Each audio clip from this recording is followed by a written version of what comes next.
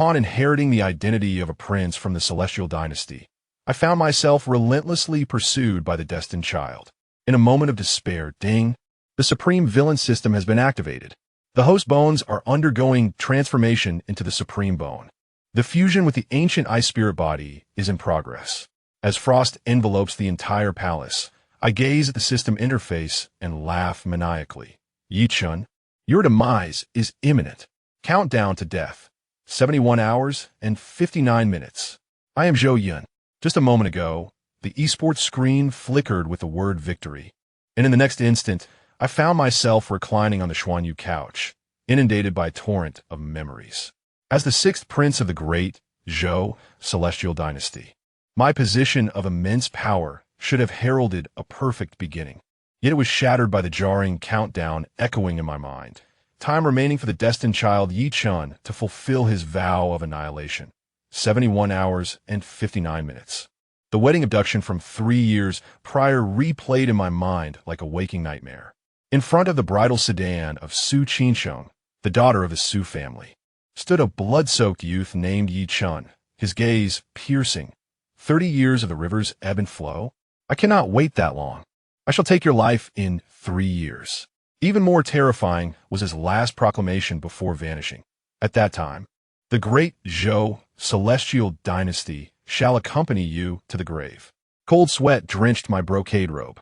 As a time traveler, I was all too familiar with the trajectories of such individuals, acquiring secret treasures after a fall, encountering high-level beings in dire straits, and exterminating villains like myself as if by divine decree. The 12 war gods of the Celestial Dynasty, the powerful sages, in the script of fate. They were mere cannon fodder. Warning, the threat from destiny has reached a critical threshold. The Supreme Villain system has been forcibly activated. At the moment the mechanical voice exploded forth, a chilling wave surged from the depths of my bones. Fusion of all supreme bones commencing. Binding of the ancient Ice Spirit body complete. Crackling sounds erupted from my bones like a dragon's roar, while others fought over a single supreme bone, capable of inciting a massacre. Every inch of my skeleton was crystallizing and reorganizing. Frost spread from my fingertips, freezing the pillars, shattering the glass panes, and transforming the entire prince's palace into an ice sculpture of absolute confinement. My cultivation in the realm of divine spirit surged wildly under the dual enhancement of my constitution. At this moment, I could tear apart a king-level practitioner with my bare hands. The system panel refreshed rapidly. Acquired Emperor Summoning Card 1 can summon a 9-turn Emperor. Sage Summoning Card 10. Saint Summoning Card 100. Heavenly Monarch Summoning Card 1000. The most astonishing revelation was a line of vivid crimson text. 100 Saint cards, 1 Emperor card. 1,000 Saint Lord cards, 1 Emperor card. Infinite Fusion channel opened. Low-tier practitioner cards were, in fact, the raw materials for the Emperor realm. I crushed the blood jade in my palm. This was the true essence of a villain, an entity capable of producing emperors. Amidst the swirling, icy mist, I finally discerned the true nature of this world. The myriad realms stood tall, with 18 indomitable forces. While the great Zhou Celestial Dynasty walked a precarious path, the Jun family's ancient sacred body awakens. 3,000 Tao patterns stabilize the mountains and rivers. The Yi family's void sacred king manifests. Spatial fissures consume the sun and moon. The Zhang family's chaos sacred body invokes the primordial. The sound of the great Tao captivates the soul. The Wang family's imperial demeanor shakes the 8 desolations. The Huang family's reincarnator wields heavy eyes and supreme bones, defying fate. Only the great Zhou Celestial Dynasty remained under a vast, clear sky. As the nation mourned when heaven forsook us, none knew the truth within the 9 heavens palace. Empress Zhou gently tapped her dragon throne. The ancient sacred body? This empress crushed 3 of them 70,000 years ago. This seemingly second-turn emperor, a being of eternal life, had already reached the pinnacle of the 9 turns. Yi-chun, do you believe I rely on the remnants of my ancestors? The ice crystal congealed into a scepter at the throne. The system's light curtain flickered with intent. Consume 1,000 Emperor cards fused to summon 1 Emperor card. The numbers in the backpack danced. 2 Emperor cards. Yet, it was still insufficient. My gaze swept towards the Su family's direction. The Divine General's mansion? The 12 War Gods? In the presence of true imperial might, they were naught but ants. However, the system abruptly displayed a crimson warning. Summoning with the Emperor card will trigger celestial anomalies. Would you like to initiate shielding?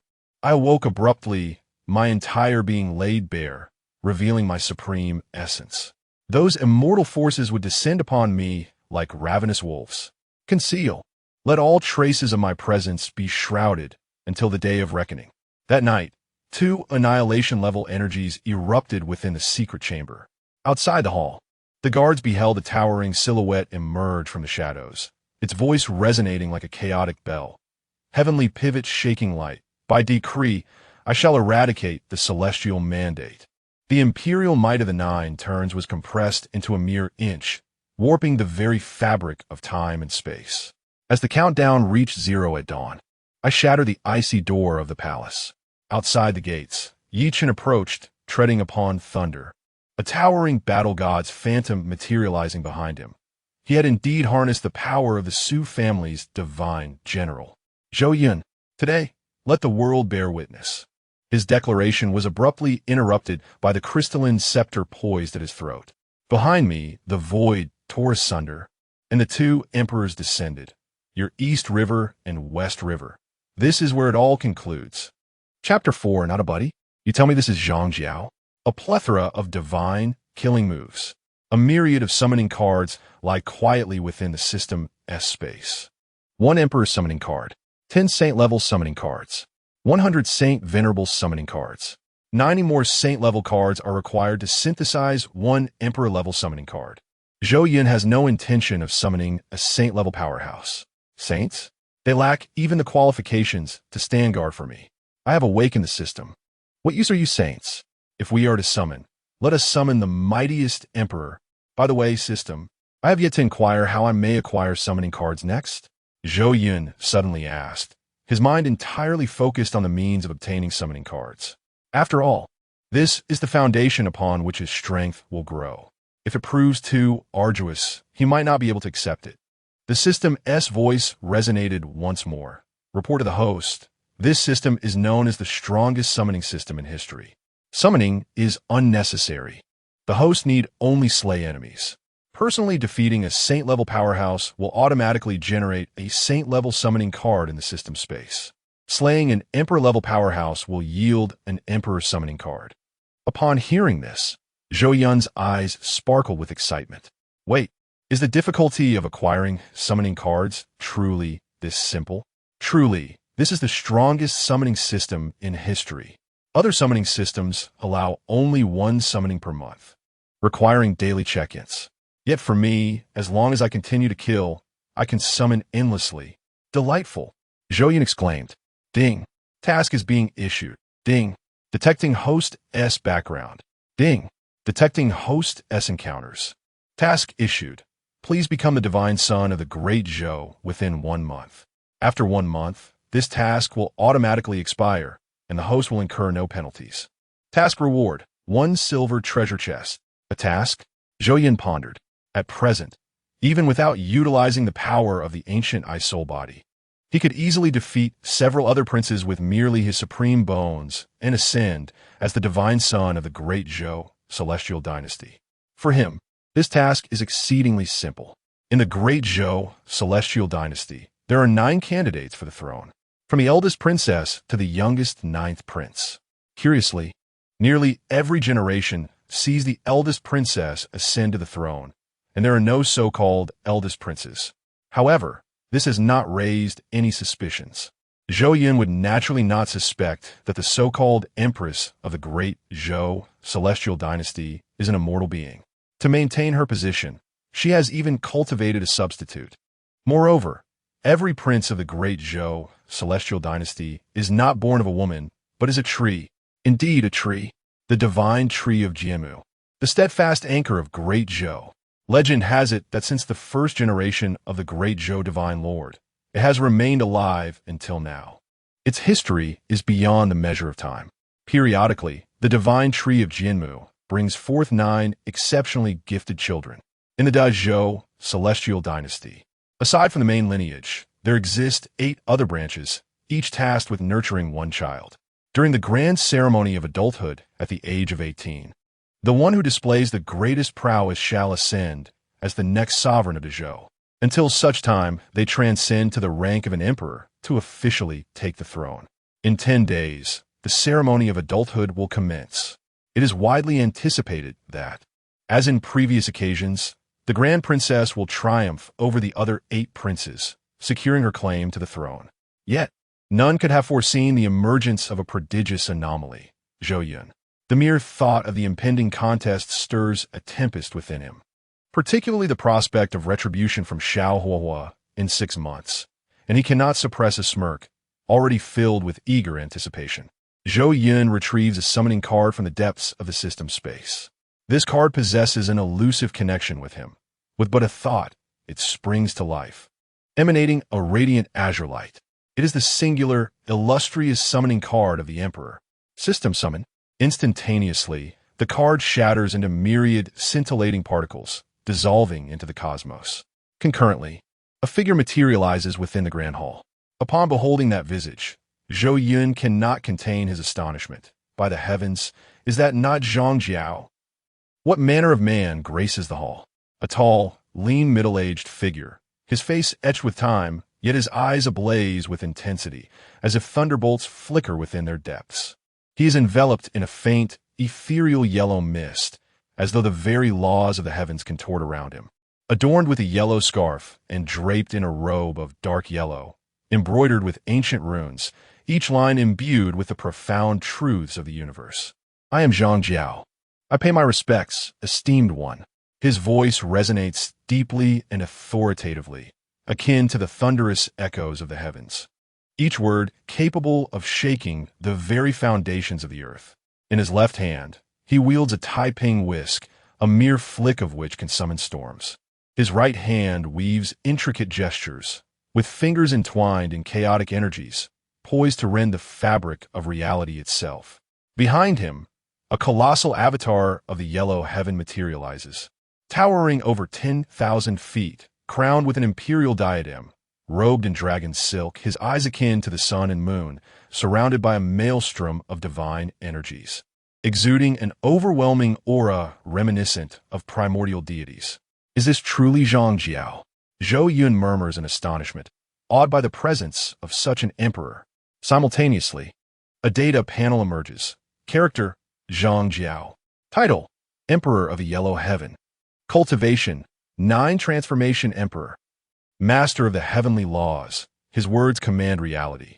Possessing boundless divine powers. Skill 1, Taiping art, can summon winds and rain, conjure armies from beings, reverse life and death. In a single thought, he can unleash plagues across vast lands or bring forth life from desolation. Skill 2, Yellow Heaven Domain. Within this realm, all adversaries' powers are suppressed, allowing only his Taiping Dao to flow freely. Skill 3, the heavens have perished, the yellow heaven shall rise. Divine mandate, an ultimate strike that, once unleashed, can alter the heavenly laws, causing the very principles of a world to collapse. Loyalty, 100%. Zhou Yun's eyes were fixated upon Zhang Jiao, who was unleashing increasingly terrifying lethal techniques. Goodness, he exclaimed twice in astonishment. Such a fearsome entity, possessing unwavering loyalty to himself? Zhou Yun could scarcely contain his delight. Exhilarating. Moreover, Zhang Jiao was a 9-turn great emperor. With such formidable cultivation, he stood at the pinnacle of all realms. As long as he did not provoke the immortal forces, he was virtually invincible. Only the immortal forces could possibly harbor 9-turn great emperors of the same caliber as Zhang Jiao. This was simply exhilarating. Has anyone noticed Zhang Jiao? Zhou Yun inquired. I wish to ascertain whether any ancestors within the great Zhou Celestial Dynasty have already discovered Zhang Jiao. My lord, the response came. This place is eerily powerful. I sense 2 auras akin to mine, yet they remain oblivious to my presence. One is in slumber, incapable of detecting me for the time being, while the other, although awake, would find it challenging to notice me as long as I remained passive. The existence of two nine-turn great emperors within the Great Zhou Celestial Dynasty was beyond Zhou Yun's imagination. He had not anticipated such profound concealment within the dynasty. Just a moment ago, he was invincible. Now, he began to adopt a vigilant stance. He wondered whether Zhang Jiao could contend with these two formidable beings. Excellent. Zhou Yun nodded in satisfaction. From this moment forth, you shall be tasked with safeguarding me at all times, ensuring my protection without raising suspicion. Before Zhou Yun could finish his words, the aura emanating from Zhang Jiao began to gradually diminish, soon settling at the pinnacle of the Saint Realm. What a cunning maneuver! Yet Zhou Yun found it pleasing. The immediate strategy was to stealthily eliminate enemies and summon a plethora of Emperor-level powerhouses, revealing their presence later to astonish the world.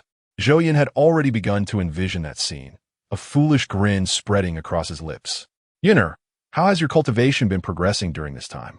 At that moment, a resonant voice echoed from outside the hall.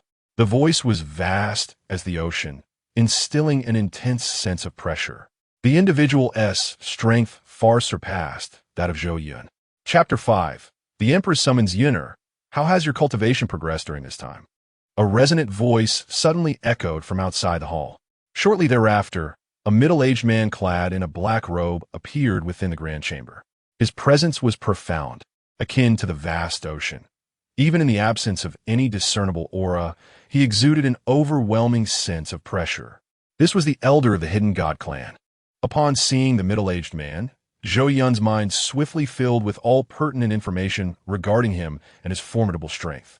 This individual was the head of the Hidden God clan, possessing an awe-inspiring cultivation at the pinnacle of the Saint Realm. It had been previously mentioned that the Great Zhou Celestial Dynasty was divided into 9 lineages, with the Hidden God clan being the one that nurtured Zhou Yun. The other 8 lineages included the Hidden Earth lineage, the Hidden Sky lineage, the Hidden Kuan lineage, the Hidden D lineage, the Hidden Flower lineage, the Hidden Nothingness lineage, the Hidden War lineage, and the Divine Master lineage, which served as the main lineage. Each lineage held its own expansive network of connections, including numerous powerful ancestors. Thus, the 9 lineages were inseparable, each being an indispensable part of the larger family. The middle-aged man's brow furrowed slightly as he glanced at Zhang Jiao, who stood behind Zhou Yun. He could distinctly sense that the aura emanating from him was not only comparable to his own, but indeed rivaled it, revealing him to be a Peak Saint Realm powerhouse. Within the Hidden God clan, it seemed he had never encountered this formidable figure before. As the clan leader, he was well acquainted with nearly all experts of the Saint Realm and above. Yet, despite ruminating in his mind, he could not recall any specific information regarding Zhang Jiao. This indicated that the Saint Realm expert before him was not a member of the Hidden God clan and was likely not even a part of the Great Zhou Celestial Dynasty. Yunner, who is this? Before the middle-aged man could voice his inquiry, Zhou Yun smiled and replied, Elder, this is a friend I made outside. Zhou Yun offered a casual response, and the middle-aged man harbored no further suspicions. It was only natural. A Peak Saint Realm expert, when presented before outsiders, was revered as omnipotent and unparalleled. However, within the Great Zhou Celestial Dynasty, such a figure still paled in comparison, as countless powerful entities across the myriad realms coveted the opportunity to curry favor with the Great Zhou. Of course, one could not dismiss the possibility that the individual harbored ulterior motives, deliberately approaching the 6th prince of the clan. Yunner, outsiders cannot be trusted. If you truly lack the protection of powerful allies, I could dispatch several Peak Saint Realm experts to safeguard you. The leader of the Hidden God clan communicated telepathically. That won't be necessary, clan leader.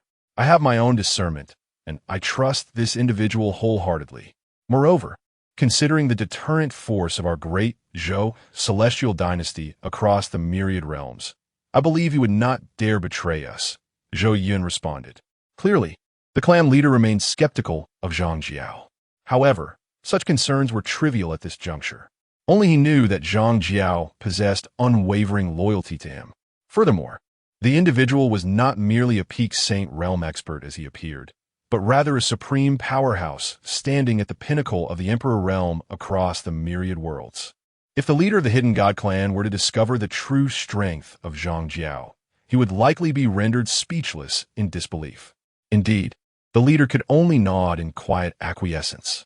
As Zhou Yun articulated, even if one were to grant the other 1,000-fold courage, it is improbable that they would dare to betray the sixth prince of their own lineage. The great Zhou celestial dynasty is not to be trifled with lightly. The last outsider who approached the prince with nefarious intentions has seen their entire clan obliterated, their souls imprisoned within the divine prison tower, condemned to eternal torment.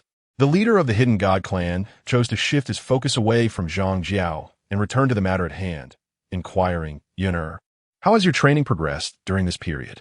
With a sigh, a hint of lamentation flickered across his features. "Yun'er, I do not expect you to possess extraordinary strength capable of defeating the Grand Princess. I merely wish for you to demonstrate a modicum of power, enough to uphold the dignity of our Hidden God clan. You must at least triumph over the prodigies of the other clans." The leader's demands were not excessive. Throughout the years, every Grand Princess has displayed an exceptional talent that surpassed that of the other 8 princes. While the other princes were still within the Dao Palace realm, the Grand Princess had already ascended to the Divine Soul realm. Now that all 8 princes have finally entered the Divine Soul realm, the Grand Princess has astonishingly reached the Heavenly King realm. The leader even began to suspect that the Jinmu Divine Tree might be somewhat biased, bestowing excess nourishment upon the Grand Princess. "Old Deng, whom do you look down upon?" Zhou Yun's expression darkened abruptly, rendered speechless. Having just awakened his supreme bones, he was now disparaged by his own clan leader. Anyone would be provoked to retaliate. "Have you heard of the Dragon King's return? Old Deng, who are you belittling here?" However, he knew that this was not the time to reveal his true abilities. In 10 days' time, the truth of his strength would inevitably come to light. With this in mind, Zhou Yun's demeanor returned to normal, a smile gracing his lips. "Rest assured, clan leader, I shall undoubtedly seize the position of Divine Son and secure the right to inherit the throne." Whether driven by the demands of the system or considerations of his own interests, becoming the Divine Son would significantly elevate his status and the attention he received, along with the resources available for cultivation. Zhou Yun must prevail over the Grand Princess. It was an inevitability. Little did he know that the so-called Grand Princess was, in fact, a fragment of the Empress herself. Regarding Zhou Yun's ambitious spirit, the leader of the Hidden God clan perceived his words as mere bravado, utterly incredulous. Zhou Yun's character was one of arrogance, coupled with a blind confidence in his own strength. Such declarations were not surprising to the leader, yet he still nodded silently. Perhaps Zhou Yun's cultivation was only at the 9th level of the Divine Soul realm, making it nearly impossible for him to defeat the Grand Princess of the Heavenly King realm. At this moment, Zhou Yun felt an overwhelming urge to confront the leader, to reveal his supreme bones. How audacious! The Dragon King is here. Do you still not believe it? Have you lost your sight? However, upon careful reflection, Zhou Yun managed to restrain himself. Now is not the time for exposure. Should this information be prematurely disclosed to outsiders, it would undermine his stature. Moreover, unforeseen dangers might arise. He recalled someone from the past who, possessing merely a small piece of supreme bone, was cast aside by his entire family, with the bone extracted and transferred to his brother. Now, however, he possessed an entire body of supreme bones. If this were to be revealed, should others harbor ill intentions, particularly the Empress, the consequences would be unimaginable. Yet Zhou Yun was not overly concerned. With Zhang Jiao by his side, his life was secure. Zhou Yun understood the character of his clan's patriarch. It was unlikely the latter would seek him out over trivial matters. Thus, he inquired, "Patriarch, is there something you wish to discuss with me?" Indeed, the patriarch of the Hidden God clan nodded slightly. "The Empress wishes to see you." "Me?" Zhou Yun was momentarily taken aback. What could the Empress want with him? He had not thought himself particularly noteworthy. Why would she seek him out suddenly? Could it be that his circumstances had been unveiled? A chill ran through him, and the more he pondered, the more plausible this seemed. Observing Zhou Yun's anxious demeanor, the patriarch chuckled and clarified, "Do not worry. It is not a matter of great significance. The Empress wishes to meet not only you, but also your other 8 siblings. It is likely related to the coming adult ceremony in 10 days. Understanding dawned on Zhou Yun, and he exhaled in relief. He had feared he had been exposed. Well then, I have conveyed the information to you. The Patriarch has other matters to attend to, and shall take his leave for now. Make sure to present yourself well before the Empress. To become the son of God, one must possess not only strength but also extraordinary wisdom to earn the Empress's recognition. The great Zhou cannot entrust its vast empire to someone who is merely skilled in combat. Farewell, Patriarch. In no time, the middle-aged man vanished from the Grand Hall, exhibiting an unusual aura, yet failing to notice anything amiss about Zhou Yun. No sooner had the Patriarch departed than a youth clad in flamboyant robes, appearing to be in his 20s, sauntered in with an air of nonchalance. Wang Peng, what brings you here? Zhou Yun instantly recognized him. Wang Peng, the eldest grandson of the Tianhe Divine Mansion in the Great Zhou Celestial Dynasty. Aside from the 4 prominent families, there were also various divine mansions that had contributed significantly in battle. Each divine mansion held considerable status. Nevertheless, these individuals still had to show respect and address him as His Highness the Sixth Prince. The Tianhe Divine Mansion was indeed one of the 8 divine mansions, albeit the weakest among them. It was said that it had once been the most powerful of the 8, but for reasons unknown, it had since fallen into decline. Chapter 6. The Celestial River Divine Mansion. Before me stands Wang Peng, my steadfast comrade and closest confidant. Our personalities align remarkably, both audacious and arrogant. We hold beauty in the highest regard. Together, we have surreptitiously observed the divine lady of the mansion in her bathing rituals. And within the halls of the drunken immortal pavilion, countless unfortunate maidens have fallen prey to our reckless exploits. In summary, we have engaged in the most reprehensible of deeds. Brother Zhou Yun, our bond has always been strong. Upon encountering his long-lost brother, Wang Peng forgoes the formal title of Sixth Prince and opts for a more fraternal address. As Zhou Yun had previously requested, given our brotherhood, there exists no hierarchy between us. The moment Wang Peng spots Zhou Yun, he bounds over like an exuberant rabbit. Out of the way. Speak quickly. Whatever you have to say, do so. Zhou Yun feigns impatience. Brother Zhou Yun, I heard you were in seclusion, so I refrained from disturbing you. Upon noticing the leader of the Hidden God clan approaching your direction, I rushed to see you, and lo, you have emerged from your retreat. Wang Peng's excitement is palpable, leaving Zhou Yun perplexed. Is this fellow truly so elated to see me? What brings you to seek this prince? Zhou Yun inquires, curiosity piqued. Despite Wang Peng's previous indiscretions and his penchant for bullying weaker women, we remain brothers. Brother Zhou Yun, you are unaware that during your seclusion, the drunken immortal pavilion has received several new arrivals. I made sure to reserve them for you.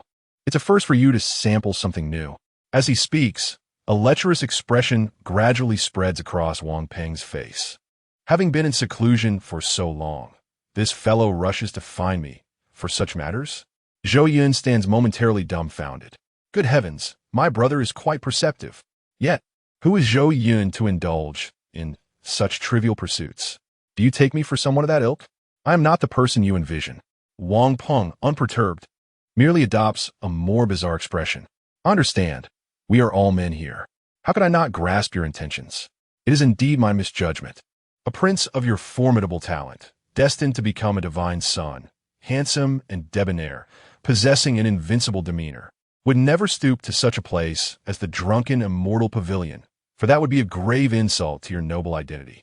I shall personally deliver it to you tonight. A moment ago, Zhou Yun felt a sense of relief that his good friend had seemingly returned to his senses, no longer preying upon innocent maidens. Yet in the next instant, he stands there, dumbfounded, gazing vacantly at Wang Peng. Is this truly happening? Wang Peng continues, rest assured, Your Highness, no one shall lay eyes upon it. After a brief hesitation, Zhou Yun responds, it must be pristine. By the way, brother, what was the reason for the leader of the Hidden God clan's visit?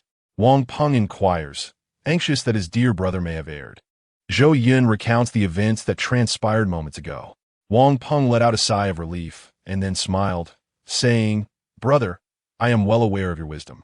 The Empress will undoubtedly admire you, and should the opportunity arise, she might even become your devoted admirer, falling in love with you and wishing to marry you. Zhou Yun was momentarily taken aback, internally exclaiming in disbelief. Now he understood why Wang Peng could be considered his close brother. His flattery was truly unparalleled. As the sixth prince, Zhou Yun relished such praise, yearning for everyone to extol him to the heavens. Even he, a time traveler, found himself entranced, unable to extricate himself from the flattery. The compliments were splendid, exceedingly so. However, the two brothers only dared to speak such words in private. What kind of person was the empress? The ruler of a celestial dynasty, notoriously domineering and aloof.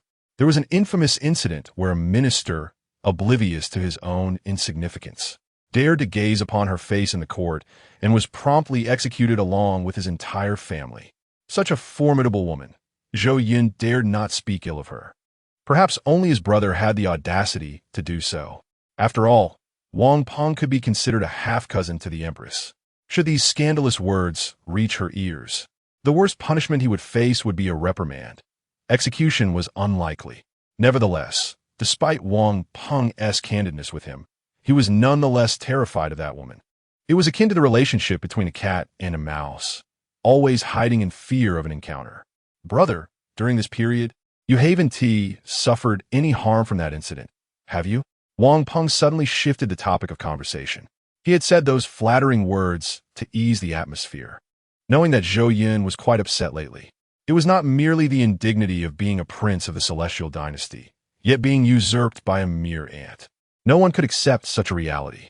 To make matters worse, the one woman he cherished above all else seemed to dote on that pretty boy. Goodness! If an uncle can endure it, ants cannot. Wang Peng exclaimed in frustration. Brother, forgive my bluntness, but what is one woman? There are countless women like Su Qingchang in this world. Why should you devote all your thoughts to just one? Sighing deeply, Wang Peng lamented. He knew his words would be of little use. Given Zhou Yun's infatuation with that woman, no amount of persuasion would make him forget her. Though Zhou Yun might appear arrogant and reckless, indulging in the destruction of beauty, he was, at heart, a hopeless romantic. Wang Peng braced himself for a scolding. But to his surprise, Zhou Yun merely regarded him with a tranquil expression, as calm as still water, devoid of any emotional turmoil. He was not angry. This took him aback. As the two exited the palace, they engaged in casual conversation while making their way toward the palace where the empress resided. Brother, have you truly forgotten that woman? Wang Peng exclaimed in astonishment. Of course, Zhou Yun replied with a firm nod. You are right. After all, she is merely a woman. As a prince, what manner of woman in this world is beyond my reach? Seeing that his brother had finally turned the corner, Wang Peng felt a surge of joy and insisted that he must send over several women that very evening. Zhou Yun wished to decline, yet his brother's enthusiasm was so overwhelming that he found it impossible to refuse. Deep within, Zhou Yun harbored a strong aversion to such matters. However, how could he deny his brother? To do so would be to disregard the bond they shared. For the sake of brotherhood, he felt compelled to temporarily sacrifice his own integrity. Zhou Yun reflected on the magnitude of his devotion to his brother. My father taught me one thing throughout his life. Do not be overly generous to women. What of your father? Wang Peng inquired. He loved only my mother, catering to her every whim.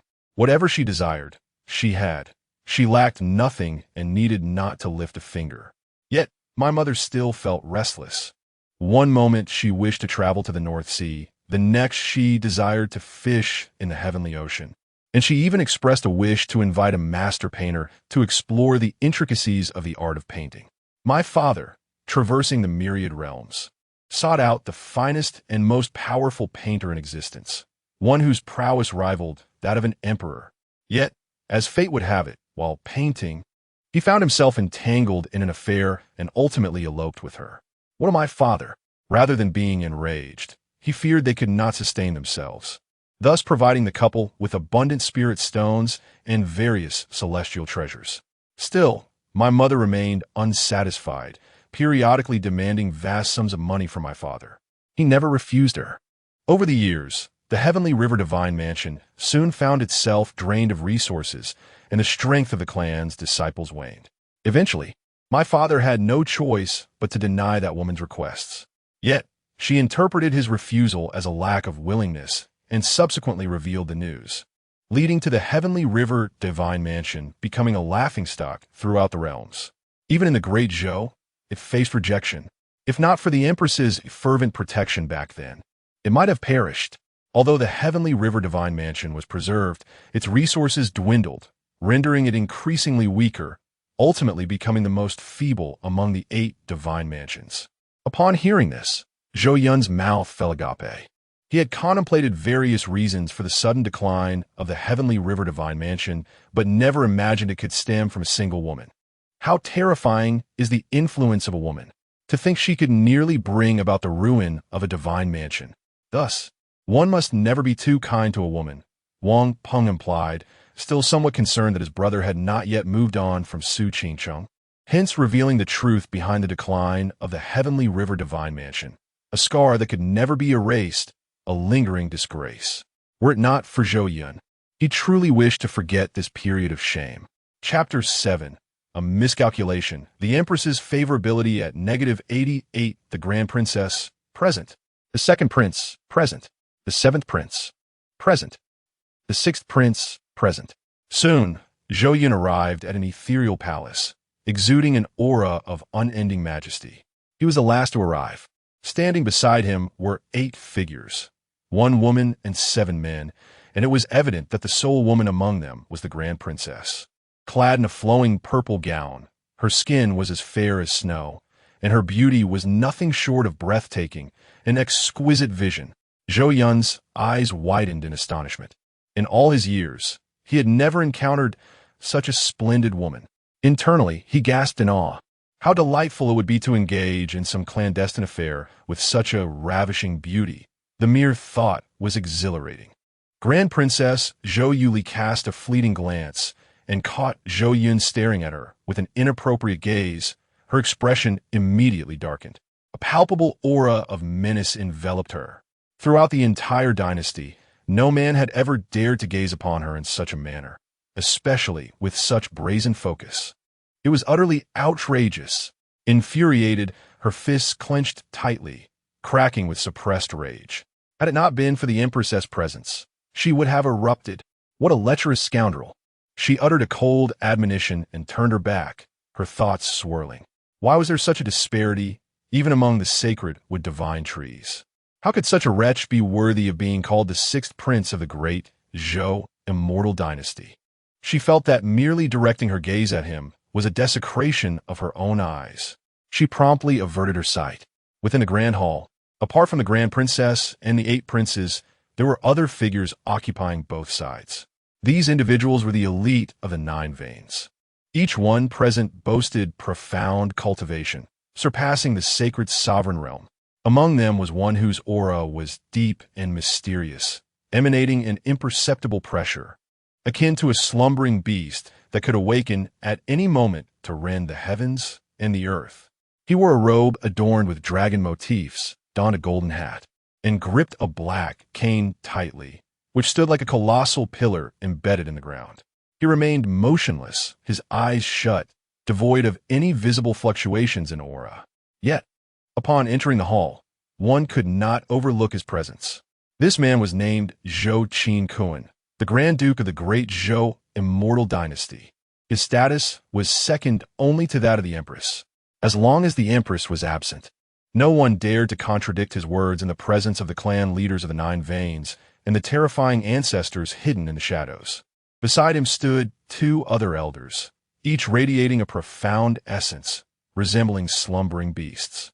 Their presence seemed capable of freezing the very fabric of the world. Zhou Yun recognized the 2 elders beside Zhou Qingcheng as the clan leaders of the Hidden Heaven and Hidden Earth veins. Zhou Yun, alongside several princes, stood in the second tier, representing the highest status in the court, save for the few in the foremost ranks. Behind them, numerous dignitaries and nobles formed a third tier, even the formidable war god obediently positioned behind them. Following this, the 4th and 5th tiers emerged, delineating one's status and aligning them with their respective ranks. Reminiscent of the power distribution in ancient feudal societies, where crossing boundaries was strictly forbidden. At that moment, however, Zhou Yun was oblivious to these hierarchies. His gaze, radiant with fervor, was fixated on the woman seated upon the dragon throne above. What manner of woman was she? Clad in a fiery red robe that accentuated her voluptuous figure, her skin, fair as snow, radiated a sanguine glow, while her crimson lips, akin to vermilion, overshadowed the beauty of the entire city in springtime. Her phoenix eyes, slightly arched, bore traces of delicate gold powder, shimmering with a brilliance that resembled flames dancing deep within her pupils. Her obsidian tresses cascaded like a waterfall, darker than the night, adorned with a golden phoenix hairpin that gently trembled with her breath, causing even the stars to pale in comparison to her radiance. She needed no words. A mere glance from her could render mountains and rivers dull and the sun and moon dim. Exuding an air of undeniable authority, she sat high above, surveying all beneath her like an unparalleled empress from the heavens, breathtakingly beautiful. Her countenance was frosty, as if inscribed with the words, "Do not approach," embodying the archetype of an ice-cold, domineering CEO. The red phoenix robe further accentuated her commanding and enchanting presence. She was simply exquisite. Zhou Yun found himself utterly captivated, momentarily lost in her beauty. It was not that he had never encountered women before. It was simply that the woman above was unparalleled. Having just traversed into this realm, he had never beheld such a stunning creature. How audacious! Just as Zhou Yun was entranced by the Empress's extraordinary beauty, a sudden, frosty reprimand reverberated from above. An invisible pressure descended upon the assembly, akin to Mount Tai bearing down upon them. The courtiers were drenched in cold sweat, their expressions turning pale. They could not fathom why the Empress was so enraged. Following her gaze, they soon discovered a figure in the crowd who was casting a rather lewd glance at the Empress above. That individual was none other than the sixth prince, Zhou Yun. What on earth, brother? Have you lost your mind to gaze upon our imperial sister in such a manner? Among the crowd, Wang Peng looked on in disbelief. His earlier remarks had merely been jesting in Zhou Yun's presence. Absurd. His own imperial sister always bore a frigid demeanor towards everyone, and he had never witnessed her smile. Even towards him, her cousin. Wang Peng's inner thoughts suggested that the empress harbored no interest in men whatsoever. Yet now, his good friend dared to regard their imperial sister with such an audacious gaze. Was he courting death? Courageous. Indeed, it was exceedingly audacious. Zhou Yuli also promptly directed her attention to Zhou Yun. Realization dawned upon her, and she revealed a self-satisfied expression. She was acutely aware of her volatile temperament. The other party would undoubtedly face dire consequences. In that fleeting moment, a sense of vindication surged within Zhou Yuli, as if she could foresee Zhou Yun's demise. The onlookers, upon witnessing Zhou Yun gazing at the Empress with a smirk, instantly comprehended the source of her ire. Their expressions transformed, each one eager to witness the unfolding drama. The last individual who provoked such wrath from the Empress had long since become a mere memory, with grass now growing 2 to 3 meters high over their grave. Even if you're the sixth prince, the offspring of the Tree of Life, you cannot quell the Empress's fury. Zhou Yun, why do you regard me with such disdain? Zhou Yu demanded, her heart akin to a volcano, on the verge of an uncontrollable eruption. The fire in her gaze seemed poised to ignite. Throughout her reign as Empress, she had never encountered someone daring enough to fixate upon her with such audacity in public. To further aggravate her, this individual continued to stare at her feet. Were her feet somehow more alluring than her visage? At that moment, she longed to stamp her foot squarely on his face. How dare you cast such a filthy glance upon me? Had Zhou Yun been privy to the Empress's true thoughts at that instant, he might have implored, "Please, punish me." Suddenly jolted back to reality by her icy shout, Zhou Yun found himself once again under the Empress's furious gaze. He had lost composure, cursing himself internally. He quickly adopted an innocuous demeanor, scratching his head awkwardly and smiling. "Your Majesty, you are undeniably stunning. I couldn't help but steal a few glances this surely. I cannot be blamed for that." Zhou Yun had anticipated that his compliment would quell her anger. After all, he had just praised her. What more could she desire? Yet, the next moment, the voice of the system reverberated. Ding! Detected the fated heroine, Zhou Yu. Task initiated. Task 2. Subdue the Empress. Task reward. A golden treasure chest. Character. Zhou Yu. Cultivation. 9 transformations of the Great Emperor. Identity. Empress of the Great Zhou. Task requirement. Affection level must reach 100%. In an instant, information regarding Zhou Yu flooded Zhou Yun's mind. However, there was no mention of her being an immortal. When the world, Zhou Yun was momentarily stunned, fully aware of the Empress's true prowess as the second transformation of the Great Emperor. When had she ascended to the 9th transformation? By heavens, how cunning! A deceptive matriarch, Zhou Yun silently cursed. Possessing the cultivation of a 9th transformation Great Emperor while only revealing the strength of a 2nd transformation. Was this not the epitome of cunning? At that moment, Zhou Yun remained oblivious to Zhou Yu's identity as an immortal, aside from her true strength. Meanwhile, Zhou Yun discovered a series of numbers hovering above the Empress's head. Affection level, 0. Affection level, -10. Affection level, -35. Affection level, -55. As he gazed at the plummeting affection, he was utterly bewildered. What could have caused such a sudden decline in her loyalty? Could it truly be that a mere lingering glance had rendered him so unworthy in her eyes? No, he quickly dismissed this notion. Just moments ago, her affection for him had been at 50. A fleeting gaze had not plunged it to 0. Only the words he had just uttered had caused such a drastic decrease. What on earth was happening? He could not fathom why his compliments had instead elicited a negative response from her. He struggled to comprehend the Empress's thoughts, pondering what might be occupying her mind. Did she not realize how many empresses would cherish his praise? I shall grant you one final opportunity to explain yourself. Zhou Yu's expression grew increasingly frigid. Was she truly just an empress? Could he not win her over? As a time traveler, Zhou Yun possessed an arsenal of romantic phrases, far exceeding the number of women he had encountered. He believed that with his wit and understanding of women, he could effortlessly capture the heart of the empress above. Such a stunning beauty, he mused, a smile creeping onto his lips.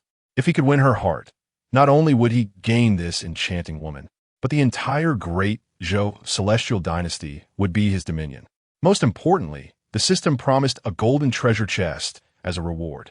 The starter package was already incredibly generous. A card summoning a great emperor, dozens of cards summoning powerful beings of the Sage Realm, and an immeasurable number of additional summoning cards. The silver treasure chest would surely be even more bountiful. He dared not imagine the wealth contained within the golden treasure chest. Would it perhaps even yield a card summoning an immortal? The more he contemplated, the more exhilarated he became, and he found himself eager to win over the Empress. From this moment forth, I shall conquer you, woman. Whether motivated by the great Zhou or the rewards of the system, he was determined to claim the Empress above.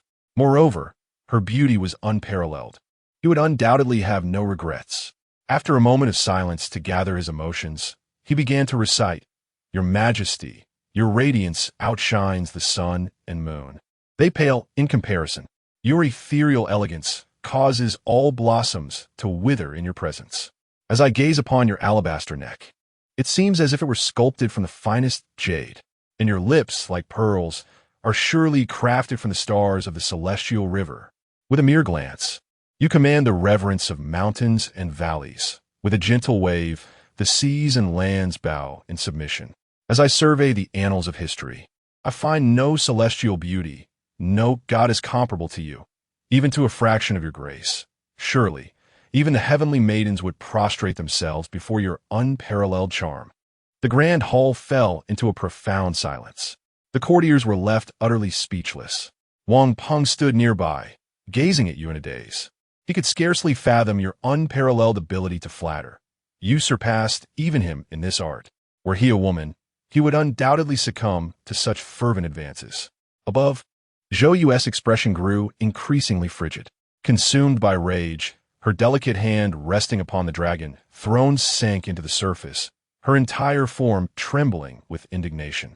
Outrageous! This was utterly intolerable. As the illustrious empress, To be openly challenged by a mere prince in front of such a multitude? Where's her authority? Where's her dignity? Just moments before, Zhou Yun had felt a flicker of smugness, but as he lifted his gaze to behold the icy numbers hovering above the Empress's head, he was rendered completely dumbfounded. -88. Warning, warning. The Empress's favor towards you has dropped to -88. Should it fall to -95, she will be irretrievably lost to you. The system glimmered ominously with a dangerous red light. Chapter 8. The Second Dilemma. At this moment, Zhou Yun felt as though 1,000 wild horses were galloping through his mind. How could the Empress act so unpredictably?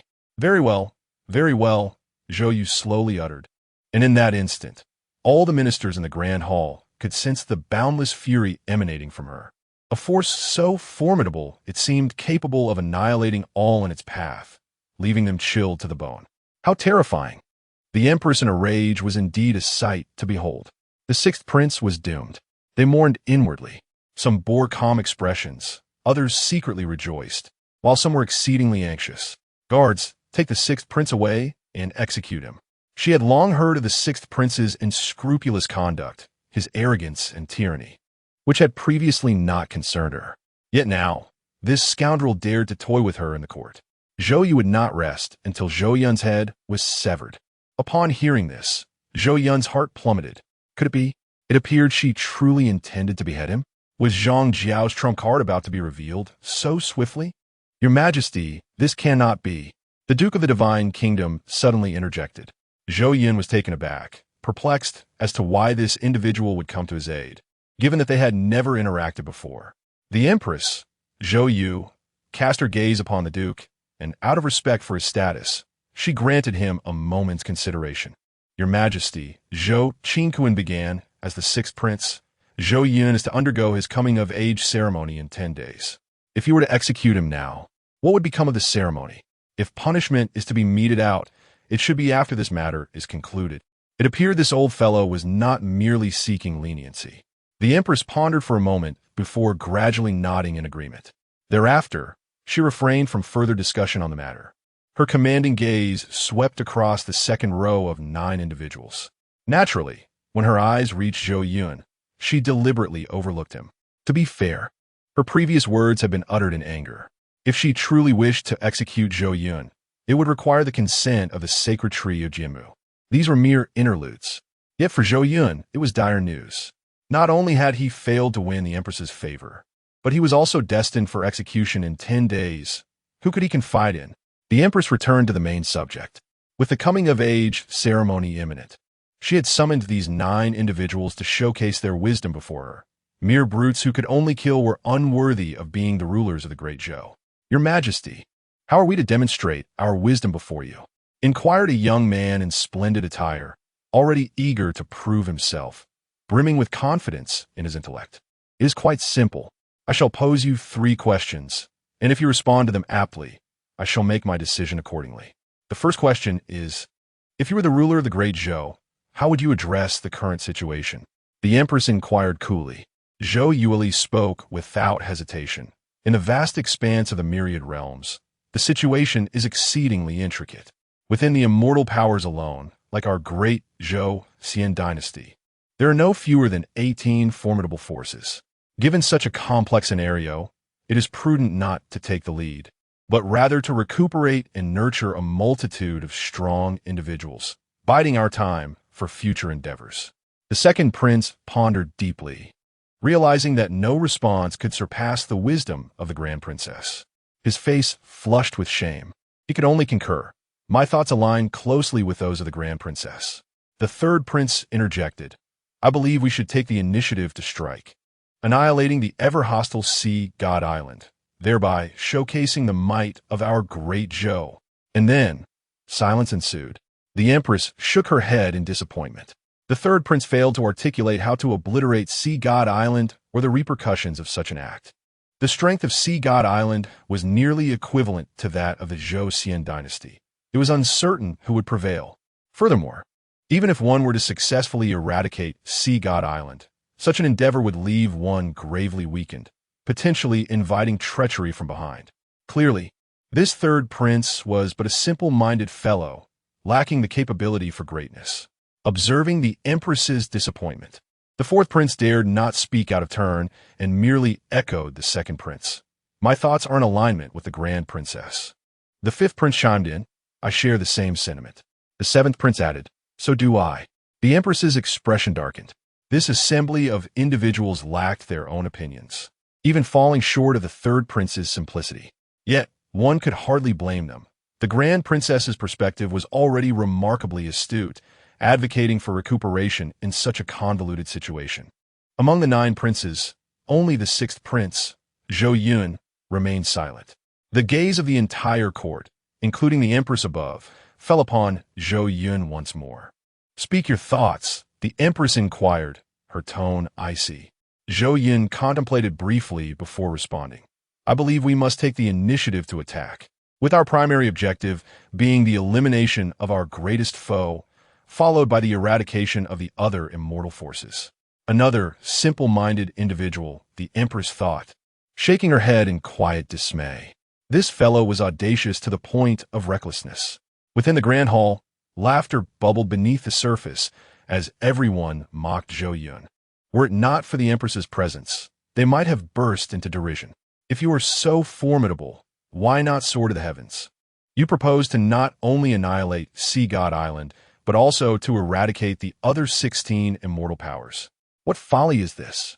Do you truly believe the Zhou Dynasty is omnipotent? Those forces are of equal standing with ours. They cannot simply be extinguished at will. Zhou Yun paid no heed to the mocking glances within the hall and continued. First, we must eliminate our greatest enemy. It is well known that Sea God Island is the Zhou Dynasty's most formidable adversary. The best approach to vanquish an enemy is to leverage the enemies of our enemy. Sea God Island is not solely opposed to our Zhou Dynasty. We must utilize every available resource to seize control of Sea God Island. The entire process must remain undisclosed to anyone. Thus, this plan necessitates execution in secrecy, which poses a formidable challenge. At the very least, it requires an exceptionally concealed and intricate formation. If the great Zhou Celestial Dynasty is willing to expend significant resources to summon the most powerful formation masters from the myriad realms, this should not prove insurmountable. Once the matter of the Sea God Island is resolved, the resources thereof can be utilized for a period of recuperation, followed by the implementation of a strategy of near engagement and distant assault, leveraging various geographical advantages to systematically dismantle targets, an endeavor of considerable complexity. However, were I to undertake this task, I would possess unwavering confidence in my ability to succeed. Of course, such assertions are merely theoretical. What? 100% confidence? Brother, are you boasting without a shred of modesty? Initially, the assembly in the hall found Zhou Yun's arguments quite persuasive. However, when he proclaimed his absolute confidence in accomplishing everything, their disbelief was palpable. Such a feat seemed utterly impossible. Could he truly possess such certainty? The Empress inquired, astonished. In that moment, Zhou Yun's every gesture radiated elegance, devoid of any semblance of jest. The Empress found herself somewhat inclined to believe him. Despite knowing the improbability of the situation, she could not help but be persuaded.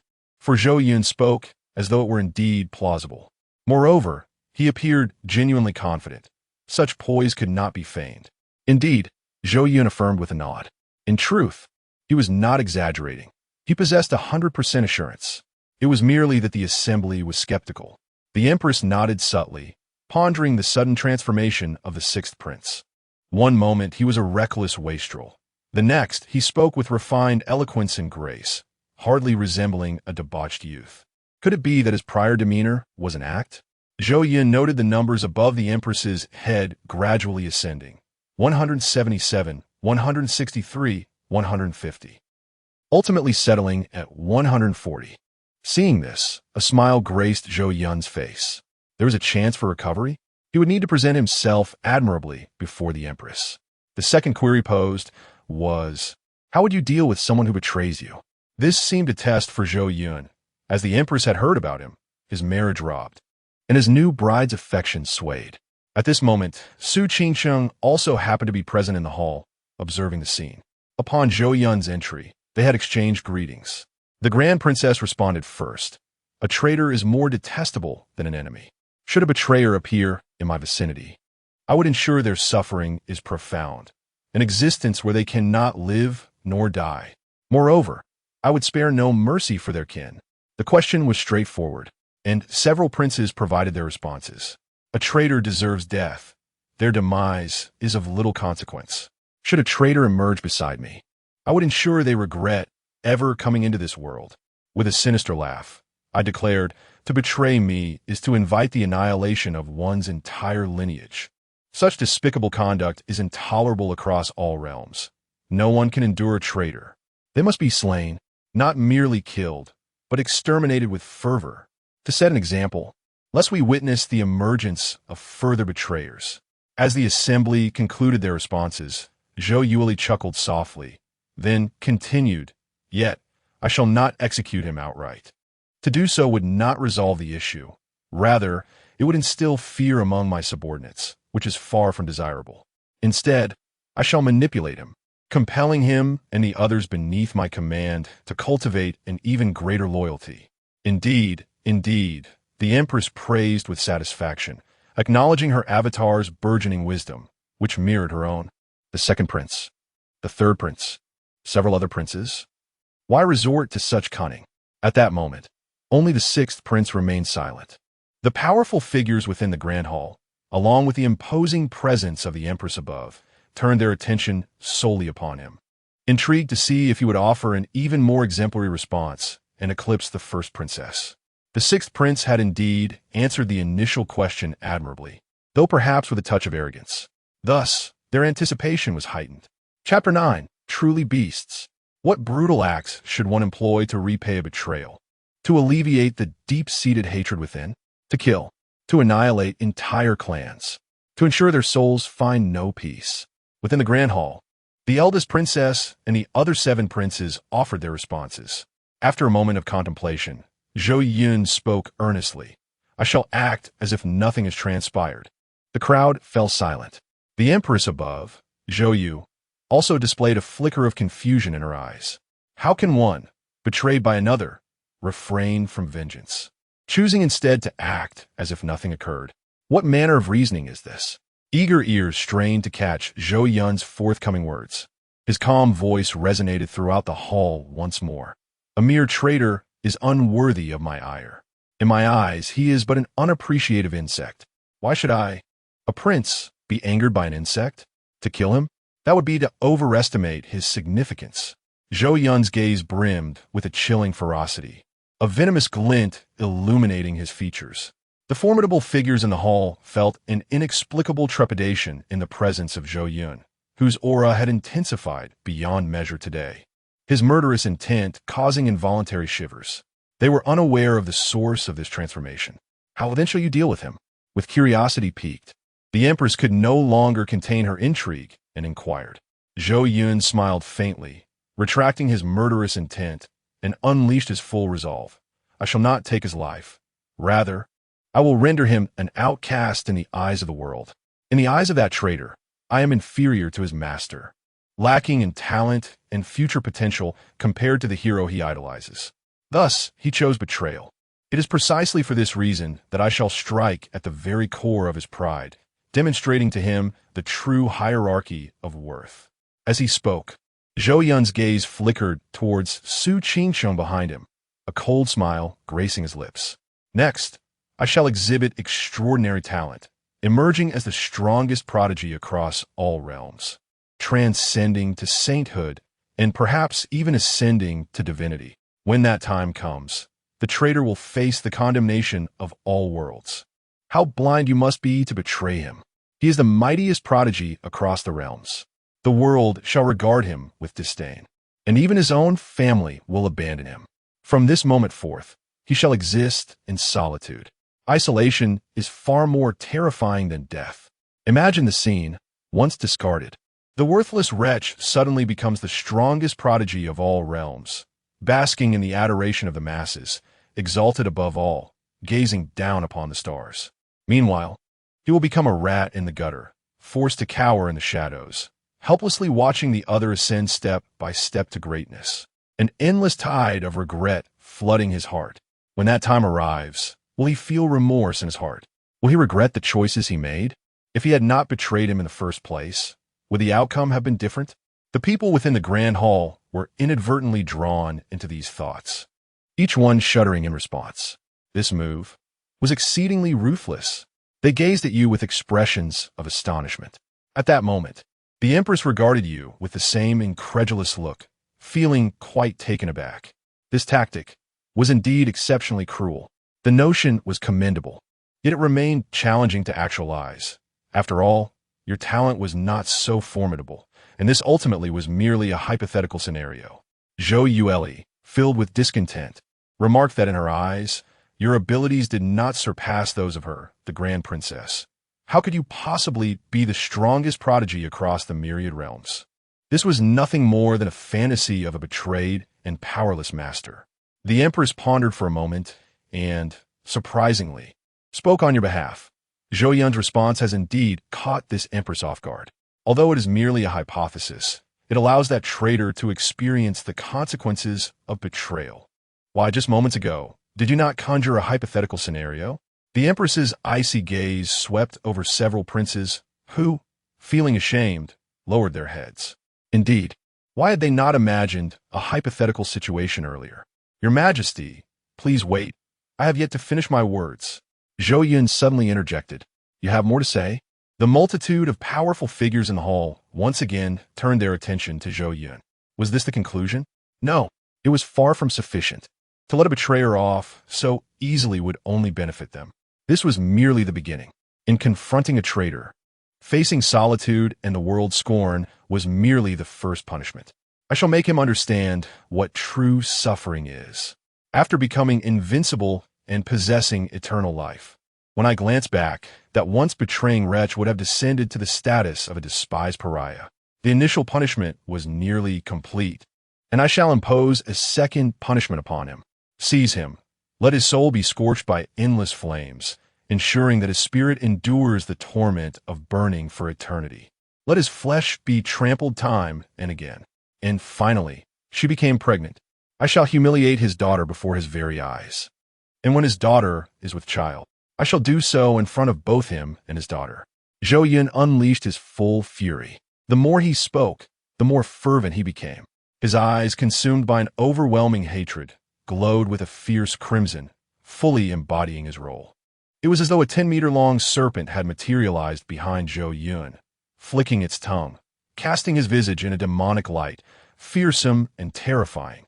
As Zhou Yun's increasingly harsh words echoed through the hall, an eerie silence enveloped the space.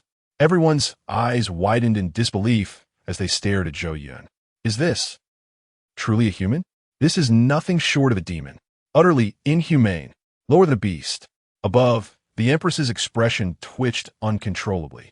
Zhou Yueli gazed at you with a hint of trepidation, utterly astonished that such a perverse individual could exist in this world. Even the princes closest to Zhou Yun distanced themselves, fearful of offending this living Buddha. My goodness! Wang Peng stared at you in sheer disbelief, then discreetly gave Zhou Yun a thumbs up. Behind them, Su Qingqing looked at Zhou Yun with palpable terror, her delicate form trembling slightly. Why did she feel as if you were speaking about her? Su Qingqing was beginning to immerse herself in the perspective of her own betrayal alongside Yichun. You suddenly displayed an unfathomable talent, becoming the most formidable prodigy in the realms. Then, her family, the Su clan, berated her for her lack of insight, leaving her utterly abandoned. Alone, she would endure endless solitude and suffering, bearing the scorn of the world with no kin or friends to comfort her.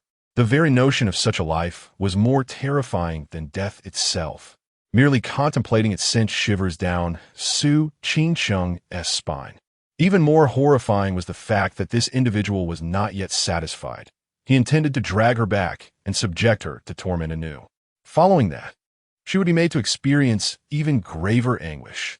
The words that followed were unbearable to hear.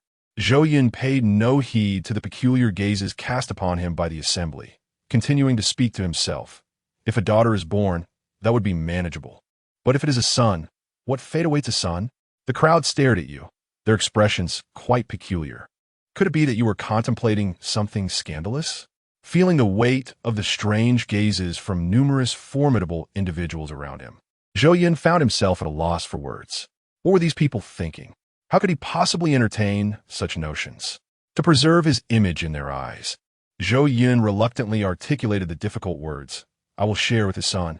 Upon hearing this, Su Qingsheng felt a wave of dread wash over her, her complexion turning as pale as a sheet, before she promptly fainted. A daughter! A daughter! In the hall, the head of the Su family rushed to the side of his suddenly unconscious daughter, calling out in alarm. Soon enough, Su Qingsheng was carried away.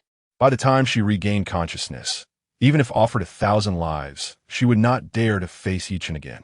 Moments later, the atmosphere in the hall had eased considerably, yet Zhou Yun still sensed that everyone was regarding him with an extraordinarily strange gaze, as if he were some great demon. Empress Zhou Yu pondered for a moment. Although Zhou Yun's methods of exacting revenge on the traitors were somewhat extreme, even bordering on inhumane, she felt compelled to inform you that you must not perceive this as cruel. Rather, you should earnestly learn from the Sixth Prince. The traitor must be dealt with decisively. The threat posed by a betrayer to a powerful faction is unfathomable and could potentially lead to the annihilation of an eternal force. Never should one dismiss this as mere hyperbole. Therefore, when confronting a traitor, one must set aside all notions of compassion. The more ruthless the methods employed against the betrayer, the better. Upon concluding her statement, the Empress cast a gaze of profound admiration upon Zhou Yun below. At that moment, Zhou Yun could distinctly observe the values above the Empress's head soaring uncontrollably. Affection level, -40, affection level, -36, affection level, -21, affection level, -15, affection level, 0, affection level, 20. In an instant, the Empress's affection for Zhou Yun surged from a dismal -50 to a remarkable 20. This was an extraordinary gain. Chapter 10. Who summoned this living harbinger of death? With the second question concluded, the Empress's resounding and authoritative voice reverberated throughout the grand hall as she posed the final inquiry. Imagine you are a general of a vast empire, having mercilessly slaughtered every man, woman, and child within a city. Just as you are about to depart, you unexpectedly discover a helpless infant girl, not yet a year and a half old. If you were this general, would you choose to execute this defenseless child, or, moved by compassion, allow her to live? Upon hearing this question, the eldest princess, Zhou Yuli, fell into contemplation, refraining from an immediate response. The second prince was the first to answer. This child is merely an innocent being and poses no threat to the army. Driven by an innate sense of kindness, I would choose to spare her. To save a life is more valuable than the grandest of monuments. The other princes echoed his sentiment, agreeing to release the girl, believing that there was no necessity to take the life of one so vulnerable. They deemed it far better to grant her freedom and perform an act of kindness. Once they had all voiced their opinions, the eldest princess, Zhou Yuli, slowly articulated her response. I would show no mercy and would kill her without hesitation. Though her words bore a semblance of cruelty, the Empress's expression revealed a flicker of appreciation. She remained satisfied with her doppelganger stance, recognizing that she herself would have made the same choice. At first glance, the seemingly ordinary girl appeared devoid of any remarkable abilities. However, how could one ascertain the simplicity of her identity? As the saying goes, one must eradicate the root of the problem. Even a girl lacking in power must not be spared. What if, a century or even a millennium later, she returned seeking vengeance? As an immortal, Zhou Yu had witnessed countless instances of downfall arising from a fleeting act of mercy. Such examples were far too numerous to ignore. Thus, any enemy would be dealt with accordingly, regardless of their apparent harmlessness or lack of affiliation with a hostile faction. It was preferable to mistakenly slay 1,000 than to allow even one to escape. This exemplified the Empress's ruthless approach to governance. The Empress gazed down with disappointment at the princes below.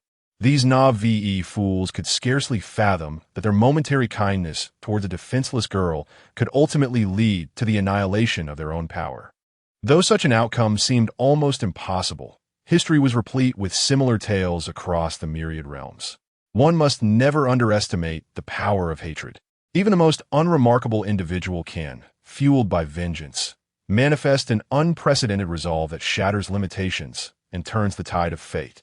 Yet, it must be acknowledged that their youth rendered them somewhat excusable. It was only natural for young princes to possess a hint of compassion. After their coming-of-age ceremony, they would venture into the secret realms, experiencing various trials, which would inevitably cultivate a path unique to themselves. The Empress ceased to regard the several princes, her curiosity now directed towards Zhou Yun below. What answer would he provide? This query had but one resolution: to eradicate the threat entirely, to eliminate the girl without hesitation. She surmised that Zhou Yun would undoubtedly adopt such a course of action. Yet, in the next moment, his response took her by surprise. Zhou Yun calmly articulated, "I am a benevolent individual. How could I ever harm an innocent girl devoid of any means to resist? My conscience would ache. Thus, I could never bring myself to slay her. Does this imply you choose to spare her?" The Empress's expression flickered with disappointment. She had not anticipated that Zhou Yun, like the other princes, would exhibit such misplaced compassion. "Indeed, I intend to grant her mercy. Not only will I spare her life, but I shall also divulge to her the truth behind the demise of her family at my hands. I want her to harbor endless hatred and depart, seeking vengeance against me, so that when we meet again, I may personally execute her. Are you not fearful that by the next encounter, her cultivation may surpass your own?" The Empress inquired, disappointment evident in her voice. "Indeed," she mused, "you are no different from the other princes, arrogant and oblivious to the necessity of complete eradication. Instead, you afford others the opportunity to grow."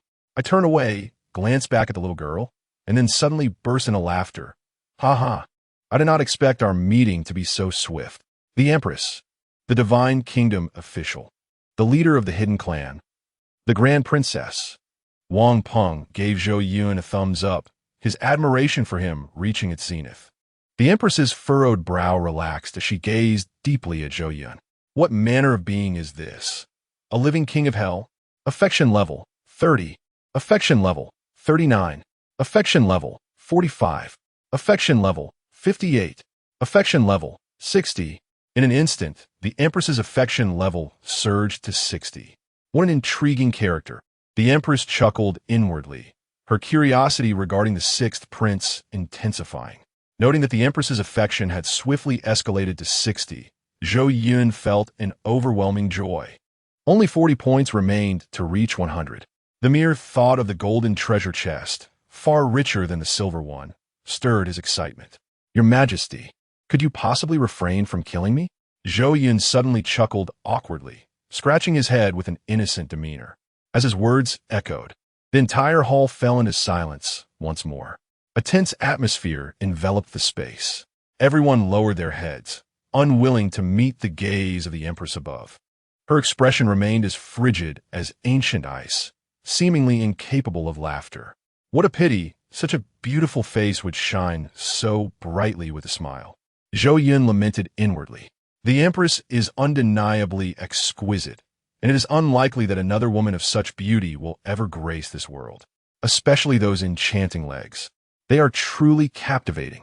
Zhou Yun couldn't help but cast a glance at the pair of legs beneath the crimson dress, yearning to behold that glimpse of spring once more. He found himself unable to restrain his desire. Ever since he laid eyes on those beautiful legs, they have occupied his thoughts incessantly, becoming an indelible memory. Alas, the crimson dress obstructed his view, leaving him in despair. Cursed libertine! The Empress trembled with fury, never anticipating that Zhou Yun would dare to gaze so boldly upon her. Did he not fear that she might end his life on the spot? The courtiers bowed their heads in reverence, oblivious to the unfolding scene.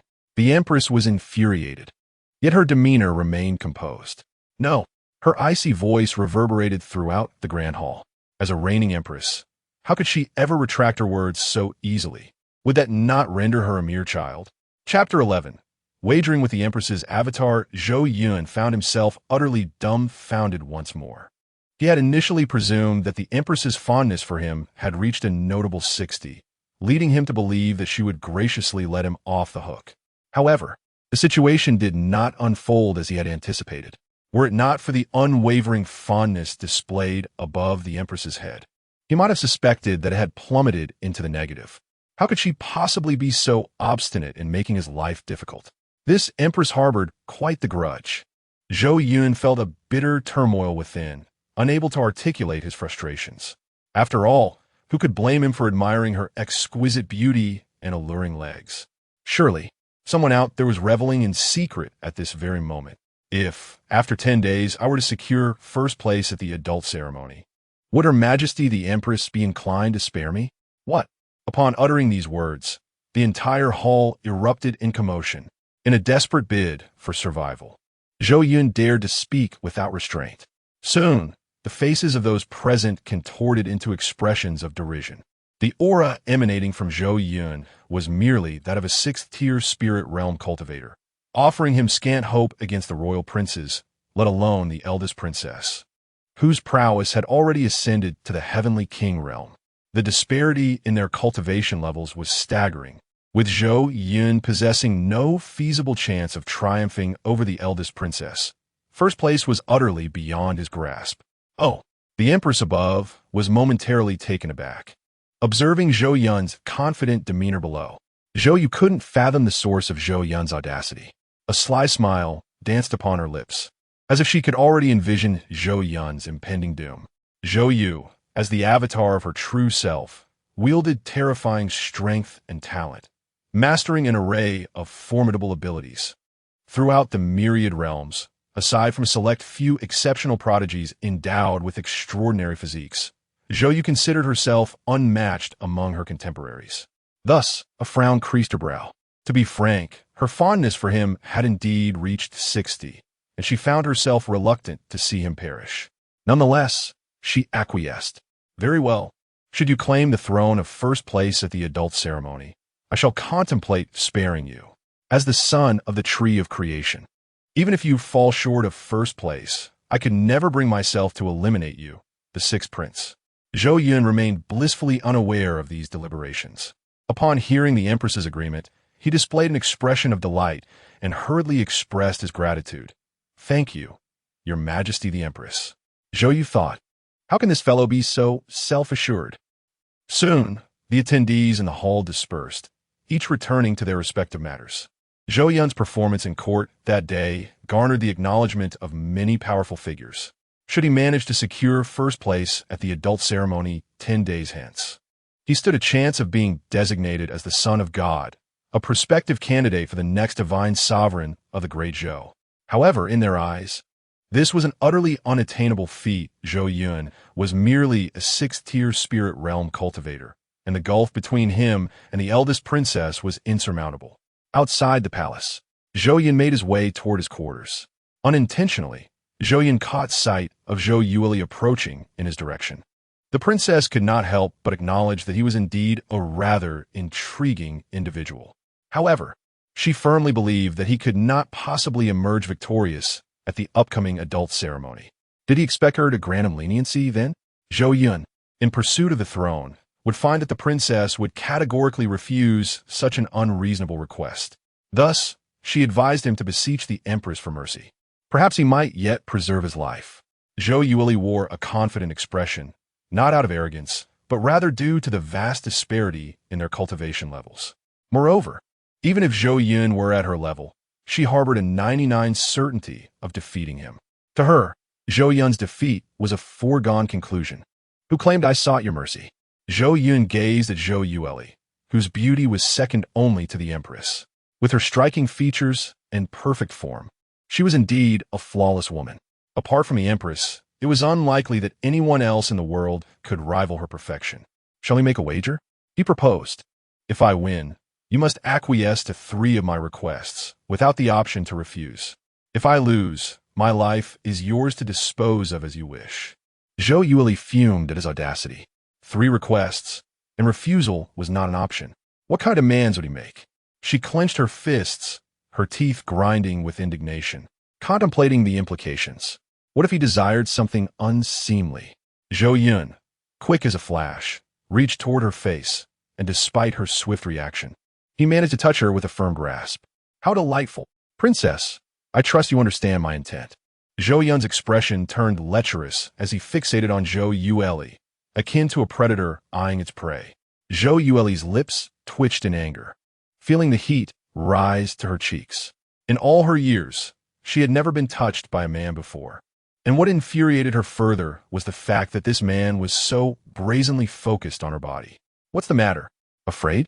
Surely, with your superior cultivation level, you wouldn't shy away? Zhou Yun taunted, a mocking grin on his face. Zhou Yueli hesitated, not out of fear, but because she needed the Empress's consent.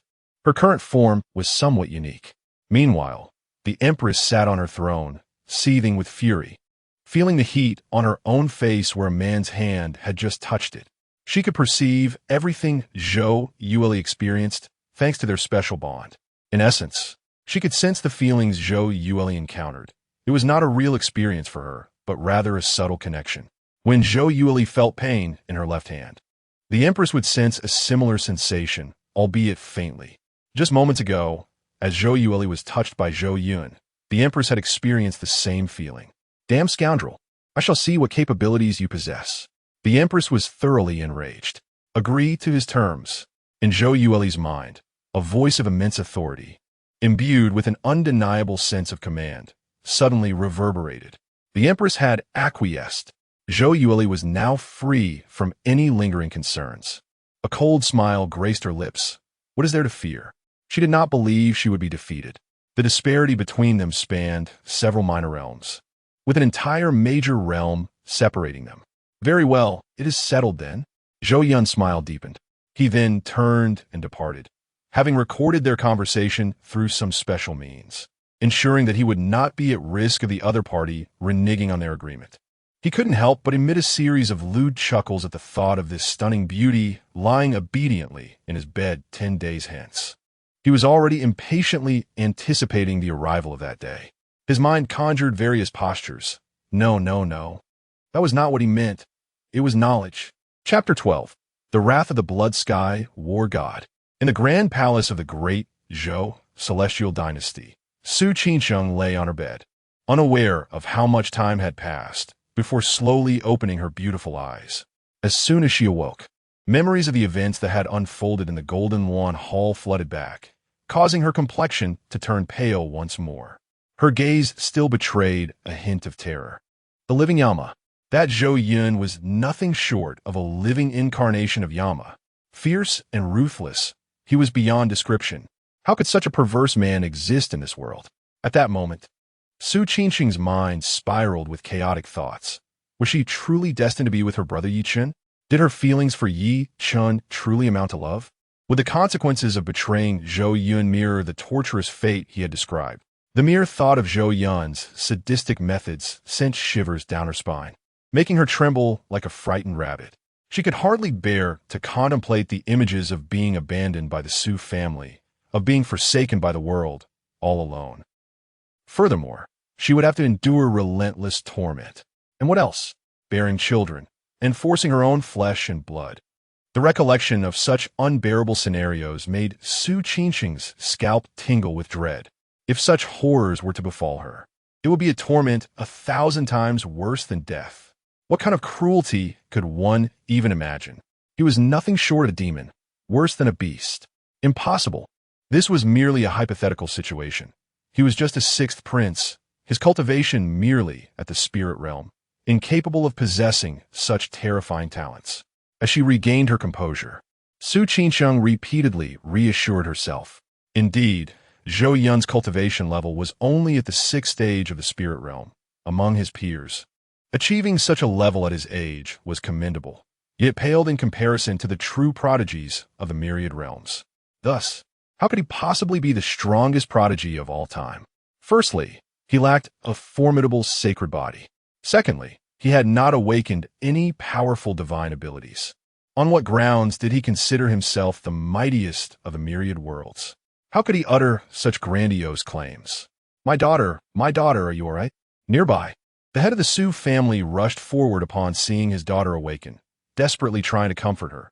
Yet no matter how he called out, Su Qinsheng appeared ensnared, paying no heed to his words. Instead, her body convulsed, revealing her profound fright. "My daughter, you must not be harmed. If anything were to happen to you, what meaning would my life hold?" The head of the Su family was utterly frantic, his face etched with worry. Su Qinsheng was his only daughter, cherished beyond measure. How could he bear to witness such a scene? His heart ached, as if it were being torn apart. Regrettably, the esteemed head of the Su family, one of the prominent figures among the four great families of the Great Zhou Celestial Dynasty, finds himself powerless against the true culprit lurking in the shadows. The sixth prince, born of the divine Jinmu tree, holds an exalted status that is beyond reproach. To provoke him would be tantamount to challenging the Jinmu itself. Such audacity is not even entertained by the empress. So how could a mere head of the Su family dare to confront the sixth prince? Moreover, this matter bears little direct relation to the prince himself. It is a mystery why his beloved daughter fainted in the grand hall. It is conceivable that she cannot fathom that her fiancé is a twisted demon capable of unimaginable torment. Considering the situation from another perspective, if the head of the Su family were to discover that his future wife was such a monstrous being, despair would surely consume him. Is that even human? It resembles a living embodiment of death. Since that event, the moniker Living King of Hell has become irrevocably associated with Zhou Yun. In the room stood another man, appearing to be around 30 years of age. His aura exuded an overwhelming power, clad in dark golden battle armor. The ancient blood patterns etched upon it shimmered like the sun. Each scale of his armor radiated a blinding golden light, while the shoulder guards bore the fierce visage of a roaring Tao Tai, with tattered crimson battle robes hanging from its fangs. The dark iron bracers were etched with the scars of countless battles, and around his waist was a flaming red belt that seemed to burn with an inner fire. Beneath his helm, only a pair of piercing eyes, sharp as blades, were visible, with an eternal flame of battle flickering in their depths. A scarlet cloak billowed behind him, resembling a churning sea of blood. He was undeniably the god of war. His presence alone conveyed the terror he inspired. The overwhelming aura of bloodlust and the vast ocean of violence surrounding him could not possibly stem from the mere act of slaying one or two foes. The sheer magnitude of his murderous intent suggested that his hands were stained with the lifeblood of countless souls, certainly not in the thousands, but likely in the millions. This man was none other than the younger brother of the head of the Su family, one of the 12 gods of war of the Great Zhou Celestial Dynasty, the Blood Sky god of war. Behind him loomed a colossal visage of the blood sky, feasting upon the souls of the living, exuding unparalleled might. The criteria to become a god of war in the Great Zhou Celestial Dynasty are exceedingly stringent. One can only imagine the vast population of the dynasty, a number that defies numerical representation, yet only 12 have ascended to the status of god of war. Clearly, each one possesses genuine prowess and is not merely a puppet elevated by connections. To attain such a title, one must earn the Empress's recognition as well as the respect of the countless citizens of the Great Zhou. Each is a reaper returning from the chaos of countless battlefields. The daughter of his elder brother is akin to his own daughter, and the blood sky god of war, known for his fiery temper, could hardly endure this affront. "I shall seek retribution from that sixth prince," he declared in a fit of rage before turning to leave. "Wait," the head of the Su family quickly interjected, blocking his path.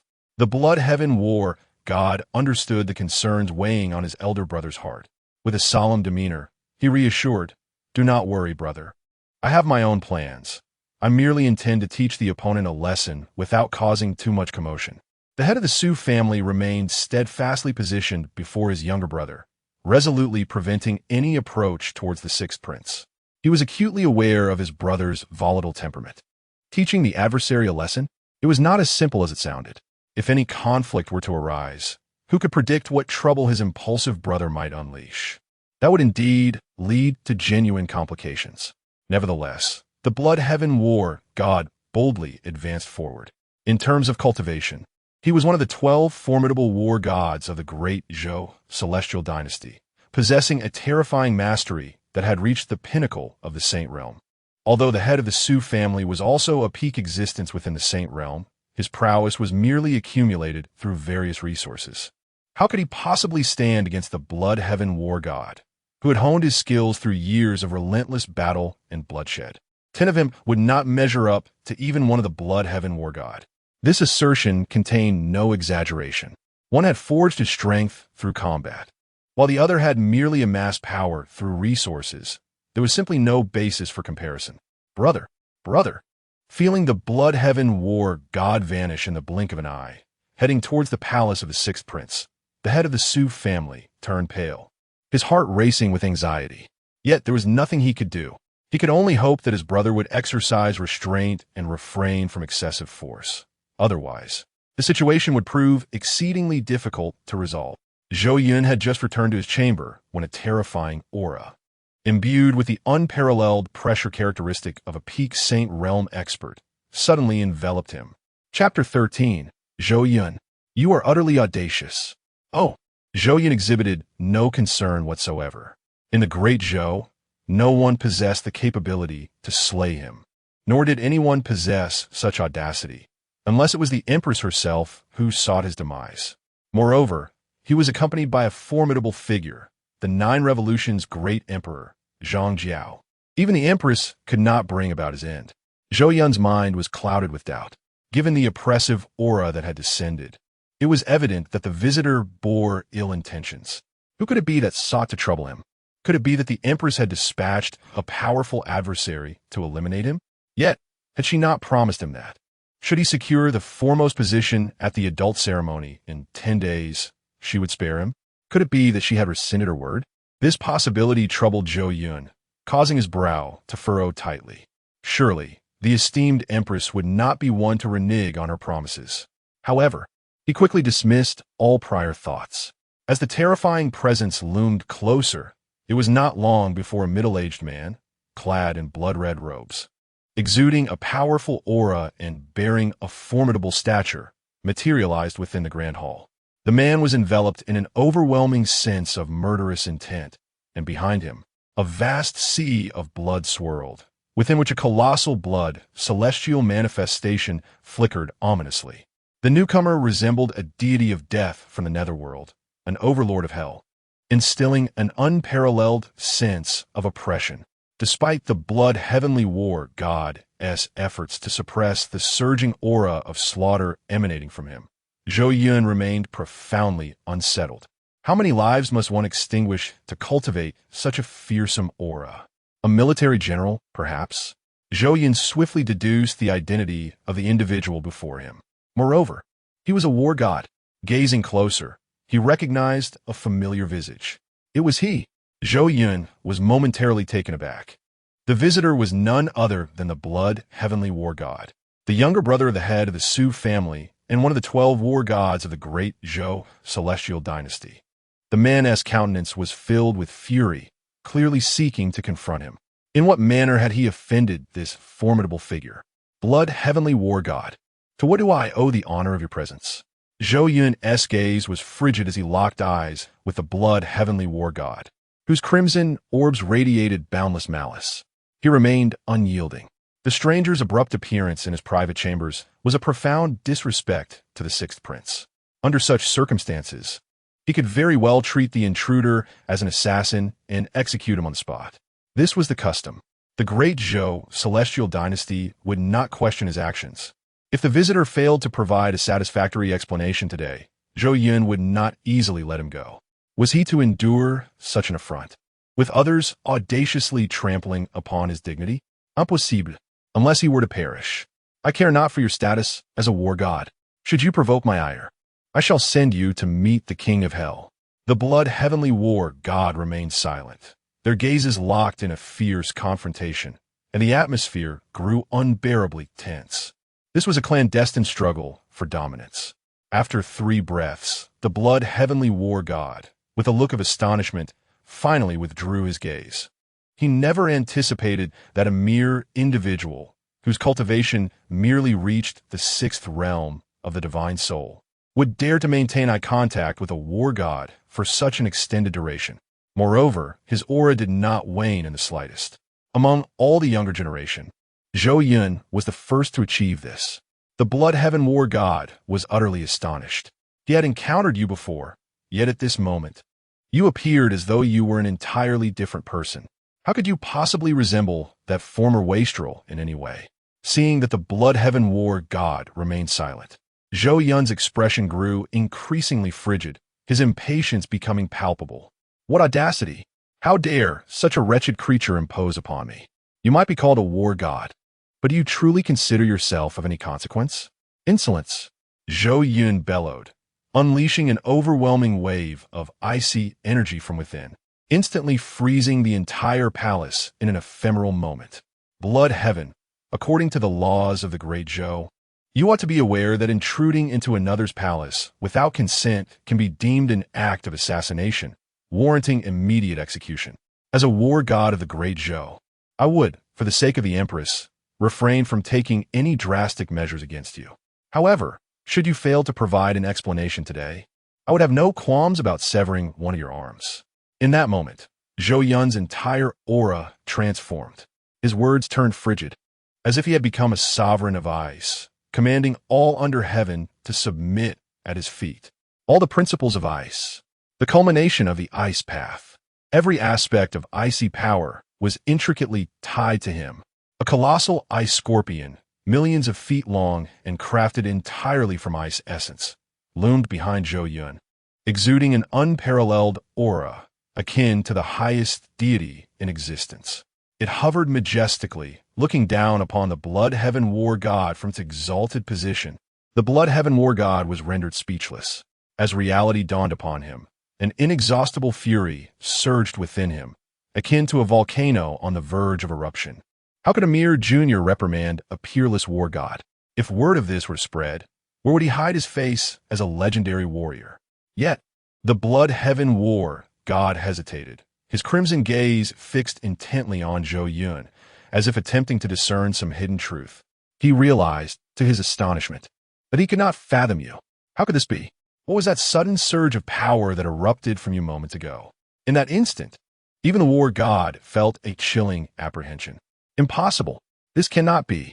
The Blood Heaven War God desperately sought to deny this realization. He simply could not comprehend how a prince with merely the sixth realm of divine soul cultivation could wield such a mysterious and terrifying power. Pondering this, the Blood Heaven War God could not shake the feeling that he had underestimated you. An eerie force emanated from you, evoking a sense of trepidation even within him. The war god. It was evident that the sixth prince was far from the simpleton he had initially perceived. It felt as though he had unearthed a secret within you, leaving him both astonished and fearful.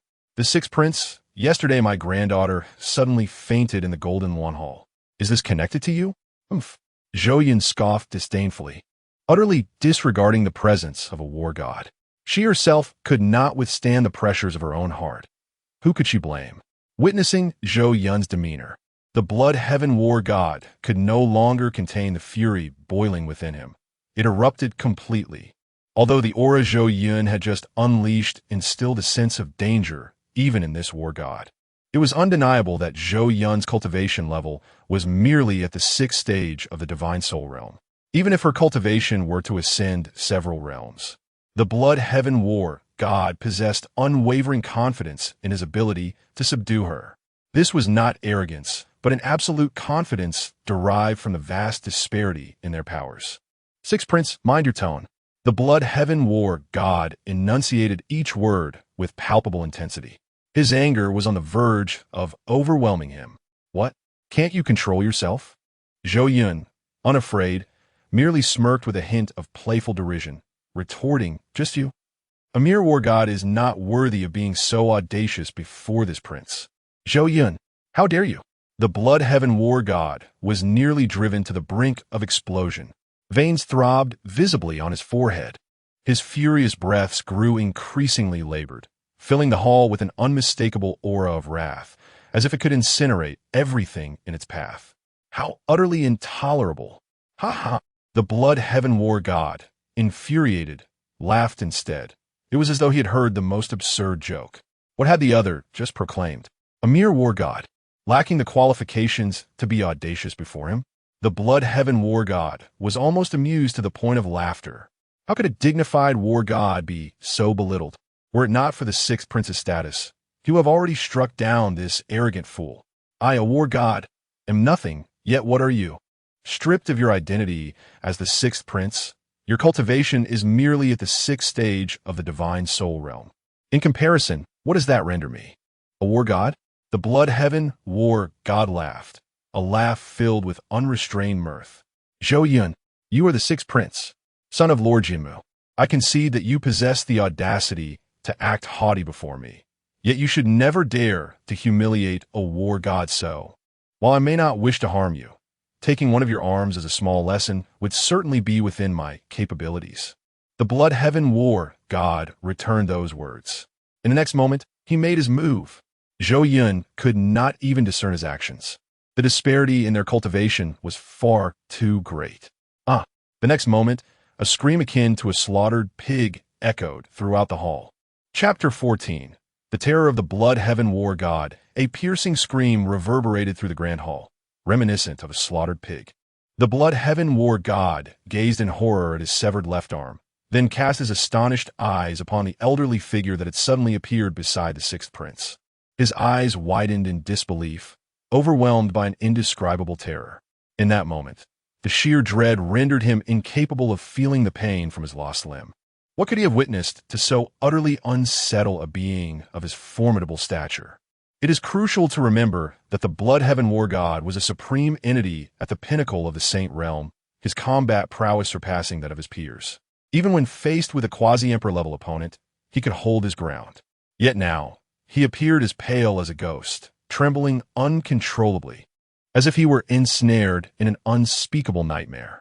He found himself ensconced in an endless illusion, where he beheld world-destroying demons, each emanating a terrifying aura far surpassing that of even the mightiest saints. Each was at least an unparalleled emperor. Such beings were abundant, filling the vast expanse of the universe. Emperors, countless emperors. The blood-heaven war god exclaimed, unable to conceal the terror glimmering in his eyes. How could there be so many emperor-level beings in this world? Beneath these world-destroying demons, innumerable insects quivered in fear, vividly illustrating a world where strength reigns supreme. The powerful are omnipotent, the weak. Even existence itself is a torment. He then witnessed an elderly figure clad in a yellow robe, offering bowls of talismanic water to each trembling insect. In this year of the cycle, the yellow sky shall rise. In this year of the cycle, the yellow sky shall rise. Countless insects rallied forth. In the subsequent vision, those once oblivious insects, now trembling in fear, dared to engage in battle with the terrifying world-destroying demons looming above them. It was a futile struggle, akin to an ant shaking a tree, utterly oblivious to its insignificance. No matter how numerous the insects, they remained mere insects. However, upon viewing the third scene, the blood-heaven war god was completely dumbfounded. In this vision, the elderly figure in the yellow robe bore a weathered visage, yet possessed eyes that blazed with intensity, as if thunder itself flickered within his gaze. Surrounded by swirling yellow mist, the very laws of the universe seemed to twist around him. With his left hand, he wielded a peaceful dust whisk, effortlessly invoking the might of thousands of thunderous laws with a mere flick. His right hand formed intricate gestures, with chaotic energy swirling at his fingertips. Each breath he took radiated an unparalleled aura. Behind him stood a colossal manifestation of the yellow sky, towering over 10,000 feet, crowned with an imperial diadem, draped in a dragon robe, with eyes that shone like the sun and moon, imposing upon the ages. The once feared world-destroying demons were now transformed into grotesque corpses, lifelessly sprawled upon the ground. The accumulation of bodies resembled a mountain, as if they could eclipse the cosmos. How could such a multitude of powerful beings meet their demise at the hands of one? This is impossible. It must be a deception. Those terrifying beings are all supreme powerhouses of the Emperor realm. Their numbers are no less than tens of thousands. Even with such a formidable assembly of Emperor realm experts, Blood Heaven War God cannot help but feel that even a legendary immortal might struggle against them. Yet in the third scene, they're all dead? How can this be possible?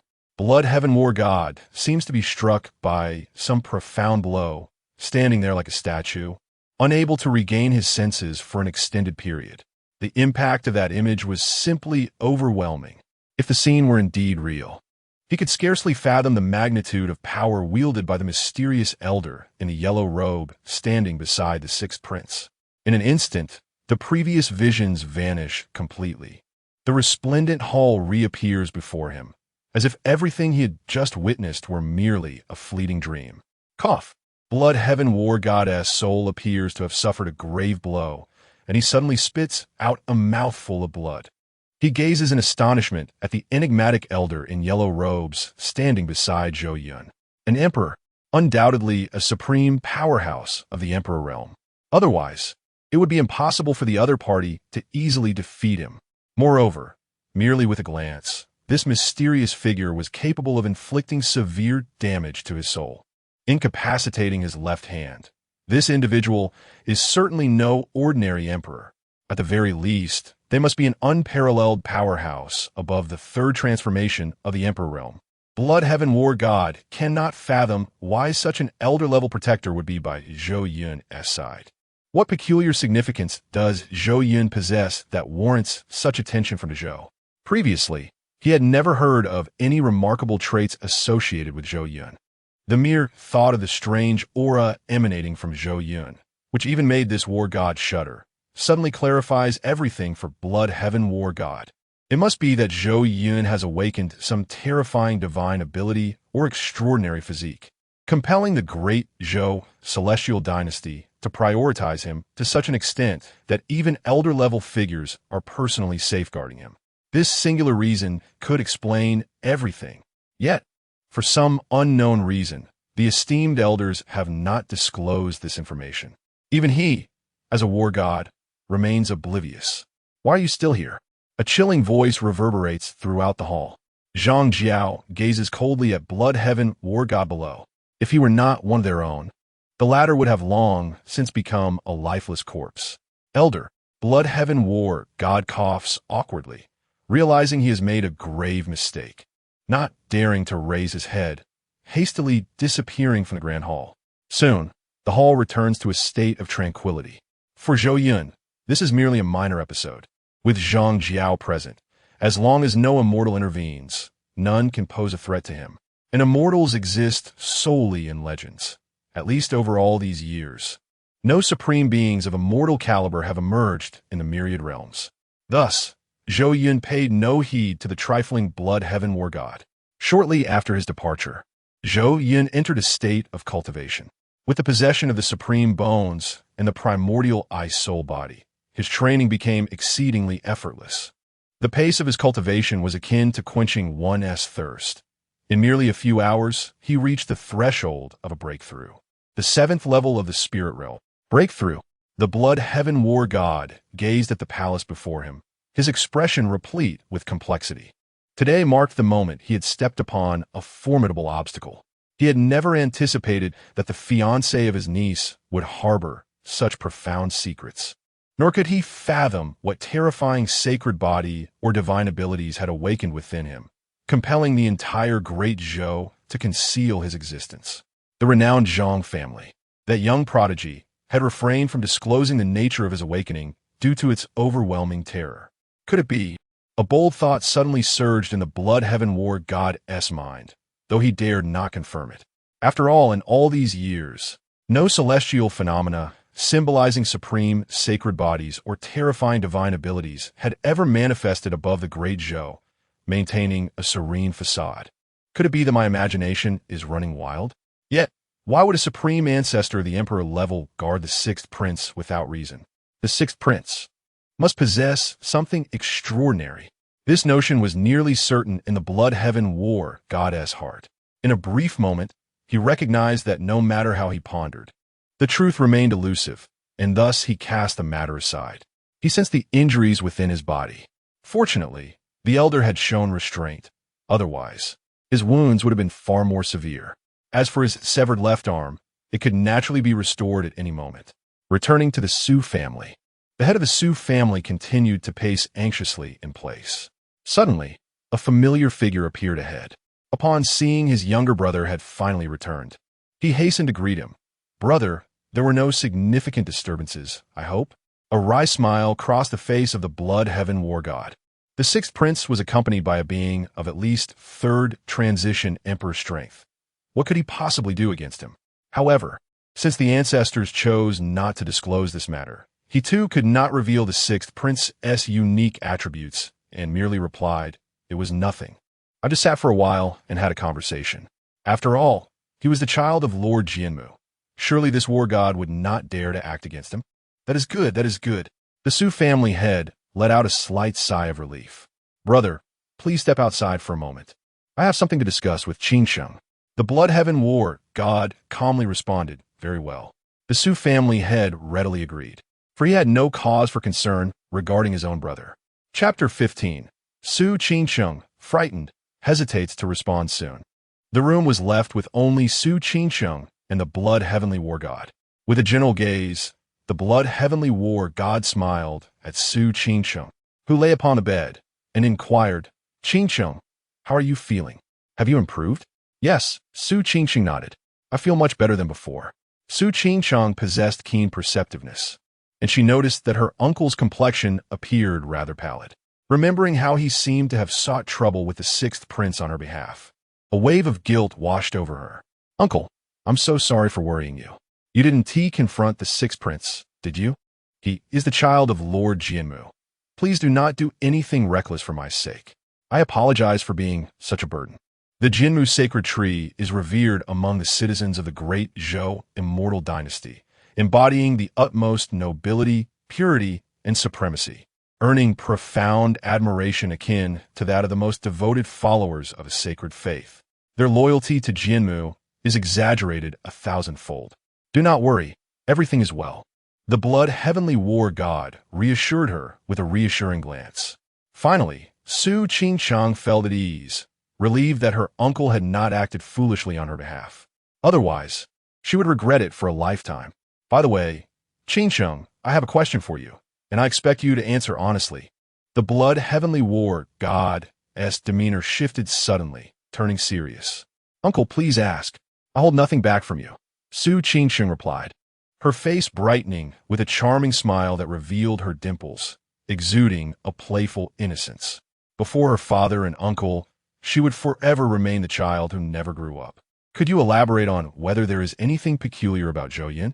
As Su Qingsheng was the betrothed of the sixth prince Zhou Yun, despite their strained relationship due to Yi Chun, her uncle believed she would possess the most insight into him. Surprised, Su Qingsheng pondered her uncle's unexpected inquiry, but answered without hesitation, "He has always struck me as an arrogant and overbearing young master." There was no hint of deceit in her words. Zhou Yun had indeed left a strong impression of arrogance, particularly evident during their encounter in the Golden Lawn Hall, where he displayed a blatant disregard for the Empress. "How far has your relationship with that Yi Chun progressed?" The Blood Heavenly war god's brow furrowed as he pressed on. Upon hearing this, Su Qingsheng's cheeks flushed slightly, but after a moment of hesitation, she responded, "Uncle, I have only met Yi Chun once. If anything, I can only say I have a slight fondness for him." The Blood Heavenly war god nodded solemnly, choosing not to pursue the matter further. "Qingsheng, please take good care of yourself during this time. I have other matters to attend to, but I shall visit you again soon." "Uncle, please be careful on your way," she replied. "Yes." The Blood Sky war god nodded, and his figure swiftly vanished from the room. From Su Qingsheng, he gleaned no special insights regarding the sixth prince. He could hardly believe that his own niece would deceive him. What, indeed, is the secret of the sixth prince? The Blood Sky war god's curiosity deepened. Yesterday, before the Empress, the individual had made a vow to claim victory at the upcoming coming-of-age ceremony 10 days hence. What could possibly imbue him with such confidence? Now, he discovered that the sixth prince was under the constant protection of an unparalleled ancestor of the Emperor realm. Perhaps this was the source of his self-assurance. All the answers would be revealed at the coming-of-age ceremony in 10 days. For reasons unknown, The Blood Sky War God felt an inexplicable sense that the sixth prince would surely showcase extraordinary abilities at the event. Su Qingcheng lay on her bed, feeling perplexed. Why had her uncle suddenly posed those two questions? One concerning the sixth prince, and the other about Yi Chun. She struggled to comprehend what her uncle was attempting to convey. Suddenly, within the depths of her consciousness, a stone the size of a palm emitted a radiant glow, subsequently trembling violently. It was the communication stone. When she and Yi Chun first met, they had exchanged soul imprints. Over the past days, Yi Chun had consistently reached out to her. Who is Yi Chun?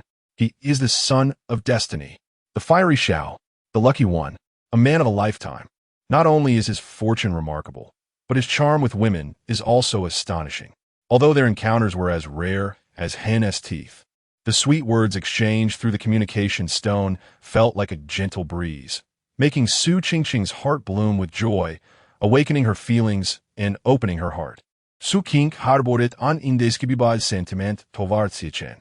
Initially, upon learning that she did not favor Zhou Yun and was to wed a man with whom she shared no affection, he daringly intervened to seek justice for her, attempting to rescind the engagement. Such righteousness! It was from that moment that the relationship between Zhou Yun and Su Qingqing soured. After the matter concluded, her admiration for this man significantly increased, though it had yet to reach the depths of passionate love. With a sense of curiosity, Su Qingcheng activated the communication stone. Yi Chun, Qingcheng, are you there? Yi Chun, how have you been during this time? Has that bastard Zhou Yun come to bully you again? Yi Chen, King, feel free to tell me anything. If it is within my power, I will certainly assist you. Yi Chun, Qingcheng, from this moment forth, I am no longer that impoverished boy. From now on, I shall protect you. Do not underestimate me. I am no longer the person I was 2 years ago. When I stand before you once more, I shall undoubtedly leave you astounded. Ha. Can you guess to which realm my cultivation has ascended? A series of words continuously appeared on the communication stone. Su Qingcheng became intrigued, eager to inquire about the extent of Yi Chen's cultivation breakthrough that could elicit such joy from him. However, her actions abruptly halted as she suddenly recalled Zhou Yun's cruel and perverse methods of torment. At that moment, her complexion paled slightly, though she had already become a wife. Numerous rumors circulated in the outside world, suggesting that she and Yi Chun harbored some undisclosed secret. This, they claimed, was the reason her relationship with the sixth prince had grown increasingly strained. In reality, however, she and Yi Chun had not engaged in any intimate relationship. They had scarcely met. For all these years, their communication had been solely through the communication stone. If she truly betrayed Zhou Yun, would he genuinely treat her in such a manner? A doubt suddenly emerged in Su Qingqing's mind. Previously, she had felt no apprehension. But ever since she learned of Zhou Yun's pathological tactics, she was somewhat frightened to contact Yi Chun. Ultimately, she suppressed her curiosity and chose to forego communication with him. It had only been a little over 2 years. How much more powerful could he have become? He likely had not surpassed her, after all. She knew well that Yi Chen's talent was inferior to her own. Chapter 16. The Reborn, the long song of the wilderness in the ancient Forbidden Zone. The residence of the Huang family. The immortal Huang clan stands as one of the 18 immortal powers, boasting an extraordinarily profound heritage. Among these 18 forces, it ranks prominently, simultaneously being one of the most enigmatic immortal factions. Their operations are discreet, yet across the myriad realms, none dare to underestimate the Huang family. Throughout every era, the Huang clan consistently awakens formidable prodigies, standing atop the pinnacle of each age. Without sufficient foundation, it would be impossible to cultivate such extraordinary talents across generations. While other immortal factions may struggle for epochs to nurture a singular peerless genius, often relying on a stroke of luck, how is it that the Huang family manages to produce such talents in every era? This transcends mere fortune, highlighting the exceptional nature of the Huang clan. With the accumulation of each era, the depth of the Huang family's heritage has become unfathomable. This particular era is no exception. The eldest son, Huang Chang'e, has awakened the ancient double pupil, an immensely powerful innate divine ability. Upon awakening, He is destined to stand at the forefront of his generation, an unstoppable force, invincible in his pursuits. Among his contemporaries, all regard Huang Chang'e as their primary target to surpass. The fear he instills among these prodigies speaks volumes about the terror of the ancient double pupil. Yet, this is not the most astonishing development. Alongside such a prodigious figure, the Huang family has birthed a second unparalleled genius, Huang Yao, the younger sister of Huang Chang'e, who has awakened the legendary Supreme Bone. The revelation of this news sent shockwaves throughout the realms. Truly, the heavens favor the Huang family. Elders from various factions, consumed by envy, find their eyes tinged with green. For them, the emergence of a single prodigy would be a cause for celebration. But the Huang family has astonishingly produced two formidable talents in the same era, one with the ancient double pupil and the other with the fabled Supreme Bone. As long as they remain alive, the achievements of these two will undoubtedly lead them to imperial status. In the near future, the Huang family shall welcome two extraordinarily powerful emperors. In that moment, the Huang clan basked in unparalleled glory. In a dimly lit room, a small girl, merely 3 or 5 years of age, lies bound and pallid upon a bed, having succumbed to unconsciousness. Surrounding her are numerous clan elders. Upon witnessing this familiar scene, Huang Chang'e is momentarily stunned, taking a while to regain his composure, followed by an overwhelming sense of disbelief. He has actually been reborn? He, Huang Chang'e, the scion of the Huang family. In his previous life, he had extracted the Supreme Bone from his own sister. With the double pupil and the Supreme Bone, he believed himself invincible. However, he never anticipated that his demise would not come at the hands of other prodigies, but rather at the hands of his own sister.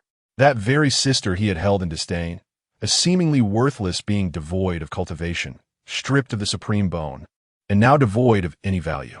He was unwilling to accept defeat. After all, he possessed the dual pupils and the Supreme Bone. How could he possibly be bested by someone he deemed worthless? Gazing at the familiar surroundings, Huang Chang'e realized he had truly been reborn. The moment in time was just before the excavation of his sister's bones.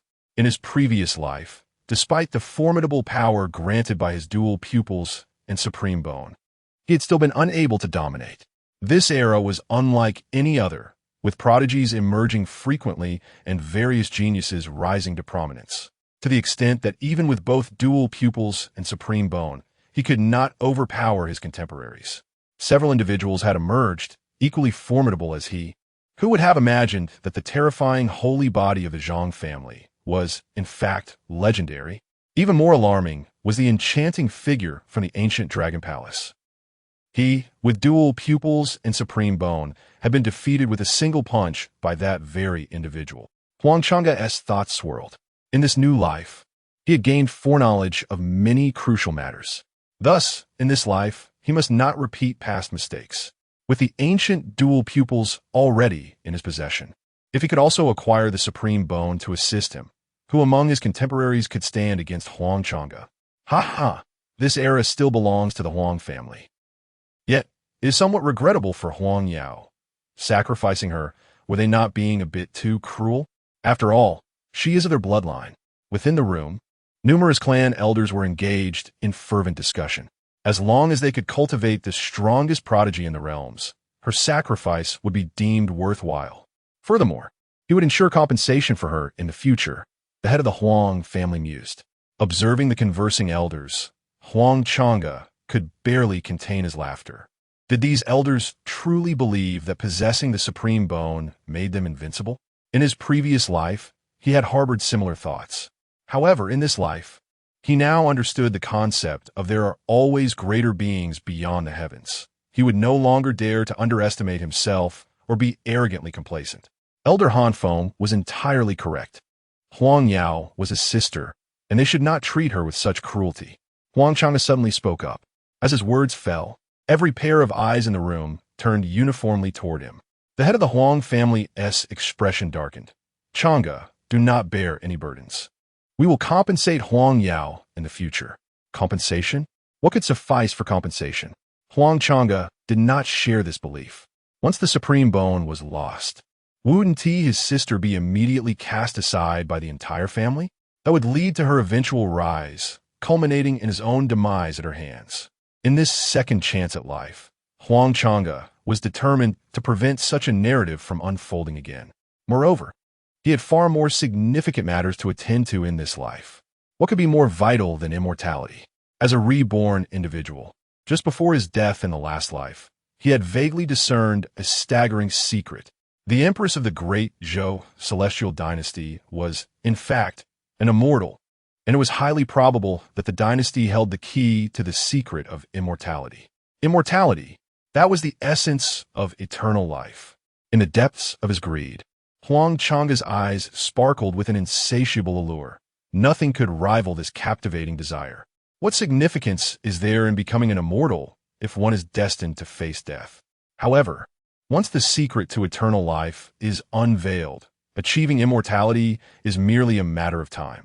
In this lifetime, I am resolute in my quest to uncover the secret of longevity. Huang Chang'e's gaze was as steadfast as iron.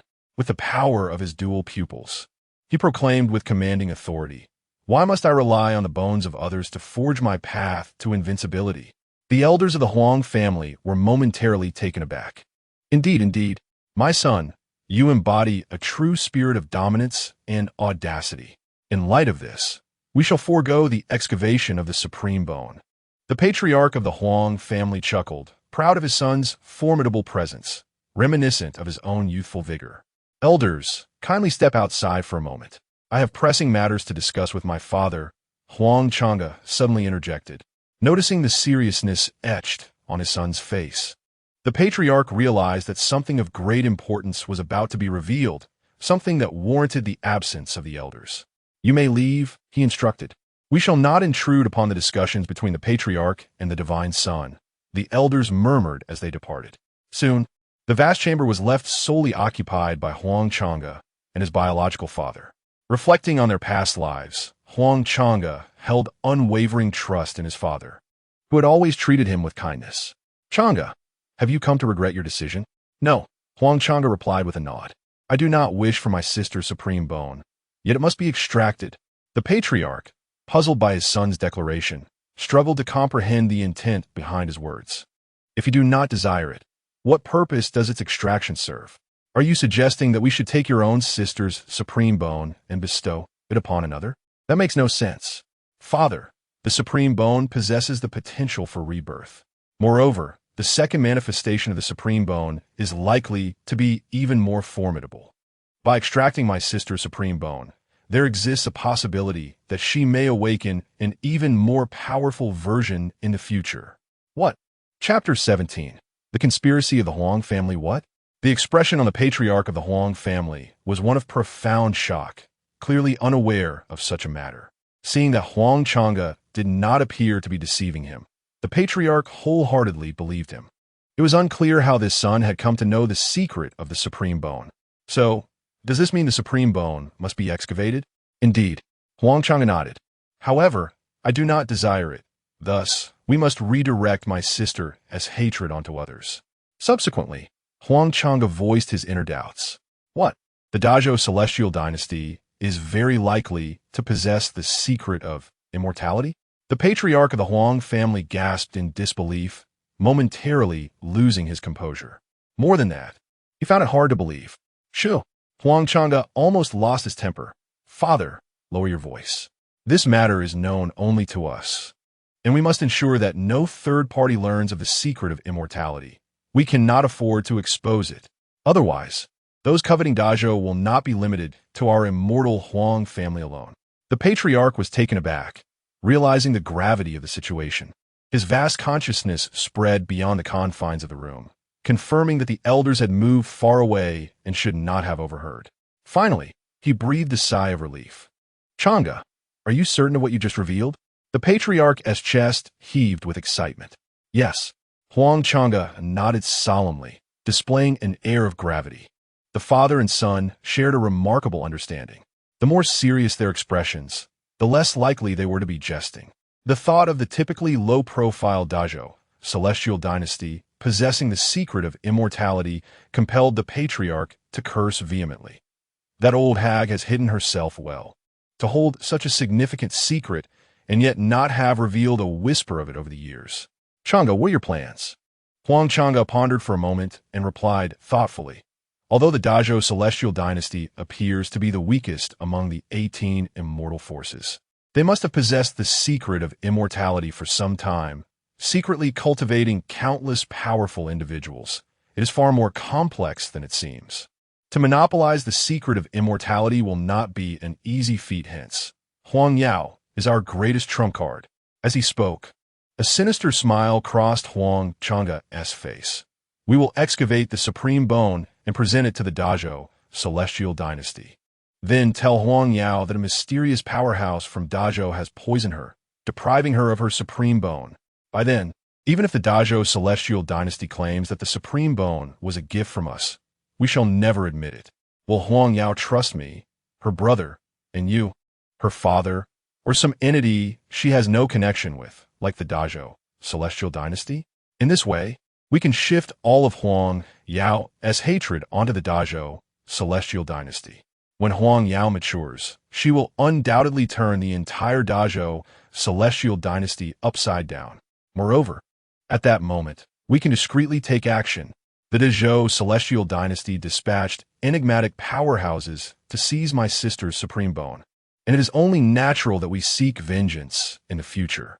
Other immortal forces will harbor no suspicions as a result. Marvelous, simply marvelous. The head of the Huang family gave a thumbs up to his son. Ha ha ha. The father and son exchanged knowing smiles. Changsheng, they will soon uncover the secret of immortality. The mere thought of potentially attaining eternal life filled their hearts with exhilaration. Soon, while Huang Yao was out, she unexpectedly fell victim to a group of mysterious powerhouses, and news of her supreme bone being extracted spread throughout the myriad realms. The supreme bone, taken by mysterious forces? Who dares to strike against the Huang family? Have they lost their minds? Moreover, it is the beloved daughter of the current head of the Huang family, the very owner of the supreme bone. Now, the Huang family is bound to erupt with fury. Those mysterious powerhouses are doomed, having provoked the Huang family, no matter where they flee to. The Huang family will track them down. In an instant, the myriad realms were abuzz with excitement. The various immortal forces were filled with unrestrained joy. This development was indeed good news for them. With the departure of a stunning prodigy possessing a supreme bone, how could they not rejoice? Some celebrated, while others were filled with sorrow. In truth, what no one anticipated was that this was merely an elaborate act orchestrated by the Huang family themselves. In the Dazhou Celestial Dynasty, gazing at the supreme bone in her hands, radiating a dazzling brilliance and exuding an irresistible allure, Empress Zhou Yu felt a surge of desire. This unparalleled treasure was undeniably captivating to her. However, Zhou Yu did not allow her greed to completely overpower her reason. The essence of the supreme bone indicated that it had recently been extracted from a body. It must belong to Huang Yao. This raises a question. Did the Huang family not proclaim to the outside world that Huang Yao's supreme bone had been taken by a group of mysterious powerhouses? Now, the Huang family is still searching far and wide for those mysterious figures. Yet, this supreme bone has now appeared in her possession, personally delivered by someone from the Huang family. What could this possibly mean? The Huang family's presentation of this supreme bone, judging by their overt enthusiasm, seems to be a bid to cultivate an alliance with the Dazhou Celestial Dynasty. After all, although the Huang family is powerful, they also have formidable enemies. In fact, this is a testament to the Huang family's cunning. If those mysterious powerhouses had secretly delivered the supreme bone to the Dazhou Celestial Dynasty, they would certainly deduce the ulterior motives behind the act. They would seek to make the Dazhou Celestial Dynasty a scapegoat. The Dazhou Celestial Dynasty would never allow a mere supreme bone to incite a deadly feud with the Huang family. It is likely that they would apprehend those mysterious powerhouses and return the supreme bone to the Huang family, rendering all plans futile. Thus, the supreme bone is presented to the Dazhou Celestial Dynasty in the name of the Huang family.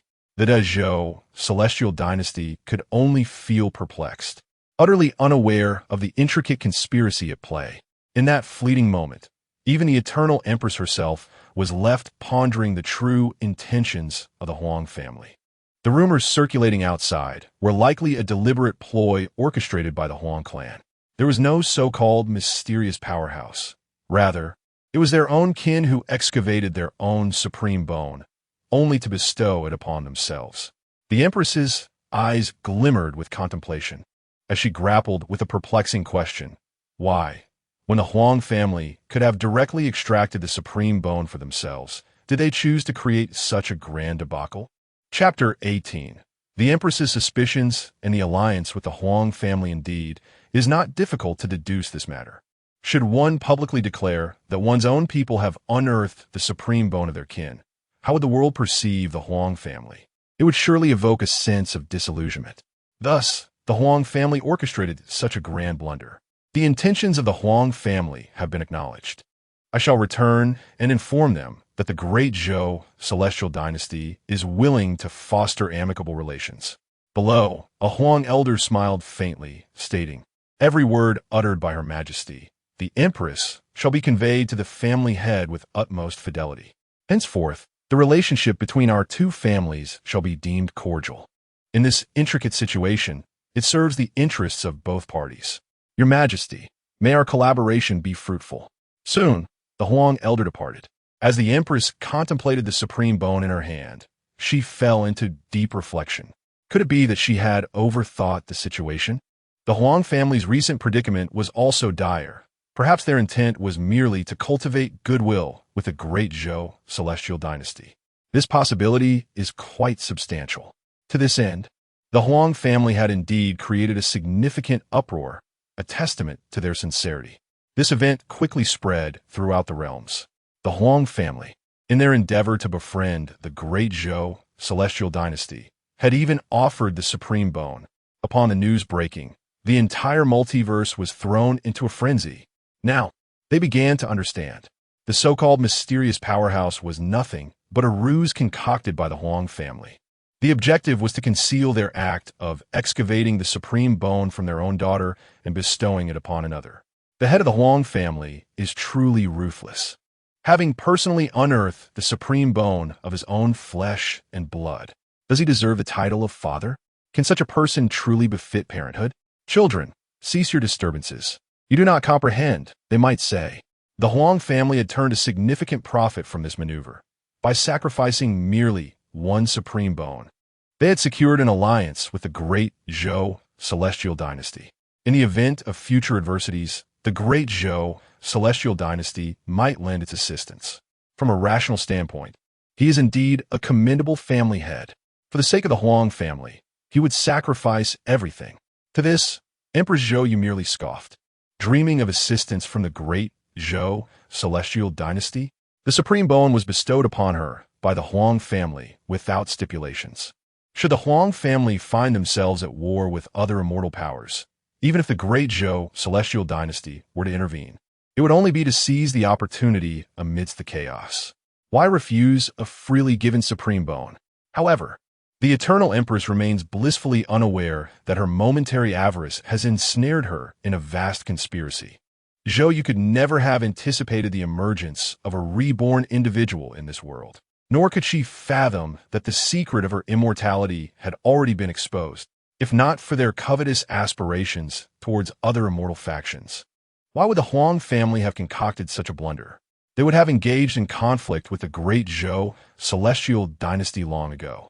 The Huang family seeks not only to uncover the secret of immortality, but also aims to quietly subdue the great Zhou celestial dynasty, ensuring that the secret of immortality remains concealed. Concerning these matters, the Huang family could naturally never admit to such, and they tacitly acknowledged it. To the outside world, it appeared as acceptance. Internally, however, the Huang family vehemently denies any such occurrence. In the presence of the esteemed elders, Huang Chang'e proclaimed, "All of this is but a facade. The true culprits behind the abduction of my sister's supreme bone are none other than the great Zhou Immortal Dynasty. However, we must endure this silent grievance for now. Should we antagonize the great Zhou Immortal Dynasty, our current predicament would worsen significantly.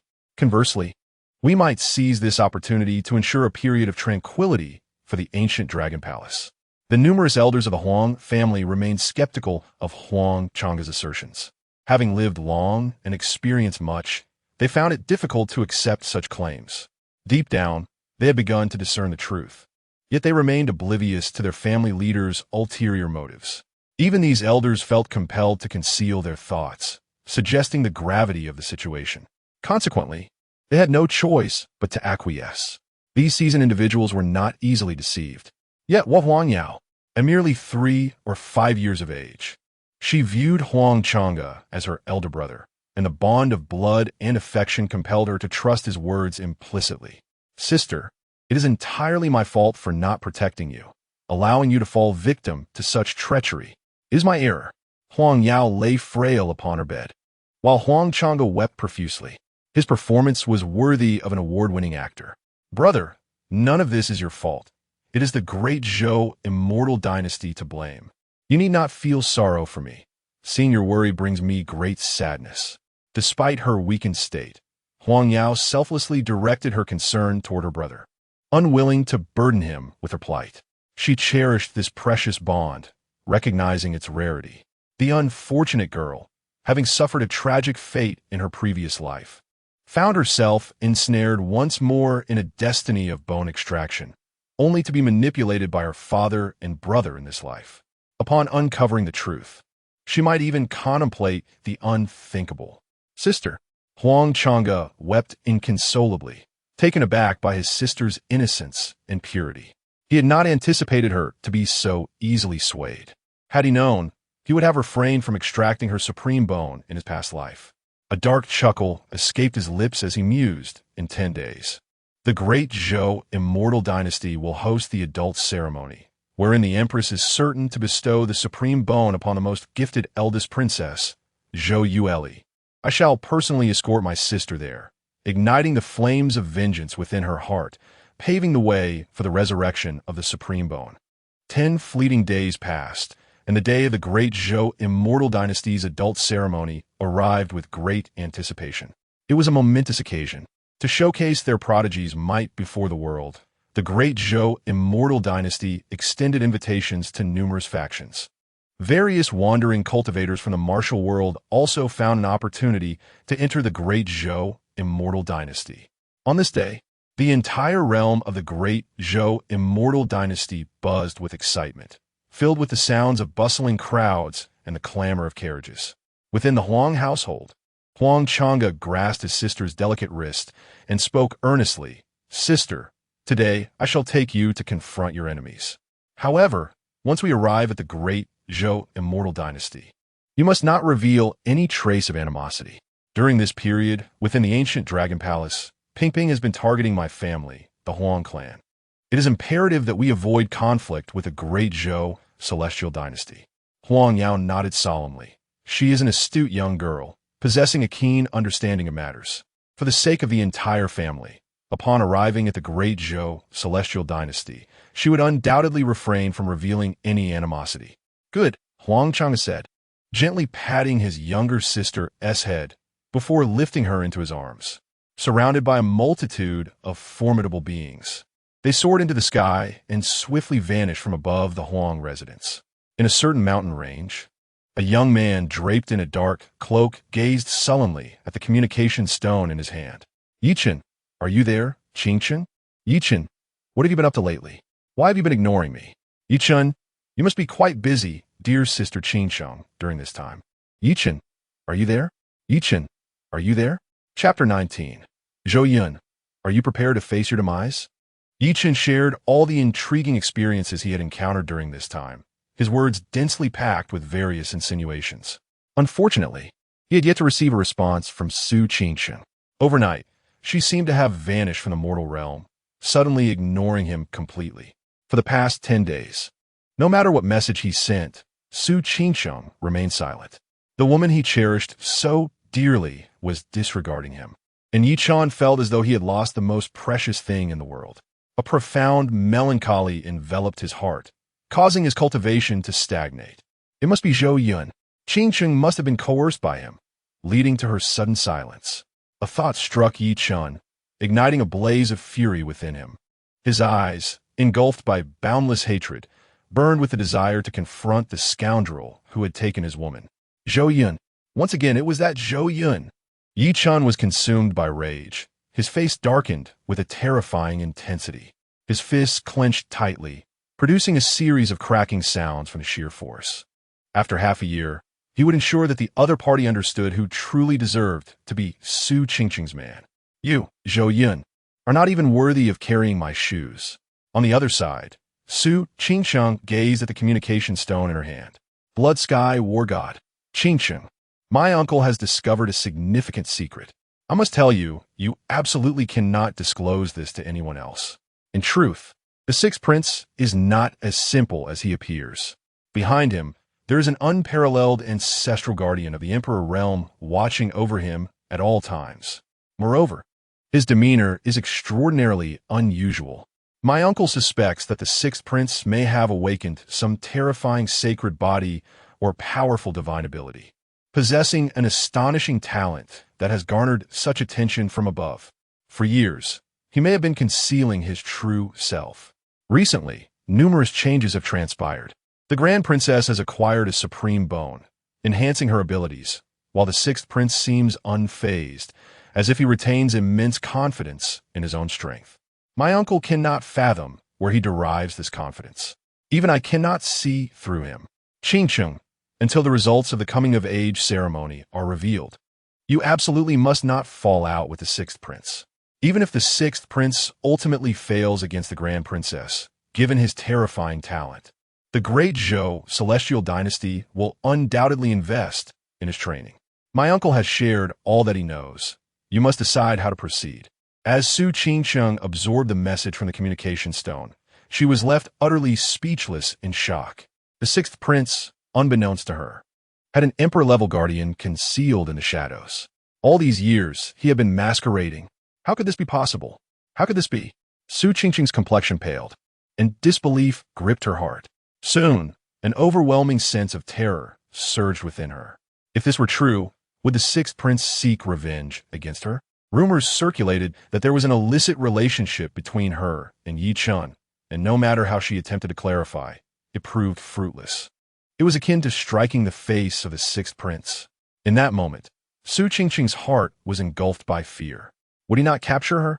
Would he torment her, forcing her to bear a son, only to subject her offspring to the same fate? The mere thought sent shivers down her spine. Moreover, if the Sixth Prince were to reveal his terrifying talents, the Su family would stand no chance against him. Given his twisted nature, would he not directly compel her father to? Su Qingqing's imagination spiraled further into dread. After all, this monster, aptly nicknamed the Living King of Hell, was capable of unspeakable acts. She could not bear the image of such a fate. It was a torment far worse than death itself, 1,000,000 times over.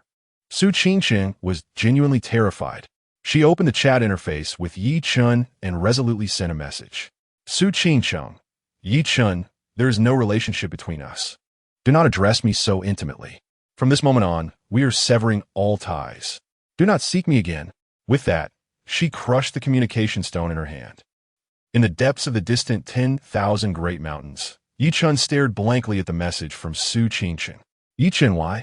Yet he could not respond, for she had severed all communication with him. Fury consumed him. It felt as if a volcano erupted within him, his face flushed with rage. It had to be Zhou Yun. That scoundrel must have coerced Qingqing into this act. He attributed all blame to Zhou Yun. Otherwise, how could Qingqing suddenly cease all communication? She must have been pressured by that scoundrel. Yi Chen's entire body trembled with anger, his visage contorted like a beast, his roar echoing like thunder. The more he thought, the more incensed he became, teetering on the brink of losing his sanity. Suddenly, he burst into laughter. Instead of being angered, he found amusement in the situation. Very well. He repeated the word good thrice. Zhou Yun, I had intended to grant you an additional 6 months of life, but since you crave death so desperately, I shall oblige. Defeating you? Yi Chen wore a look of utter disdain. There was no need for 3 years. In just 2.5 years, I will render you utterly insignificant. I shall show you the chasm that separates us, as distinct as the silver hook from the bright moon. Who is the true pestilence upon the earth? Were it not for the great Zhou celestial dynasty, you would be nothing before me, not even as valuable as a mere dog. With that declaration, Yi Qin's aura could no longer be concealed. A terrifying presence emerged. The Heavenly King Realm. He had achieved the cultivation of the Heavenly King Realm. Merely 2.5 years prior, Yi Qin's cultivation was at the foundation establishment stage. Who could have anticipated that within such a brief span, he would leap across several realms to attain the Heavenly King Realm? The speed of his breakthrough was nothing short of astounding.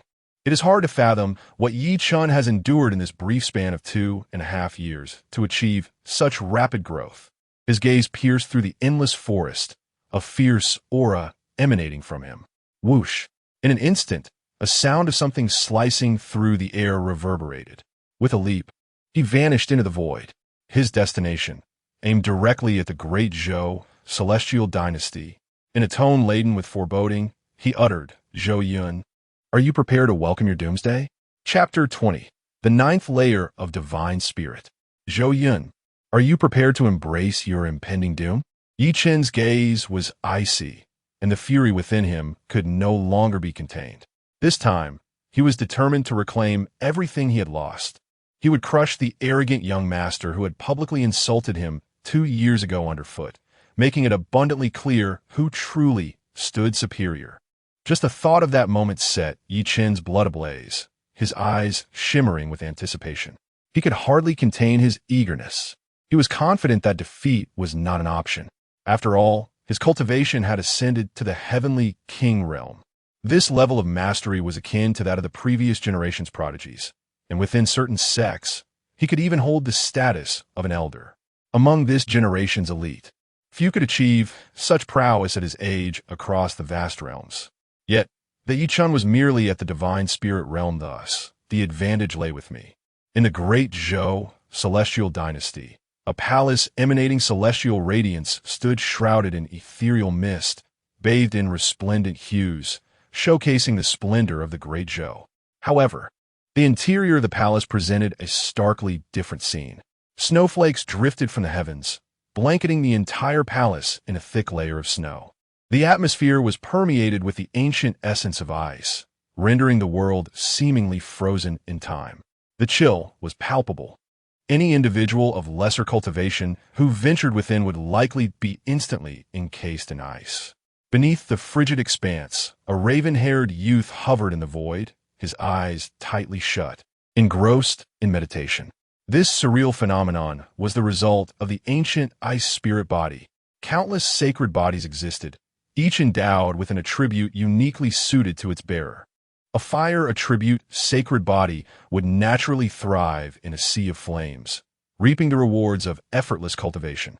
This principle applied equally to other sacred bodies. Within sects, these top-tier prodigies received unparalleled support, with the sects diligently seeking rare treasures aligned with their sacred body attributes to accelerate their cultivation speed. It was rumored that the sword god of the Void Divine Palace, Dugui Feng, practiced in a place known as the Sword Grave. Countless divine swords lay buried within that crypt. Throughout history, innumerable sword gods have been deliberately interred there by the mighty of the Void Divine Palace. The Sword Grave was steeped in endless slaughter, overwhelming resentment, and various impurities. A mere mortal who stepped inside would instantly lose their original consciousness. Such an environment was utterly inhospitable for cultivation. The sword energy, the vengeful spirits of the great sword immortals, and the accumulated filth would torment any intruder beyond recognition. This dreadful milieu was universally avoided. Yet for sword cultivators, it was an exceptional training ground.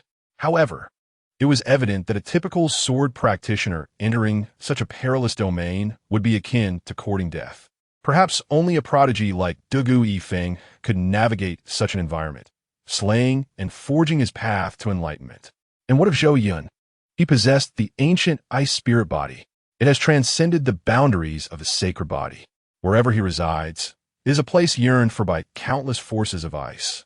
Numerous laws concerning the power of ice regard him as their progenitor, possessing an unwavering affinity towards him. Consequently, Zhou Yun himself embodies a sanctum, rendering any special icy realm unnecessary. The unique icy domains concealed across the myriad worlds, which are difficult for mortals to locate, actively gravitate towards him, inviting his absorption. Suddenly, beneath the long-awaited tranquility of the icy expanse, a deep, thunderous roar reverberated. The entire hall trembled violently. In that instant, Zhou Yun abruptly opened his pale blue eyes, which had been crystallized by an endless essence of ice, exuding a chilling aura as if frozen in time. Ninth level of the divine soul realm. Gradually, Zhou Yun's eyes returned to normal, and the earlier visions vanished without a trace, as if that frigid landscape had never existed. Reality and illusion entwined, making it exceedingly difficult to discern the truth. In merely 10 days, Zhou Yun's cultivation had ascended 2 minor realms consecutively. If this were to spread, it would undoubtedly leave many in awe. To them, cultivation appeared as an endless desert. Not only must one traverse it, but one must also find ways to survive within its confines. It requires enduring countless hardships to emerge from the desert. Some may never escape, perpetually stagnant in a single realm. Yet for Zhou Yun, cultivation was as effortless as quenching thirst. Calculating the time, the ceremony for adulthood should be approaching soon. Zhou Yun mused quietly. He then slowly rose, gliding towards the palace's exit, akin to an ancient child of ice awakening after millennia, exuding an extraordinary presence. Upon exiting, he encountered Wang Peng along the way. "Why do you regard me with such eyes, Prince?" Zhou Yun inquired. Throughout their journey, Wang Peng had been casting him peculiar glances, leaving Zhou Yun to wonder if he appeared ghostly or terrifying. Wang Peng clicked his tongue. "Now you are renowned as the living king of hell, even catching the attention of Her Majesty the Empress. It is hard to fathom that you are the brother I have known for so many years. So unlike your former self." With a look of suspicion, Wang Peng suddenly seemed to recall something, his face filled with shock. "Could it be? You have been possessed by a powerful entity." Zhou Yun responded with a calm demeanor, aware that these were merely Wang Peng's conjectures, idle banter that he chose not to take to heart. He displayed no signs of faltering. With a playful pat on Wang Peng's head, he retorted, "Have you become foolish from your pursuits? How could you conceive such an idea? I am the 6th prince of the great Zhou Celestial Dynasty, my spirit safeguarded by Lord Jianmu. How can anyone possibly seize control of me?" "Indeed," Wang Peng conceded. Wang Peng, suddenly enlightened, nodded in agreement. In his view, there could be no existence more formidable than the Jianmu Divine Tree. However, a shadow of concern crossed his face as he queried, "Brother, what is your confidence level in defeating the Grand Princess?" Despite voicing this inquiry, deep down, Wang Peng harbored no hope. The Grand Princess was a powerhouse of the Wang realm, while Zhou Yun was merely a fledgling in the Divine Soul realm. Recently, the Grand Princess had even fused with the Supreme Bone, elevating her prowess to a new zenith. Thus, it seemed utterly implausible for Zhou Yun to contend with her. Merely a Grand Princess, Wang Peng had not regarded her seriously. Zhou Yun, with a serene smile, appeared remarkably at ease. Wang Peng gazed at his friend in astonishment, perplexed by the source of his confidence. Ever since a few days prior, his brother had undergone a remarkable transformation. The audacity to steal glances at the Empress and tease the Grand Princess? Were it not for the absence of any obvious anomaly, he might have suspected that Zhou Yun had been possessed by some terrifying entity. In Wang Peng's eyes, Zhou Yun's confidence was nothing more than bravado, utterly unconvincing. "Brother, do not underestimate this matter. It may seem trivial, yet it holds significant weight. Though you are the son of Lord Jianmu, the Empress's word is absolute. I fear that even my pleas on your behalf may prove futile." As Wang Peng spoke, his anxiety intensified, starkly contrasting with Zhou Yun's relaxed demeanor. "The Empress wishes to kill me?" Zhou Yun nearly burst into laughter. The Empress currently harbored a favorable disposition towards him, assessed at a solid 60%. She would not seek his life. Moreover, even if she desired to, she lacked the standing to do so. Behind him stood Zhang Jiao. Furthermore, within Zhou Yun's system space were dozens of summons cards of the Saint Realm and hundreds from the Holy Sovereign Realm. Why not utilize them? The truth was, there was simply no necessity. If he encountered danger that even Zhang Jiao could not resolve, what good would summoning a saint be? Firstly, there was no need. Secondly, summoning a multitude of powerful beings might invite suspicion. Although Zhou Yun remained untroubled by such matters, he found them bothersome. As for the one-star review in the comments claiming I am but a dog under the Empress, what of it? What is wrong with being a dog? The Empress will inevitably belong to me. Once I claim her, the entire great Zhou celestial dynasty shall eventually be mine. Zhou Yun offered no further explanation to Wang Peng's concerns. In due course, the truth would reveal itself. Soon, Zhou Yun arrived at the Empress's palace. In the outside world, the great Zhou celestial dynasty was bustling with unprecedented activity. Amidst the chaos, throngs of people gathered. Periodically, large groups of powerful beings arrived. Some soared in on cranes. Others, surrounded by a retinue of formidable companions, were clearly distinguished young masters from prestigious families. Some strode upon the backs of fierce Qilin beasts. Various mounts and extravagant modes of transportation filled the scene with grandeur. The sight left the tens of millions of scattered cultivators present utterly astonished. Such is the privilege of status. One day, when I possess the strength, I too shall flaunt my power like they do. Many young warriors contemplated this deep within their hearts. They felt the burning gazes of the young women around them, eager to draw closer. The jealousy they harbored was palpable. In their youthful exuberance, who does not yearn to be elevated, capturing the attention of beauty? Is this the essence of an immortal power? Indeed, it aligns with the rumors. Our Qingyun immortal sect cannot be compared to it at all. Among the crowd, a young girl trailed closely behind her elder, marveling at the opulence surrounding her, unable to suppress her astonishment. The spectacle was overwhelmingly lavish. Typically, the revered saints of the higher realms, who were elusive and rarely seen, could be spotted here now and then. The girl even questioned whether all the saints from the myriad realms had converged in this place. The presence of saint-level cultivators was so common that it was almost mundane. It is important to note that such formidable beings are regarded as the pinnacle of power within our Qingyun immortal sect. Yet, this was merely her narrow perspective. While there were indeed many formidable figures present, it should be recognized that the vastness of the myriad realms is unfathomable. Countless powers exist.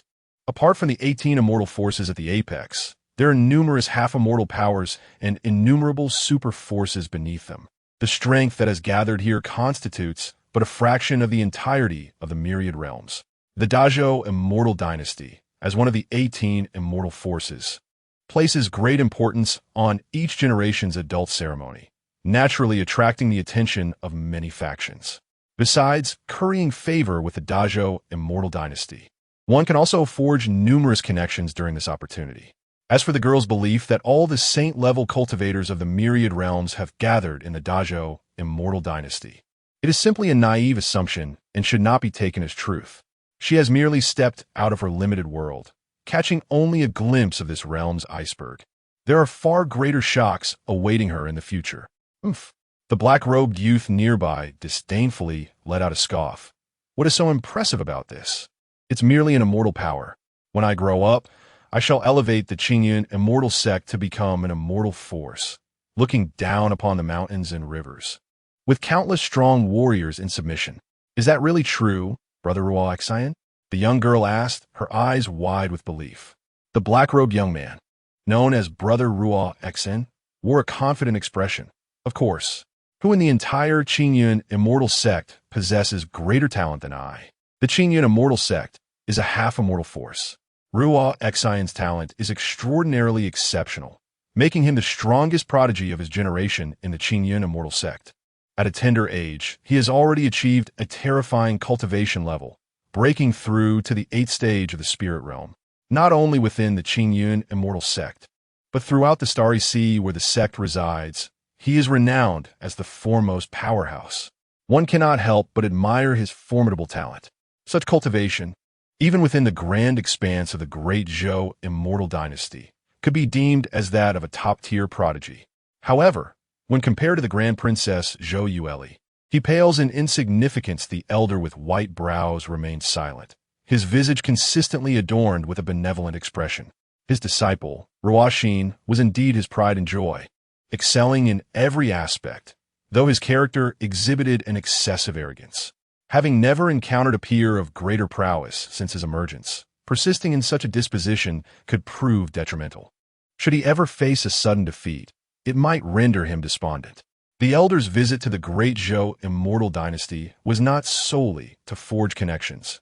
Rather, it was to ensure that his disciple gained a broader perspective and prepared himself mentally. As for currying favor with the great Zhou Immortal Dynasty, he was fully aware that the Qingyun Immortal sect lacked the requisite standing to do so. Chapter 21. Has the plot changed? The elder with white brows, after many years, still exudes the same charisma as in his prime. At this moment, an elderly man approached the elder with white brows, greeting him with a warm smile. This gentleman could be considered an old acquaintance of the elder, a fellow supreme being at the saint level. Ha ha, my friend Tian, you flatter me. The elder with white brows, have long since aged. What remnants of my former self remain? Yet you, dear Tian, possess an aura far more potent than in the past. Even now, I find it difficult to see through your strength. My goodness, if given a little more time, you might very well break through to the emperor level. The elder chuckled, modestly waving his hand in response. Oh, not all. I feel I am nearing my limits. To cross that threshold seems an unlikely prospect in this lifetime. A hint of regret lingered in the words of the elder with white brows. Sighing internally, he could not help but reflect on the vast chasm that separates the emperor from the saint. For all these years, whether he or the numerous saints across the myriad realms, the endeavor to take that step has seemed akin to chasing a dream. This barrier has ensnared countless powerful beings, leaving them unable to transcend it throughout their lives. It is likely that he too will never have that opportunity again. Saints may occasionally appear in gatherings, but not a single emperor is present. This underscores the truth that every emperor is akin to a clan's ancestral figure. The phrase long absent is not mere rhetoric. For some, the sole regret of a lifetime is never having beheld an emperor-level being. The elder with white brows could only cast a comforting glance at his disciple, Ruashin, resigning his own regrets to her. After exchanging pleasantries for a while, they parted ways. Subsequently, several other elderly figures, accompanied by their family disciples, approached to greet the elder with white brows, to which he responded graciously. Meanwhile, Ruashin and the young girl beside her explored their surroundings with wide-eyed curiosity, utterly disinterested in the discussions of the older generation. Ruashin's eyes sparkled with excitement. In just a short span of time, she had spotted several prodigies of her generation, whose strengths matched her own. Her gaze was filled with the fervor of battle. She felt her blood surging with vitality. This was her world. This was her stage. One day, she vowed, she would surpass all of them, standing triumphantly as the strongest. Filled with ambition, Ruashin envisioned a future brimming with limitless possibilities. However, unbeknownst to her, this journey would cast an indelible shadow over her invincible heart, especially upon witnessing the 108 pieces of supreme bones, radiating a brilliant light, nearly blinding her eyes as they appeared before her. Of course, these developments are but a prologue. Numerous powers, such as the Qingyun Immortal sect, have indeed made their presence felt. Young prodigies like Ruashin, who have yet to experience the grand stage, are plentiful, each one curiously scrutinizing the others, imbued with an intense fighting spirit. Truly, it is the embodiment of an everlasting power. Behold that throng of soldiers clad in golden armor, each possessing unparalleled mastery at the imperial level. A gifted individual widened his eyes, gazing at the distant legion. Such prowess within his sect would be considered the esteemed rank of an elder. Yet here, in the great Zhou Celestial Dynasty, they are relegated to mere foot soldiers? In an instant, his resolve was shaken, and acceptance became a challenge. My goodness, I had only walked for a minute, and already several formidable saints had passed by my side. Such extraordinary beings, each a master of their own sect, are seldom seen in a millennium, and yet they manifest before me in the flesh. My eyes have truly been opened. This journey was not in vain. Until now, I had believed my talents to be immense, and apart from a few senior brothers, none could rival me within the sect. However, it is only now that I comprehend the truth. There are always those beyond one's reach, realms beyond realms. The rustic folk, fresh from the countryside, occasionally utter gasps of astonishment, adding to the lively atmosphere. In the midst of this, the venerable ancestors of various sects, unparalleled prodigies, begin to lose themselves in the fervor of comparison, influenced by the crowd's exclamations. A gathering of simpletons among the noble heirs and princesses of the great Zhou celestial dynasty. Disdain is palpable in their expressions, even as they take pride in their status. Yet this atmosphere was swiftly shattered. Boom! From afar, a tremendous roar echoed through the heavens. Every powerful gaze was drawn toward it. The sheer force was overwhelming. Under the astonished eyes of the crowd, the void fractured. A celestial sedan chair materialized from thin air. Surrounding the sedan were numerous formidable beings, each exuding an unparalleled aura. Every one of them was of saintly cultivation. At the forefront stood an elder in blue robes, whose presence was terrifying, like an unfathomable ocean, eclipsing all others present. An emperor! The countenance of every saintly and powerful being present turned to one of shock. They had never anticipated the arrival of an emperor-level being. The talented youths were equally electrified by the event. This was the closest they had ever been to an emperor. How could their hearts not race with excitement? This was an entity that stood at the pinnacle of the myriad realms. Each emperor is a supreme existence, unrivaled in the world. With a soft rustle, a figure emerged from the celestial sedan, gently holding a charming little girl. The newcomer was none other than the scion of the Huang family, Huang Chang'e, accompanied by his sister, Huang Yao. So, it is the Huang family. The crowd was momentarily dazed. No wonder. Everything becomes clear now.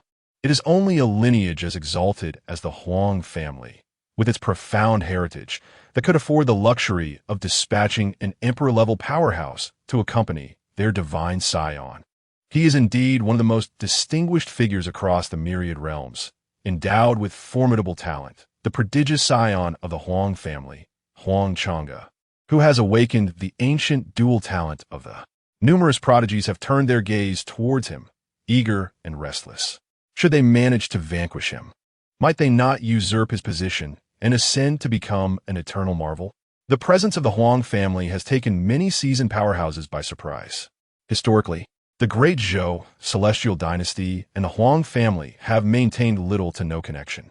Recent rumors circulating within the realms have not escaped their ears. Now that the Huang family has appeared in the Great Zhou celestial dynasty, the veracity of these rumors seems increasingly plausible. In a bid to court the Great Zhou celestial dynasty, the head of the Huang family has gone so far as to excavate the supreme bone of his own flesh and blood. This revelation has sparked a flurry of hushed whispers among the surrounding powerhouses, their thoughts communicating silently. They mock the Huang family for such an act, sacrificing one's own daughter's supreme bone to win favor. Is this a deed befitting a human? Yet, they dare not voice such sentiments openly, especially not in the presence of that formidable emperor-level powerhouse, for to do so would be tantamount to courting disaster. Feeling the intense gaze of youthful figures from all directions, Huang Chang'e remains unfazed, his demeanor tranquil. He has long since acclimated to such scrutiny, even dismissing the need to cast a glance at these individuals. Who is Huang Chang'e? The scion of the Huang family, possessing the unparalleled sacred body and the ancient as his awakened second talent. The combined prowess of all the other geniuses present pales in comparison to him. Thus, how could he possibly concern himself with the provocations of mere ants? As the Huang family's formidable presence advances, the crowd parts in deference, creating a passageway. Soon, he vanishes from sight. Is it merely the ancient that has led him to regard himself as someone of significance? Ultimately, did he not fall at the hands of his own sister? Among the crowd, a strikingly beautiful woman observes this scene with disdain. However, as a thought crosses her mind, she swiftly seals her lips, for it appears that the narrative has taken an unexpected turn. Chapter 22. My dear lady, May I pose a question to you? The enchanting woman before us holds a remarkable identity. She is none other than the sovereign of the heavenly demon palace, Princess Yue. The heavenly demon palace stands as a formidable force, teetering on the brink of immortality, renowned throughout the netherworld. Her name, the Great Witch, instills dread in the hearts of many. Beyond this formidable identity, she is also a traveler of realms, a reincarnate, if you will. Indeed, she has traversed into the pages of a novel titled Winds Rise in the Ancient Wilderness. This book does not even feature the so-called Eternal Empress. Instead, it merely recounts the tale of the Empress of the Great Zhou Celestial Dynasty, who possesses only the cultivation of a second transformation emperor. As a transmigrator, and a witch at that, Princess Yue has foreseen her dismal fate. In a bid to alter her tragic destiny, she resolves to take risks. Investing in the Chosen One seems to be the most prudent choice. Unfortunately, being a girl, she finds little interest in a male-oriented fantasy novel like Winds Rise in the Ancient Wilderness. After reading the first few chapters, she abandoned it. Having crossed into the narrative, she is now filled with regret. Had she known, she would have compelled herself to read to the end. Due to her limited familiarity with the plot, she only knows of two chosen ones. One is the son of the sea god island, and the other, a seemingly unremarkable figure named Yichun. Without hesitation, she chooses the son of the sea god island, whose talent and background are significantly superior. In her previous life, she aligned herself with this chosen one, amassing resources at his disposal and even becoming his beloved. She believed her victory was assured, with the protection of the chosen one, who could possibly threaten her. Princess Yue thought she had secured her fate, but to her utter astonishment, a rabbit emerged unexpectedly. The son of the sea god island, without a moment's pause, betrayed her, sending her to her demise with a single strike. Until her last breath, she could scarcely believe that he would turn against her. She possessed everything: strength, beauty, and the esteemed title of the heavenly demon palace's sovereign. Admirers flocked to her from the netherworld to the realms beyond, from the western paradise to the abyss of 10,000 ghosts. And yet, he chose to pursue a mere rabbit? A torrent of resentment surged within her. In that fleeting moment, she felt a pang of heartache. She had sacrificed so much for him. Surely, even a tiger would have grown accustomed to affection. Yet he, without a trace of hesitation, took her life. In her past life, she had heard the saying, "It is better to be a subordinate to someone than to be a brother to another." At the time, she thought it merely a jest. Moreover, within this novel, the status of the son of the sea god island was exceedingly high, and for a moment, she was ensnared by her infatuation with him. It was only in the final moments of her life that she comprehended the true meaning of those words. If the heavens grant me another chance, I would never choose the son of the sea god island. I would never align myself with that false gentleman. I shall choose Xiao Huahua. I shall seek to align with Xiao Huahua and demand retribution. Perhaps the heavens have heard her innermost thoughts.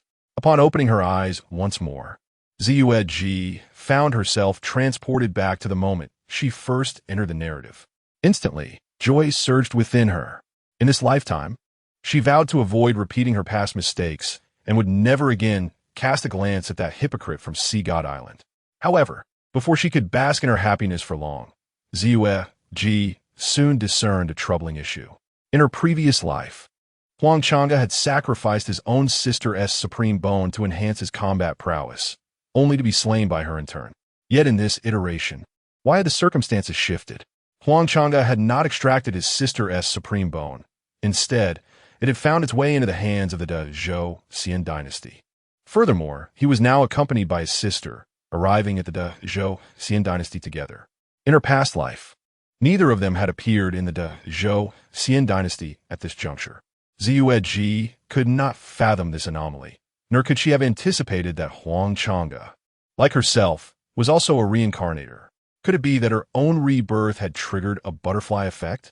Watching the gradually fading figures of Huang Chang'e and Huang Yao, Ziyue Ji could only hope that Yi Chan would indeed appear in the Zhou Xian dynasty today. According to the original plot, Yi Chan was destined to arrive at the Zhou Xian dynasty, where he would vanquish Zhou Yun and subsequently be pursued by countless powerful figures. At that moment, she could seize the chaos to rescue Yi Chun.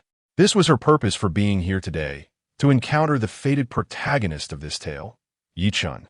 However, due to the butterfly effect caused by her rebirth, Ziyue Ji hesitated to ascertain whether the storyline would unfold as originally intended. Meanwhile, in another part of the crowd, a man wearing a conical hat quietly observed the unfolding events. Like the other prodigies, he curiously scrutinized his surroundings, remaining inconspicuous. Is this truly the Zhou Xian dynasty? Today, Han Li found himself profoundly enlightened. He was indeed awed by the grandeur of the Zhou Xian dynasty. This mere adult ceremony for his own family as prodigy had attracted such a multitude of strong individuals. Han Li adjusted his hat to obscure most of his face, striving to diminish his presence. Known as Han Li, he considered himself an utterly ordinary cultivator. His sole purpose for visiting the Zhou Xian dynasty today was to broaden his horizons and gain insight into the techniques and strategies of the various prodigies within the dynasty. After all, these scions of immortal powers were notoriously arrogant, and a moment of carelessness could lead to encounters in the secret realms, turning them into adversaries. As the saying goes, knowing oneself and one's enemy ensures victory in every battle. These were Han Li's two objectives. However, he had little understanding of Huang Chang'e. Was the ancient double pupil truly that formidable? At that moment, a woman adorned in a purple gown, possessing an extraordinary beauty, appeared before him. Han Li stepped forward and inquired, "My dear lady, may I pose a question to you?" Chapter 23. Visitors from the Island of the Sea God. The plot takes a dramatic turn. At this moment, a seemingly ordinary man wearing a conical hat appeared before Ziyue Ji without her noticing. Ziyue Ji furrowed her brow, but patiently responded, "Speak your mind." Hearing from those around that he seemed quite formidable, the young lady inquired, "Could you enlighten me on the formidable aspects of the ancient double pupils?" This question was not a secret. As a reincarnate, Ziyue Ji possessed profound knowledge about the ancient double pupils. Out of goodwill, she shared all that she knew. The ancient double pupils harbor terrifying divine abilities, one of which is the insight into origins. This ability can unveil illusions, perceive laws, and discern flaws in illusions, formations, and even the techniques of adversaries. The second divine ability, the power of annihilation, allows the gaze of the pupils to obliterate matter. One must exercise caution when confronting it. Additionally, there are aspects of bloodline suppression and the foresight of the future. Upon hearing this, Han Li felt as though he had received a sudden awakening, grasping the immense power of the ancient double pupils. It seemed that Huang Chang'e would indeed be a formidable opponent in the future. Today, Han Li considered himself fortunate to have encountered Ziyue Ji. Had he met anyone else, he would never have gained such insight into the ancient double pupils. Even if someone did possess such knowledge, they would not explain it so clearly. "Thank you, my lady," Han Li said as he produced a small vial from his robe and handed it to Ziyue Ji. A small token of sincerity, no need for thanks. Low-grade jade immortal elixir? Ziyue Ji nearly burst into laughter. What status did she hold? The mistress of the heavenly demon palace, lacking nothing. This felt akin to a beggar offering her a mere coin. Han Li's gesture almost amused her to the point of mirth. However, considering his relatively weak cultivation, the fact that he could present such a token of gratitude revealed his sincerity. "My lady, are you also here to witness the grandeur of the great Zhou celestial dynasty?" Anli Kidat. "I have heard that each prince of the great Zhou possesses formidable talents, though I wonder about their actual strength." Ziyue Ji did not concur with the statement. Among the many prodigies of the great Zhou, aside from the eldest princess who possessed some skill, the others were mere mediocrities without any terrifying prowess. Moreover, she was aware that the sixth prince would soon meet his demise before many, becoming a stepping stone for Yi Chun. Such information, of course, she could not divulge to Han Li. She simply nodded in silence. "You two are alone. Why not join me in entering the great Zhou celestial dynasty?" Han Li extended an invitation. Ziyue Ji contemplated carefully. To conceal her identity, She had disguised herself as a loose cultivator this time. Staying close to this young man would indeed help her avoid suspicion.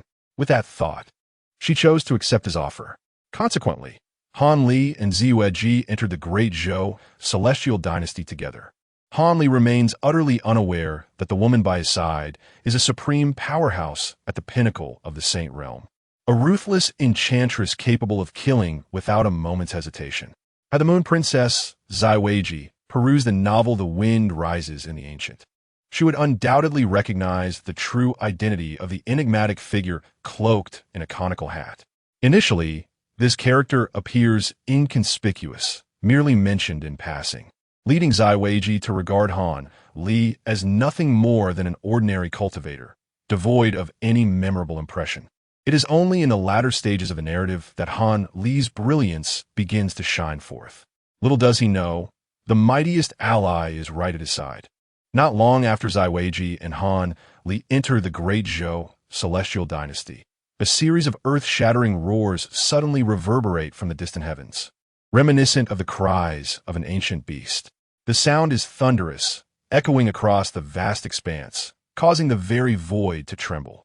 An overwhelming sense of dread sweeps over the crowd, compelling them to gaze toward the source of the commotion. Before their eyes, a colossal sea monster, hundreds of feet in length, swiftly approaches the Great Zhou Celestial Dynasty.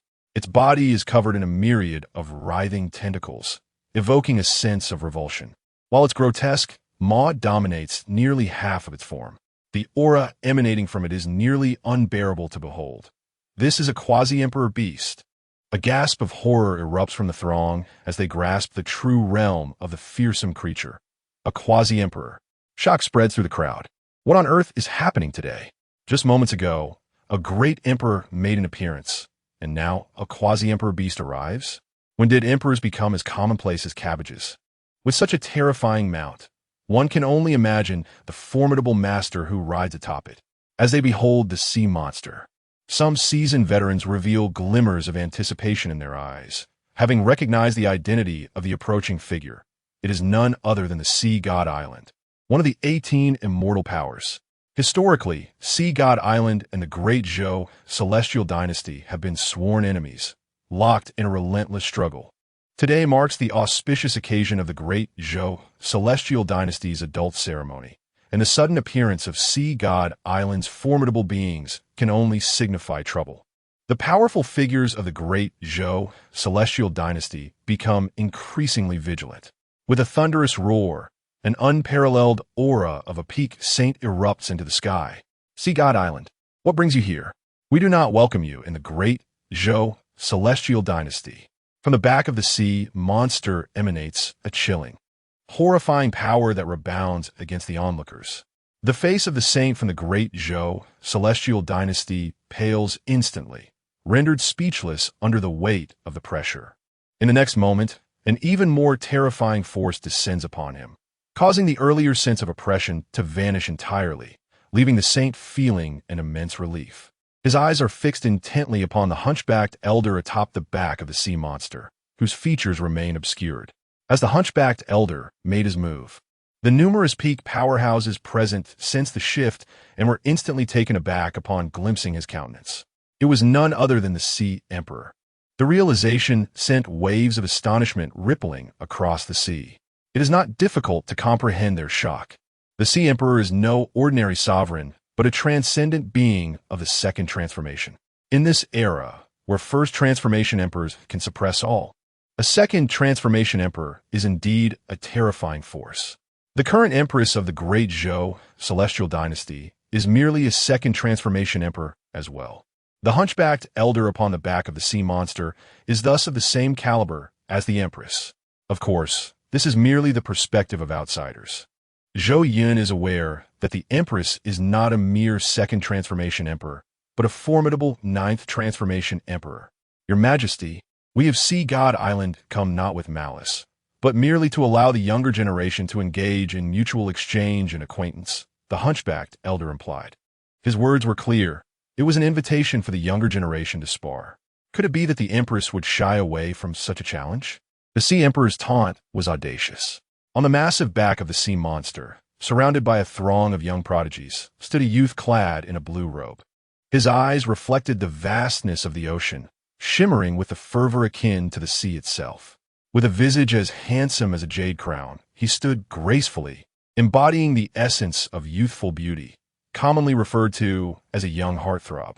Should Jirue be present, she would undoubtedly recognize the identity of this individual, Tang Haoyu, the young master of Sea God Island and the younger brother of the Divine Heir. In his previous life, Tang Haoyu exhibited only mediocre talent, and this scenario had not unfolded then. However, this life may indeed be different, perhaps influenced by the rebirth of Ziueji, resulting in various unforeseen consequences. The original narrative has been irrevocably altered. In the company of the young elites of Sea God Island, Tang Haoyu exuded confidence. The Sea Emperor had personally brought him to the Great Zhou Celestial Dynasty to issue a challenge, clearly possessing unwavering faith in his abilities. In his previous life, Tang Haoyu's talent was unremarkable, but this time, it may have transformed. With such harsh words spoken, to decline in front of so many would imply that the Great Zhou Celestial Dynasty fears Sea God Island. Indeed, in the void a cold, commanding female voice reverberated throughout the heavens and earth. Ha ha! Truly, the Empress possesses a courage that commands my admiration. The Sea Emperor's triumphant laughter echoed.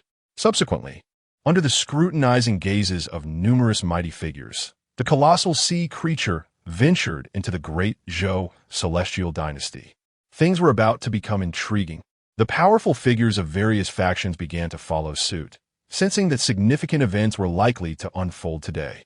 Little did the Sea Emperor anticipate that, as a dignified second transformation emperor, he was walking toward his demise. Chapter 24. Alas, great talent can also be a curse. The Empress retracted her vast divine consciousness, her expression revealing no discernible change. The sudden visit from the Sea God Island surprised her slightly, igniting a flicker of curiosity about the young master, Tang Haoyu. What formidable talent could compel the Sea God Island to send him to provoke the Zhou Celestial Dynasty? Having dealt with those old geezers from the Sea God Island for many years, she was acutely aware of their character. They never engaged in ventures devoid of certainty. The fact that they placed such high hopes on Tang Haoyu suggested that his true strength was far more profound than mere appearances suggested. At this moment, the Zhou Celestial Dynasty was in the throes of its grand adult ceremony. A misstep could lead to a significant loss of face across the myriad realms. Thus, defeat was not an option. As the Empress surveyed the other princes, her gaze lingered on her own avatar, Zhou Yueli. Just now, the Sea God Island sent someone with a rather impressive young talent. During the upcoming adult ceremony, they will likely seize the opportunity to strike. You must not allow our Zhou Celestial Dynasty to lose face. Under no circumstances must you be outdone by that boy. Upon hearing these words, the other princes' expressions soured with indignation. The Sea God Island was their archenemy. They had been raised to take pride in the destruction of that very place. How could they not feel anger at the audacity of the Sea God Island to provoke them? The second prince exclaimed, "He is merely an insignificant boy. There is no need for the Grand Princess to intervene. I alone can handle him. The Sea God Island is nothing before our Zhou Celestial Dynasty." I fail to understand where they derive their confidence to act so brazenly. They are merely courting humiliation. Indeed, Your Majesty, another prince chimed in. You may be overestimating the Sea God Island. There is no need for the Grand Princess to take action. We can easily subdue that boy and preserve the dignity of the Zhou Celestial Dynasty. One by one, the princes clamored to outdo each other, eager to showcase their strength against Tang Haoyu, hoping to earn the Empress's favor. They possessed immense confidence in their abilities, believing themselves unrivaled save for the Grand Princess. Amidst the fervor, one individual remained silent, Zhou Yun. The Empress, Zhou Yu, remained unperturbed. To be honest, it was not that she underestimated the princes. As sons of the venerable Lord Jianmu, each possessed a terrifying talent, standing out even among their contemporaries. Perhaps due to their youth, one might question their wisdom, still in the process of maturing. Yet, their innate abilities were undeniable. However, that was all there was to it. It was not that Zhou Yu was unwilling to believe in them. but rather that this time, the sea god island had come thoroughly prepared, and Tang Haoyu was certainly not a simple adversary. Meanwhile, Zhou Yun stood quietly below, showing no inclination to vie for attention. As the gaze of the Empress Zhou Yu fell upon Zhou Yun, a fleeting expression of astonishment crossed her face. What was happening? The 9th level of the spirit realm? How could this be possible? In merely 10 days, Zhou Yun had remarkably ascended 3 minor realms, his rate of advancement akin to that of a speeding train. Could it be that he had forcibly consumed some kind of elixir, allowing him to elevate his cultivation level so dramatically in such a short span? A flicker of disappointment quickly crossed the Empress's features. Just days prior, she had been curious about the source of Zhou Yun's confidence that he could triumph over Zhou Yueli. They had even engaged in a wager. Yet now, it appeared to be nothing more than a fade. Was this all there was? Such elixirs, capable of enabling one to experience multiple rapid breakthroughs, while extraordinarily effective and potentially life-saving in dire circumstances, invariably exact a price. The higher the level attained, the steeper the cost. It was entirely possible that one could find themselves forever unable to advance further in their cultivation. Zhou Yun, perplexed, found himself at a loss. Why had the Empress's regard for him suddenly diminished, despite having done nothing to provoke such a change? Was he truly so unfortunate as to be caught in crossfire? He couldn't fathom what thoughts occupied the Empress's mind. It was infuriating. He had painstakingly cultivated that rapport. In a mere instant, his favor had plummeted by 20 points. If Zhou Yun were to learn the truth behind this matter, he would surely be incensed, merely because his prodigious talent allowed him to achieve 3 rapid breakthroughs in 10 days. She presumed he had resorted to using an elixir? What kind of reasoning was this? Was it truly so difficult to acknowledge her husband's exceptional gift? The 9th level of the spirit realm? As the Empress spoke, the great princess Zhou Yueli and several princes turned their attention toward Zhou Yun. In the next moment, they were astonished to realize that just 10 days prior, his cultivation had been merely at the 6th level of the spirit realm, and now he had ascended to the same realm as them, the 9th level. Among the 8 princes, the 6th prince possessed the least talent. The others were either at the 8th or 9th levels, while Zhou Yun had previously been at the 6th level. Now, his cultivation had surged to the 9th level in an almost unfathomable manner. Such a feat was unprecedented throughout history. They shared a collective thought akin to that of the Empress. Zhou Yun, had you perhaps consumed some elixir to forcefully elevate your cultivation to such heights? Zhou Yueli exclaimed, her expression mirroring a flicker of disappointment. Is this truly the source of your confidence? It was profoundly disheartening for her. 6th brother, do not be so overzealous in your endeavors. The consumption of such elixirs will greatly affect your foundation, and it is likely that you will find it exceedingly difficult to ascend to the realm of kings throughout your lifetime. What is the necessity of this? Even if you were to break through to the 9th level of the spirit realm, you would still stand no chance against the Grand Princess. At times, acknowledging one's own ordinariness is not such a negative thing. Ha ha ha. Zhou Yun, your life is effectively over. Lord Jianmu has invested considerable effort in nurturing us. Yet you are now severing your own prospects. Even if the Empress were to show you mercy, Lord Jianmu would undoubtedly not let you off the hook. Zhou Yun discerned the biting sarcasm in their words. A sudden realization struck him. He finally understood why the Empress had recently displayed a decline in warmth towards him. It dawned on him that she, like them, believed that his cultivation had surged due to the ingestion of some sort of elixir. A look of helplessness spread across Zhou Yun's face. How unjust. Why is it that you refuse to believe in my innate talent? Sigh. Could it be that possessing great talent is a fault in itself? Seeing the expression on Zhou Yun's face, the nearby princes became even more convinced of their suspicions. Shut your mouths. Zhou Yun barked at the group of princes. The Empress is to be his future consort. A true 9-turned emperor. At this moment, he had no means to contend with her. He could tolerate their insolence on ordinary days.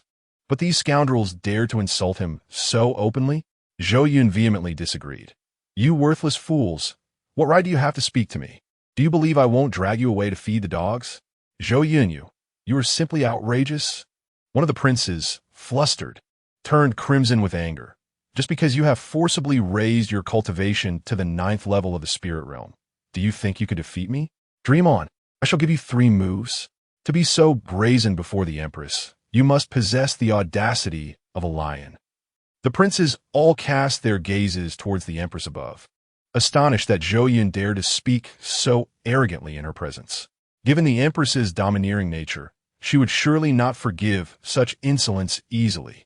Yet in the next moment, they were rendered speechless. The Empress, Zhou Yu, remained serene, seated regally above, her expression devoid of joy or anger, revealing no indication of displeasure. Rather, she observed Zhou Yun with apparent interest. You shall grant me 3 moves? Zhou Yun nearly burst into laughter. Were it not for the grace of the Empress and the Jinmu divine tree, these frivolous princes would have already become cold corpses before him. Why not give it a try? The princes, emboldened, were eager to act. They had long held a grievance against Zhou Yun, and had the Empress not been present, they would have already charged at him with the intent to teach him a lesson. Noticing the Empress's lack of intervention, one audacious prince slowly approached Zhou Yun, brimming with aggression. Chapter 25. The 9 talents, however. Before taking action, this prince must clarify one thing. Anyone who dares to lay a hand upon me, regardless of their status, is my adversary, and to my adversaries, I have always shown no mercy. I shall ensure that they regret ever stepping foot in this world. Zhou Yun's words were icy, piercing each prince's heart like a sharp blade. Yet, this prince would not easily eliminate his foes. As he spoke, a significant smile curled at his lips, his gaze fixed intensely on the several princes. A chill enveloped the princes as they felt his penetrating stare. They nearly forgot that Zhou Yun bore another title, the Living Yama. His methods of torment were simply appalling. If death were the only fate, it would be bearable. But to fall into Zhou Yun's hands would be akin to living a fate worse than death. At this thought, the prince who had been gradually approaching Zhou Yun felt as though his feet were rooted to the ground, unable to lift them. Terror now filled his eyes. Were it anyone else, the princes would not be easily intimidated, for they were no mere children.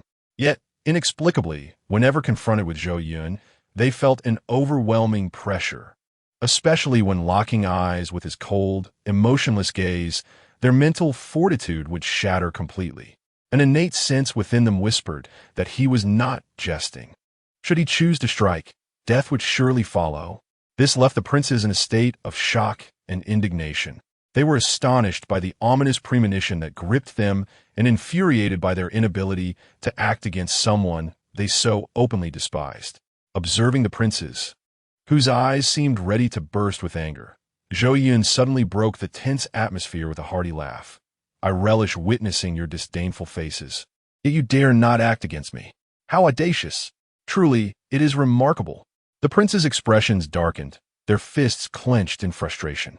Zhou Yun noted the scene with satisfaction. The enmity was firmly established. However, he remained unconcerned. At the forthcoming coming-of-age ceremony, it would be best for these individuals to avoid provoking him. Otherwise, even if the divine tree of Jinmu were to rise in their defense, they would meet their end. Not even the mightiest of beings could save them. Zhou Yun regarded them as if they were already dead, casting them one last glance before turning away, unwilling to waste another moment on those he deemed lifeless. With their faces contorted in rage, yearning to rush at him with blades drawn, it was evident that relinquishing their hatred would not come easily. At the upcoming ceremony, should they dare to instigate trouble, they would find it exceedingly difficult. If there were indeed those unafraid of death, Zhou Yun would be left with no choice but to reluctantly send them to their demise. His approach to matters had swiftly garnered the acknowledgement of the Empress above. The intimacy level, 50, 55, 60. The Empress's affection for Zhou Yun has reverted to its original state of 60. Observing your nonchalant demeanor, the Empress finds herself perplexed as to where you derive the audacity to offend so many princes at once. Currently, among the 9 princes, nearly everyone holds a disdain for Zhou Yun. The eldest princess, Zhou Yueli, also has a wager with Zhou Yun, adding to the tension. Is the opponent's cultivation truly a result of forcibly consuming a certain special pill to achieve a breakthrough? A sudden doubt emerged in the Empress's heart. Such a special pill could have a significant impact on one's foundation, potentially rendering one incapable of further advancement for life. Based on your conduct, the Empress believes you're not a person who clings desperately to face or acts recklessly. It seems illogical for you to commit such folly. Yet, if that is not the case, the only other reason appears even more implausible. 10 days? To break through 3 minor realms? This is nothing short of fantastical. Zhou Yueli has witnessed countless prodigies throughout her long life. In her mind, even the most gifted genius born throughout the annals of history could not achieve such a feat. Let alone you, a mere 6th prince. Thus, it seems utterly impossible.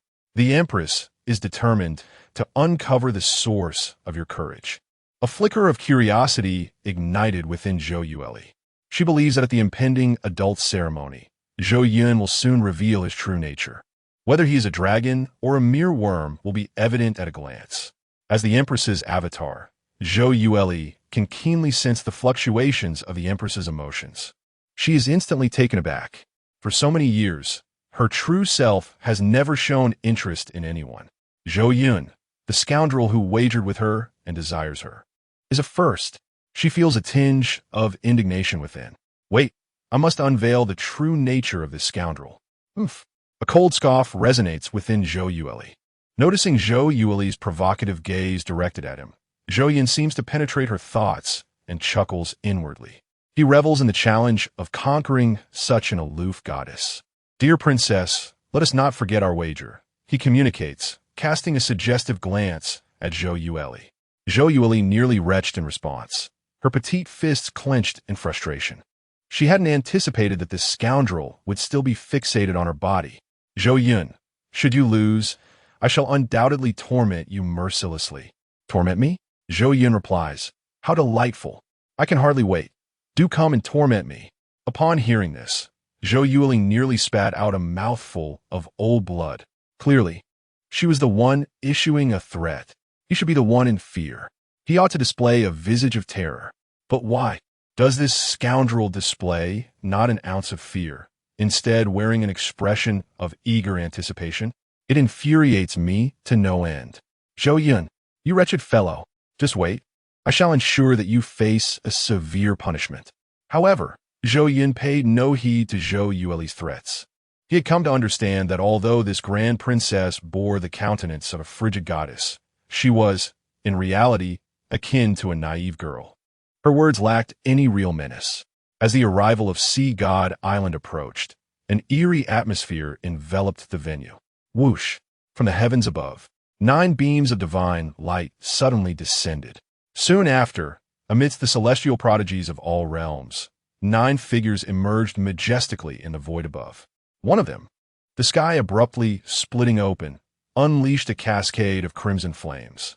He descended upon a torrent of fire, golden lotus blooming beneath his feet, his fierce aura warping the very fabric of space.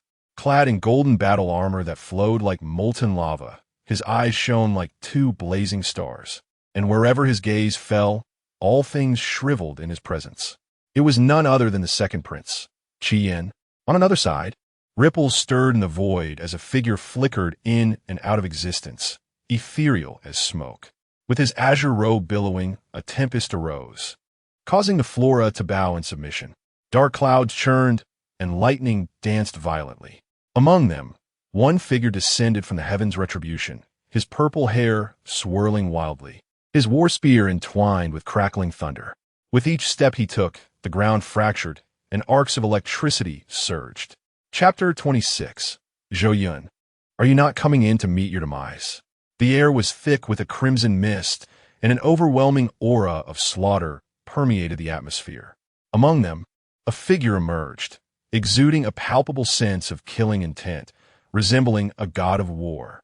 Though youthful in appearance, the numerous powerful beings present discern the shadow of a future harbinger of death. Boom! The void shattered, and an endless torrent of icy energy surged forth, flooding the surroundings and instantly freezing that realm. A figure approached gradually, radiating an ominous power of ice, akin to a child of frost. Those frigid eyes, devoid of any emotion, left a profound impact on all the formidable presences gathered. It was as if they beheld the future Ice Saint. Thus, the Ice Emperor. Among them, one figure stood out prominently. A full moon hung high in the sky. A woman, stepping gracefully upon the moonlight, approached. Who else could it be but the Grand Princess Zhou Yueli?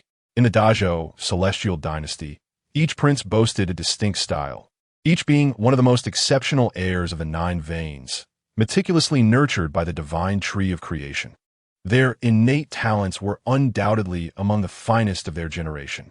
The numerous prodigies present gazed up at those 9 figures, rendered speechless. Could these be the 9 extraordinarily gifted princes of the Dazhou Celestial Dynasty? Indeed, they were nothing short of remarkable. Each one possessed at least the cultivation of the 8th level of the divine soul realm. At such a tender age, they had attained such formidable strength. In the future, these 9 would surely ascend to the rank of saints. An elder sighed. To have a prodigy of such caliber emerge from their sect would be akin to a stroke of extraordinary fortune. Yet, in this same era, the Dazhou Celestial Dynasty was poised to give birth to 9 exceptionally talented geniuses. This was the essence of the tree of creation. Its existence was no mere legend across the myriad realms. For countless years, innumerable factions had coveted its power. Years ago, for the sake of seizing the tree of creation, the Sea God Island had even dispatched 3 7th-order emperors and a single 8th-order emperor. Alas, they vanished within the Dazhou Celestial Dynasty and were never seen again.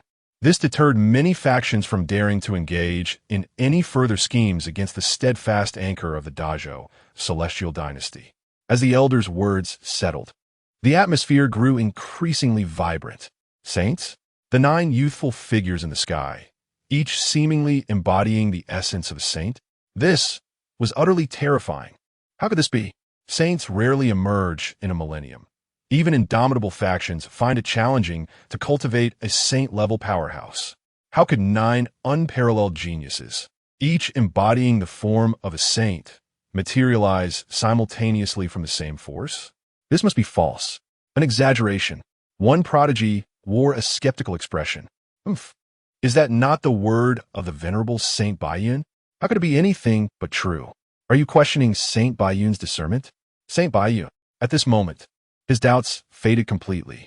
Because the sage of white clouds is a pinnacle being among sages, his words can never be doubted. At times, it is not that he refuses to acknowledge reality, but rather that he cannot accept the superiority of others, especially when there are 9 of them. Human nature is inherently prideful. Once something shatters their self-esteem, they instinctively deny it. The other prodigies, too, were left speechless, overwhelmed by shock. Achieving the status of a sage is no trivial feat, especially in this era where emperors do not emerge, making sage-level cultivators even more precious and authoritative. Each sage embodies the ultimate foundation of their respective sects, and any prodigy exhibiting sage-like qualities is a treasure. Now, before them, appeared 9 all at once. How could they not be astounded? Simultaneously, jealousy brewed within their hearts. Why, at the same age, do others shine so brightly while they themselves languish in mediocrity? Among the crowd, Ruo Xen gazed at the unfolding scene with profound astonishment. His gaze was firmly fixed on Zhou Yuli, who exuded the greatest pressure upon him. Wang Realm, he chuckled softly to himself, observing his disciple's demeanor, feeling a sense of satisfaction as he stroked his long beard. Surely, after this incident, his disciple would temper his arrogance. It is essential to remember that there are always those stronger and more capable than oneself. There is no absolute strongest. It merely indicates that one has yet to encounter a more formidable prodigy. Ruo Xen clenched his fists but soon regained his composure. Reflecting thoughtfully, he concluded, "It is nothing extraordinary." He himself was at the 8th level of the divine soul realm. The 9 princes and the grand princess of the great Zhou Immortal Dynasty had all broken through to the Wang realm, with 4 at the 9th level and 4 at the 8th level of the divine soul realm. Aside from the grand princess, Ruo Xen hardly considered the other 8 princes a threat. He had great confidence in his own abilities. Overcoming a minor realm in battle was not a daunting task for him.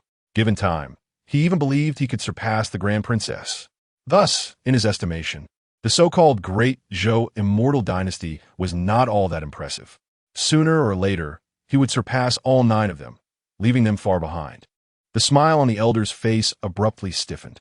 How did this diverge from his expectations? The entire assembly was engulfed in astonishment. Amidst the crowd, Huang Changgu appeared remarkably composed. Just this? He shook his head in disinterest. It was all too dull. The so-called Great Zhou Immortal Dynasty, nurtured by the divine tree of Jianmu, produced such trivial playthings? Huang Changgu found it exceedingly tedious. He even felt confident that he could defeat Zhou Yuli in a single strike. This was no child's play. He was Huang Changgu, the unparalleled prodigy born of the Huang family, possessing his own pride. Yet it was to be expected, although the divine tree of Jianmu was formidable. Each generation could only produce 9 exceptionally gifted prodigies for the Great Zhou Immortal Dynasty. However, each era is unique and no two are alike. Had they been born in another era, the 9 unparalleled prodigies of the Great Zhou Celestial Dynasty would have been a force to be reckoned with, capable of standing tall above all others. Alas, they are cursed to exist in this age, a time of great upheaval. Not only has it given rise to the likes of Huang Changgu, but has also birthed several other formidable entities. As a reincarnate, Huang Changgu has gained insight into the existence of even more terrifying talents beyond himself. Hence, he remains neither arrogant nor complacent, observing the unfolding scene with a tranquil demeanor. When his gaze fell upon Zhou Yuli, a spark ignited within him. She was breathtakingly beautiful. Such a ravishing beauty was a rare sight, even for Huang Changgu. His eyes grew increasingly covetous. This woman, he resolved, would be his. Huang Changgu even began to indulge in fantasies of dominating Zhou Yuli, envisioning a scene of exquisite conquest. A celestial being like her was destined to belong to him alone. The 9 figures stood tall, akin to protagonists, drawing the attention of all present. Among the crowd were numerous individuals of high status. Many powerful figures from the 9 meridians had personally attended the gathering, including those from the hidden heavens, hidden earth, and hidden gods, as well as the lineage of the supreme deity. Leaders, warriors, and esteemed figures from the 4 great families and 8 divine mansions had awaited this moment for quite some time. Amidst the throng, Zhou Yun sensed an array of formidable auras, including that of the blood heaven war god. This was excellent news.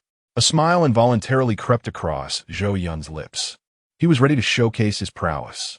While the Empress did not make a personal appearance, it was evident she observed the event from shadows. Suddenly, a brilliant light surged skyward, emanating a terrifying aura that spread in all directions, stirring a tempest. One awe-inspiring presence. Gasps of astonishment rippled through the crowd. Under the watchful gaze of all, the foremost figure beneath the current empress of the Great Zhou Celestial Dynasty, Lord Zhou Qinquan, ascended into the air like a war god, surveying the masses with imperial authority that enveloped the entire venue. He was undeniably a supreme sovereign of the emperor's realm. In the next moment, a resounding voice, akin to the thunderous strike of a war hammer, reverberated. First and foremost, I extend my gratitude to all who have gathered here today. A salute to you all. Several leaders of various factions immediately began to flatter him. Maintaining his supreme aura, Zhou Qinquan appeared to disregard their sycophantic praise, nodding imperceptibly while casting an authoritative gaze over the assembly. Familiar faces abound. I shall not waste your time. Let us proceed directly to the matter at hand. Today marks the coming-of-age ceremony of our Great Zhou Celestial Dynasty. As per tradition, among the 9 competitors, the one who triumphs over the other 8 shall be declared the son of the Great Zhou Celestial Dynasty, the next divine sovereign. With that declaration, Zhou Qinquan swept his hand with great force, and a crimson barrier immediately enveloped the expanse. Subsequently, under the astonished gazes of the onlookers, the blood-red light curtain began to expand at an astonishing rate, transforming the space in the blink of an eye into a new realm, comparable to a vast continent. Shall you not hasten to your demise? Zhou Yun, the second prince's figure flickered, engulfed in flames, and in an instant, he appeared atop a colossal boulder within that realm. As he materialized, The stone beneath him morphed into an enormous rock, emanating waves of searing heat. The terrifying temperature surged outward, instantly engulfing the entire expanse in a torrent of flames. The vast inferno surged like a roaring tide, crashing and swirling within. Qian, resembling a sovereign of fire, donned a fiery battle armor, his gaze piercing through to Zhou Yun beyond the realm. He had long harbored a grudge against Zhou Yun.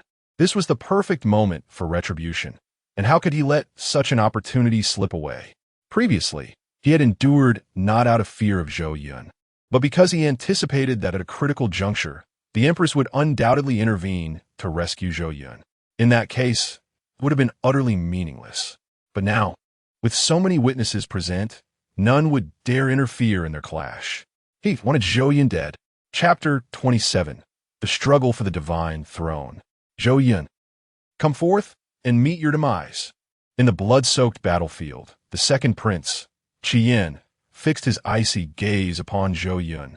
A resounding voice, imbued with boundless murderous intent, reverberated in the ears of all present. Is it truly so explosive right from the start? The numerous formidable beings gathered were instantly intrigued. One could easily surmise that a deep-seated enmity existed between the two. The second prince, Qian, must harbor an intense hatred for Zhou Yun. Otherwise, such a tempest of fury would not arise. Zhou Yun. Upon hearing this familiar name, the strongmen collectively turned their eyes toward a certain figure in the sky, a young man radiating an aura of frost, akin to a child of ice, exuding an extraordinary presence. He is Zhou Yun, the sixth prince.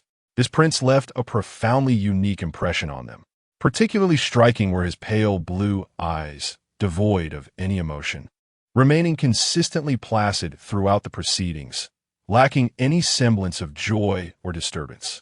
Unlike other princes who displayed their brilliance and restlessness, he appeared as if the grand adult ceremony held no relevance to him, embodying an unsettling calmness. Such an ethereal demeanor could not be feigned. The multitude of prodigies from various realms, alongside powerful figures, beheld the so-called sixth prince of the great Zhou celestial dynasty for the first time, and were taken aback by his formidable aura. The elder statesmen furrowed their brows. Was it not said that the sixth prince possessed the weakest talent among his brethren? Yet, their current observations suggested otherwise. The rumors must surely be false. They could distinctly sense the overwhelming presence emanating from Zhou Yun, who was evidently at the ninth layer of the divine soul realm. Such cultivation, aside from the Grand Princess, placed him among the elite of the other 8 princes, who was the celestial being that labeled him as the least gifted, in contrast to the disbelief of outsiders. The prodigies within the great Zhou celestial dynasty engaged in fervent discussions, some displaying expressions of confusion, unable to restrain their inquiries. I have never heard of any discord between the second and sixth princes over the years. Why does the second prince harbor such animosity towards the sixth? You truly do not know? Another replied, casting a look of incredulity. The struggle for the divine throne has always been merciless. For years, the princes have engaged in both open and covert battles for supremacy. None are as glamorous as they appear. Hence, even in the absence of personal enmity, friendship is utterly unattainable. The reality is evident.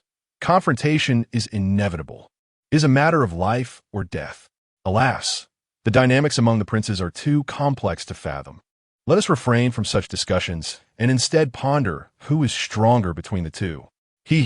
Regardless of who ultimately prevails, the true victor will undoubtedly be the Grand Princess. The speaker regarded the querying peer with a look of utter bewilderment. Is this person truly a fool? Such inquiries seem utterly unnecessary. The Grand Princess is undoubtedly a formidable powerhouse, and the position of the Divine Son rightfully belongs to her. Throughout the annals of history, it has been the tradition of the great Zhou celestial dynasty for the Grand Princess to inherit the divine title, and this occasion will be no exception. The other 8 princes possess only the cultivation of the divine soul realm, rendering them utterly incapable of posing a challenge. In an instant, Zhou Yun found himself the focal point of scrutiny, with curious gazes fixated upon him, as if to penetrate the mystery surrounding this young man. However, Zhou Yun maintained an air of indifference, enveloped in an aura of enigma. His deep, pale blue eyes pierced through the void, settling upon the second prince, Qi Yin, amidst the blood-drenched battlefield, akin to gazing down upon an insignificant ant, revealing a hint of disdain. Since the adversary sought their own demise, how could Zhou Yin refrain from granting them their wish? Whoosh! In the next moment, he flickered and vanished from his original position. Boom! When he reappeared, an icy silhouette stood proudly upon the blood-soaked battlefield, commanding the heavens. The clash of ice and fire unleashed a tempestuous force. Their energies collided like two ferocious beasts, and in an instant, the terrifying chill of ice eclipsed the previously dominant inferno, crystallizing a vast expanse in an instant. Furthermore, the dreadful icy energy pressed down upon the domain where the second prince resided, layer upon layer. Creak, creak, the heavens and earth echoed with the sound of ice shards fracturing under immense pressure. In mere moments, the raging flames were consumed by an endless realm of ice. Qi Yin staggered backward, astonishment etched upon his face as he gazed toward Zhou Yun in the distant expanse. In their first confrontation, he had been defeated. In the outside world, witnessing the striking transformation of Zhou Yun, so different from his former self, Su Qingsheng was overwhelmed with shock. Previously, a glimmer of hope lingered in her heart. Had he remained as ordinary as before, she would have paid him no heed, continuing her association with Yichun. Such events were destined to unfold, as fate had decreed that Su Qingsheng would inevitably become Yichun's consort. Yet, contrary to her expectations, Zhou Yun had concealed his true self all these years. He was indeed a prodigious genius, cultivated in secrecy by the great Zhou celestial dynasty, surpassing even the grand princess in strength. A primal roar echoed within Su Qingsheng's heart, as if stirred by some profound revelation. For the first time, her fiancé felt utterly unfamiliar. Women are drawn to strength, especially in this fantasy realm where power reigns supreme. Had he revealed such terrifying talent earlier, their relationship might not have deteriorated to its current state. Perhaps they would have been together long ago, with several children to their name. Su Qingsheng trembled slightly.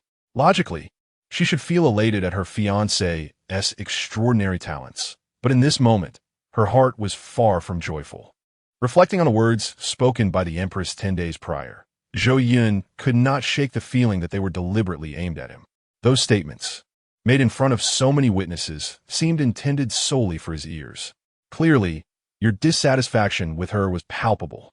Now, upon witnessing your formidable talent, Su Qingsheng was utterly disconcerted. She yearned to remedy the situation, desperate to avoid enduring such torment. In her eyes, you appeared as a fearsome demon. Yichun, it was all his fault. Su Qingsheng could not help but harbor resentment towards him. Were it not for Yichun, she would never have found herself ensnared in such a predicament, nor would she have attracted the attention of a malevolent figure like you. As her thoughts spiraled into chaos, she wished fervently for Yichun to appear in the great Zhou celestial dynasty at that very moment, to publicly affirm that there was no connection between them. At this moment, Zhou Yun was blissfully unaware that merely revealing a fraction of his prowess had led to such a drastic shift in Su Qingsheng's demeanor. Likewise, Yichun could not have anticipated that when he was on the brink of reuniting with his beloved, a moment that should have been filled with affection would instead turn into an encounter fraught with hostility. In the blood-soaked arena, Qi Yin, indignant and defiant, unleashed an even more terrifying aura. A torrent of flames coalesced into a colossal fire dragon, hurtling towards the myriad of ice blocks above. This time, Qi Yin sought to vanquish Zhou Yun with his true strength. A formidable presence does not necessarily equate to superior power. Thus, rather than feeling disheartened by his recent failure, Qi Yin's fighting spirit surged. As the fire dragon emanated an aura of unparalleled intensity, it rivaled that of certain king-level warriors. In the outside world, numerous powerful figures watched the battlefield with rapt attention. The second prince was indeed formidable, with a mere strike. He could effortlessly unleash attacks far surpassing the 9th level of the superdivine realm. He was now serious. As the crowd exchanged murmurs, the fire dragon soared upwards, poised to collide with the descending ice blocks. Everyone anticipated that the ice would be punctured by the dragon's might. Even Qi Yin shared this belief, intending to defeat you. The sixth prince, with an invincible display, thus highlighting his own strength. Hence, he exerted nearly 80% of his power for this attack. However, the scene did not unfold as they had envisioned. The once mighty fire dragon, brimming with terrifying energy, faltered at the moment of contact with the ice. Instead of erupting in an explosion, it seemed to evaporate into thin air, merging seamlessly into the ice blocks. Chapter 28. Siege. The crowd outside gazed in disbelief at the unfolding scene, their faces etched with astonishment. To achieve such a level of prowess, there must exist a substantial disparity in strength between the two combatants. Yet, both individuals stood at the 9th level of the divine soul realm. How could such a vast difference be conceivable? Boom! As the initial strike failed, an endless ancient glacier emanated an overwhelming divine aura, plummeting down with ferocity. Qi Yin, caught off guard, found that his proud attack not only failed to vanquish Zhou Yun, but instead plunged him into a perilous predicament.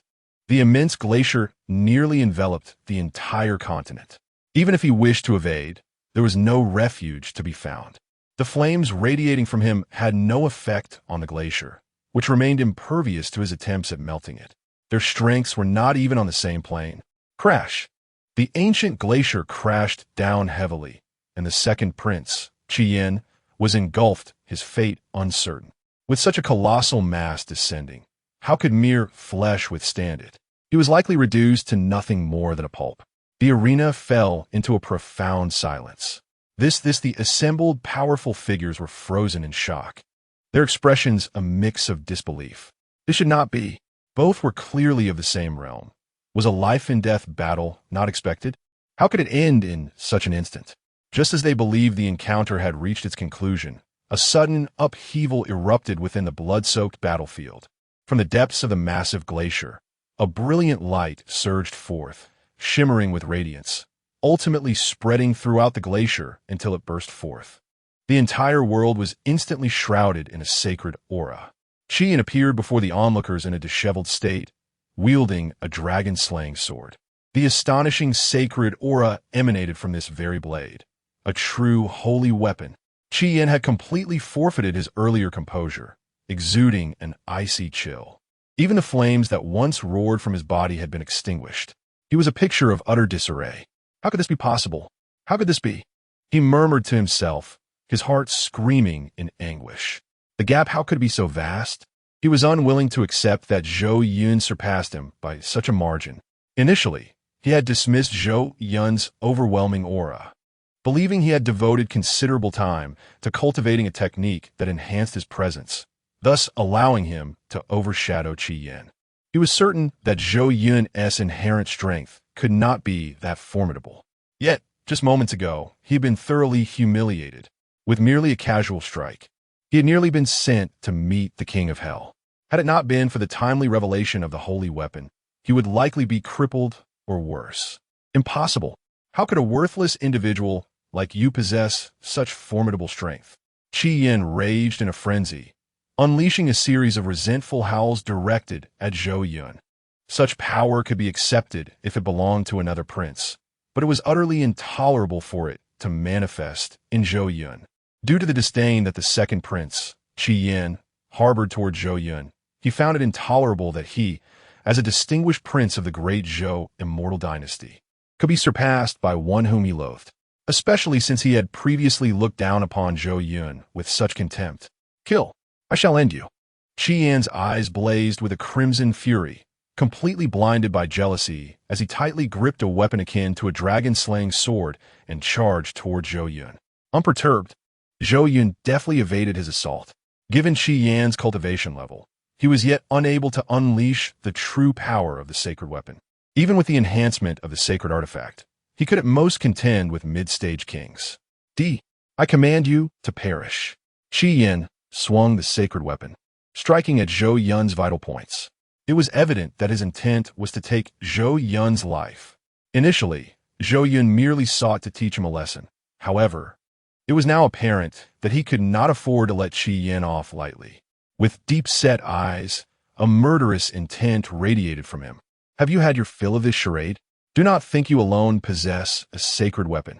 Zhou Yun's lips curled into a cold smile. In the next instant, an aura of divine might emanated from his hands.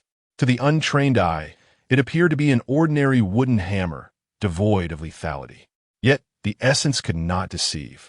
As the sixth prince, supported by the hidden divine clan, Zhou Yun naturally possessed his own sacred weapon. The weapon in his grasp was known as the War God Hammer. Its domineering name starkly contrasted with its unassuming appearance. This seemingly trivial wooden hammer was, in fact, a sacred artifact? In the outside world, spectators widened their eyes.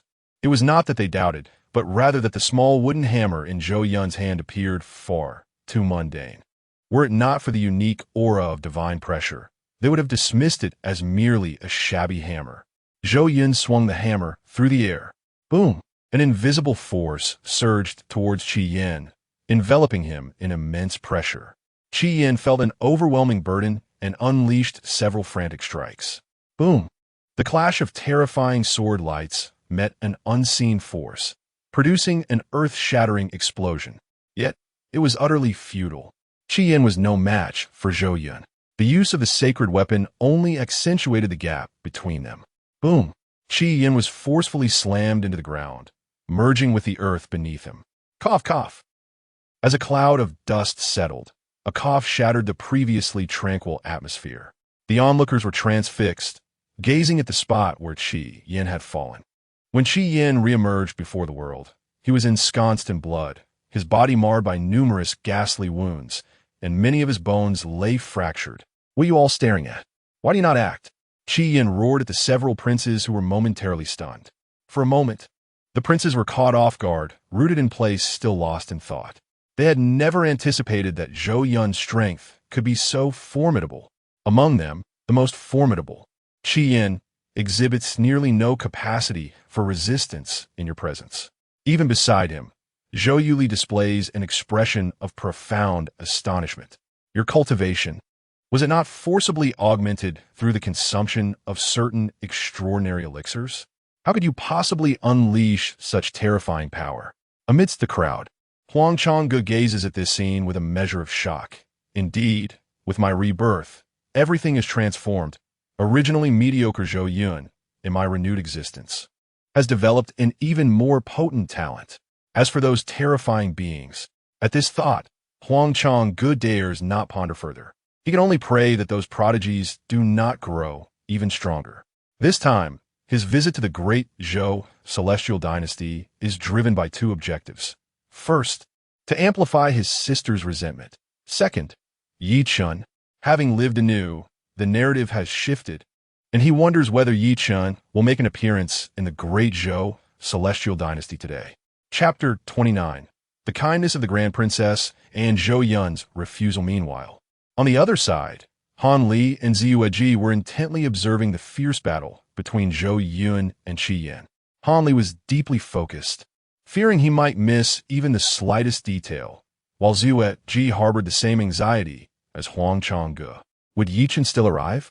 The other princes had long held a grudge against Zhou Yun, and even if the second prince refrained from intervening, they would certainly take the opportunity to teach Zhou Yun a lesson. Now that Zhou Yun had unleashed such formidable power, they were taken aback. Even Qi Yin proved no match for him. Exchanging glances, the group swiftly moved to join the fray. Kill. In an instant, the scene transformed into a chaotic melee, 1 against 7. In this tumultuous conflict, there were no rules. Among the 9 participants, whoever emerged victorious would be deemed the heir, the divine son. This was not merely a test of strength, but also of cunning. Building rapport with one's peers was equally crucial. At this moment, Zhou Yun found himself besieged by 8 princes. To outsiders, it appeared that he had foolishly offended 7 princes, leaving him without an ally. Wasn't this blatant bullying? The outside world erupted in uproar. What was the point of this fight? It seemed he had no chance of survival. The consensus among the onlookers was that Zhou Yun could not possibly withstand the combined might of the 7 princes. Although it seemed somewhat unjust, Such was the rule of the great Zhou Immortal Dynasty, and outsiders had little recourse to voice their dissent. This made the spectacle all the more thrilling, were it not for the Grand Princess's presence. If all 9 princes had been equally matched, it would have resembled a game of werewolf. Is this person truly so detestable? Han Li exclaimed in astonishment. He felt an uncanny resemblance between himself and the 6th prince. He began to reflect on his own perceived unlikability. Previously, he had felt an overwhelming sense of guilt. Why was he disliked? He pondered deeply. Others would not harbor animosity without reason. It must stem from his own shortcomings. Indeed, ultimately, Han Li concluded that the fault lay with himself. Thus, to resolve this matter, he could only eliminate all those who despised him. Today had broadened his horizons. Han Li never anticipated that there could be someone more loathed than himself in this world. The sense of melancholy that had enveloped him dissipated entirely. He felt a weight lifted from his heart. It seemed he was not the most detestable person in this world, which meant he could consider himself a good person. Zhou Yuli was momentarily taken aback. This scene unfolded far too swiftly. She too was astonished that the other 7 princes would unite against Zhou Yun with such ferocity. Watching him surrounded and cornered by the other 7 princes, a feeling of vengeful satisfaction surged within her. Were you not so obstinate? Did you not wish to pursue me? Do you still wish for that now? Zhou Yuli gazed at Zhou Yun on the battlefield, her voice dripping with cold mockery. Zhou Yun, do you wish to live? Beg me. This princess might consider lending you a hand. She was eager to witness the sight of Zhou Yun kneeling and pleading before her. Just the thought of that scenario sent a thrill through her being. Unbeknownst to her, she was perplexed by her sudden concern for Zhou Yun. Perhaps it was because, in her world, everyone treated her with utmost reverence. Which man did not strive to curry favor with her, eager to offer her everything? Each pretender showcased a facade of righteousness and chivalry. It was merely a means to attain her affections. Zhou Yun, however, was different. This man had the audacity to declare his desire for her in her presence. Such a bold man stirred within Zhou Yuli a curiosity to see his vulnerable side. Yet in the next moment, disappointment washed over her. No need. Zhou Yun's calm voice echoed from across the space, as if he had divined her thoughts. His face adorned with a teasing smile, suggesting, "Woman, prepare yourself in bed and wait for me. You cannot escape." Zhou Yuli was instantly consumed by rage. Her small fists clenched tightly. She had initially intended to extend a kindness, believing that if this scoundrel showed humility before her, she might consider assisting him. Yet he had the audacity to reject her outright, casting a scornful glance her way. It infuriated her.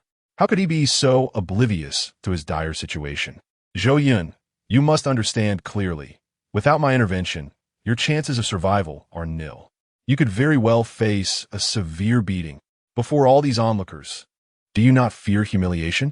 Suppressing her fury, Zhou Yuli sought to grant Zhou Yun chance. I said no, thank you. Zhou Yuli was utterly enraged. How could a man reject her not once, but twice? You filthy man, do you think I truly desire to assist you? Do you believe I am willing to help you out of pity? Surely, you cannot think I care for you. She was incredulous. I offered you 2 opportunities, and you squandered them. Do not blame me for being heartless. When you find yourself battered and bruised, I shall not come to your aid, not even if you beg. In the next moment, she could no longer contain her fury, shouting, Zhou Yun, I genuinely intended to help you, yet you show no gratitude. Very well. In this perilous situation, I shall be keen to see from where your confidence stems. Even now, in such arrogance, I shall witness what path you carve for yourself. Around them, the onlookers exchanged glances, each reflecting a shared intrigue at the unfolding drama. Do not be deceived by Zhou Li's apparent anger. Among the formidable individuals present, many ancient entities, having lived for millions of years, could discern that Zhou Yuli harbored some issues. While she claimed indifference, it was likely that she cared deeply. Such is the wisdom of the elder generation. There was certainly an intimate connection between these 2 individuals. The crowd began to gossip fervently. In the blood-soaked battlefield, the news that Zhou Yuli intended to assist Zhou Yun sent the other 7 princes into a state of acute tension. Zhou Yuli was a powerhouse of the royal realm. Her innate talents were extraordinary, and only days prior, she had acquired an unparalleled treasure known as the Supreme Bone, enhancing her already formidable strength. For them, it was akin to facing a gun-wielding adversary. Surprisingly, however, Zhou Yun declined her assistance. This response relieved the seven princes, yet simultaneously ignited their simmering fury. Who was the Grand Princess? She was the radiant beacon in their hearts. Despite their relentless pursuits, she remained indifferent to their advances. And now, this Zhou Yun had captured her attention and even sought to offer her aid. Their faces contorted with rage, they glared at Zhou Yun, who stood ensconced in their midst. Zhou Yun, you are utterly contemptible. Zhou Yun, keep your distance from the Grand Princess henceforth. Otherwise, do not blame me for my lack of courtesy. Zhou Yun, from this day forward, should you dare to approach the Grand Princess again, I, this prince, shall consider sparing you today. Otherwise, are we going to fight or not? Zhou Yun interjected, somewhat impatiently. What is with all this idle chatter? Will we fight or not? You, Zhou Yun, you are truly oblivious to your situation. They retorted. In that case, do not blame us for our lack of courtesy. The princes were on the verge of exploding with rage. With their crimson eyes fixed intently on Zhou Yun, it was as though they aimed to unleash all their fury upon him. The enmity over a stolen affection was a matter of life and death. Kill, they cried. Dare to entice my radiant beacon, Zhou Yun, and I shall ensure you meet your end without a grave. The second, third, fourth, and fifth princes, 7 figures in total, exuding a terrifying aura and brimming with wrath, launched their assault upon Zhou Yun in the center. Chapter 30. What else are you concealing? Zhou Yun, I, the princess, had the noble intention of assisting you, yet you have rejected my goodwill not once, but twice. Oof. Do you truly believe I am so eager to lend you my aid? When the time comes and you find yourself in dire straits, even if you beseech me, I shall categorically refuse to offer my assistance. In the blood-soaked battlefield, confronted by 7 princes, each empowered by sacred artifacts, they could potentially unleash strength akin to that of a mid-stage king. Yet, within Zhou Yun's heart, there was no fear. Instead, a smile crept upon his lips. Are you ready? I shall now commence my display of prowess. At that moment, an irked voice from the outside world belonging to Zhou Yuli reached his ears, tinged with a hint of jealousy. Zhou Yun chuckled, choosing not to respond. Woman, the disdain you harbor for me now shall soon transform into an insurmountable gulf. You shall witness what it truly means to be a prodigy. Provoked by Zhou Yuli, Zhou Yun's interest was thoroughly piqued, his fighting spirit surging forth as the icy aura surrounding him intensified, resembling a divine beast of frost poised to strike. Initially, he regarded this as a lackluster battle devoid of significance. Yet now, he was keen to witness the moment Zhou Yuli would be thoroughly humiliated. Merely envisioning that scenario brought an involuntary smile to his face. He dares to smile. How can he still find amusement while being besieged by 7 princes? Could he possibly possess a hidden card? Unthinkable, even with a hidden card. He could never hope to rival 7 princes. The onlookers were astounded. They could not fathom how Zhou Yun maintained his composure amidst such dire circumstances. Did he truly fail to grasp the gravity of the situation? Or was he simply blinded by arrogance, believing he could stand against 7? If Zhou Yun's cultivation had indeed reached the king realm, given his formidable talent, it might not be an insurmountable challenge, but alas, his cultivation was merely at the 9th level of the divine soul realm. Where did his confidence stem from? Soon, they would discover the answer. Boom, boom, rumble. On the blood-drenched battlefield, thunderous explosions echoed relentlessly. The earth trembled, and terrifying energies surged forth. A blinding blaze illuminated the scene. The 2nd prince, 3rd prince, 5th prince, all 7 figures, each wielding sacred artifacts, launched wave after wave of ferocious assaults against Zhou Yun. Yet, their efforts were utterly futile. Regardless of the ferocity of their attacks, Zhou Yun effortlessly neutralized each one. After a chaotic skirmish, he appeared entirely unscathed, not a single shred of his attire marred. In stark contrast, the 7 princes lay scattered, gasping for breath, their garments torn, and their spiritual energy severely depleted. Pathetic, far too feeble. Zhou Yun dispatched each one with ease, feeling no pressure whatsoever. Within his body, he had merely unleashed 1% of the primordial ice spirit's power, and yet, could you not withstand it? Zhou Yun realized he had overestimated the prowess of the princes. No, how could this be possible? The 7 princes, their faces ashen, gazed in disbelief at the young man clad in white, enveloped in ice. How could this be? They could not fathom it. The 7 of them, united, should have easily subdued him. This was not only their belief, but also that of the many formidable warriors present. Yet the reality was starkly opposed. It was as if Zhou Yun possessed an inexhaustible reservoir of spiritual energy. While they had battled for an extended period and their strength had gradually waned, Zhou Yun, instead of weakening, grew increasingly formidable. What kind of physique had he awakened? Damn it! How could he be so powerful? As the battle raged on, the 7 princes found their spiritual energy depleting rapidly, and soon they were utterly at a disadvantage. Zhou Yun stood like a war god, confronting 7 formidable opponents at the 8th and 9th levels of the divine spirit realm, not only holding his ground, but forcing them into retreat with every blow. If this continued, the situation would only worsen. The 7 princes, envisioning their impending doom, turned even paler. Defeat. Failure was not the most terrifying prospect. What was truly frightening was the multitude of spectators. If they were to fail, how humiliating would that be? 7 of them could not best a single Zhou Yun. After this, how could they maintain their dignity within the great Zhou celestial dynasty? How could they face their clan leaders? No one present had anticipated such a farcical turn of events. How could this be possible? Zhou Yuli hovered in midair, her mind in a daze as she stared at the battlefield, where the figure in white seemed to single-handedly crush the 7 princes. He should not be this powerful. Previously, Zhou Yun had always presented himself as a conceited young master, and there had been no interaction between Zhou Yuli and him. As a manifestation of the Empress, she was akin to the phoenix in the heavens. How could she concern herself with a mere ugly duckling on the ground? It was only 10 days prior that they had made a wager. Zhou Yun, the prodigal son, had finally caught her attention. Reflecting on her previous delight at witnessing Zhou Yun being besieged by the 7 princes, she felt a wave of shame wash over her.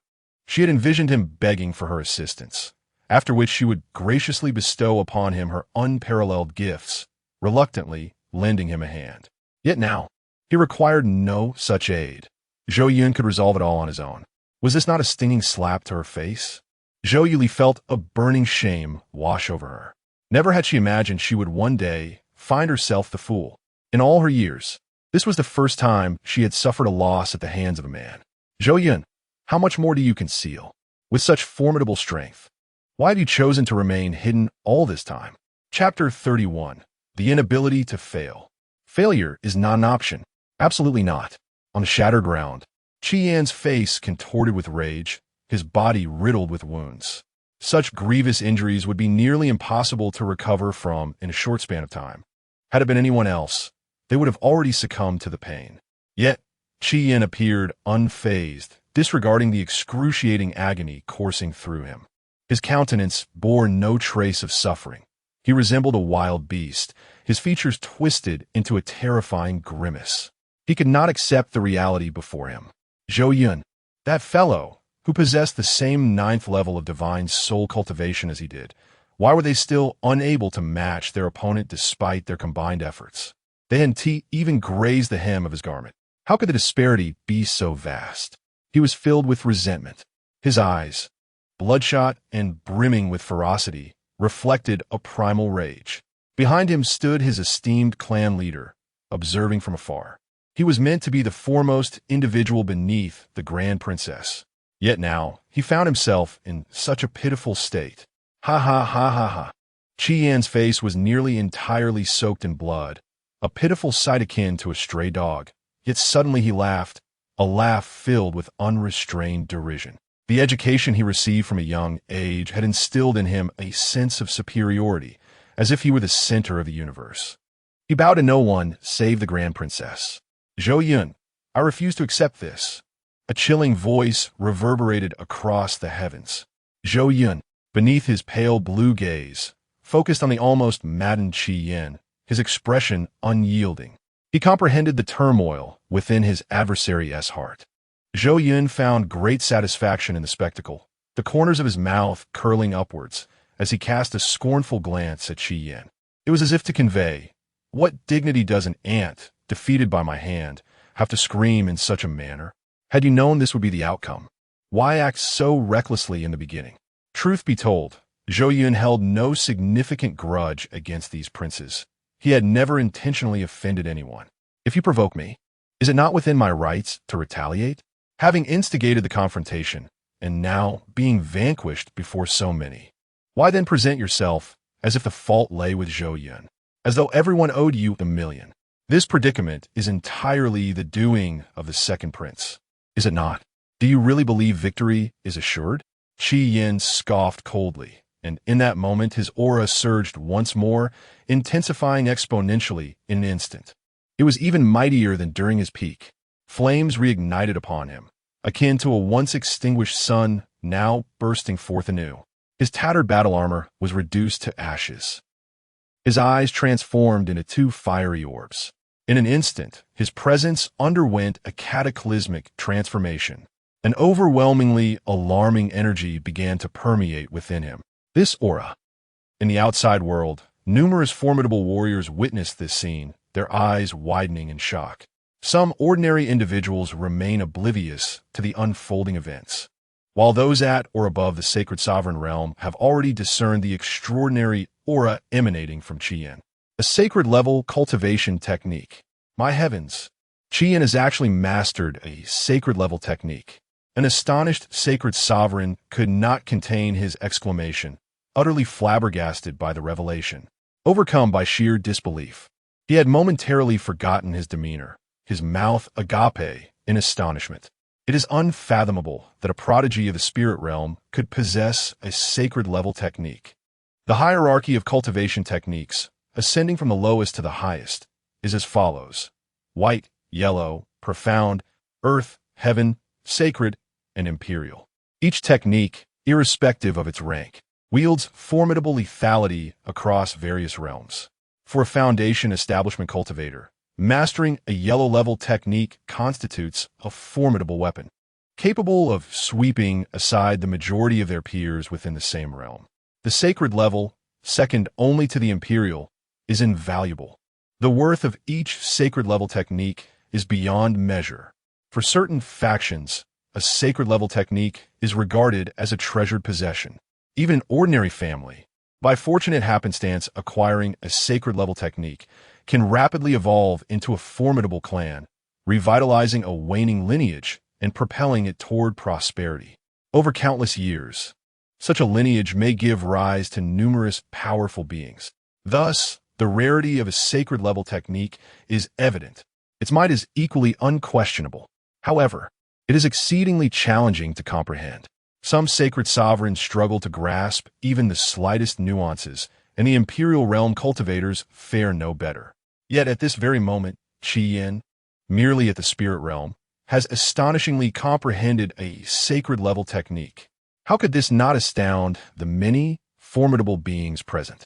Their gazes towards Qi Yan shifted, filled with newfound respect. Amidst the crowd, Ruoxin felt as if struck by lightning. Impossible. Even I have only managed to comprehend a quasi-sacred technique. How could he possibly grasp a sacred-level technique?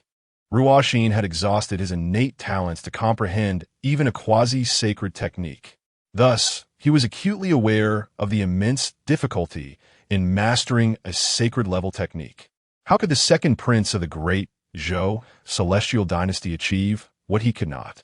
Ruoxin struggled to accept the scene before him, his heart filled with profound resentment. Was he not meant to be the most radiant star? Flames blazed fiercely around Qi Yan. Above him, a colossal fireball began to take shape. The fireball swelled larger, and the temperature soared in an instant. In but a fleeting moment, the fireball, once no larger than a palm, expanded exponentially, transforming into a magnificent sun, casting dazzling light that illuminated the entire continent. The searing heat was palpable. What are you all still staring at? At this juncture, do you still wish to conceal yourselves? If the seven of us cannot prevail against even a single opponent, What face shall we have in the grand Zhou celestial dynasty? What dignity shall we possess when confronting the families that have nurtured us? Qian roared towards the distant sky, addressing several other princes. Chapter 32, Showth of Powers. With a thunderous roar from Qian, the previously hesitant expressions of the other 6 princes transformed into unwavering determination. Indeed, they could not afford to lose. Moreover, it was 7 of them against 1. If they were to falter now, the humiliation would be unbearable. As beings nurtured by the divine tree of Jimu, they had been accustomed to extraordinary treatment since childhood, and in terms of their life force, they looked down upon other talents of their generation. The mere thought of failing to defeat a mere Zhou Yun, even when united, filled them with dread at the prospect of such disgrace. Having grasped this realization, they cast aside their doubts and unleashed their most formidable abilities. Saint-level technique, Heaven's Fall. The 3rd prince suddenly bellowed. Boom! A colossal rift tore open in the sky above the continent, revealing a massive meteor, laden with overwhelming pressure, slowly rotating with an aura that could topple mountains. This gargantuan meteor seemed poised to engulf everything, as if it intended to crush the entire continent beneath its weight. Should such a meteor strike, it would undoubtedly shatter the land into countless fragments. Another saint-level technique. Outside, the crowd was once again left in awe. Ruxin, pale as a ghost, stepped back. Boom! In the next moment, an aura of terror erupted forth. An endless storm enveloped all. The void echoed with the sound of cracking, as if it could shatter under this force at any moment. The power of the storm swept everything in its path. Thousands upon thousands of tornadoes, akin to fierce beasts, exuded an ancient and heavy aura, roaring across the heavens and earth, soaring freely as they consumed all within their reach. Ultimately, these countless tornadoes converged, forming a gigantic storm capable of overturning the very heavens and earth. The entire realm seemed ready to be swept away, beginning to tremble violently. Saint-level technique, Endless Storm. Once again, a saint-level technique. This, outside, the crowd was so astonished they could scarcely utter a word. They had not anticipated that not only the 2nd prince had comprehended a saint-level technique, but 2 additional princes had also manifested their own. Such terrifying talent left them utterly speechless. Even more surprising was the appearance of 3 extraordinary prodigies before their eyes. Ruxin's face grew even paler as she retreated another step. Saint-level technique, Divine Elephant Wisdom. Just as the crowd was still engulfed in shock, unable to regain their composure, another resounding shout echoed through the skies. Roar! A thunderous roar of a beast resonated throughout the heavens and earth. One of the princes manifested a colossal Dharma elephant, towering to an astonishing height of millions of feet, radiating brilliant light that captivated all gazes. This vast Dharma form resembled an ancient giant elephant, vividly alive, emitting a series of roars that instilled an unparalleled sense of oppression. It is as though that colossal elephant embodies the king of all beasts. Its immense feet could effortlessly shatter the very ground beneath it into fragments. The grandeur of its ethereal form is beyond imagination. One can scarcely fathom the catastrophic devastation it would unleash upon this realm should it charge forth. Indeed, the entire world would be thrown into utter chaos. Once more, another sacred-level martial art? The crowd has been rendered numb. It seems I'm not the most exceptional one here. A prince, with a pallid visage, wore a bitter smile. Previously, he had comprehended a sacred-level martial art, reveling in his newfound prowess for quite some time, believing himself unmatched among the princes, save for the Grand Princess. Yet now, upon witnessing several other princes attain similar mastery of sacred-level martial arts, his embarrassment was palpable. In light of this, a thought crossed his mind. Boom! In the next instant, a deafening roar echoed. The sacred-level martial art, the celestial, overwhelming palm, a hand, vast enough to eclipse the heavens, radiating the power to crush all, manifested in the air. With each passing second, the force emanating from the hand intensified. When it reached its zenith, The power contained within the hand was sufficient to easily annihilate a mid-stage king realm expert. Even a late-stage king realm expert would approach with utmost caution. A moment's carelessness could lead to demise. Such is the terror of sacred-level martial arts. The 7 princes, each merely at the 9th level of the divine soul realm, wielded the sacred-level martial arts, and it is no exaggeration to assert that each possessed the strength to battle across a significant realm. Fiery flames blazed, akin to a scorching sun, illuminating the world. The unique aura of the sacred-level martial arts rendered the scene exceedingly formidable. It was as if this blazing sun were a genuine star. The rift in the heavens slowly began to close. The lethal strike of the sacred-level martial arts was now prepared. It was a colossal meteor, like a shooting star from the cosmos. It hurtled downwards an alarming velocity towards the earth below, yet it remained suspended in the air. Curiously, within the blood-soaked battlefield, there was only a landmass, devoid of the universe beyond. However, that meteor seemed to have traversed layers of void, as if it were indeed a meteor. It did not materialize out of thin air, nor was it birthed. To be precise, it was a meteor summoned from the myriad realms of existence. The sheer magnitude of the power generated from such a vast distance is unfathomably terrifying. A small ping-pong ball dropped from a height of 1 meter poses little threat. But what if it were cast from 1,000 meters above? What unfolds before our eyes is but an omen. Thus, the multitude of powerful beings sensed no aura emanating from the meteor. Until, a few seconds later, boom! Outside, a streak of light sliced through the air. A meteor descended at a truly terrifying speed, aimed directly at the heart of the blood-soaked battlefield. Ultimately, the original imagery coalesces, forming a vivid tableau. The meteor has descended. Those present, possessing feeble cultivation, felt a pressure akin to that of a towering mountain.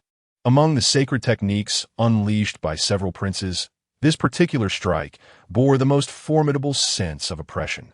Incinerate that wretch into ashes.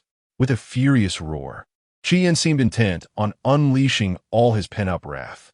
In the next moment, the blazing sun above his head began to move, hurtling directly towards Zhou Yun. Almost simultaneously, the air was pierced by a series of whooshing sounds. The ultimate tempest swept through all, exuding an aura of annihilation, soaring ever higher. The colossal storm drew ever closer to Zhou Yun, rendering the scene profoundly alarming.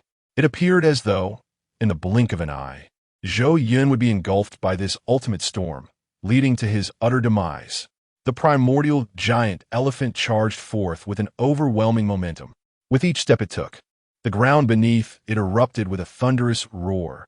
Crash, crash, crash. Each footfall seemed to induce a cataclysmic tremor. Like a rampaging bull, it barreled toward Zhou Yun, as if intent on sending him flying. Such an immense physique, should it collide, would surely spell doom or grievous injury. The 7 princes unleashed their most potent moves. The sole comprehension of the sacred techniques.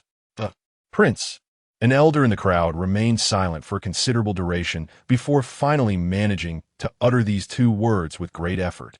Upon this declaration, the entire realm was enveloped in astonishment. What? The numerous young prodigies were incredulous. How could they fail to grasp the significance of this statement? The prince, the stature of an emperor. Who possesses the potential of an emperor? The 2nd prince? The 3rd prince? Or perhaps the 4th prince?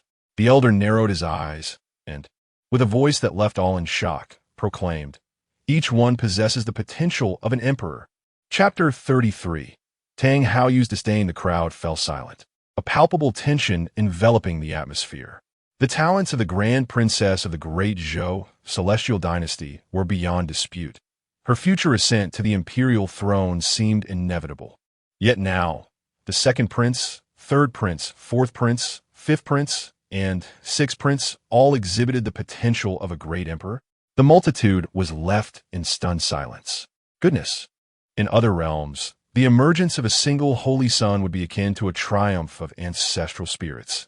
Yet the great Zhou celestial dynasty, in this very era, had astonishingly produced 9 extraordinary prodigies who were highly likely to achieve the status of great emperors. Who could dare to claim that the great Zhou celestial dynasty was faltering? Although each of these princes might not rival the foremost divine sons of other immortal factions, their sheer number was indeed formidable. As the crowd buzzed with fervent discussions, Ruxin retreated several steps, her heart nearly faltering. A moment's distraction nearly caused her to stumble. Meanwhile, the elder with white brows was entirely engrossed in the battlefield, oblivious to his disciples' distress. How could this be possible? Ruxin struggled to believe her own eyes, engulfed in a shroud of despair. However, being the most potent prodigy ever to emerge from the Qingyun immortal sect, she swiftly emerged from the shadow of doubt. Reflecting on her journey, she recalled how she had risen from the depths of adversity, having encountered such trials numerous times. Those who once overshadowed her had long since been left far behind. Although the 9 princes of the great Zhou celestial dynasty presently displayed greater talents than her own, what of the future?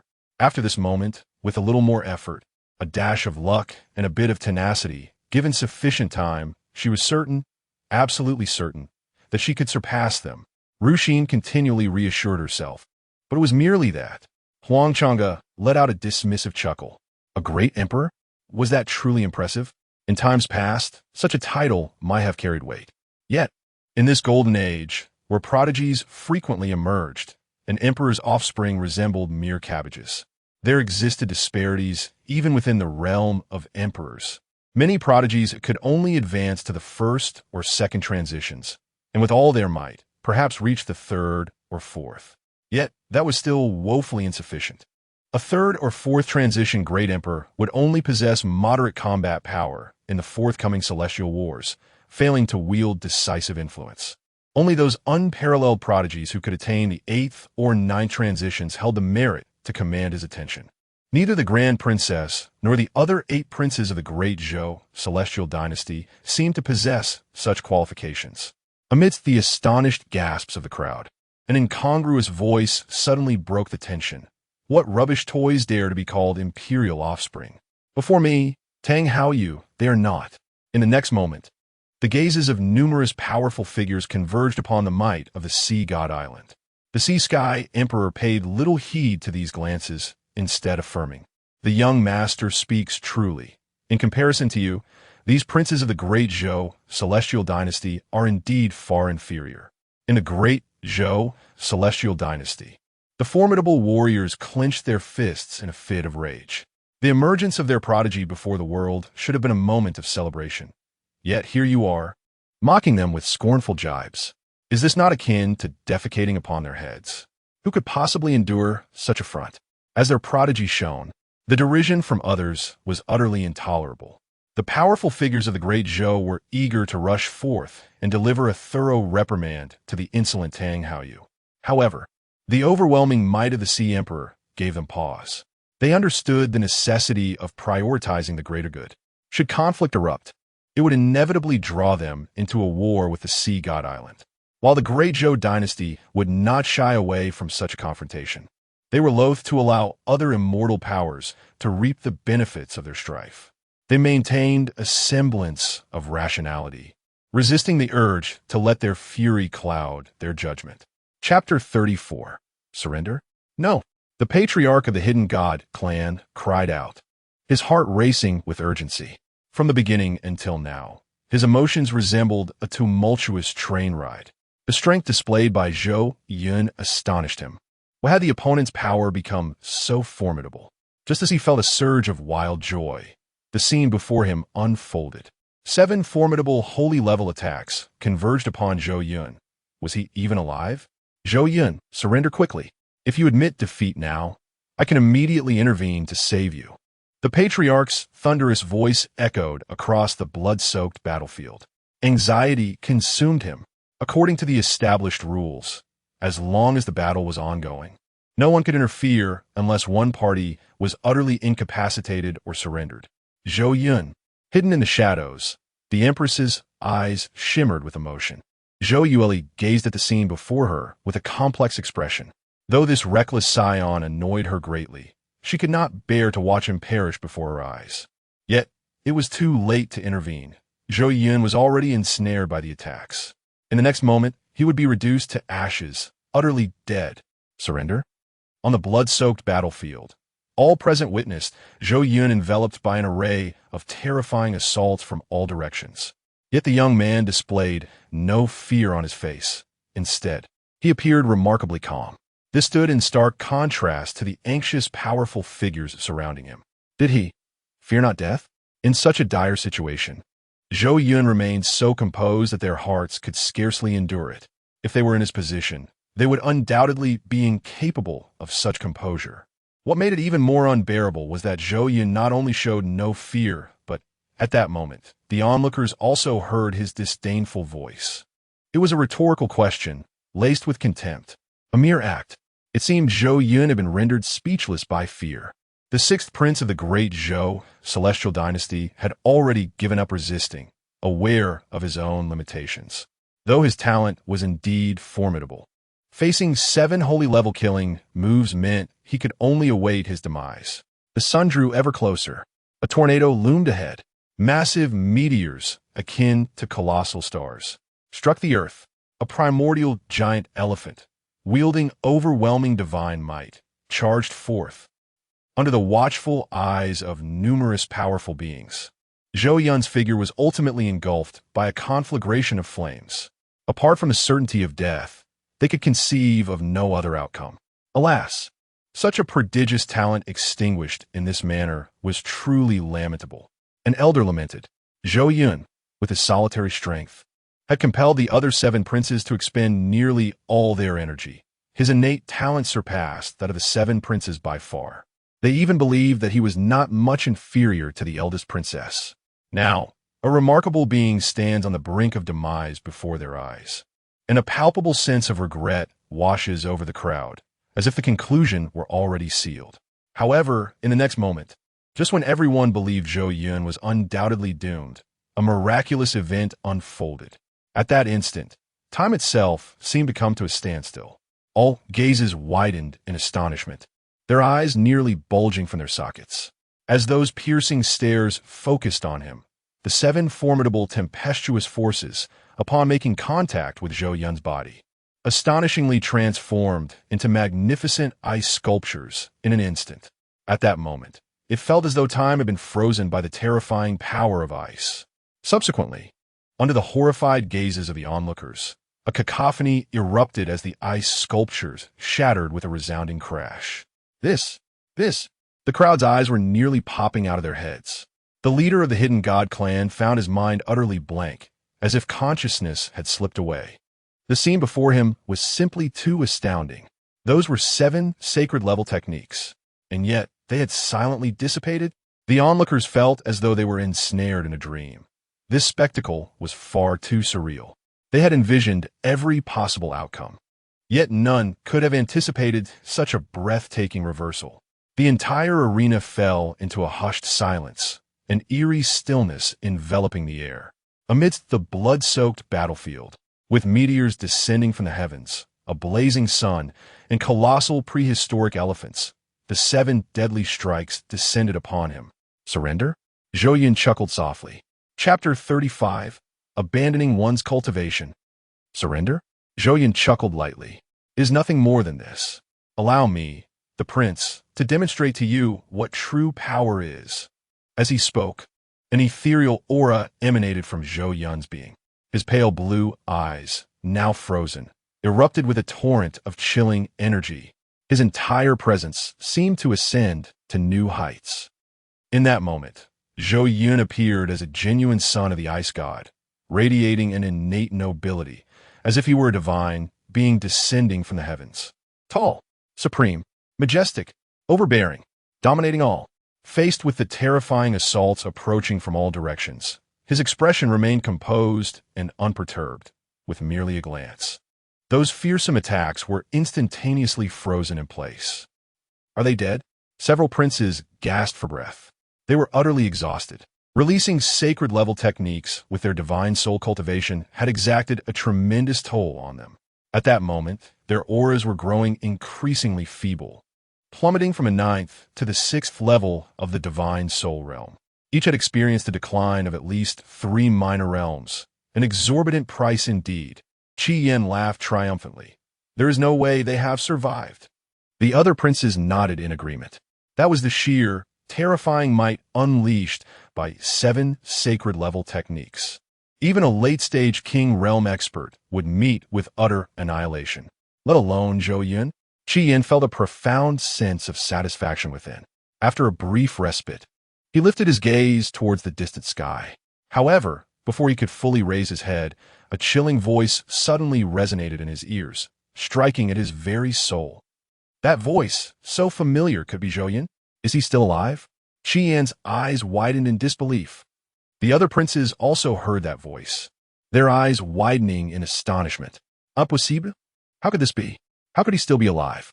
They roared, frantic, unable to accept the reality.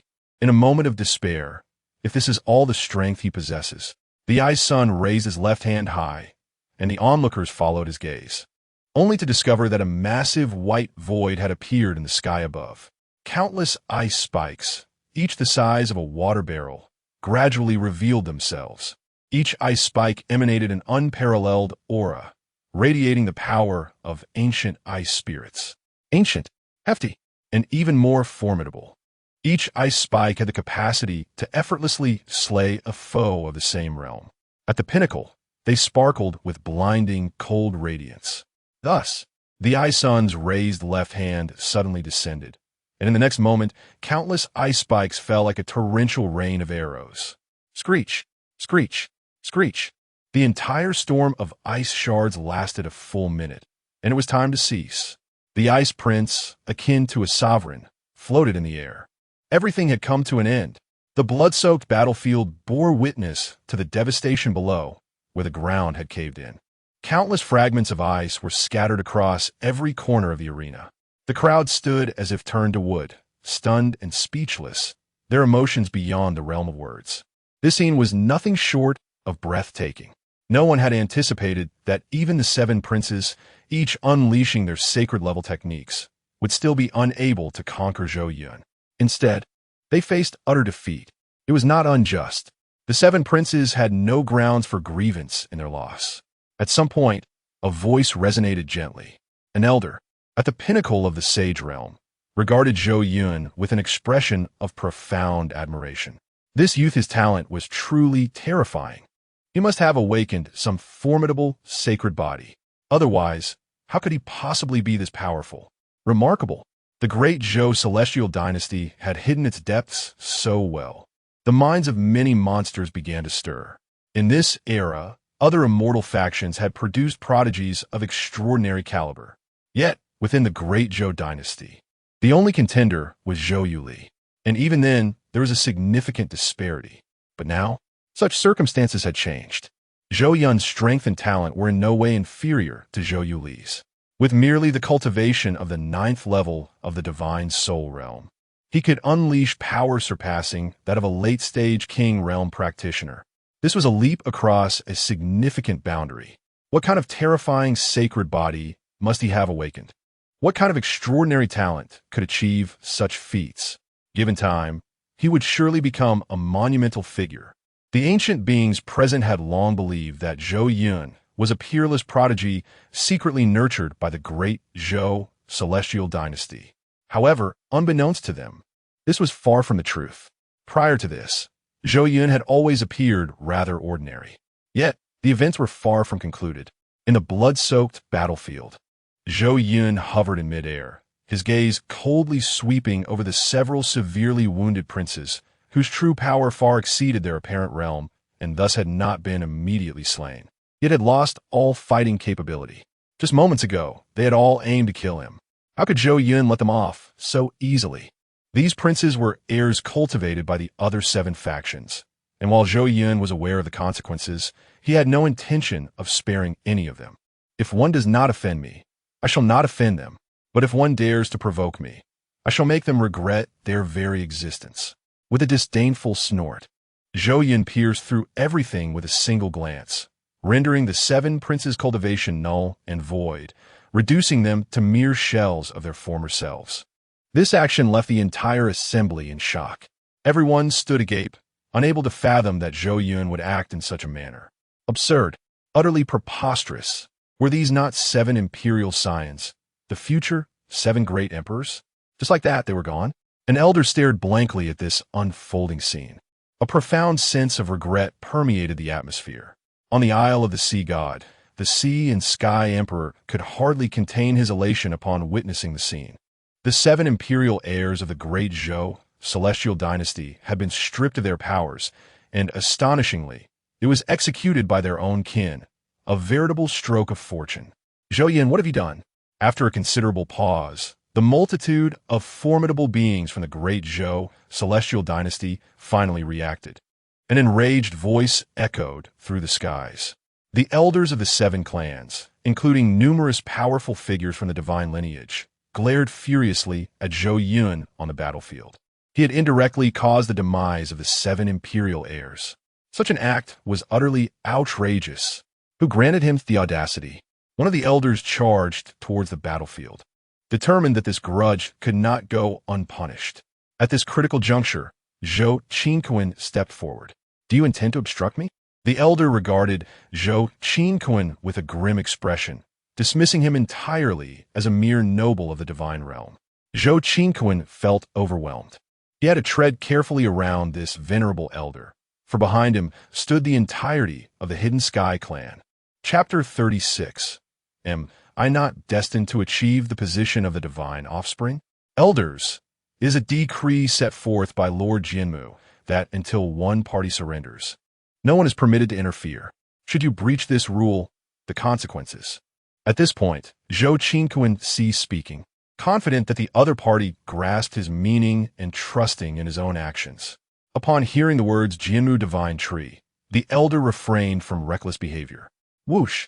Sounds of air being sliced echoed. Numerous aged figures soared forth. Each regarded Zhou Yun and the continent with eyes aflame with fury, nearly spitting fire. Their heir had been rendered powerless? How could they not be enraged?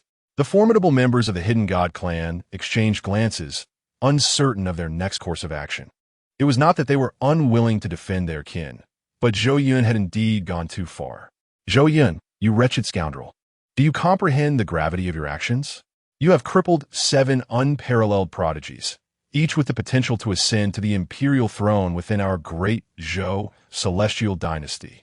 Now, all is obliterated by your hand. You are a sinner. Your death would not be regretted. In an instant, the air was thick with accusations. Faced with the multitude of elders from the 7 clans, Zhou Yun scoffed, a cold smile gracing his lips. Now you realize the desperate measures one resorts to? Just moments ago, this prince faced 7 lethal assaults simultaneously. Did any of you step forward to intervene? Had it not been for my own formidable strength, I would have long since become a mere corpse. Given this, why should I extend courtesy to them? You old fools, how dare you stand here and speak? Are you not afraid of being ridiculed by the world? You. The old men felt their necks flush with indignation. In front of so many, being called old fools by a mere junior was a humiliation they could scarcely endure. Had it not been for the presence of Lord Jinmu, they would have charged in to slay that audacious brat. Prior to this, they could have surrendered. Did not your patriarch remind you of this? One elder retorted. Heh. Zhou Yun merely chuckled, stating they could have proposed surrender before I incapacitated them. If they failed to do so themselves, and now find their powers crippled, who can they blame? Zhou Yun, you are utterly audacious. Regardless of the enmity between you, you should not have crippled the powers of several princes. Outside the battlefield, a few elders roared in fury. Kill Zhou Yun! Kill me! Qian screamed madly at Zhou Yun. Now rendered powerless, he had become a mere shell of his former self, no longer wishing to live. He had lost the will to exist. Now he sought only death. Zhou Yun, you dare to cripple my powers, I will kill you. Zhou Yun, I loathe you. The other 6 princes echoed the cries. Is this not all of your own making? This prince has shown you immense grace by not ending your lives directly. Had it been anyone else, you would have long since met your demise at my hands. Zhou Yun spoke coldly, uttering nothing but the stark truth. Observing their diminished powers, the several princes, now stripped of their dignity, rallied behind the second prince, howling, Zhou Yun, kill me. If you dare, In my life now, my powers are gone, and I no longer wish to live. If you possess the courage, then strike me down. What? Unable to do so? Faced with the impotent rage of the princes, Zhou Yun felt an overwhelming sense of disappointment. Was it truly so easy to abandon life upon encountering a minor setback? Have you not heard the tale of the Immortal Lord? Zhou Yun inquired. The princes paused, taken aback. Immortal Lord? The esteemed founder of the great Zhou Immortal Dynasty, revered as the Immortal Lord. They had indeed heard the story of the Immortal Lord. It was a tale they had grown up with, a narrative grander than the divine tree of Jinmu, featuring an exalted figure they idolized immensely. As they fell silent, Zhou Yun continued. In his time, the Immortal Lord rose from obscurity, evolving from a mere beggar to ultimately establish a dynasty. Years later, none could have anticipated that this once insignificant beggar would ascend to become the Lord of Immortals, commanding the gods and surveying rivers and mountains. He left behind a legacy. Better to be a beggar than a slave, a spirit of defiance and unyielding pride that has endured through the ages, embodying the very essence of our great Zhou Immortal Dynasty. Yet, in you I see none of this spirit. Zhou Yun knew little of the Immortal Lord's tale, only the broad strokes. Still, he could not help but admire this so-called Immortal Lord, a figure of remarkable stature. From a beggar to the architect of an unparalleled immortal dynasty, such feats are not for the faint of heart. This Immortal Lord must have possessed extraordinary wisdom, a person of exceptional caliber, comparable to the Chosen One. In his era, he swept through the ranks, vanquishing other formidable beings, leaving behind countless legends across the realms. Even now, many years later, he remains an indomitable spiritual bastion in the hearts of all-powerful individuals and promising youths within the great Zhou Immortal Dynasty. Alas, in this present age, the fate of that supreme being remains shrouded in mystery. The strong among the great Zhou believe the Immortal Lord has ascended to the celestial realm, embarking towards broader horizons. One day, he shall return, taking them along to ascend. Conversely, the outside world posits that the Immortal Lord has long since perished, having failed to discover the secrets of longevity, ultimately succumbing to the ravages of time. Had he still been alive, he would never have stood idly by as the great Zhou dynasty deteriorated. Returning to the matter at hand, Zhou Yun gazed down upon the seven princes, embodying the role of sovereign who holds dominion over their fates, every gesture exuding an air of supremacy. A voice laced with irony emerged. And you few, merely stripped of your cultivation, have lost the courage to continue living? How pitiable, though your powers have been diminished. With your innate talents, it is not beyond the realm of possibility for you to rise again. If you can rekindle your resolve, you might even grow stronger, soaring to greatness. Indeed, the several princes suddenly realized, until now, they've been blinded by their hatred. Yet now, as Zhou Yun recounted the tales of the Celestial Lord, they could not help but reminisce about their innocent selves from childhood, the version of themselves that vowed to pursue the Celestial Lord's lofty ideals. All these years, their relentless training was but a means to follow in those footsteps, aspiring to become an invincible force like the Celestial Lord, a brilliant star that all would gaze up to in awe, the mightiest among all realms. And now, reflecting upon their situation, they found themselves having lost their confidence to become stronger over a mere failure, even contemplating the end of their existence. Is this truly the person they aspire to be? A wave of shame washed over the seven princes. They had ultimately become the embodiment of their deepest disdain. In those days, the Celestial Lord faced insurmountable challenges yet never surrendered, rising from the ashes of a beggar to become the ruler of a celestial dynasty. What significance does the loss of cultivation hold? It is but an opportunity to begin anew. They had come to understand. They did not wish to perish. Zhou Yun, your words resonate deeply. I comprehend now. Zhou Yun, with fiery determination in his eyes, declared, next time, I shall personally defeat you. Zhou Yun, when we meet again, I shall be infinitely stronger. Is that so? Zhou Yun replied with a faint smile. Alas, you shall not have that opportunity. If you wish for death, I shall grant it. How could Zhou Yun afford them the chance to grow? As spring breezes life anew, one must eradicate the roots of the weeds. Since enmity had been established, there could be no chance for the adversary to flourish. Zhou Yun's gaze flickered, an endless chill radiating forth. There was no jest in his demeanor. Zhou Yun was truly intent on their destruction. Sensing the icy malice emanating from Zhou Yun, Yin Qi felt an unshakable dread creep upon him, as if a blade were at his back, revealing an unprecedented terror in his eyes. He did not wish to perish. He yearned to rise again, to confront Zhou Yun once more, to return this endless humiliation. The prince's eyes widened in disbelief. Zhou Yun, how dare you? Ha ha ha ha ha. You cannot kill me.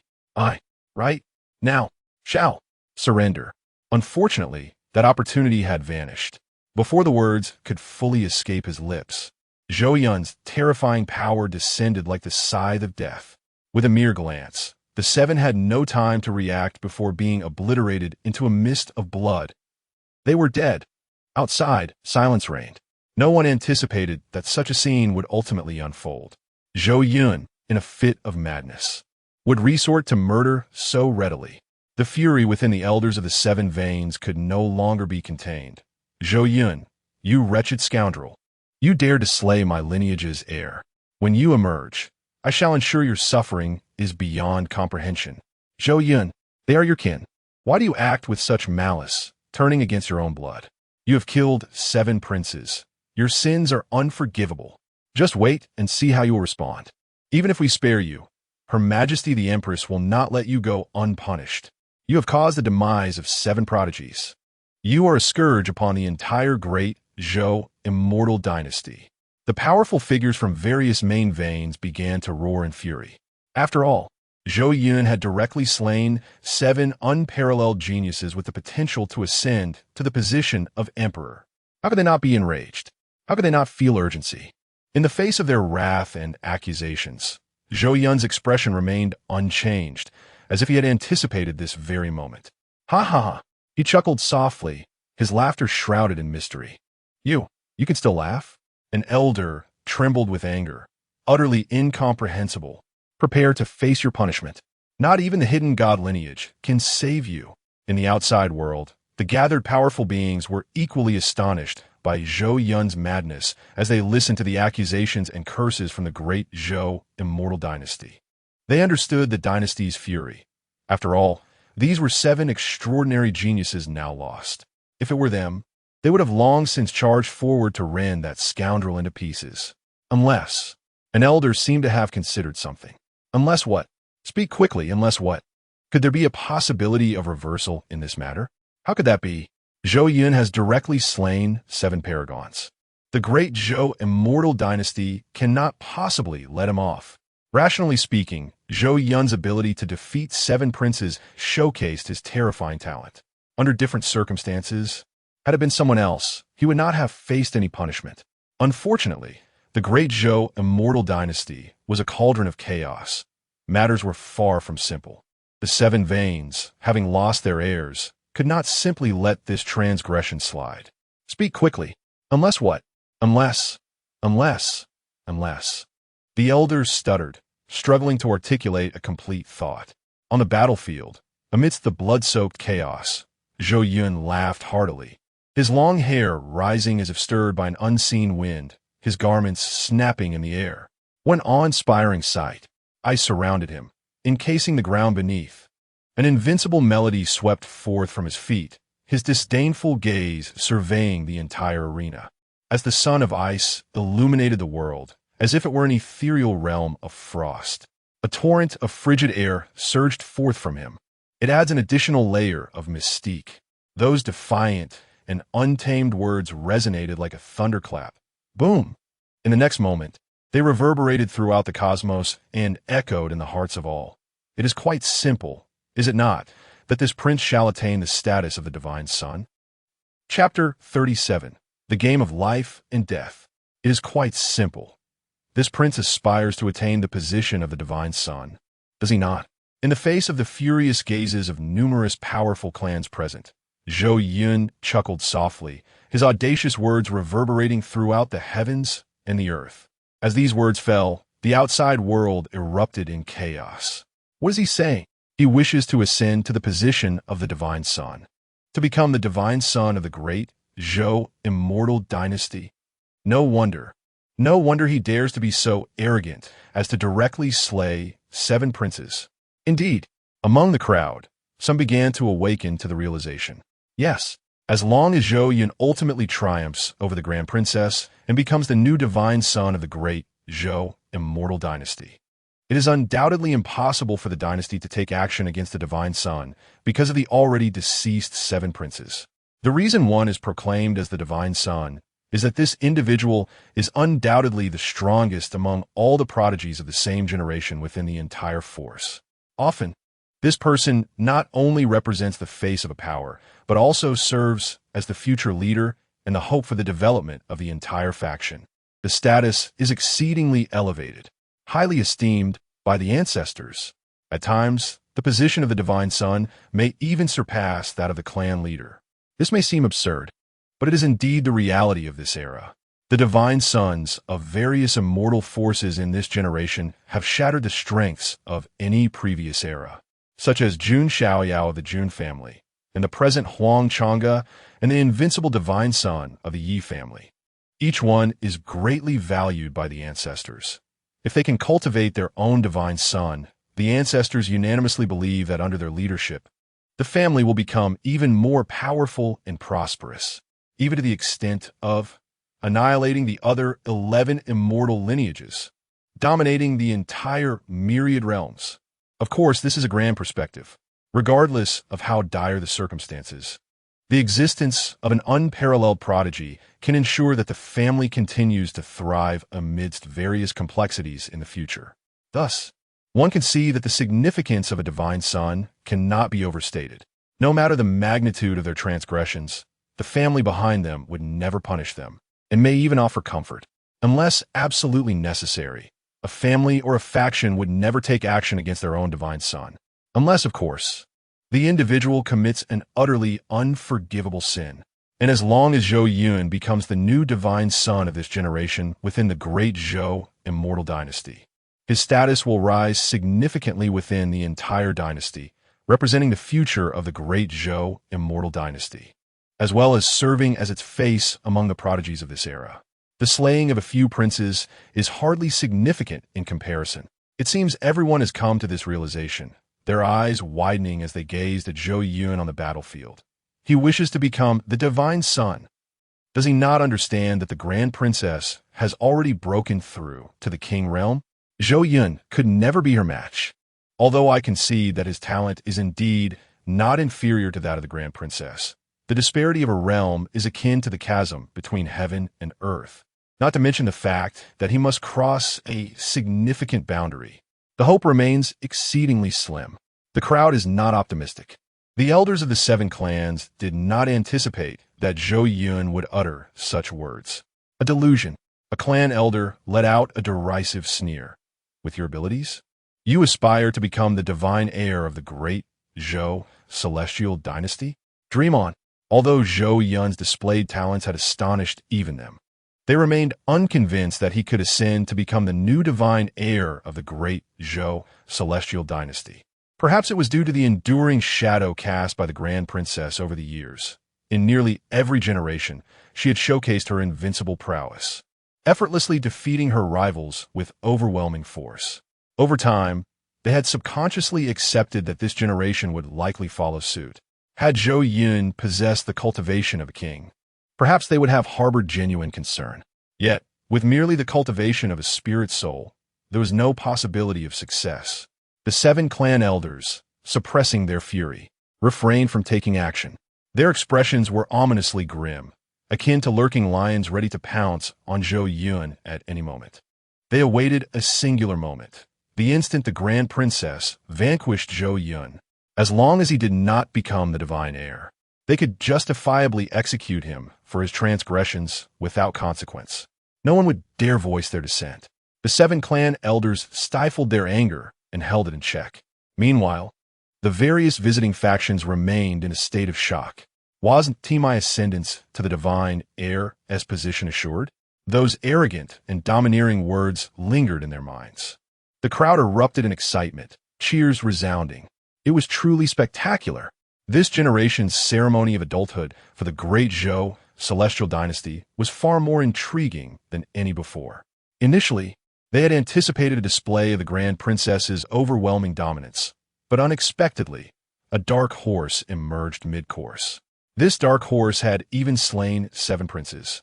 And the current situation was dire. Should Zhou Yun fail to secure the position of divine heir, an unfavorable fate awaited him. The 7 clans would never allow Zhou Yun to escape unscathed for the sake of their own dignity. This only heightened their curiosity about the impending battle. Who among Zhou Yun and the Grand Princess would emerge victorious?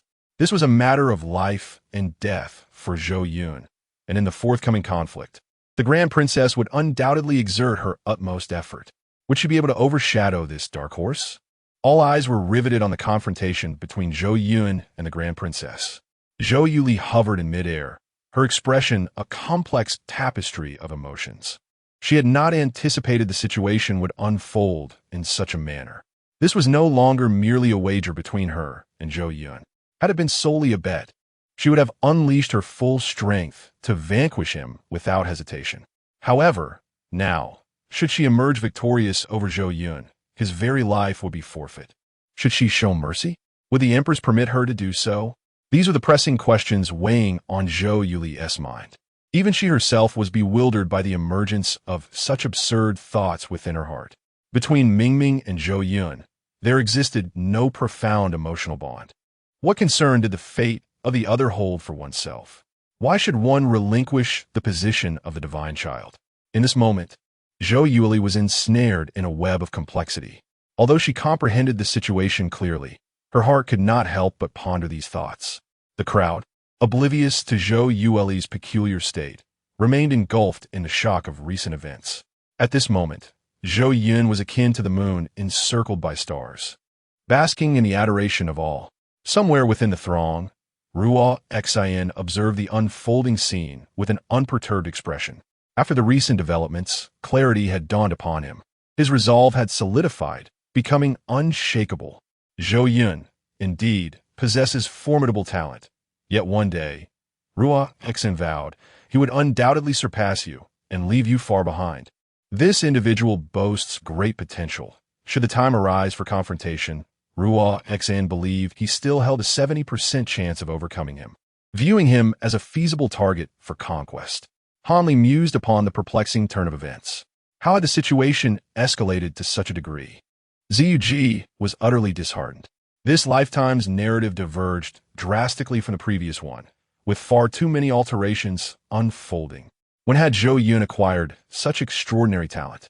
In the first lifetime, he had merely been an inconspicuous wastrel, a pitiful pawn arranged by fate to serve as a stepping stone for the destined one, Yichun. Would Yichun make an appearance? Gazing at Zhou Yun, who shone like the moon amidst the stars, Ziyuji's expression remained unchanged. Yet her concern regarding this question lingered. If her reincarnation had triggered a series of unforeseen consequences, and Yichun did not grace the great Zhou Immortal Dynasty with his presence today, she found herself ill-acquainted with the ensuing narrative, utterly unaware of when and where Yichun would eventually emerge. In the vast expanse of the myriad realms, where should she commence her search for him? Chapter 38. The Wrath of Zhou Yuli. Disdained by a brat? On the island of the sea god, Tang Haoyu's countenance darkened as he observed the unfolding drama. In that moment, Zhou Yun appeared to be the chosen one, basking in the adoration of the masses, as if the stars themselves were gathering to honor him. Everyone was chanting his name. This moment, however, should have belonged to Tang Haoyu. His purpose for being here today was to vanquish all the prodigies of the great Zhou celestial dynasty and to flaunt his prowess before the myriad powerful beings of the realms. Yet now, it was Zhou Yun who had taken center stage. A seething anger ignited within Tang Haoyu, and he could no longer contain his fury. He had to reclaim his honor, to demonstrate the magnitude of his own talent. The world should be heralding his name. He, Tang Haoyu, was the true sovereign of this era. Whoosh! The sound of air being pierced resonated abruptly. Tang Haoyu swept through the air like a tempest. Oof! A disdainful scoff echoed throughout the heavens and earth as Tang Haoyu looked down on Zhou Yun amidst the blood-soaked battlefield, dismissing him entirely. What was there to be astonished about? In Tang Haoyu's eyes, Zhou Yun's performance was utterly mediocre. The disparity in strength was as pronounced as the full moon compared to a silver brook. Tang Haoyu derisively pointed a finger at Zhou Yun, exuding an air of invincibility, his arrogance reaching grotesque heights. I, Tang Haoyu, require but 3 moves to effortlessly defeat him. His hubristic declaration reverberated across the land. What? 3 moves? The crowd's attention was immediately captured by Tang Haoyu's audacity. Indeed, had the formidable beings of the island of the sea god finally succumbed to provocation? The seasoned warriors among the crowd narrowed their eyes, clearly entertained by the spectacle. The powerful figures of the great Zhou celestial dynasty, previously incensed by Zhou Yun, were now drawn to the spectacle created by Tang Haoyu. One arrogant young fool, clueless about his own insignificance. The prodigies of the great Zhou celestial dynasty erupted in furious roars. Each one seethed with indignation. How dare this scoundrel act so brazenly? Yet, none dared to confront Tang Haoyu, for they could not ascertain the extent of his cultivation. It was entirely possible that his prowess surpassed their own. Though their hearts burned with anger, they had to concede that Tang Haoyu's strength likely eclipsed that of each of them. To challenge him now would be to risk the dignity of the entire great Zhou celestial dynasty. Thus, they placed their hopes solely upon the Grand Princess. Before their Grand Princess, what could he possibly be? They were confident that she would effortlessly vanquish this arrogant interloper from the island of the sea god. Tang Haoyu, with me, the Grand Princess, in attendance, the great Zhou celestial dynasty shall not yield to your insolence. Zhou Yueli's cold gaze settled upon Tang Haoyu, her voice icy as she spoke. As expected, this fellow could not resist the urge to provoke. Tang Haoyu, what do you intend to do? In response to Zhou Yueli's inquiry, Tang Haoyu maintained a calm demeanor and replied with a smile, "Of course, I wish to engage in a friendly contest." Zhou Yueli coldly retorted, "We are currently in a critical phase of vying for the position of divine son of the great Zhou Immortal Dynasty. Once it concludes, I shall meet you again." However, Tang Haoyu showed no intention of retreating to his original position, soaring higher into the air, prompting the onlookers to gaze up at him in awe. Why should it be so simple? Tang Haoyu feigned the grandiosity of Zhou Yun just moments prior, his eyes looking down upon the assembly with disdain. "You two should join forces?" He declared that the longer either of them could withstand his onslaught, the stronger they would become, rendering lengthy contests unnecessary. Tang Haoyu exuded an overwhelming sense of dominance, presenting himself as an indomitable force, which to outsiders appeared exceedingly arrogant. Yet, amidst the crowd, none dared to voice dissent. After all, he had the backing of the Sea God Island, a force they could not afford to offend. Among peers, there was a distinct lack of courage to challenge him. Tang Haoyu's audacity suggested he possessed the confidence that accompanied genuine strength. Otherwise, he would be deemed a fool. The fact that a formidable figure from Sea God Island personally brought him to the great Zhou Immortal Dynasty to provoke and challenge its many prodigies indicated that this seemingly reckless and frivolous young man, Tang Haoyu, likely harbored extraordinary talent. Clearly, he was no fool. His confidence stemmed from absolute power. While the crowd was taken aback, Zhou Yun found the situation amusing. He acknowledged that he had indeed looked impressive moments ago, but there was no need for such mimicry. Zhou Yun had no immediate intention of reprimanding him. He preferred to let Tang Haoyu revel in his arrogance for now. The more haughty he appeared, the more humiliated he would be later. Seeing Tang Haoyu recklessly inviting trouble, Zhou Yueli was equally unyielding, her gaze turning even colder. "Just based on you?" "Indeed, just based on me." Tang Haoyu confidently nodded, casting a dismissive glance at Zhou Yueli. Then at Zhou Yun, "What are you two waiting for? Shouldn't you join forces? I am eager to crush you both with an invincible stance." His domineering words echoed throughout the heavens. Below, the crowd was left in astonishment. This young man from Sea God Island seemed excessively arrogant and appeared to disregard the grand princess of the great Zhou Immortal Dynasty altogether. To face two opponents without fear, displaying a relaxed demeanor while seemingly eager to engage, was truly bewildering. They found it hard to fathom just how formidable his strength must be to warrant such confidence. Huang Chang'e chuckled. Observing Tang Haoyu, he saw a reflection of his former self, once just as arrogant and dismissive, overlooking all the prodigies of his generation. However, it was only upon encountering those few individuals that he truly understood the meaning of being a favored child of heaven and an unparalleled prodigy. In the end, his own arrogance exacted a cruel toll, leading to his demise at the hands of his own sister. Reflecting on his past life, Huang Chang'e finally realized how foolish he had been, suffering countless setbacks. In this new life, he vowed to transform himself. Tang Haoyu was entirely oblivious to Huang Chang'e's gaze, which seemed to regard him as a fool as he reveled in his own invincibility. Zhou Yueqi could hardly bear such indignation and was poised to take action. At that moment, Zhou Yun approached Zhou Yueqi and remarked, "In that case, let's both strike together." Zhou Yun did not regard Tang Haoyu as a threat.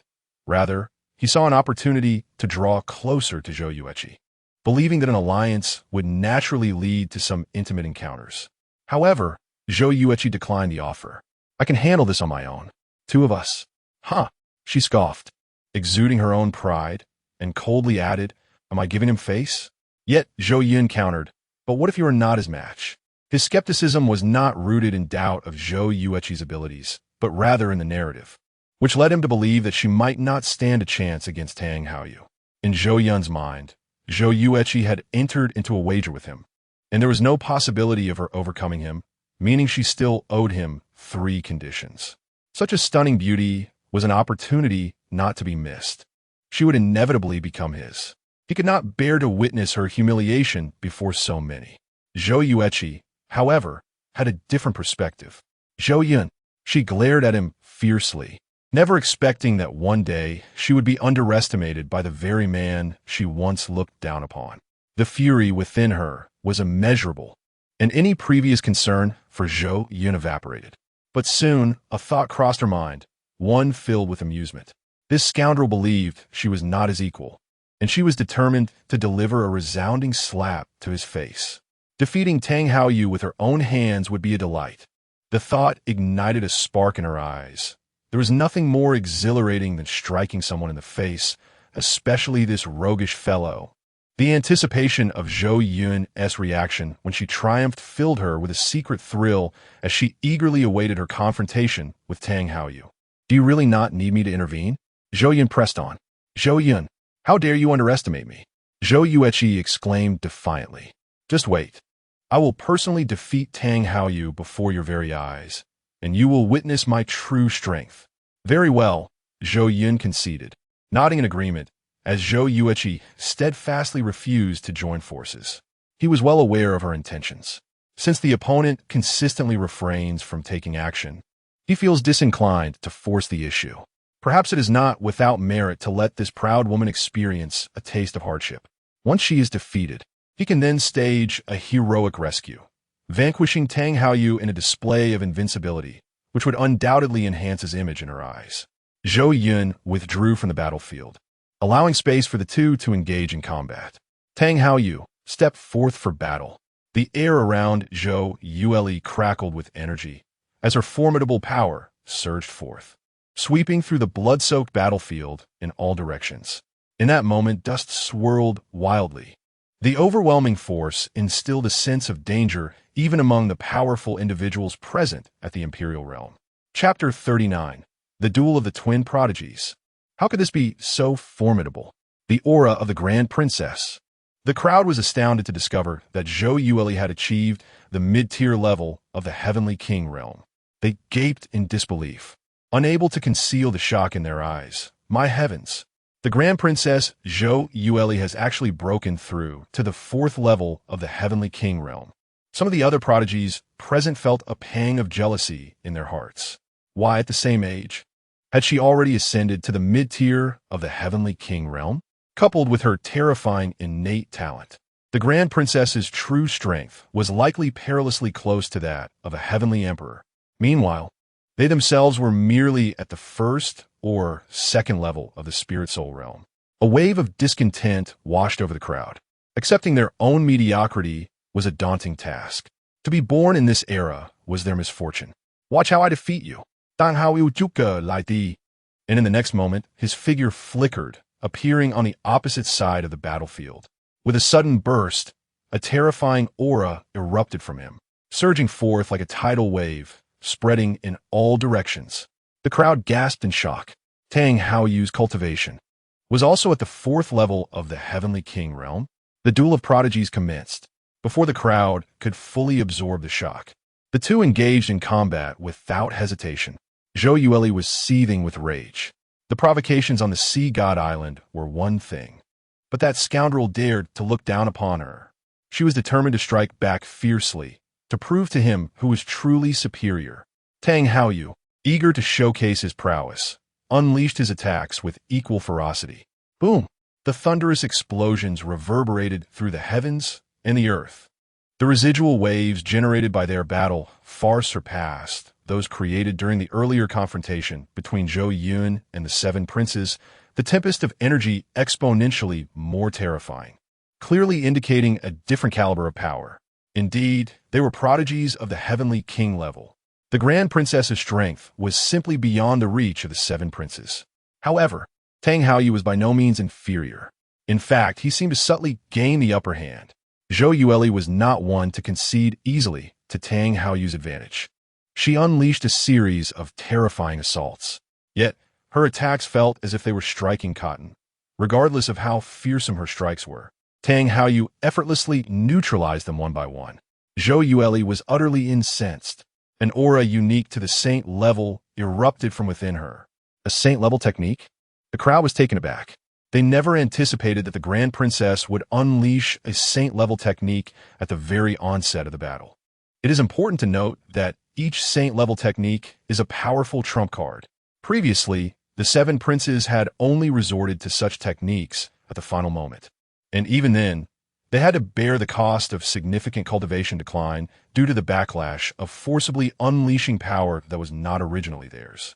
In stark contrast, Zhou Yueli showed no signs of diminishing power. The profound depth of strength is undeniably incomparable to those seven insignificant individuals. Sacred-level martial arts. Violet Moon Divine Light. Zhou Yueli Sudenli Shota. Countless beams of moonlight, radiating resplendent violet brilliance, surged forth from the immense circular moon behind her. The terrifying might crushed layers of void, advancing relentlessly towards Tang Haoyu. Faced with sacred-level martial arts, Tang Haoyu dared not harbor any thoughts of underestimation. In the next moment, he too unleashed a mighty roar, sacred-level martial arts.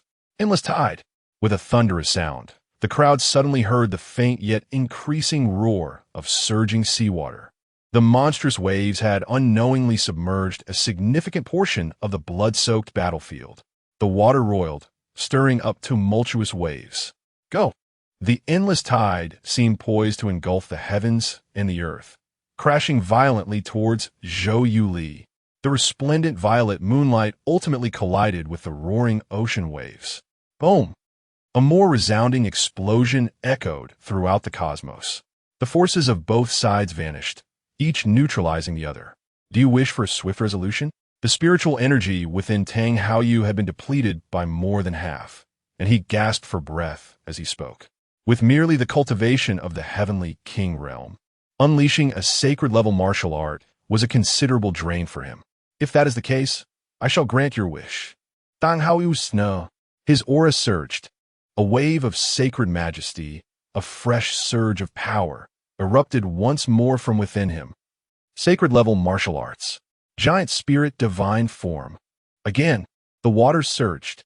All the sacred-level martial arts of the Sea God Island seemed to be intrinsically linked to water. Terrifying power radiated outward, causing the void to resonate with a series of deep rumbles. The tumultuous sea ultimately coalesced into a divine form of colossal proportions, stretching millions of zhang. The divine form was vast and earth-shattering, composed entirely of water elements. Countless waves churned beneath and around it, as if attuned to its strength. The unique power of the laws of the sea enveloped the entire scene. The onlookers were left in utter astonishment. Tang Haoyu had actually unleashed 2 sacred-level martial arts. Merely gazing upon the majestic divine form instilled a chilling dread within the crowd. What? What is that divine form? It is nothing less than the sea god, the sovereign of all seas. The oppressive aura it emanated was overwhelming. Kill! Tang Haoyu commanded the magnificent divine form. In the next moment, the colossal divine form seemed to comprehend his words, charging directly towards Zhou Yuli. Zhou Yuli had initially intended to assert dominance over Tang Haoyu. She began with a sacred-level martial art.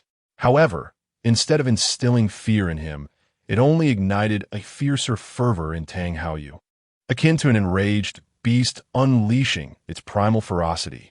The tiered battle between them rendered sacred-level martial arts an invincible force. Faced with a supreme-level martial art, if one lacks a comparable technique, they're destined to succumb to defeat. In her desperation, Zhou Yuli had no choice but to unleash her second supreme-level martial art. Thus far, she had only comprehended 2 such formidable techniques. Boom! The 2 terrifying supreme-level martial arts collided, reverberating with explosive sounds that shook the heavens. The noise thundered, resounding throughout the atmosphere. The void trembled, and the earth fractured. The terrifying shockwave left even some of the celestial realm experts present feeling a wave of numbness on their scalps. They could hardly fathom that this was a battle of the celestial realm caliber. Even among them, only a select few could barely execute a single supreme-level martial art, and doing so would exact a considerable toll.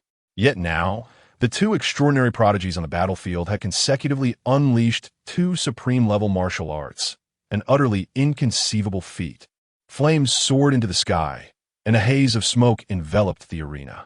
The terrifying aftershocks lingered in the air. Hoo on the battlefield. Zhou Yuli and Tang Haoyu breathed heavily, clearly drained from the exertion of consecutively releasing 2 supreme-level martial arts. Zhou Yuli yielded. You cannot possibly be my opponent. Tang Haoyu laughed triumphantly. Within him, the supreme-level power surged forth, a terrifying force brewing wildly. In the outside world, the crowd gazed in astonishment at the unfolding scene. Goodness! Tang Haoyu has actually comprehended 3 supreme-level martial arts, and he has unleashed them all. It is hard to imagine that the opponent's cultivation is merely at the celestial realm. While the crowd was in shock on the blood-soaked battlefield, after releasing the 3rd supreme-level martial art, Tang Haoyu collapsed onto the ground, utterly spent. Noticing that Zhou Yuli had yet to continue, his laughter became even more unrestrained. He admitted that he had underestimated this woman before, but none of that mattered now. Victory belonged to him. Tang Haoyu. Ha ha ha ha. Zhou Yuli, your defeat is inevitable. Is it? A calm voice escaped Zhou Yuli's lips. In the next moment, a certain bone on her left hand suddenly radiated a brilliant light.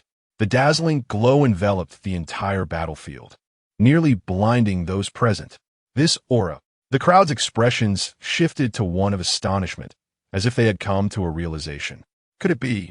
Amidst the crowd, seizing this rare opportunity, Huang Chang'e pointed at a particular bone on Zhou Yuli's arm, now exuding an indescribable supreme pressure. Sister, that is your supreme bone. That was meant to be yours. That was meant to be your power. Yet now, it has been seized by the great Zhou celestial dynasty. Upon hearing this, the nearby Huang Yao instantly displayed a furious expression, her eyes fixated intently on Zhou Yuli's supreme bone. Hatred threatened to engulf her entire being. Although Zhou Yuli had only recently mastered the supreme bone, she was already able to exert a semblance of its first layer's power. Though it was merely a single layer, it was sufficiently formidable. In the next moment, a cataclysmic radiance erupted forth from a supreme bone. The aura it emitted compelled all to submit.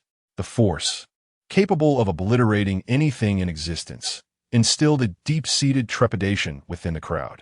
Is this the power of the supreme bone? The onlookers were left in a state of shock. instinctively redirecting their gaze toward Huang Chang'e, the possessor of the ancient dual pupils.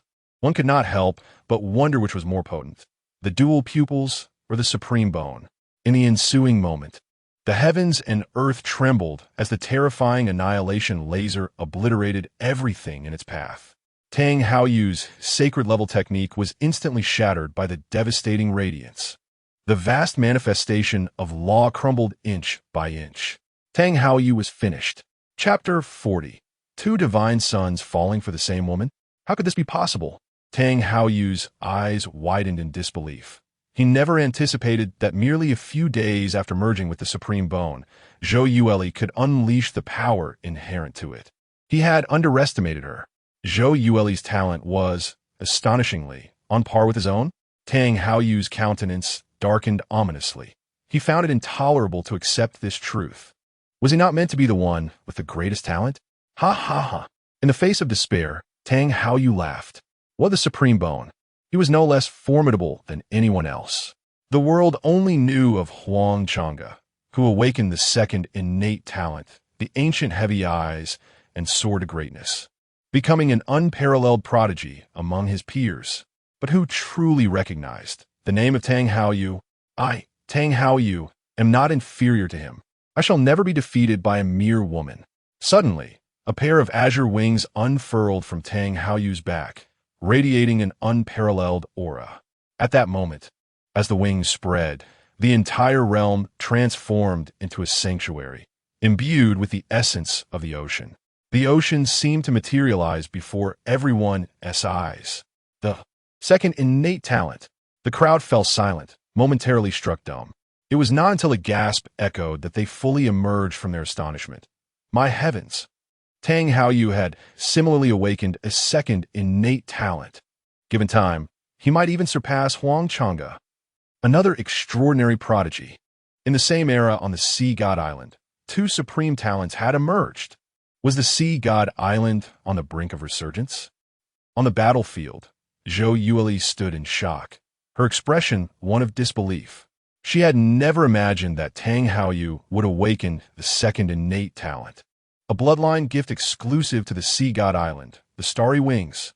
The last time this talent was awakened by an unparalleled prodigy was many years ago, and that individual had ascended beyond the fifth transition emperor. This was troubling.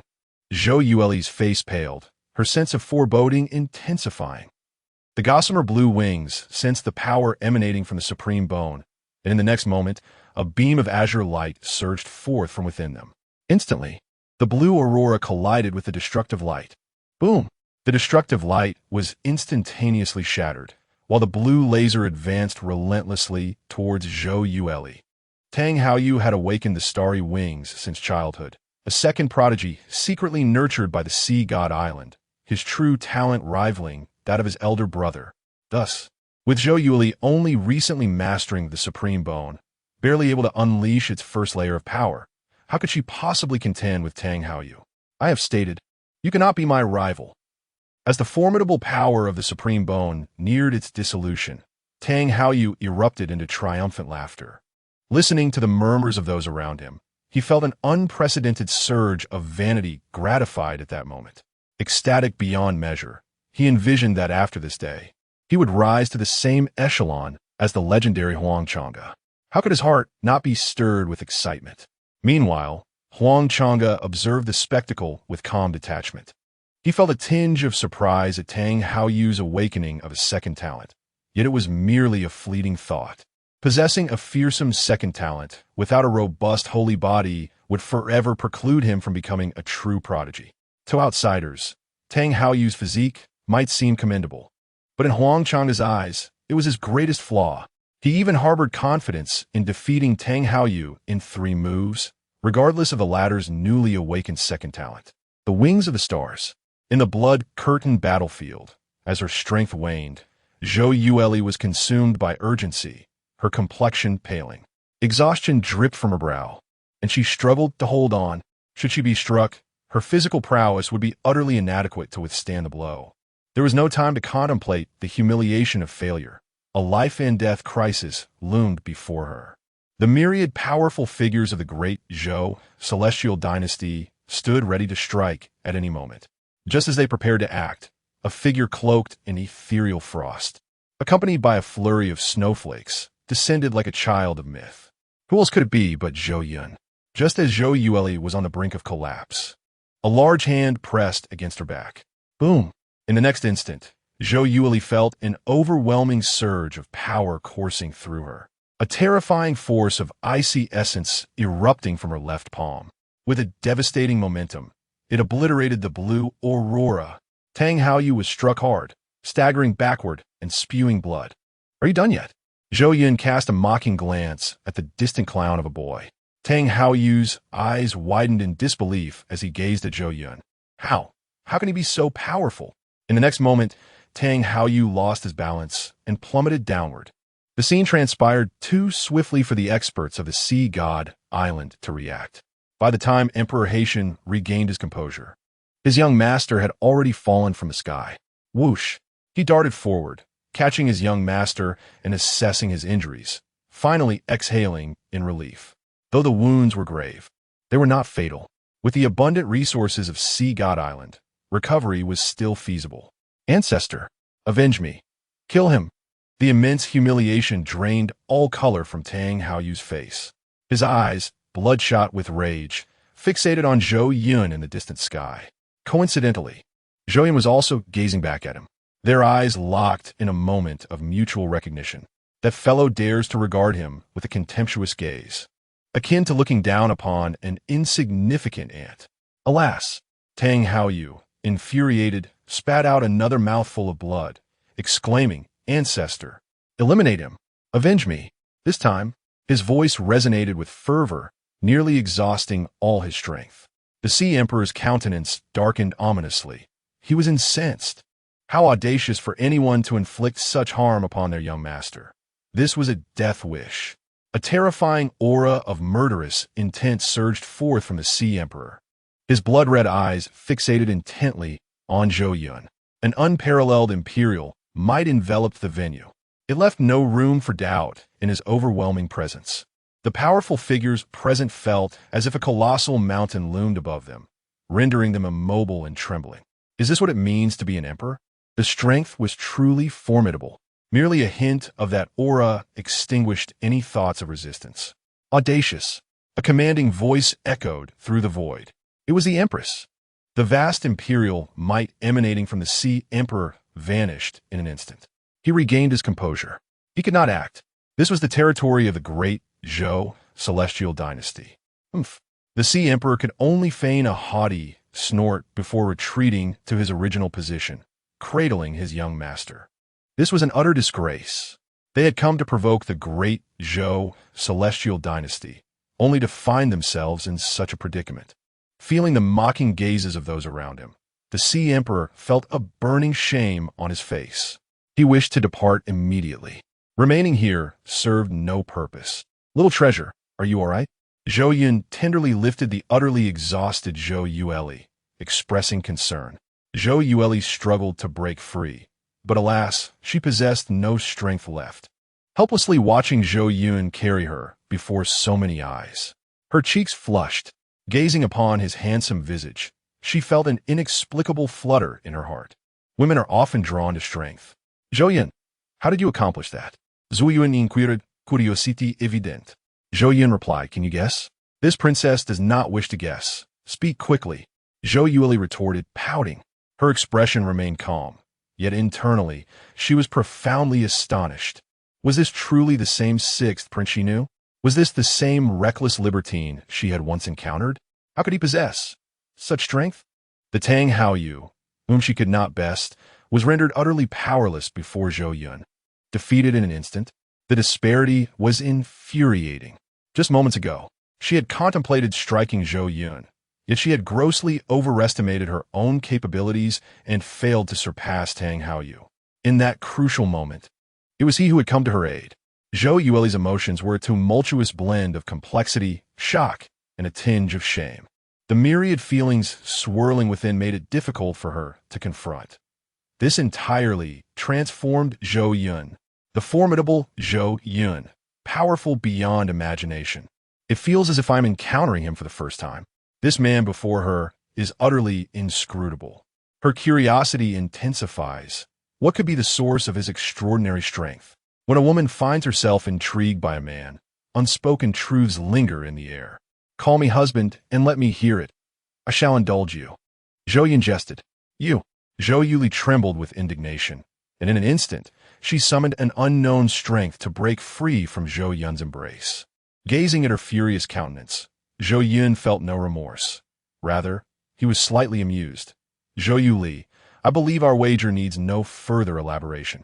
A playful smile graced Zhou Yun's face as he leaned closer to her ear and whispered, Your first request is to visit my chamber tonight. Absolutely no refusals. Zhou Yuli was about to protest when Zhou Yun's voice rang out again. This is a demand. You still owe me 2 more. You have no room for negotiation. When dealing with women, one must adopt a stance of dominance, especially when they are indebted to you. Zhou Yuli was rendered speechless. Not only was Zhou Yuli curious, but the numerous formidable beings present were equally astonished that Zhou Yun, with a mere casual gesture, effortlessly aided Zhou Yuli in defeating Tang Haoyu, who had awakened his second talent. The shock was palpable. He had only just concealed his true prowess. Just how powerful could he be? The elders of the 7 veins fell into a profound silence. Initially, they believed this matter would conclude with Zhou Yun's ascension as the divine son, free from any repercussions. However, the ensuing events unfolded differently. As the 7 veins recklessly challenged Zhou Yun's limits time and again, compelling him to respond. As he had with the Wild Clan and the Sea God Island, he dealt with them in kind. To outsiders, the scene appeared distinctly different. The two were engaged in affectionate embraces, unabashedly displaying their intimacy before the crowd. Huang Changji's face turned ashen. A surge of fury boiled within him. That was the woman he had set his sights on. How could she be courted by a mere swine? He, Huang Changgu, would never permit such a transgression, as long as she was the object of his desire. There was nothing beyond his reach. Zhou Yun, keep your distance from her. Huang Changgu glared coldly at Zhou Yun, striving to mask the murderous intent radiating from him. At first, the crowd was taken aback by his words, but as realization dawned, expressions of intrigue began to spread among them. Huang Changgu has taken a liking to the Grand Princess? The strong beings from the Sea God Island, who were about to depart, paused, their faces lighting up with anticipation. The Huang clan had gone to great lengths to court the great Zhou Immortal Dynasty, even offering supreme bones as gifts. Yet now, such a scene had unfolded. The relationship between the great Zhou Immortal Dynasty and the Huang clan was not something the Sea God Island wished to witness. And now, it seemed that the 2 divine sons had cast their eyes upon the same woman. Could they seize this opportunity to sow discord between the 2 families? Chapter 41. Yi Qin's provocation and the contempt of the crowd surrounding the blood-soaked battlefield. A dense throng of onlookers filled the space, their eyes wide with a mix of anticipation and astonishment as they gazed upon the unfolding scene. The Grand Princess of the great Zhou Celestial Dynasty, Zhou Yueli, found herself outmatched by Tang Haoyu of the Sea God Island, who had unexpectedly awakened a second innate talent, the bloodline gift of the Sea God, the wings of the stars. How formidable was Tang Haoyu's talent? It was no wonder that the people of Sea God Island dared to confront the great Zhou Celestial Dynasty. Regrettably, in terms of innate gifts, Zhou Yueli's abilities were hardly inferior to Tang Haoyu's. However, having only recently mastered the Supreme Bone, she was yet unable to unleash its true power. Otherwise, the balance of strength would demand a reevaluation. The crowd lamented this missed opportunity. Shortly thereafter, the scene unfolded as Zhou Yun entered the fray, and Tang Haoyu was swiftly defeated. The once dominant Tang Haoyu appeared as feeble as a chick before Zhou Yun, who seemed to exert minimal effort, effortlessly dispatching him with a single strike. Stunned silence enveloped the spectators, who remained in disbelief for an extended moment. The local prodigies of the great Zhou Celestial Dynasty widened their eyes in shock. When had the 6th prince become so formidable? They were at a loss, struggling to comprehend the transformation of the weakest among the 9 princes into such a powerhouse. How could Tang Haoyu, who had bested the Grand Princess, be so easily vanquished? Surely, This could not be an illusion. Meanwhile, several female prodigies gazed at the battlefield, their hearts fluttering for the dashing young man enveloped in an aura of icy majesty. Reminiscent of the legendary Ice Prince, each of his strikes grew increasingly powerful, leaving them in awe time and again. Women are naturally drawn to strength. Who could resist the allure of such a handsome, powerful youth? The astonishment was palpable, leaving all present speechless.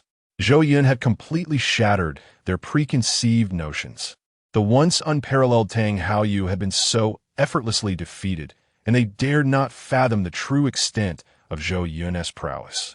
What was even more astonishing was that Zhou Yun radiated an aura consistent with only the 9th level of the spirit realm, leaving no room for doubt in the scrutinizing gazes of the onlookers. This meant that Zhou Yun had triumphed over Tang Haoyu, who had already broken through to the 4th level of the King Realm, with nothing but his 9th level spirit realm cultivation, an unfathomable feat. The disparity in their cultivation levels was immense, and yet he had dispatched Tang Haoyu with a single blow. If Zhou Yun and Tang Haoyu were of the same realm, it would be a matter of mere eye contact. The crowd's astonishment deepened with each passing moment, their incredulous gazes fixated on Zhou Yun. In that instant, the world around them fell into an eerie silence. Amidst the fervent celebrations of the coming-of-age ceremony within the great Zhou celestial dynasty, outside its borders, the vast expanse of the starry sky bustled with an incessant flow of people. With each passing second, individuals departed from the great Zhou, while a greater multitude arrived. Although the great Zhou held the coming-of-age ceremony in high regard, it remained a familial affair, and thus, other factions could not afford to focus solely on a few prodigies amidst their ranks. For these formidable beings, such matters were of little consequence. What truly mattered was forging favorable relations with the great Zhou. Consequently, while the majority congregated within the dynasty to witness the ceremony, a select few exceptional figures were allocated special accommodations by the great Zhou for hospitality. Numerous collaborative initiatives and resource disputes awaited resolution.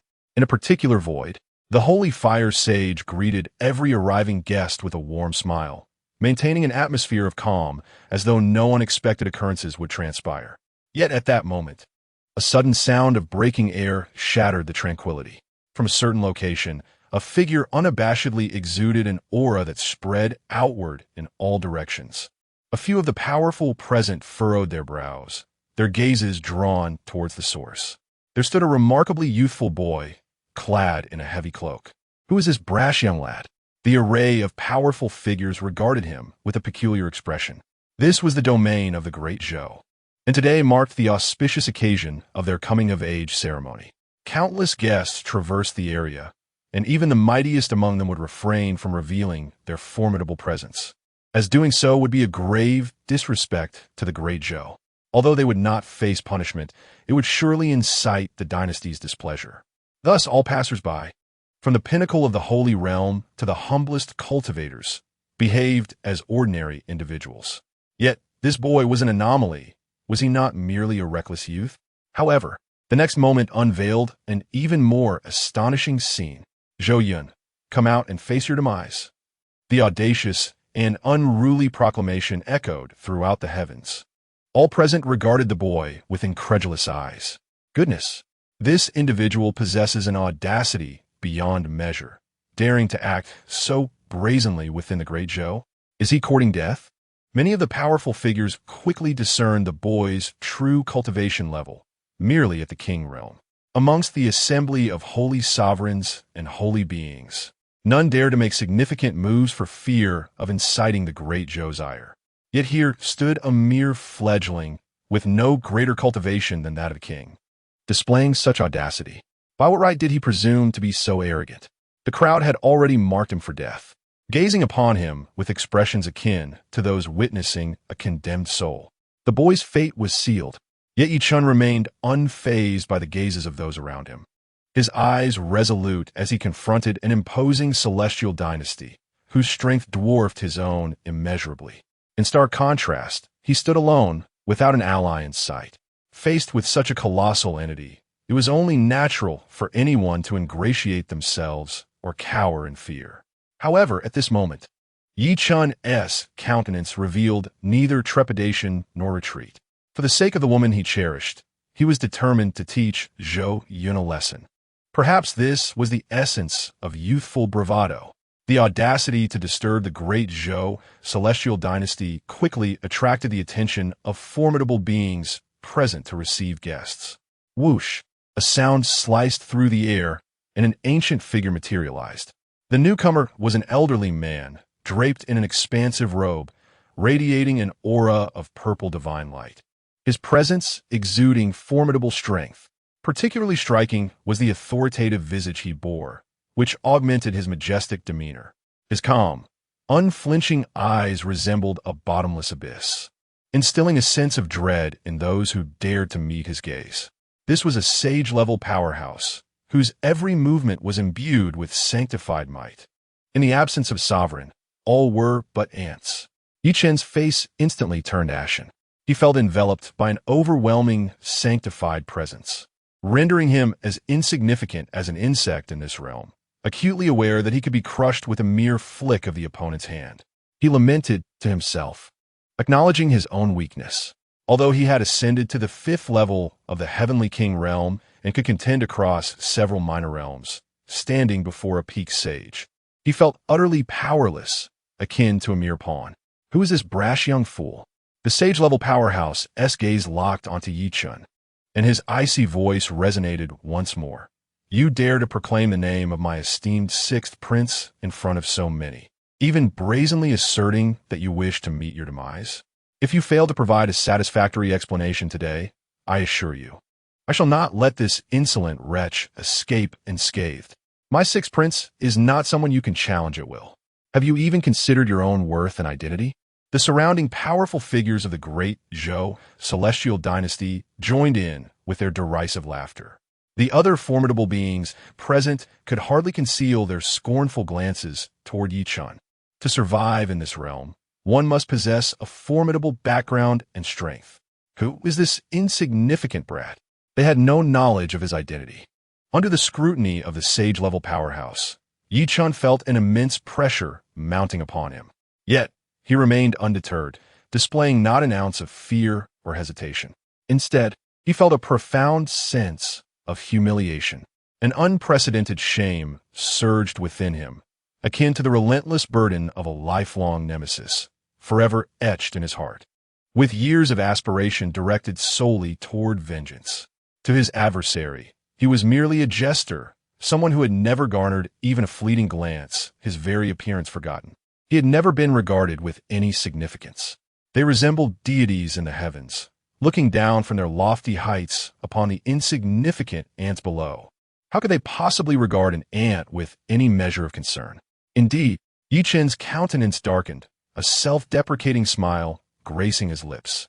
These immortal powers truly tower above the rest.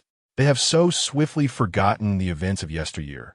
Even my visage has slipped their minds.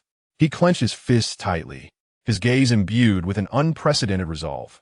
One day, I, Yi Chun, an inconspicuous youth, shall trample upon all you so-called exalted beings, time and again ravaging your pride. As Yi Chen's thoughts surged, he introduced himself. I am Yi Chun, who once made a 3-year pact with your esteemed sovereign. Today, I have come to fulfill that promise. With a confident smile gracing his lips, he drew forth the mystical heavy ruler from his back, striking a striking pose. In the next moment, he uttered words of audacious arrogance. Today, before the myriad strong from countless realms, I, Yi Chun, shall personally defeat your 6th prince. Let your esteemed 6th prince and the entire Zhou Xian dynasty become the laughingstock of the world.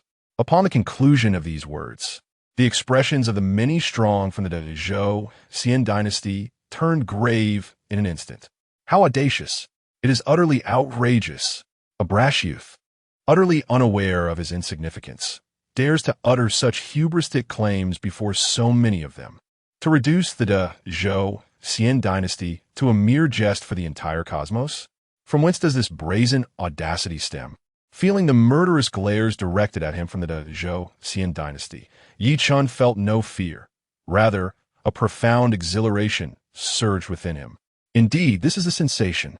The intensity of your anger, your disdain, shall soon transform into something far more unbearable.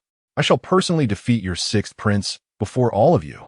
From this day forth, the Zhou dynasty shall be irrevocably rendered a source of mockery for the world.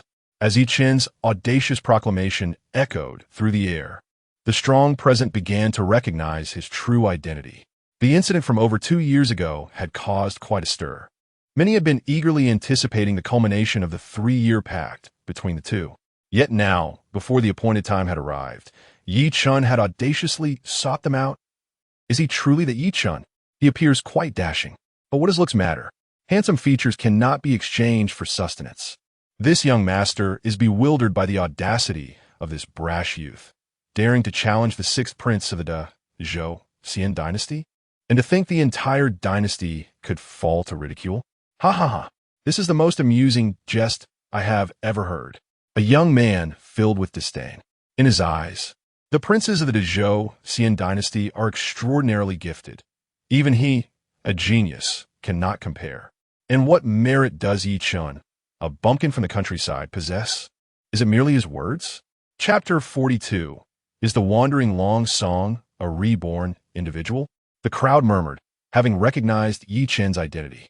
Many uninformed individuals learned of the conflict between him and the sixth prince of the great Zhou celestial dynasty through the whispers of those around them, their faces now devoid of confusion. Begone! You are not welcome in our great Zhou celestial dynasty, the saint of heavenly fire declared coldly. Why? I have come to honor our appointment. Why must you drive me away? Are you afraid? Afraid that your esteemed sixth prince is no match for me? Afraid of losing face in front of so many? With a mocking laughter, Yi Qin reveled in the saint's silence. Surely, you cannot be intimidated by a mere unknown youth such as myself. Can you? You, the great Zhou celestial dynasty, one of the mightiest powers across the myriad realms? Impertinent! The saint of heavenly fire retorted sharply. Yi Qin, there remains half a year until your appointed time with our sixth prince. Wait until then to come. Given your pitiful status, it would be a luxury for you to enter our great Zhou celestial dynasty under normal circumstances. His gaze was filled with disdain. Begone! The command echoed through the air once more. As Yi Qin hesitated to depart, the saint's fury escalated, unleashing an even more formidable force that enveloped Yi Qin entirely. He stumbled, nearly collapsing, his face paling as if a colossal mountain pressed upon him, compelling him to kneel. He felt the unmistakable intent to kill. If he lingered any longer, his life would truly be at stake. Revenge was trivial, survival was paramount. Ultimately, Yi Qin had no choice but to retreat in disgrace. His fists clenched tightly, cracking with tension. Once he left, everything returned to normal. Yet, the saint of heavenly fire could not shake the astonishment within, his mind racing with chaotic thoughts. How could that inexperienced youth have grown so rapidly? Years prior, that inconspicuous boy had now, in a mere 2 years, achieved the formidable level of the 5th stage of the heavenly king realm. The saint recognized Yi Qin's true cultivation at a glance. By heavens, such terrifying talent! He could hardly contain his disbelief. Was Yi Qin's potential truly this remarkable? At such a young age, reaching the 5th stage of the heavenly king realm, his prowess surpassed that of their princes, even the eldest princess. Among his contemporaries, he had already surged to the forefront. Had he been allowed entry just now, what chaos would have ensued? The sixth prince could not possibly contend with this individual, and the great Zhou celestial dynasty would face utter disgrace. With such thoughts swirling in his mind, a murderous intent filled the saint's gaze. He absolutely could not allow Yi Qin to live until half a year hence. Whoosh! Sensing the call of the celestial flame sage. A moment later, a sound of rushing air filled the surroundings. An extraordinarily powerful figure from the great Zhou celestial dynasty suddenly appeared beside the celestial flame sage. The two engaged in a hushed exchange, and then, without the slightest notice from the crowd, this enigmatic powerhouse followed the direction in which Yi Qin had just vanished. Once everything was arranged, the celestial flame sage finally felt a sense of relief. For the sake of the great Zhou, Celestial Dynasty's reputation. That young man must not be allowed to survive beyond 6 months. Such is the harsh reality, regardless of right or wrong. If it serves the interests of the great Zhou, Celestial Dynasty, the Celestial Flame Sage would resort to any means necessary. It is anticipated that the young man will soon meet his demise. After all, he had just dispatched a sage-level warrior to eliminate a mere fledgling at the Heavenly King realm, a task that should be effortlessly accomplished. With these thoughts, the Celestial Flame Sage ceased to dwell upon Yichun. He then returned to entertaining the guests who had traveled from afar. At this moment, the Celestial Flame Sage remained blissfully unaware that Zhou Yun was wreaking havoc within. Had he known, he would undoubtedly have allowed Yi Chun to enter. You, a mere insignificant figure, dare to challenge our divine scion? Who granted you such audacity? Nevertheless, these events were merely a minor interlude. Many powerful figures present had discerned Yi Chen's true cultivation level and were profoundly astonished. The great Zhou Celestial Dynasty's refusal to permit the youth's entry was entirely within their expectations. They remained silent, as if nothing had transpired. For who would risk offending such a colossal entity over a background-less nobody? On the battlefield, shrouded in blood, no one anticipated the sudden turn of events before their eyes. The crowd stood speechless, glancing between Huang Chang'e and Zhou Yun. Could it be that the two divine scions had fallen for the same woman? What a melodramatic twist. Outside the arena, spectators were left in astonishment. Inside, Zhou Yun heard a chilling voice whispering in his ear, and his gaze fell upon Huang Chang'e. His eyes narrowed slightly. Zhou Yun was somewhat familiar with Huang Chang'e's history and could easily surmise that he was a villain. According to the expected narrative, wasn't he supposed to have extracted his sister's supreme bone? Yet, instead, that very supreme bone had manifested on Zhou Yueli. Was this an attempt to divert blame? Could it be that this individual was a reincarnator? Zhou Yun felt a compelling sense of possibility. After all, he himself had traversed realms. The existence of a reincarnator seemed entirely reasonable, did it not? All these thoughts were not difficult to conceive. When the original plot did not align, it indicated that some issue had arisen, and that issue lay with Huang Chang'e. Zhou Yun became increasingly convinced of his thoughts, a playful smile emerging upon his face. A formidable antagonist, reborn and traversing realms, poses a danger that is scarcely inferior to that of the fated child of destiny. Just as he lamented the lack of justification to strike at his opponent, he found himself unexpectedly confronted by the very individual he sought to target. Chang'e, do not blame this prince for being impolite. Zhou Yun chuckled, yet a perplexing thought lingered within his mind. Why did Chang'e act in such a manner? Across the myriad realms, there exist 18 immortal powers, and curiously, his opponent chose to bestow the supreme bone upon the Zhou Xian dynasty. This is surely no mere coincidence. As a reincarnate, there must be a rationale behind such a decision. Yet, what could that reason possibly be? Zhou Yun found himself at a loss, ultimately deeming it unnecessary to ponder further. In his eyes, Chang'e had already become nothing more than a lifeless corpse. Chang'e, do you harbor a fondness for our dear Yuli? Zhou Yun teased, casting a mocking glance toward the distant figure of Chang'e. What sort of wretch are you to think yourself worthy of our Yuli? What experience is it to act even more audaciously than a villain? Zhou Yun could certainly answer. It is exceedingly delightful. Though Chang'e, as a reincarnate, had undergone significant changes in temperament, he could hardly tolerate such mockery, especially in the presence of the woman he admired.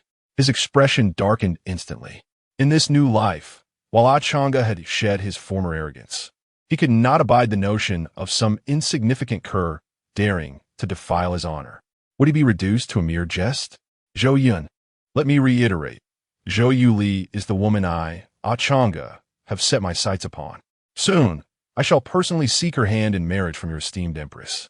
She is destined to be mine. Do you comprehend? Now, I kindly request that you maintain your distance from her. Chang'e's tone was chilling, leaving no room to disguise the threat embedded within his words. Chapter 43. Yi Chun, he arrived riding the wind. With the admission of Huang Chang'e, the atmosphere among the numerous powerful figures became even more animated. To their astonishment, the two divine heirs had truly fallen in love with the same woman. promising an intriguing spectacle ahead. The crowd displayed expressions of eager anticipation. Zhou Yueli was particularly taken aback. The heir of the Huang family, Huang Chang'e, had set his sights on her, and he intended to propose to the empress? Man, Zhou Yueli's impression of Huang Chang'e soured instantly. They were complete strangers, devoid of any emotional foundation. He merely desired her beauty and sought to possess her. Truly, men are creatures driven by their basest instincts. Zhou Yueli cast a sidelong glance at Zhou Yun beside her, silently contemplating. This rogue is different. Well, you still have your preferences, do you? Huang Chang'e, who do you think you are? Just because you commanded me to keep my distance, must I obey you? Zhou Yun wore a disdainful expression. Do not think that a mere flicker of talent grants you the liberty to act recklessly. In my presence, your talents are utterly worthless. Huang Chang'e retorted coldly. Is that so? Zhou Yun nearly laughed, his heart brimming with anticipation to teach this young man a lesson. Soon, he would personally extract the opponent's dual pupils, making him experience the sensation of being a younger brother. Such scoundrels, who exploit everything without any semblance of emotion, could reincarnate 100 times and still fail to stir any significant trouble. The two exchanged barbs, quarreling over a woman, each insult sharper than the last. The onlookers, particularly the formidable beings from the Sea God Island, could hardly contain their excitement, urging, fight, quickly fight.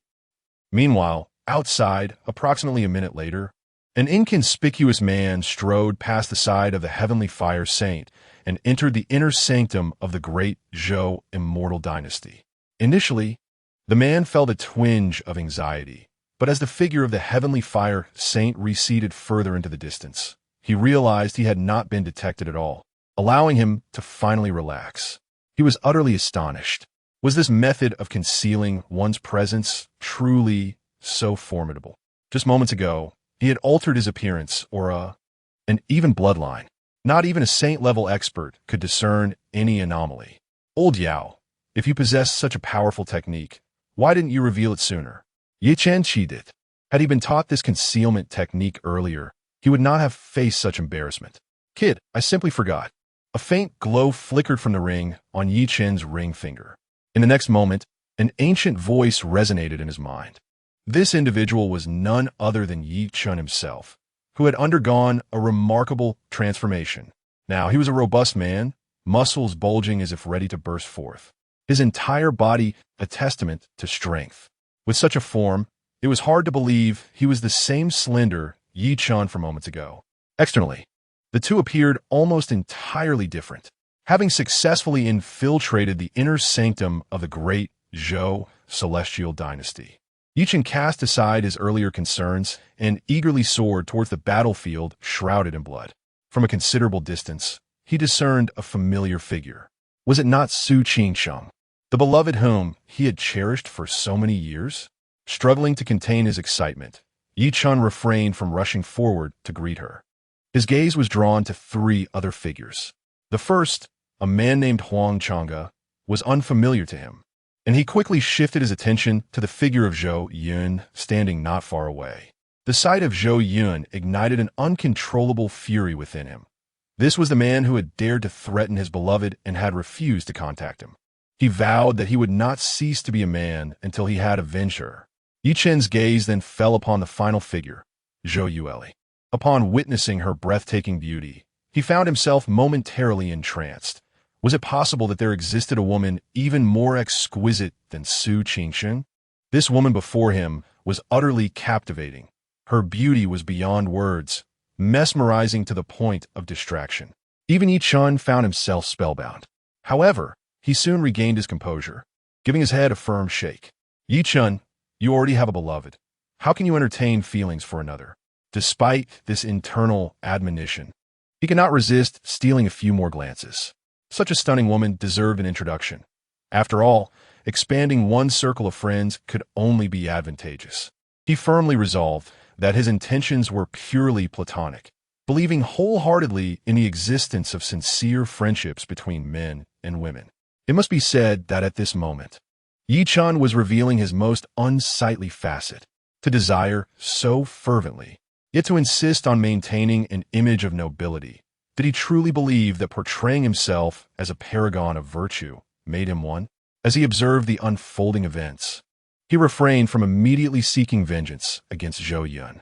After all, this was the territory of the great Zhou celestial dynasty. It was prudent to remain vigilant and devise an escape plan. Were they discussing? Yichen pondered quietly. Having just arrived, he was unaware of the circumstances at hand. After listening attentively, he finally grasped that the three individuals were engaged in a contest over a woman. Scoundrels! Rage surged within him as he roared. Zhou Yun. That wretched scoundrel! Is he not Su Qingqing's fiancé? Did he not profess his profound affection for her? How dare he brazenly pursue another woman in front of his betrothed? Is this the conduct of a man? He is nothing but a cad, a beast. I must seek justice for Su Qingqing. With such thoughts racing through his mind, Yi Chan felt an overwhelming sense of injustice for her. Why did such a bounder deserve to be her fiancé? Today, he must seek justice for the woman he adores. Zhou Yun, you scoundrel! In the next moment, Yi Chan could no longer contain the fury brewing within him, unleashing a primal roar that echoed through the heavens. All the powerful figures present could hear it distinctly. Eyes turned towards him, and before long, a brawny man transformed, shedding any pretense and revealing his true, handsome visage. Clearly, that was his authentic appearance.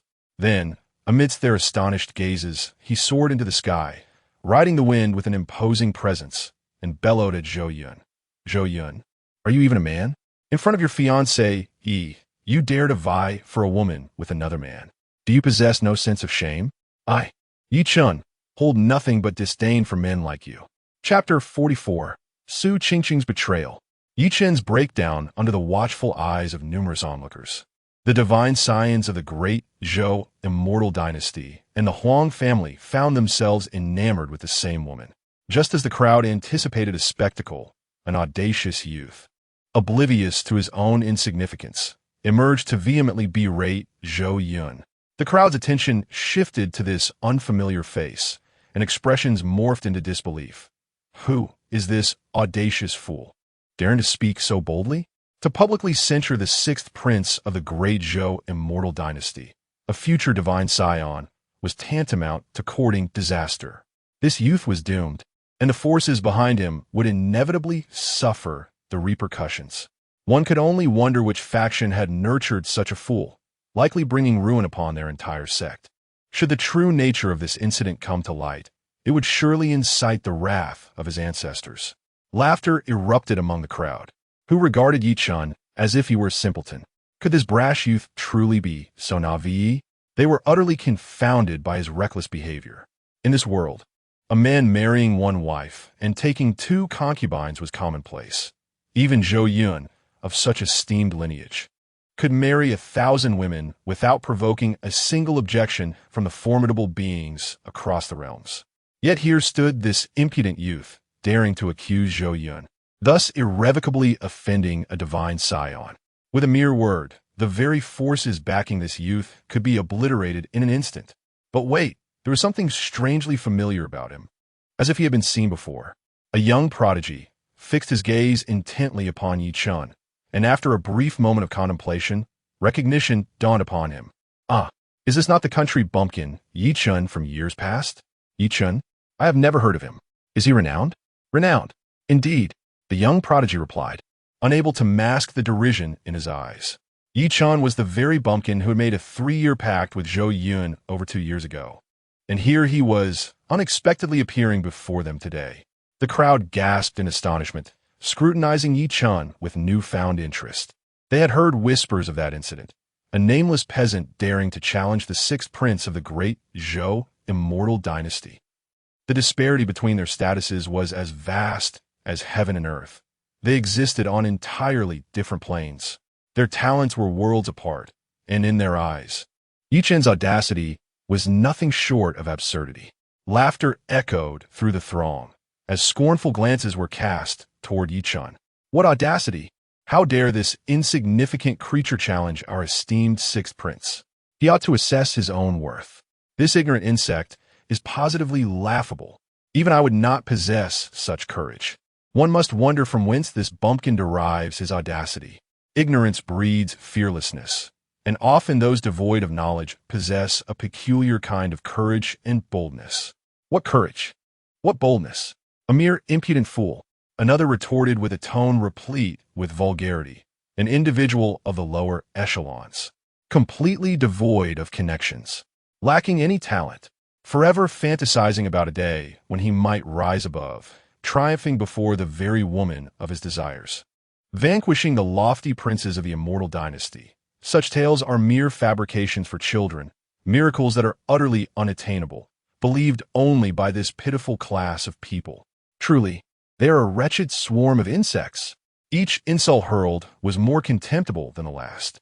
Crack, crack. Yi Chen's fists echoed with a resounding intensity, sparks flying. These individuals remained so imperiously high and mighty. Yi Chen could not help but mock himself inwardly, his icy gaze sweeping over the multitude present. The crowd was densely packed. Behind each individual loomed a powerful backing, with each one's status towering above his own. What could he, a solitary wanderer without any connections, possibly achieve? He was destined to be the subject of ridicule. This had been the case since his initial appearance outside the great Zhou Immortal Dynasty. It was no different now at the adult ceremony. These individuals, accustomed to their elevated positions, consistently projected an air of superiority, looking down upon all. Over the years, he had encountered such situations far too often.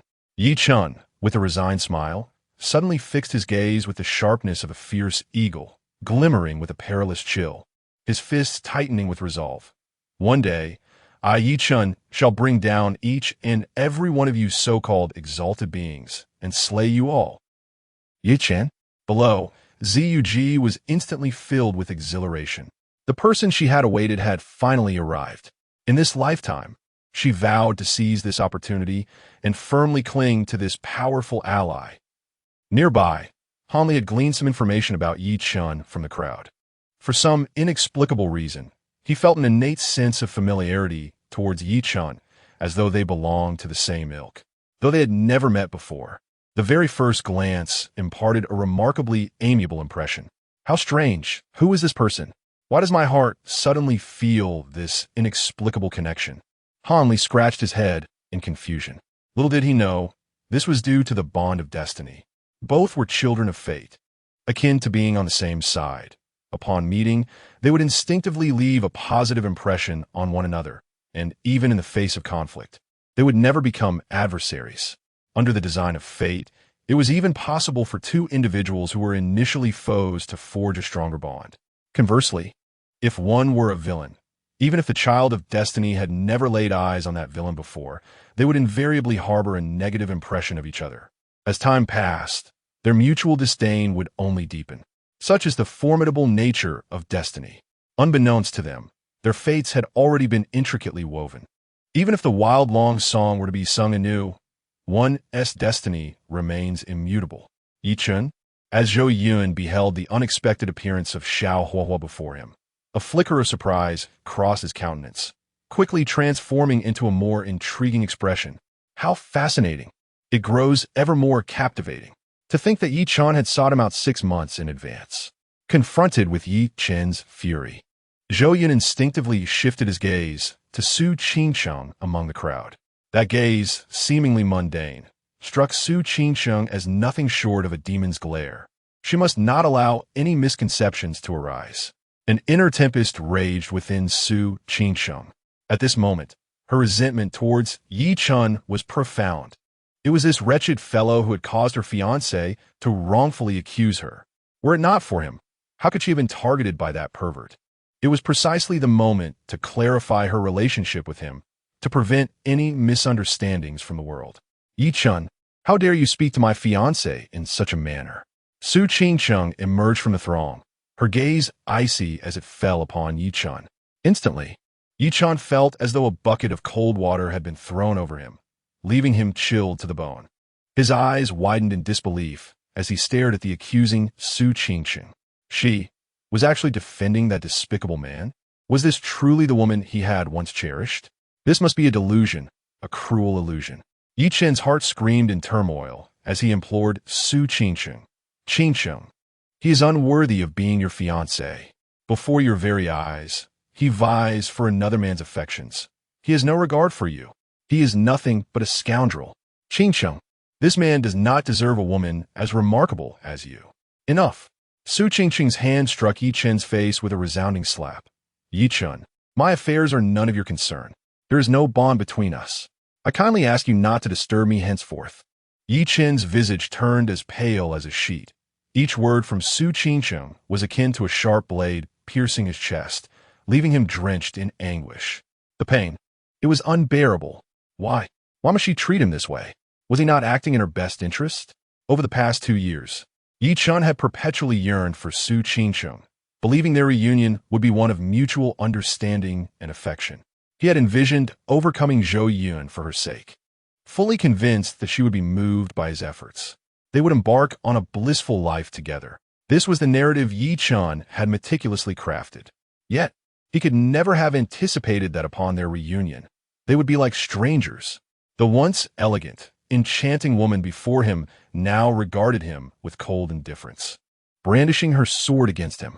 Yi Chen struggled to accept this reality, stepping forward to plead. Qingsheng, this cannot be true. Surely, you are deceiving me, are you not? Given the depth of our relationship, how could you possibly abandon me? Chapter 45. Yi Chen reveals his power. The crowd is stunned. A sharp crack resonated throughout the heavens and the earth. Su Qingsheng delivered another resounding slap to Yi Chen's face, this time with considerable force, showing no mercy. Yi Chen, do you not understand human speech? From now on, I implore you, do not disturb me again. There has never been any affection between us. It has all been your one-sided sentiment. One-sided sentiment? Yi Chen stood in a daze, his body swaying, his heart shaken. He nearly stumbled to the ground, as though he were plunging into an abyss of darkness, losing all sense of purpose in life. However, he soon regained his composure. Su Qingsheng, such a kind-hearted woman. How could she be so heartless? There must be another reason? At this moment, Yi Chen was still deceiving himself, as if struck by a sudden realization. His crimson gaze fixated intently on Zhou Yun in the distance. Qingsheng, it was he who threatened you into doing this, wasn't he it? Just give me a nod, and I will immediately teach him a lesson. I am strong now. You need not fear him. Yi Chen, have you had enough of this ruckus? Su Qingsheng struck him again, her face a mask of disappointment as she gazed at him. It dawned on her just how utterly unreasonable he was. He was behaving like a child, unable to comprehend spoken words. She could hardly fathom how she had ever developed feelings for this man. Impossible. This is absolutely impossible. Qingsheng, I know you're lying to me. I know that it is Zhou Yun who is threatening you. I will teach him a lesson right now. Zhou Yun, you scoundrel. Is this all you're doing behind the scenes? Yi Chen let out a series of beastly roars. He could not accept the reality before him and could only direct his fury at Zhou Yun. His furious, crimson eyes seemed capable of spitting fire. It is all because of that wretched man. It is he who has driven my beloved woman to turn against me. If mere glances could kill, Zhou Yun would have been slain countless times by now. I will kill you. In the next moment, Yi Chen could no longer contain his rage. An overwhelming aura erupting from him as he charged directly at Zhou Yun. How is this possible? Heavenly King Realm. 5th level. Gasp.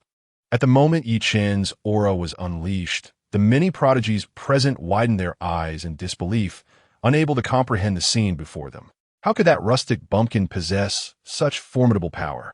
His terrifying cultivation level was even a small realm above the Grand Princess, An Tang Haoyu. Was it not said that 2 years ago, his cultivation was merely at the foundation establishment stage? What a farce! To have improved several realms in just 2 years. They could hardly fathom the extent of Yi Chen's terrifying talent. Each of the prodigies present felt as though they had been slapped in the face, their cheeks burning with shame. They are even inferior to a mere country bumpkin. How can this be? They are unable to believe it, repeatedly murmuring impossible, absolutely impossible. How can this young man be so terrifying? How blind was I in the past? An old monster's eyes widened in disbelief. Back then, I witnessed Yi Chen's cultivation merely at the foundation establishment stage. Yet now, in just a short span of 2 years, he has transcended 6 or 7 major realms, breaking through to the 5th level of the Heavenly King realm. This is utterly inconceivable. What an astonishing talent he possesses. The terrifying aptitude he has exhibited is not in the slightest inferior to that of some top-tier prodigies. In an instant, everyone present began to regard Yi Chun with newfound respect. All eyes converged upon the battlefield. Would Yi Chun, at the 5th level of the Heavenly King realm, be a match for the invincible prince of the great Zhou celestial dynasty? Just moments ago, Yi Chun effortlessly defeated Tang Haoyu.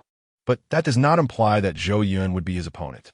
After all, Zhou Yun's cultivation is only at the 9th level of the Divine Soul realm. Attempting to transcend even a minor realm in battle is an exceedingly arduous task. Within the blood-soaked battlefield, Zhou Yun's eyes instantly narrowed. Then, the onlookers witnessed Yi Chun's body, which had just charged forward, being violently propelled backward by an invisible force before even making contact with Zhou Yun. What? The crowd was once again astounded. Yi Chun, at the 5th level of the Heavenly King realm, was utterly unable to withstand a single blow. He was repelled by merely a gaze. Gasps of astonishment echoed through the crowd. Just how powerful is the 6th prince of the great Zhou celestial dynasty? They could hardly fathom it. Chapter 46. A Clash of Titans. Yi Chun, after all these years, your strength has seen little improvement, yet your temper has certainly flared, Zhou Yun quipped, casting a teasing glance towards the nearby Huang Chang'e. Huang Chang'e, do you not harbor affections for my beloved? This prince is not one to be stingy.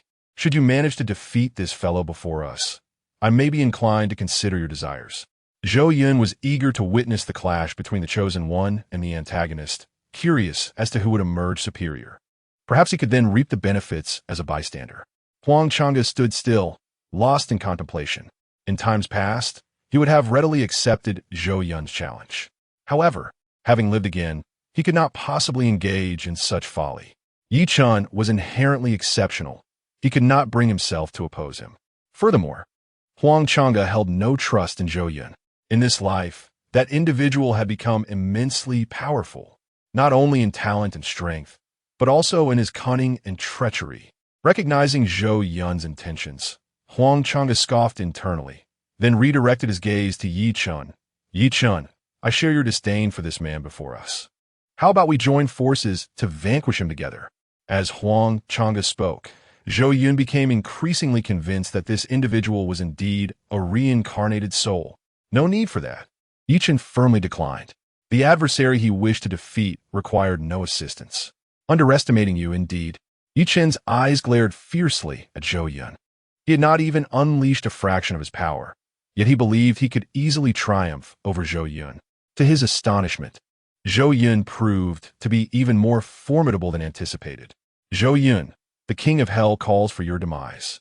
Not even the Tao of heaven can save you now. Today, I shall assuredly slay you. Yi Chun was beside himself with fury. A more terrifying aura erupted from him, sweeping outward in all directions. This presence caused even some sovereign-level experts present to feel a flicker of threat. This individual was far from the simplicity he appeared to embody. Judging from this aura, one could only gasp. Even some ordinary 9th-tier heavenly kings might struggle against him. His talent was indeed horrifying. Achieving such mastery at a young age, and even transcending several minor realms, it was utterly inconceivable, even when gazing across the myriad realms. Such a prodigious talent was rarely encountered. As this sentiment echoed, silence enveloped the crowd. How could the rustic bumpkin they had so recently scorned suddenly soar to greatness? The bitterness surged within the hearts of many gifted individuals. Why did this bumpkin possess such astounding talent? Why was it not themselves who achieved this? The numerous prodigies present felt immensely disheartened. They could accept the superiority of the immortal divine sun. Yet now, a country bumpkin was metaphorically defecating upon each of their heads. The expressions on their faces were more wretched than consuming excrement. This sycophant, how could he be so? Even more astonished was Su Qingsheng. No one understood Yi Chun's talent better than she did. The opponent's talent seemed utterly mediocre. Yet, how could it be that after merely 2 years apart, he has transformed into such a formidable force? Zhou Yun, today marks your demise. Prepare to embrace the arrival of death. Yi Chun, in a fit of rage, bellowed like thunder, his voice resonating through the heavens. Waves of energy surged around him, tumultuous like a raging tempest, a terrifying aura spreading like a plague, enveloping the entire realm. This time, he would give his all to showcase his true strength. He aimed to defeat Zhou Yun with an invincible stance and reclaim all that rightfully belonged to him. However, Yichen remained blissfully unaware that the power he possessed and the thoughts in his heart were nothing more than a grand jest in Zhou Yun's eyes. Whoosh! Zhou Yun's figure soared into the sky like a dart, and in the next instant, boom! Accompanied by a deafening roar. It felt as if the heavens and earth themselves had shattered, as two figures collided like meteors. Merely 3 moves later, Yi Chun found himself vanquished. Zhou Yun's single palm struck out with the ferocity of a piercing arrow, effortlessly delivering a terrifying force of ice towards Yi Chun. The speed was so swift that it was nearly imperceptible to the naked eye. Caught unawares, Yi Chun was struck directly in the chest. Boom! Instantly, he was sent flying like a kite severed from its string. In the outside world, the crowd was left in utter astonishment. They could hardly believe that such a powerful Yi Chun was still no match for Zhou Yun. Just how formidable was the son of the great Zhou? Young prodigies gazed up at the figure in the sky, resembling the son of an ice deity, with eyes sparkling like stars, filled with admiration. Is this truly the invincible son of the great Zhou dynasty? It is hard to fathom that his cultivation is merely at the 9th level of the divine soul realm. Ha! A country bumpkin will always remain a country bumpkin. He will never stir any significant waves. With your meager abilities, how dare you aspire to defeat our son? Have you weighed your own worth? Some prodigies reveled in their triumph. Yi Chun, a country bumpkin with such remarkable talent, was intolerable to them. Witnessing his defeat brought them immense joy. Though Yi Chun was already regarded as a top prodigy, with his 6th level cultivation in the King realm unleashing peak power, it was still insufficient against the son of the great Zhou dynasty. Elderly figures stood in stunned silence, each astonished by Zhou Yun's repeated display of power. They could hardly imagine just how formidable Zhou Yun truly was. If he were to break through to the King realm, could he not contend with the mightiest of the Emperor realm? The elderly figures exchanged glances, their eyes reflecting unparalleled shock. How could this be possible? How could this be possible? Yi Chen's heart roared in disbelief, unable to accept the reality before him. His face flushed with rage. He stood a full 5 minor realms above his opponent, having even crossed a major boundary. Just moments ago, he had unleashed a staggering 80% of his power, and even against a peak King realm adversary, he felt confident in his ability to prevail. Yet, he was effortlessly repelled by Zhou Yun. Yi Chun found this utterly unacceptable. This exchange was merely a preliminary skirmish, a testing of each other's capabilities. The true battle had yet to commence. The revelation of Zhou Yun's formidable strength suggested that easily overcoming him would not be a straightforward endeavor. These were realizations Yi Chun could reconcile. After all, he was aware that prodigies nurtured by immortal powers were expected to possess exceptional strength. What he could not fathom was that his opponent's cultivation was merely at the 9th level of the spirit realm, almost a whole major realm below him. How could he come to terms with that? Typically, he was the one who crossed realms to engage in combat, defeating foes even while surpassing them by 4 or 5 minor stages. How had the tables turned so drastically? The facts unequivocally illustrated Zhou Yun's extraordinary talent. Meanwhile, the gathered strongmen were left in a state of intrigue, pondering the nature of the terrifying physique Zhou Yun had awakened. How could one at such a humble level of the spirit realm unleash a force far beyond what his realm should possess? It utterly shattered their understanding. Yi Chen, allow me to lend you my strength. At that moment, a powerful voice rang out beside him. How could Huang Chang'e miss such an opportune moment to ingratiate himself with Yi Chun? With a sudden burst, an aura emanated from him, revealing the peak of the King realm. What? The crowd was left speechless, stunned by the overwhelming aura radiating from Huang Chang'e, the king. Ninth level. Even Yi Qin's eyes widened in disbelief. He had never anticipated that the very individual he had just dismissed would prove to be so incredibly powerful, appearing to be of the same age as himself, yet possessing a cultivation that surpassed his by 4 minor realms. What did this signify? To achieve such a terrifying level of power at such a young age indicated that this individual's talent was likely on par with his own, making him one of the foremost figures among his contemporaries, perhaps even stronger. And here he was, moments ago, looking down upon him. Chapter 47. Uncontainable Fury. Whoosh! The aura emanating from Huang Chang'e resembled a volcanic eruption, unstoppable and overwhelming. The surrounding void appeared to be torn asunder by this terrifying power, producing a cacophony akin to the death knell of the world. The air thundered, and the ground beneath shattered like a mirror, raising clouds of dust that obscured the sun. This horrifying force was reminiscent of a ferocious beast, bearing its fangs and claws, intent on annihilating everything in sight. Incredible. It was utterly formidable. Merely a wisp of his aura revealed that Huang Chang'e surpassed Tang Haoyu by an immeasurable magnitude. Truly, he was a recognized prodigy across the myriad realms, undeniably powerful. Good heavens, how had he cultivated to such heights? Some gazed wide-eyed. At such a young age, he had ascended to the pinnacle of the heavenly king realm. With such cultivation, who among the same generation could possibly rival Huang Chang'e? This left no room for survival. The same generation of prodigies felt despair. In their own age group, they fancied themselves geniuses, having reached the spirit realm. In the outside world, they might not be deemed extraordinary, yet they were considered adequate. But before Huang Chang'e, they were but trifles. They were unworthy even to carry his shoes. The disparity was simply too vast. Huang Chang'e surged forward like a bolt of lightning, closing in on Zhou Yun. Come on. Zhou Yun chuckled softly, dismissing his opponent entirely. A torrent of icy energy erupted from him, and his cold gaze shimmered with lethal brilliance. What if he was at a higher realm? Today would be the day Zhou Yun made his name known. After today, his name would resonate above all the prodigies across the myriad realms, regardless of how monstrous or formidable their sacred bodies or unparalleled talents might be. Since his emergence, everyone would have to yield to him. Boom! In the next moment, a deafening explosion reverberated through the heavens.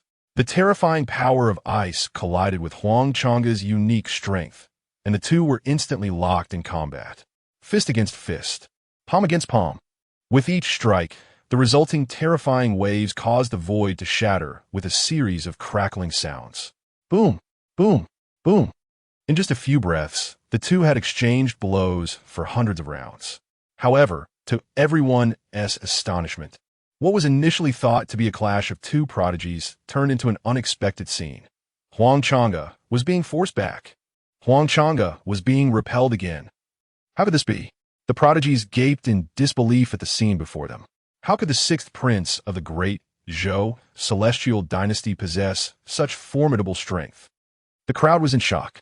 Huang Chang'e, renowned far and wide, hailed as one of the most elite prodigies across the myriad realms.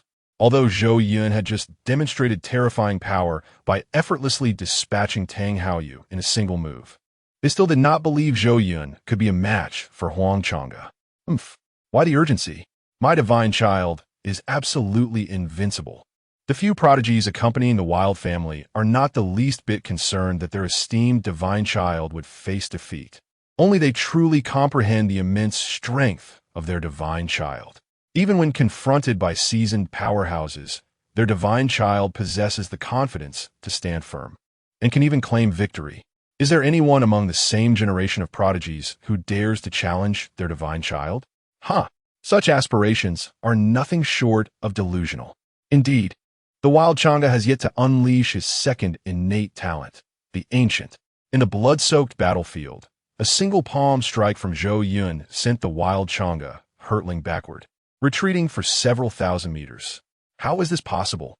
The Wild Chang'e gazed in astonishment at Zhou Yun. He realized he had underestimated him. Among his generation of prodigies, he had never faced such a humiliating defeat. He, of all people, was actually repelled. Not even the esteemed Jun Xiaoyao from the Jun family, nor any formidable Emperor Realm warrior could easily push him back. Many ordinary Emperor Realm warriors, even when unleashing their full might, would find it impossible. Yet now, he had been driven back by Zhou Yun. Listening to the murmurs of the outside world, the wild Chang'e's face turned ashen with horror. He never anticipated that the butterfly effect brought about by his rebirth would be so profound. In his previous life, this individual before him exhibited minimal talent. Yet in this life, he had transformed into a prodigy of equal caliber. The wild Chang'e's heart brimmed with indignation, and he transformed into a streak of light, relentlessly charging toward Zhou Yun, eager to salvage his dignity. Each strike rivaled that of an Emperor Realm powerhouse. However, regardless of how terrifying his assaults were, they were effortlessly repelled by Zhou Yun with a mere palm. Kill. Seizing the opportunity, Yi Chun launched a surprise attack from behind. Be careful, a sneak attack. Outside, the prodigies of the great Zhou celestial dynasty shouted in anxious alarm. Unfortunately, the entire space of the blood-soaked battlefield was crafted from special materials, rendering their cries inaudible to those within. It's over. It's over. Despair gradually etched itself upon their faces. Yi Chen's fists, akin to sandbags, were mere moments away from striking Zhou Yun. Yet Zhou Yun remained utterly oblivious, standing motionless, focused on the wild Chang'e and completely unaware of the impending danger behind him. In the next instant, Yi Chen's terrifying assault was poised to crash down upon his head. Such a blow, if it landed, would not merely inflict severe injury, but would also be exceedingly uncomfortable. Oomph! Zhou Yun chuckled wickedly, just as Yi Chen's fists were about to connect with him. His figure flickered and vanished from sight in the blink of an eye. Yi Chun, who had been basking in his own self-satisfaction just moments before, believing that at such close range his opponent could offer no resistance, suddenly found himself striking nothing but air. Where did he go? In that moment, he felt a prickling sensation along his spine. Such incredible speed. Danger! Danger! Danger! Yi Chen's reflexes were remarkably swift, as he attempted to evade to the side in the next moment. However, he was fast. Zhou Yun was even swifter. Boom! Before Yi Chun could sidestep, a tremendous force descended upon his back. Instantly, a piercing pain radiated from behind. Whoosh!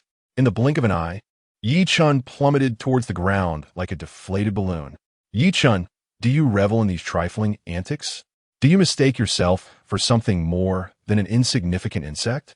Zhou Yun's disdainful voice echoed. Such feeble strength dares to compete with me for a woman. I wonder from where you draw your audacity. In my eyes, you are merely a fool, utterly inconsequential and easily vanquished before me. As Zhou Yun's mocking words fell, he stood elevated, enveloped in an icy aura, radiating an extraordinary divine light, casting a contemptuous gaze upon Yi Chen below. His eyes were filled with scorn, reflecting an imperious demeanor akin to an ice deity, exuding the confidence of the ancient ice spirit. The brilliance surrounding him accentuated the ethereal grace of the Ice Prince. He took pleasure in mercilessly striking down Yi Chun. Bloodied and racked with intense pain, every part of Yi Chen's body throbbed. Yet, at that moment, it seemed as though he could not feel the excruciating agony.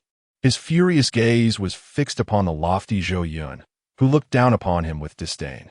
His crimson eyes seemed ready to ignite with fury. An endless rage surged within him, a tempest of wrath. That gaze mirrored one from 2 years prior, a look Yi Chun would never forget. Over the years, he had endured countless disdainful glances from others.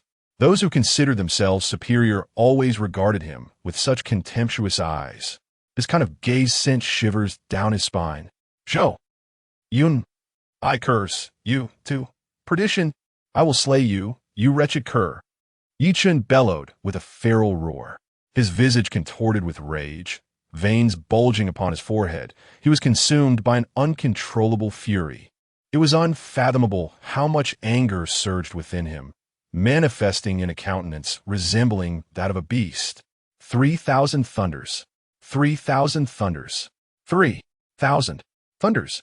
Chapter 48. The Dragon and Elephant Suppression Technique. Boom, boom, rumble. The heavens and the earth underwent a cataclysmic transformation, as thunderous roars erupted like the bellows of a mighty dragon. In an instant, the vast expanse above the battlefield was engulfed by an endless sea of thunder. The tempestuous thunder roared, its terrifying essence surging forth like a flood breaking its banks, spreading in all directions. The sky and the earth dimmed, enveloped in an ominous gloom. What is this aura? In the external world, numerous powerful figures at the emperor level appeared as if struck by lightning, their faces paling to a ghostly white. Particularly for those at the first and second levels of the emperor realm, they felt their blood freeze, their scalps prickling, as if beset by a swarm of venomous insects. A saint-level technique, and certainly not an ordinary one. Otherwise, it would be impossible to unleash such astonishing power. Saint-level, pinnacle. The countenance of a peak saint realm expert turned ashen, as if struck by lightning, utterly shocked beyond comprehension. It was simply unbelievable. His eyes widened, round as copper bells, seemingly on the verge of popping from their sockets. Each saint-level technique is akin to a rare treasure, coveted yet elusive. Even though he held the esteemed status of a peak saint realm master with numerous techniques at his disposal, most were of little use, only reaching minor achievements in their cultivation. As for the pinnacle of saint-level techniques, there was no need to mention it. Despite living for countless years, he had only managed to cultivate 2 pinnacle saint-level techniques to a significant degree. Yet now, that young lad named Yi Chun had mastered a pinnacle saint-level technique. Even if it were merely at a minor accomplishment, it was more than sufficient to demonstrate the terrifying nature of his talent. This was simply unfathomable. This was the embodiment of celestial genius, a prodigy of the ages. What was even more astonishing was that he was merely a rogue cultivator, having grown solely through his own efforts. Had he been endowed with abundant resources from a young age, how much more terrifying would he have been?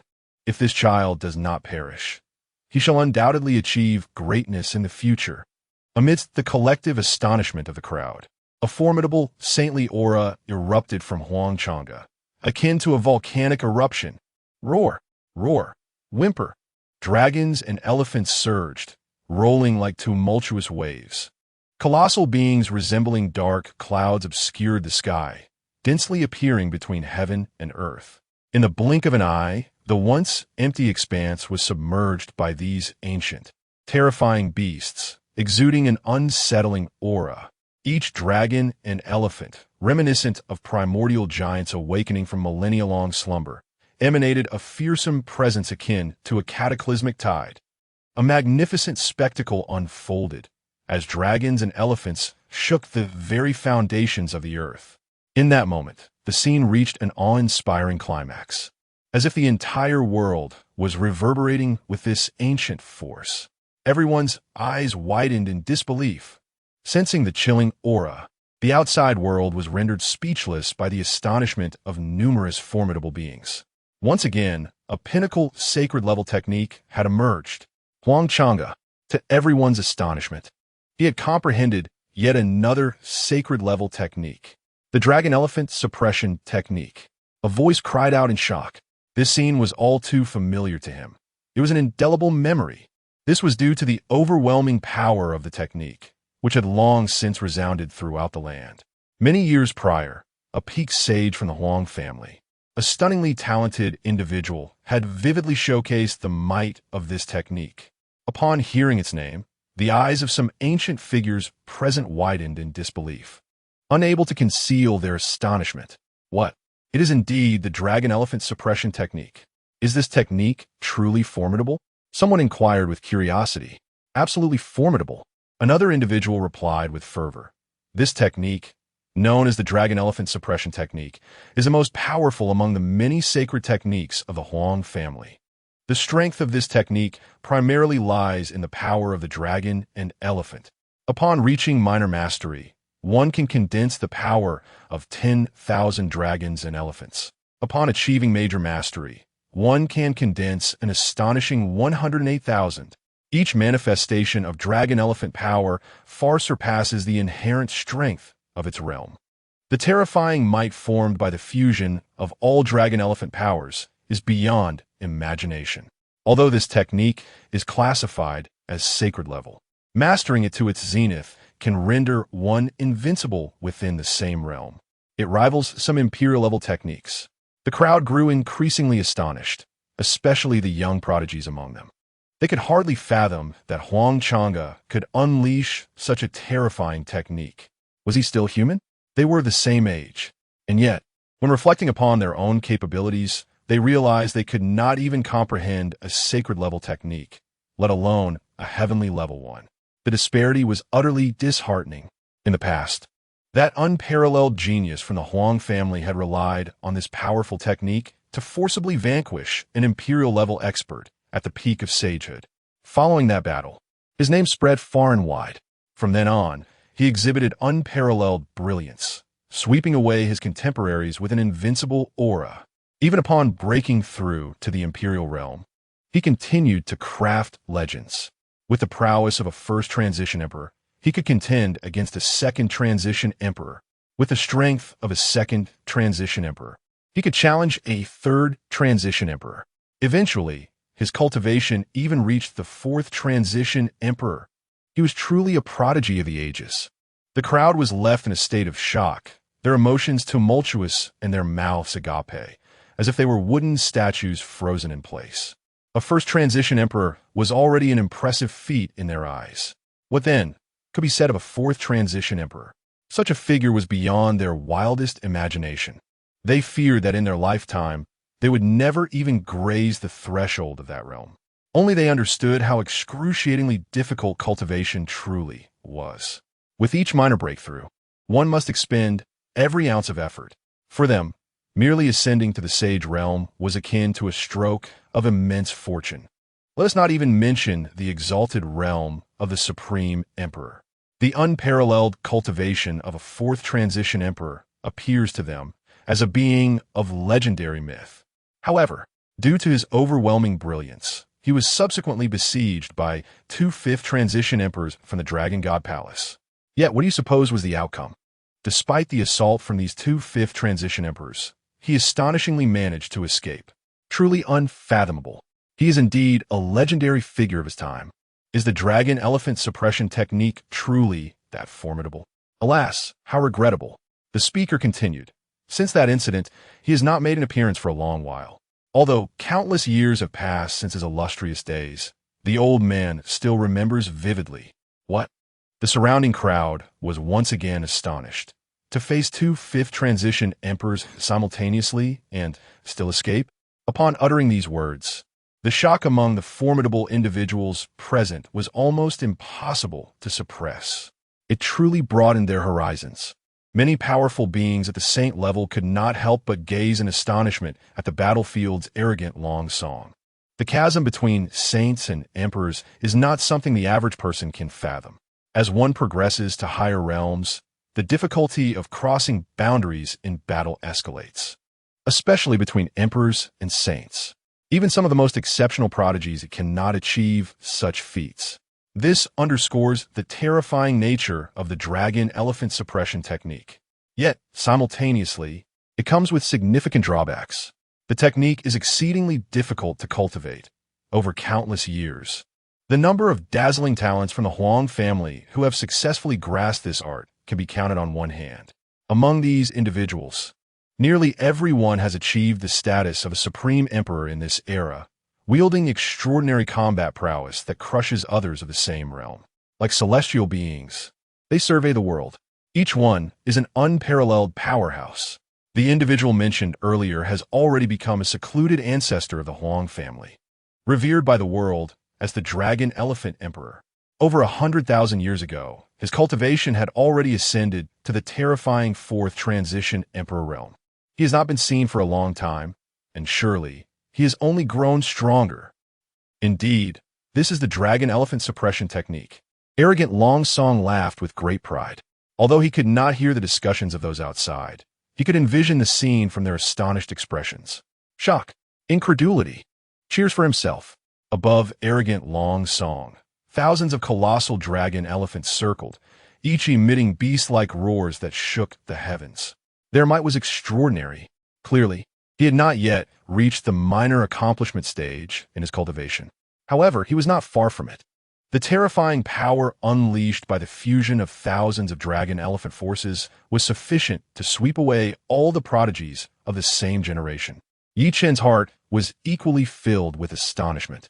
He had previously thought that among his peers, he was the only one capable of comprehending a peak saint-level technique. Yet, the individual before him, who had come to his aid, had also grasped the peak saint-level technique. Moreover, it appeared even more formidable and powerful than his own. He was overwhelmed by an inexplicable sensation, accompanied by a tinge of jealousy. Yet, within his heart, a greater joy blossomed. It seemed that Zhou Yun was undoubtedly facing unavoidable doom. There was no chance for the opponent to survive. How could the adversary possibly rival the combined might of the two of them? With two pinnacle sacred-level techniques, not only would their opponent fall, but even a formidable Emperor Realm expert would meet the same fate. Zhou Yun, prepare to meet your end. 3,000. Thunder. With a furious roar, the boundless power of thunder descended from above, akin to a multitude of blue lightning dragons, surging downwards towards Zhou Yun with an unstoppable force. The void shattered, and the heavens trembled. The atmosphere was overwhelming, as if the entire world were about to be engulfed by the terrifying might of the thunder. Go! With a thunderous command, Huang Chang'e unleashed a cry. Simultaneously, thousands of dragon-like forces surged forth like a torrent, carrying an immense pressure, seemingly intent on obliterating everything in their path, as they rushed towards Zhou Yun with relentless fury. Chapter 49. Shocking the mundane world. What a splendid arrival.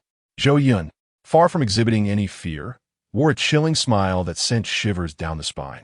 A terrifying aura, reminiscent of a volcanic eruption, surged forth from within him, cascading outward like a torrential flood in all directions.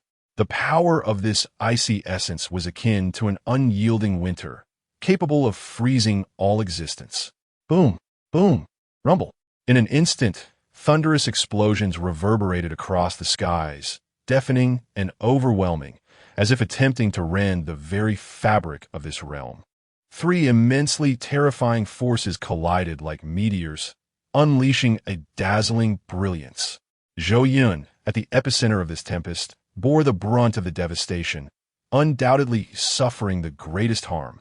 The entire battlefield was enveloped in resplendent white light, as if day had suddenly dawned. It's over. Zhou Yun is finished. The onlookers outside were astounded, their faces ashen.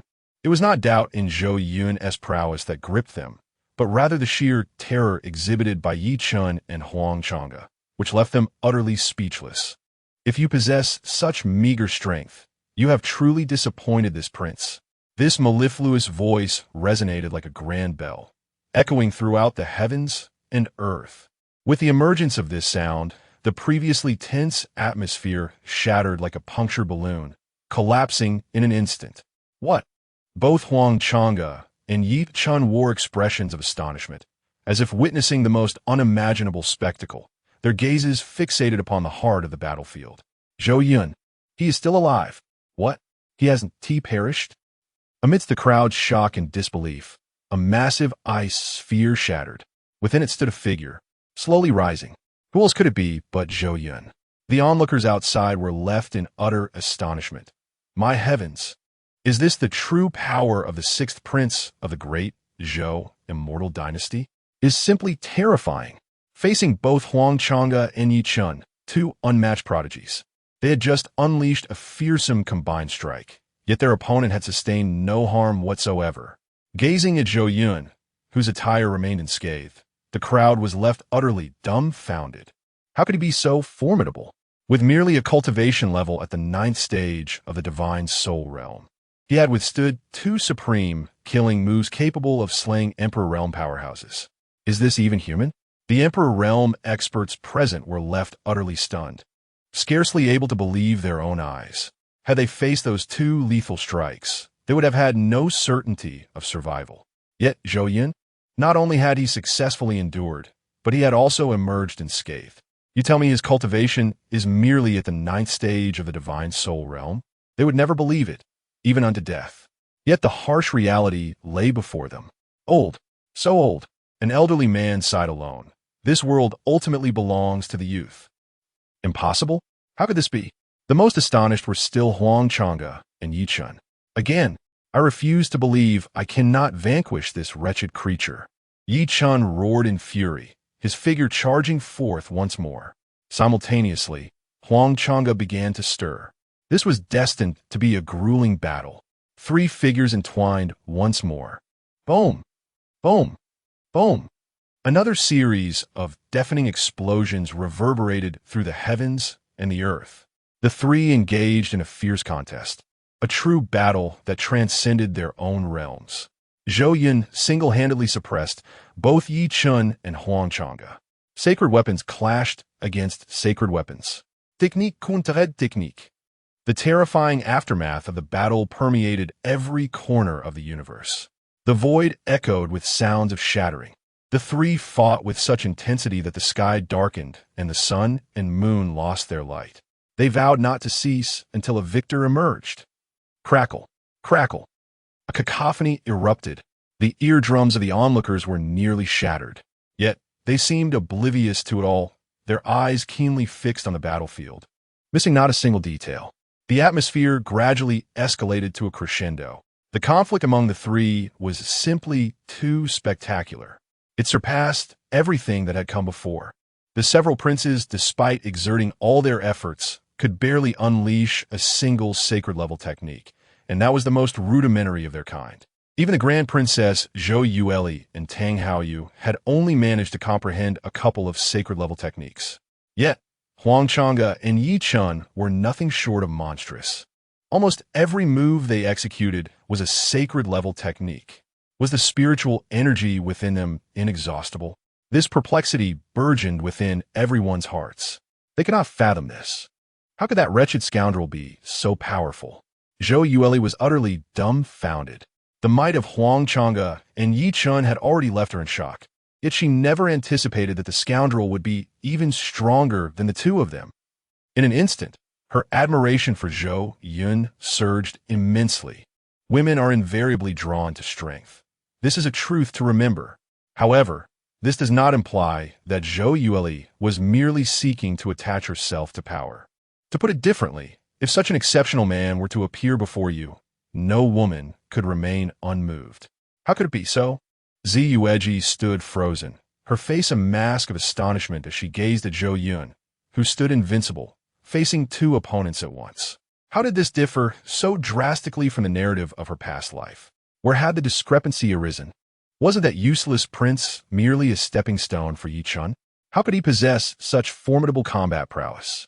This, beside her, Han Li was equally struck with profound shock. Though he considered himself immensely powerful, in reality, he was merely slightly stronger than Tang Haoyu. On the battlefield, the might unleashed by the trio had far surpassed his own. He could not hope to contend with any one of them, at least not in the immediate future. And that Zhou Yun, astonishingly capable of facing two opponents at once? Was he merely jesting with him?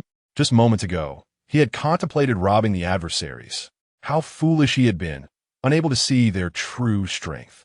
In future encounters, he would do well to steer clear of them. Impossible. How could this be? Tang Haoyu gazed at the unfolding scene in disbelief, his head shaking uncontrollably in frantic denial. Wasn't he supposed to be the most radiant star?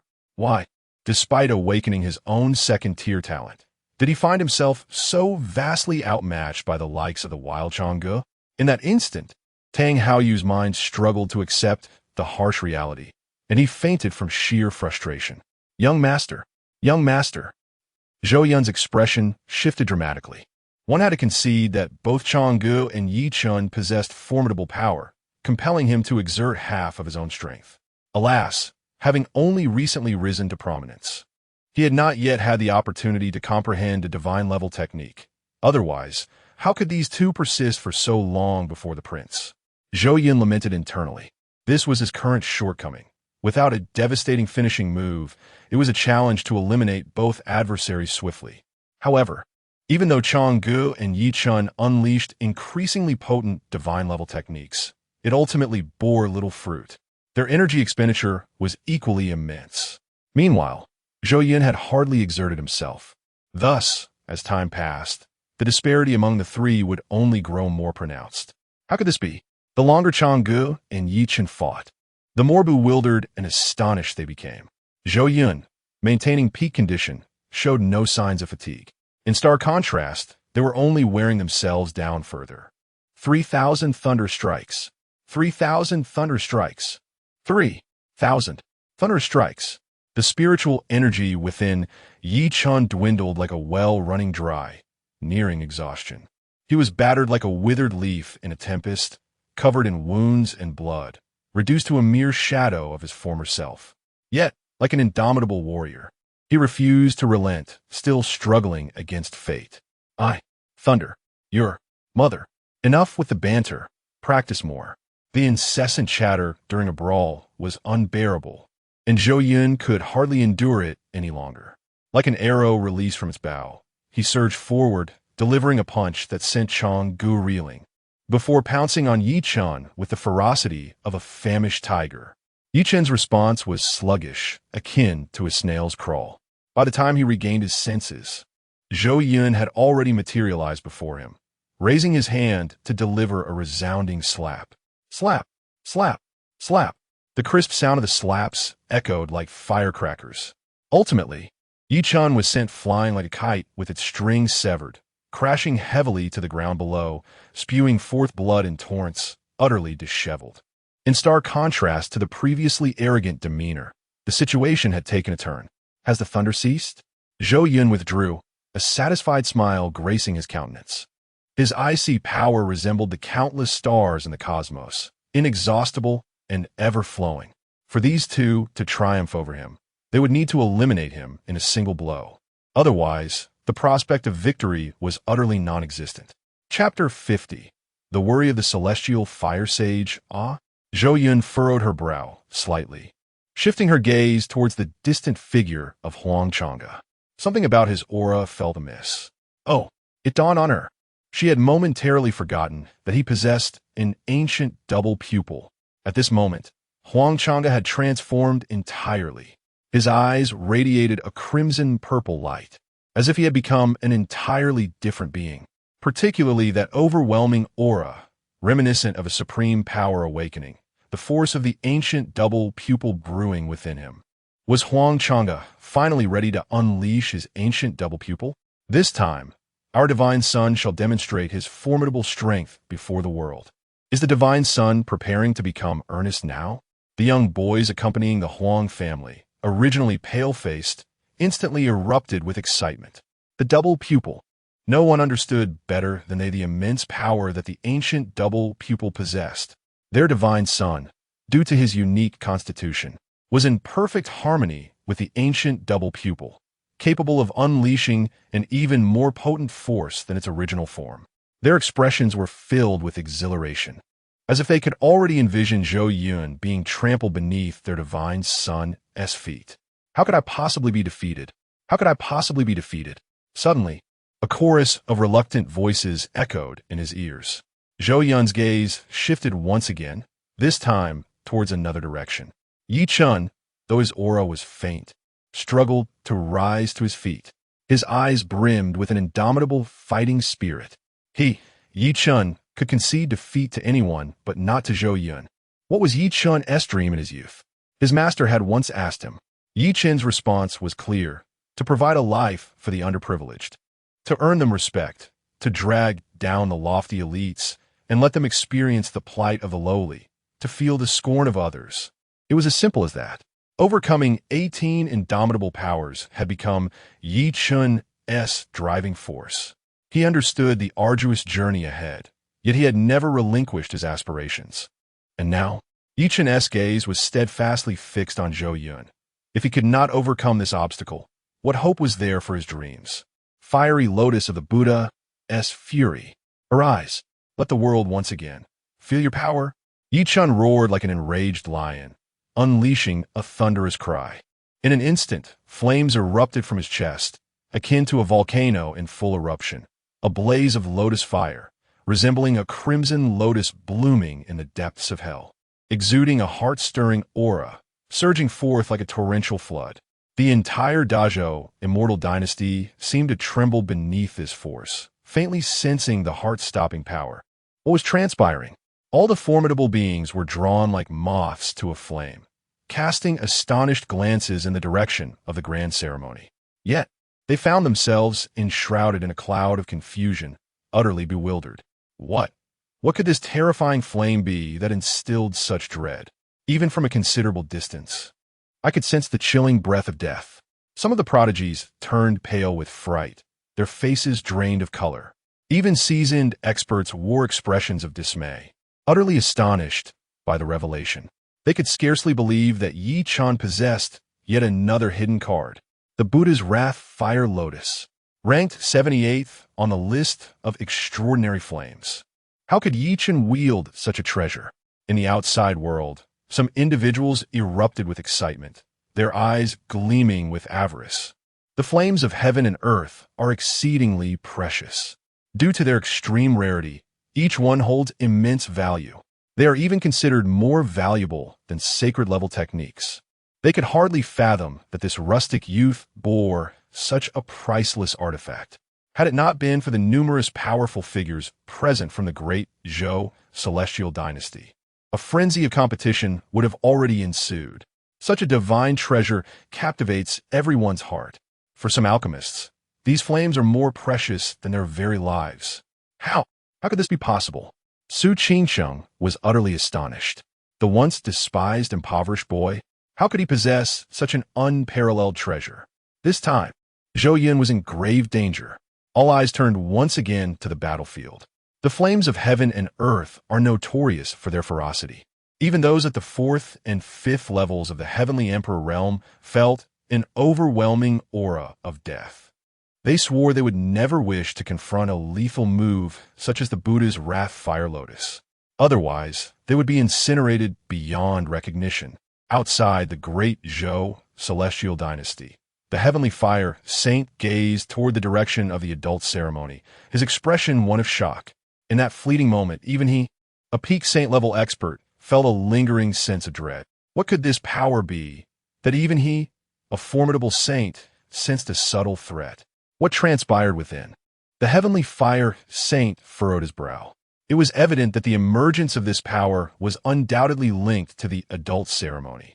However, he was well aware of the strengths of the princes of the great Zhou celestial dynasty. It was inconceivable that anyone could possess such terrifying power. How could anyone unleash such formidable strength? What then was the truth? In an instant, the Heavenly Fire Saint was filled with curiosity.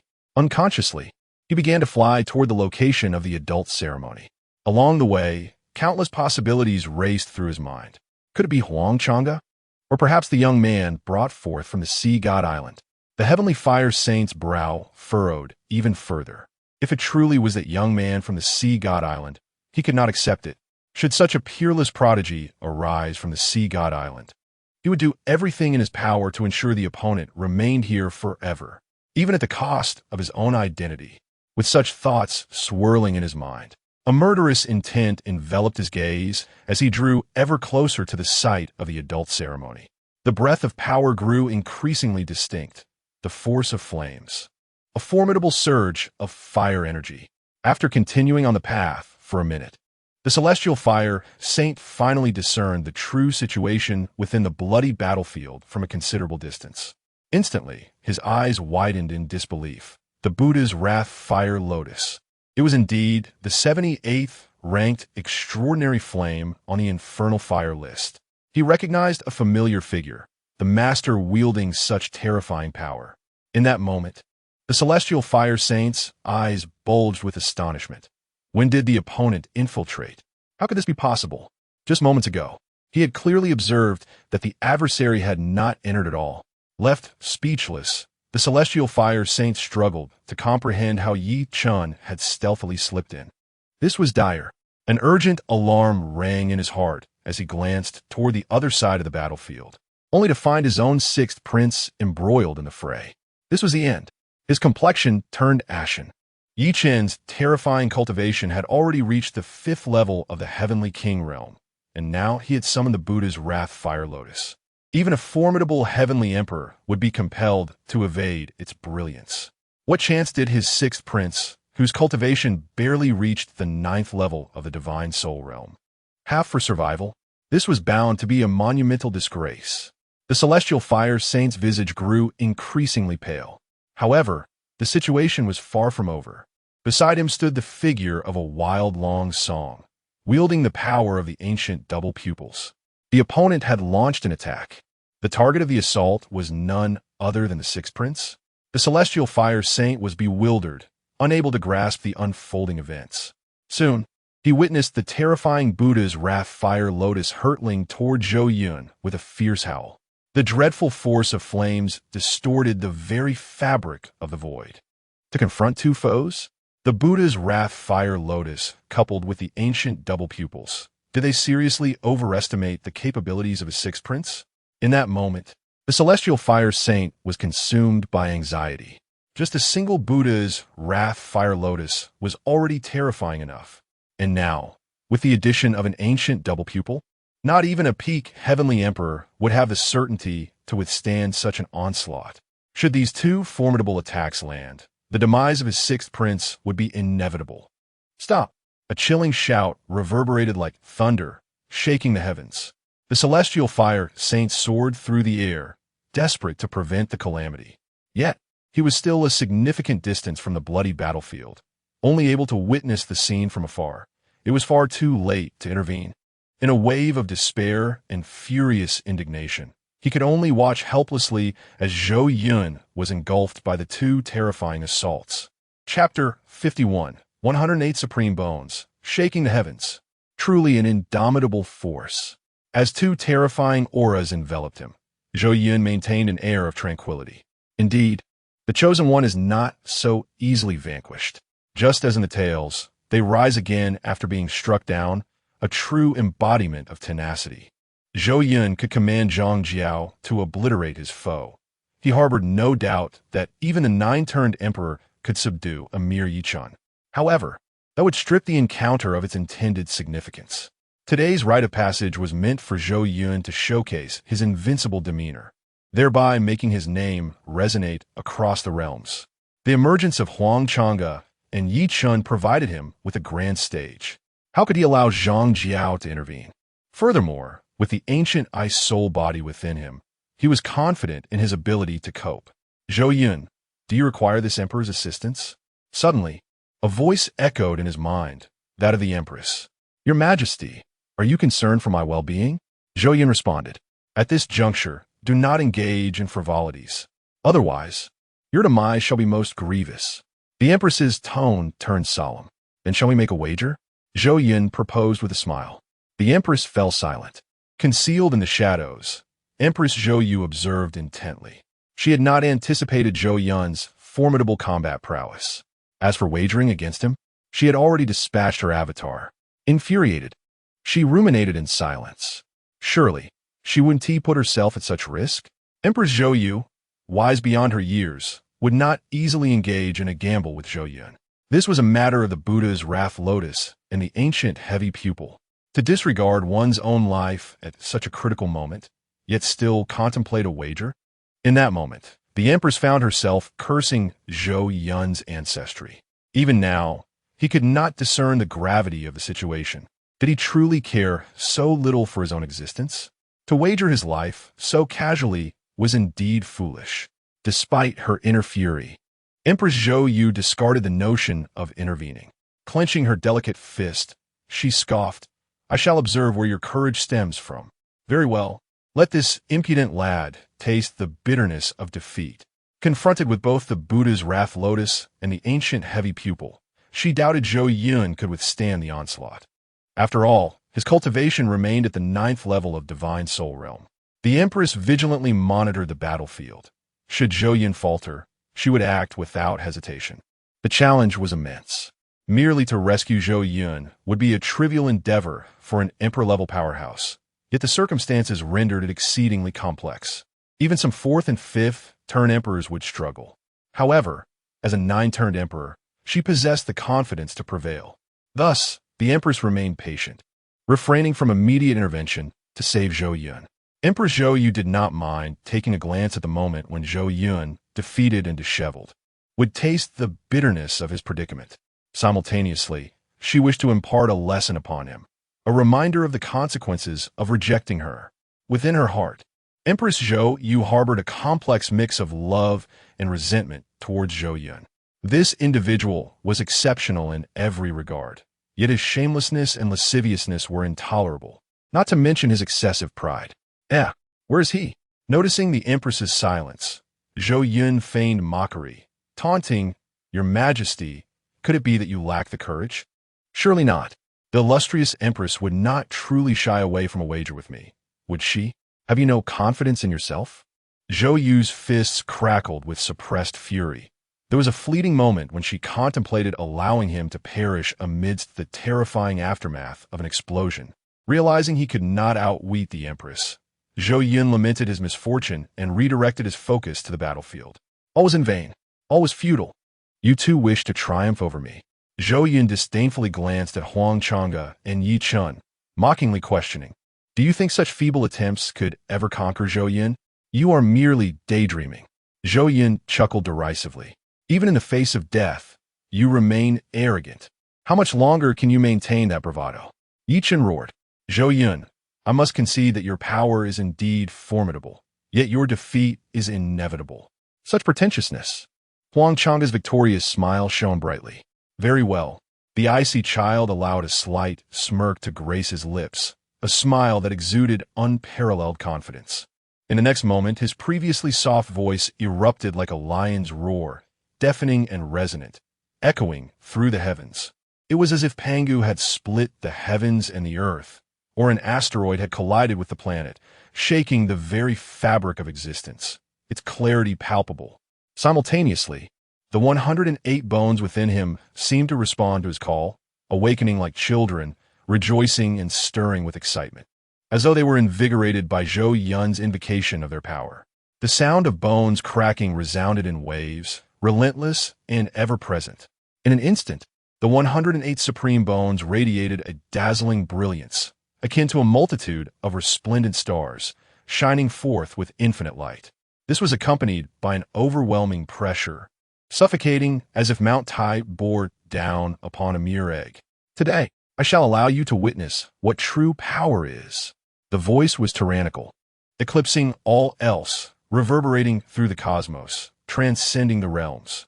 In that moment, the entire universe was illuminated by the dazzling light emitted from the 108 supreme bones. As bright as day. On my eyes, I cannot see. Everything is engulfed in darkness. The crowd momentarily lost their vision, as if ensnared in an endless abyss. This aura, this immense wave, was conjured by the Sixth Prince? My heavens, it is simply inconceivable. What on earth did the other party do to transform the entire world into such a state? Alas, it has blinded my old eyes. Chapter 52. The Shattered Heart of Tao. Upon the blood-soaked battlefield, a terrifying force surged forth like a tumultuous wave, engulfing all in its path. The ancient flickered with an eerie glow, reminiscent of the legendary Eye of the Netherworld, blossoming at dawn as if it sought to devour the entire realm into an endless abyss of darkness. Crack, crack. The void surrounding the desolate Longo shattered like glass in an instant, revealing a chilling scene before our eyes. Countless shadows of darkness, eerie, terrifying, and blood-red. Ominous eyes materialized like a myriad of stars, filling the expanse between heaven and earth. Each pair of eyes seemed to possess a life of its own, exhibiting various expressions. Yet, without exception, each pair exuded a sinister, bone-chilling aura, akin to the eyes of demons crawling forth from the depths of hell. Merely gazing upon them was akin to being ensnared by a spell, instilling an unfathomable dread in one's heart, plunging one into an endless abyss of terror, as though entangled by a nightmare. What manner of monsters are those? The crowd turned pale, their faces as white as parchment. It is said that the ancient possesses immense power, but no one mentioned such horrors. What exactly are those eyes? Such an eerie presence. Such malevolent power. He. Suddenly, a series of eerie laughter echoed across the heavens and earth, seemingly emanating from those countless eyes. Each pair of crimson orbs appeared to possess its own intelligence, wildly rolling their pupils as they scrutinized the formidable beings around them. Hiss! A collective gasp escaped the lips of many powerful figures. This caused the once terrified crowd to feel their hearts leap into their throats. It was truly horrifying. Is this the power of the ancient? The Buddha's wrathful fire lotus, emanating a greenish flame, unleashed an even more terrifying energy storm, causing the very fabric of the universe to erupt with violent roars. It seemed as though it could shatter at any moment under the weight of this force. Like a cataclysmic crimson lotus, bearing the dreams of Yi Chun, the hopes of Yi Chun, the unwillingness of Yi Chun. All ambitions surged forth like a primordial beast, roaring towards Zhou Yun. Illo! The fire lotus howled, and wherever it passed, the void was instantly engulfed in a sea of flames, crumbling inch by inch. Two ultimate moves converged in an instant. Just then, under the horrified gazes of the myriad powerful beings, a more terrifying force erupted from within Zhou Yun's body. Before they could fully comprehend the shock, the dazzling brilliance instantly submerged the entire realm in a sea of white clouds. Before them, only whiteness remained. The radiance was blinding, impossible to behold. When the white light finally dissipated, all present beheld, on the blood-soaked battlefield, a figure stood proudly in the void, hands clasped behind his back, gazing down upon the entire battlefield with an air of arrogance that overshadowed all. Every part is being radiating with resplendent light and unparalleled pressure. Everyone could clearly see those supreme bones, those unapproachable supreme bones. In an instant, all eyes widened in astonishment. The crowd was collectively transfixed, gazing incredulously at the unfolding spectacle. What? Even a peak sage, clutching his head, was profoundly shaken by the scene before him. He rubbed his eyes vigorously, convinced he was hallucinating. Yet, upon a second glance, the illusion remained steadfast. Although the reality lay clearly before him, the sight was utterly beyond comprehension, leaving him in utter disbelief. Surely, this must be a mirage. Slap, slap, slap. He struck his own head forcefully. The pain confirmed it. This was no illusion. Everything was indeed real. In that moment, as he beheld the figure on the battlefield, his eyes widened even further, erupting in exclamations of awe. Supreme bones! Supreme bones! My heavens! His entire being is teeming with supreme bones. Unbelievable, unfathomable, simply extraordinary. My heavens! What has transpired? What on earth am I witnessing? One by one, the powerful individuals gazed in disbelief at the spectacle unfolding before them, as the atmosphere grew palpably silent. They could not accept it. They could not believe that this was real. How could there be so many supreme bones in this world? And all on a single individual? You too. You have been defeated. Amidst the blood-soaked battlefield, a thunderous roar broke the spell, jolting everyone back to reality. The truth lay before them. This was no hallucination. Everything was happening in the flesh. Gazing upon the figure, radiating a dazzling brilliance on the battlefield, surrounded by a celestial glow that made him appear as a son of the heavens, the crowd could no longer contain themselves, erupting with roars akin to wild beasts, their voices reverberating through the heavens. Oh heavens! Oh heavens! Supreme bones! Zhou Yun possesses such an abundance of supreme bones. 1, 2, 3, 4, 26, 38, 51, 68, 72, 81, 91, 108, 108. Some of the strong could not help but raise their thumbs, counting the bones one by one, and with each number uttered, the entire cosmos seemed to resonate with louder, more fervent, and more thunderous cheers. Their hearts were overwhelmed with excitement. They had forgotten their dignity. Some ancient beings were left agape. How could this be? How could this be? Their hearts continued to roar in madness. Everyone was left in a state of shock. No one could have anticipated that Zhou Yun bore such an abundance of supreme bones. His entire being was enveloped in these magnificent supreme bones. They have lived for so long, yet have never witnessed such a tumultuous and grand spectacle. How could their hearts not be stirred? How could they dare to believe in the reality of it all without taking a closer look? The Empress, Zhou Yu, gazed discreetly at the awe-inspiring scene, feeling an overwhelming sense of astonishment. Her mouth hung agape, wide enough to accommodate an egg, a testament to the sheer shock she experienced at that moment. She could scarcely recall the last time she had been so taken aback. After all these years, she had grown accustomed to many extraordinary occurrences.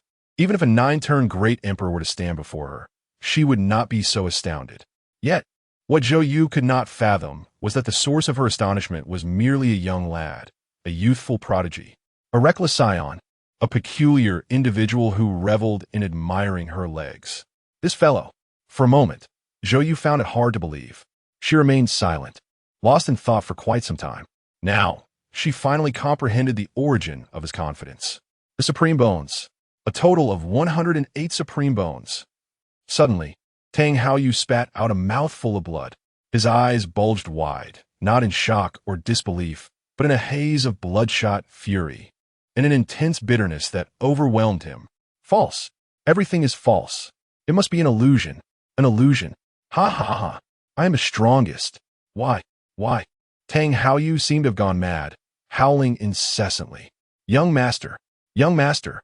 The powerful beings of the Sea God Island and the Sea Sky Emperor attempted to console him. Witnessing their young master lose his sanity entirely, they were at a loss, while the Sea Sky Emperor felt a burning anxiety within his heart. How could this be? Why did the great Zhou celestial dynasty give rise to such a terrifying prodigy? Another mouthful of blood was expelled. In the next moment, Tang Haoyu fainted from rage. The celestial demon goddess, Ziyu stood there in shock, shaking her head repeatedly. Where was the stepping stone they had promised? Where was the villain they had anticipated? In that instant, the celestial demon goddess felt disoriented. She could no longer distinguish who the true protagonist was and who the antagonist was. Han Li was even more bewildered. Who am I? Where am I?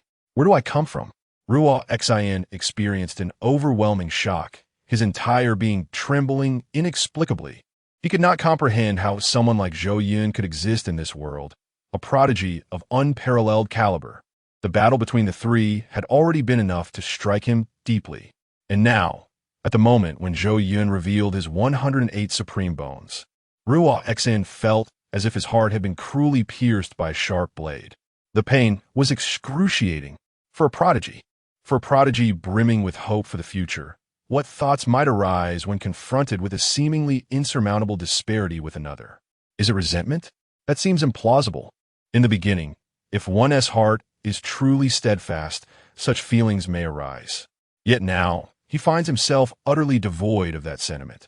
The gap is simply too vast. It has extinguished even the courage to pursue.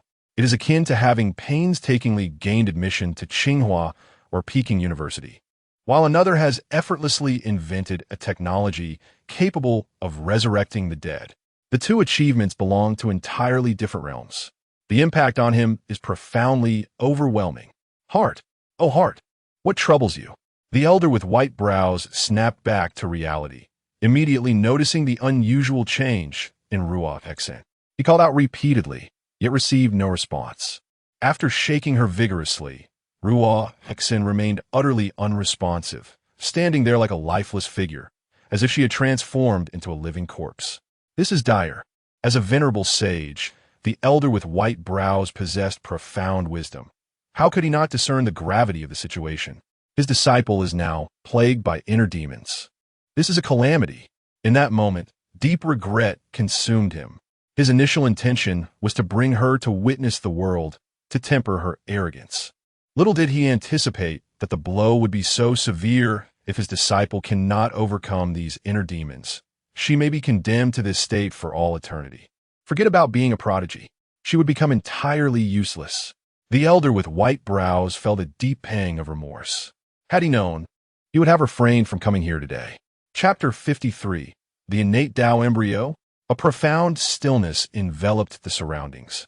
As if all present had been ensnared by a spell of immobilization, their gazes fixed upon the battlefield like wooden figures. Among those most astounded, none were more incredulous than Yi Chun and Huang Chang'e. The Supreme Bones. A staggering total of 108 Supreme Bones. Their eyes widened in disbelief like copper bells. Their faces etched with astonishment as they beheld the unfolding scene. Huang Chang'e appeared as though he had encountered a specter, his body trembling involuntarily. How could this be? How could this be? Not only he, but even the numerous Saint Realm powerhouses outside were initially struck dumb, as if struck by lightning. To possess a single Supreme Bone was to be an extraordinary prodigy, a rarity among millions. His sister had awakened a Supreme Bone just yesterday, and by the following day, her name would echo throughout the heavens. Yet what of Zhou Yun? At this moment, he bore an astonishing 108 Supreme Bones. Was this not the very definition of fantasy? Having lived a second life, Huang Chang'e had anticipated creating a butterfly effect. Yet he could not have fathomed that Zhou Yun's talents in this life would be so astonishingly extraordinary. The magnitude of change was beyond comprehension. This was no mere butterfly effect. It was akin to a complete metamorphosis, a rebirth. No, how could this be? How could this be?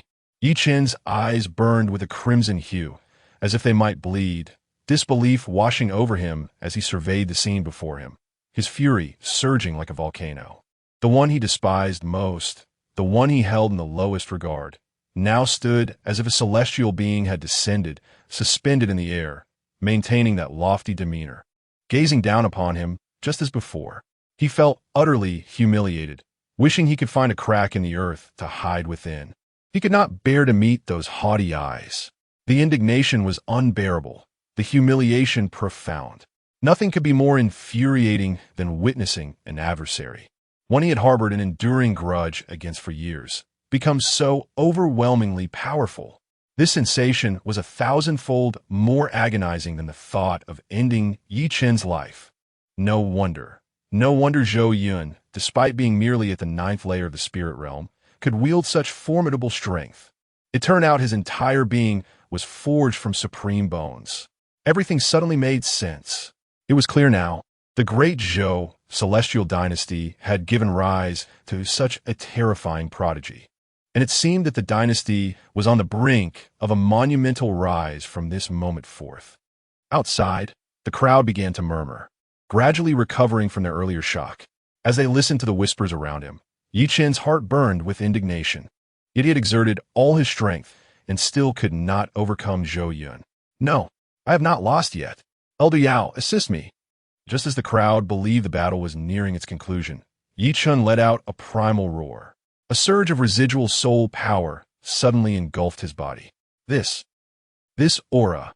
Some of the weaker individuals present remained oblivious to the unfolding events, believing that Yi Chun had succumbed to madness, unleashing a fit of impotent rage.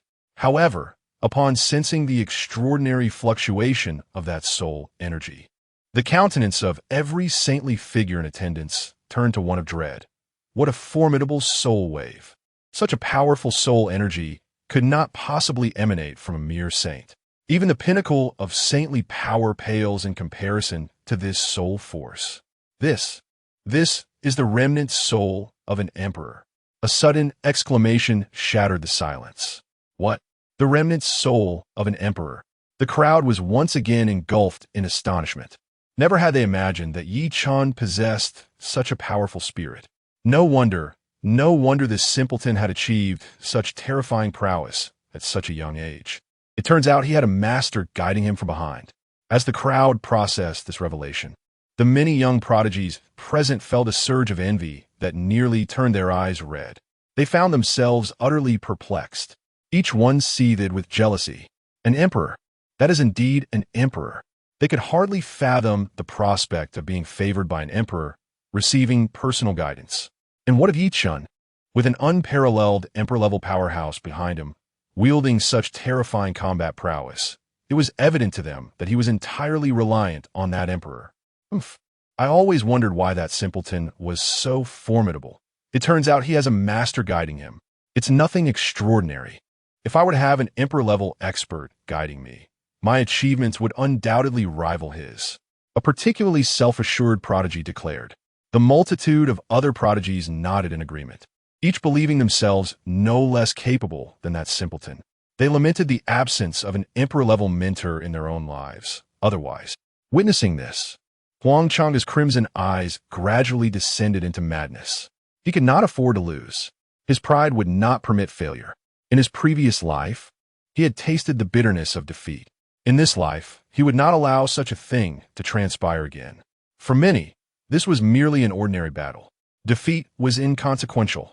They could always duel again another day. But for Huang Changa, it was different.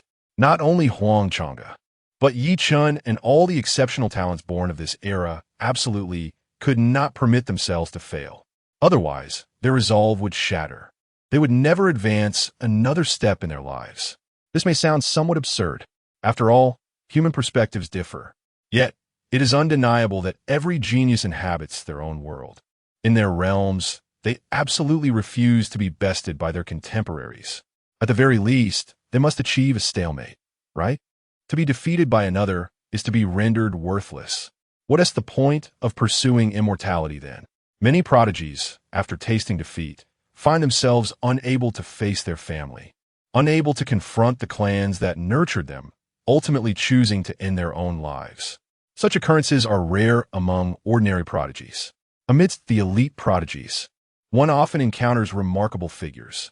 It is akin to two individuals vying for supremacy. The one who falters finds it difficult to face existence thereafter.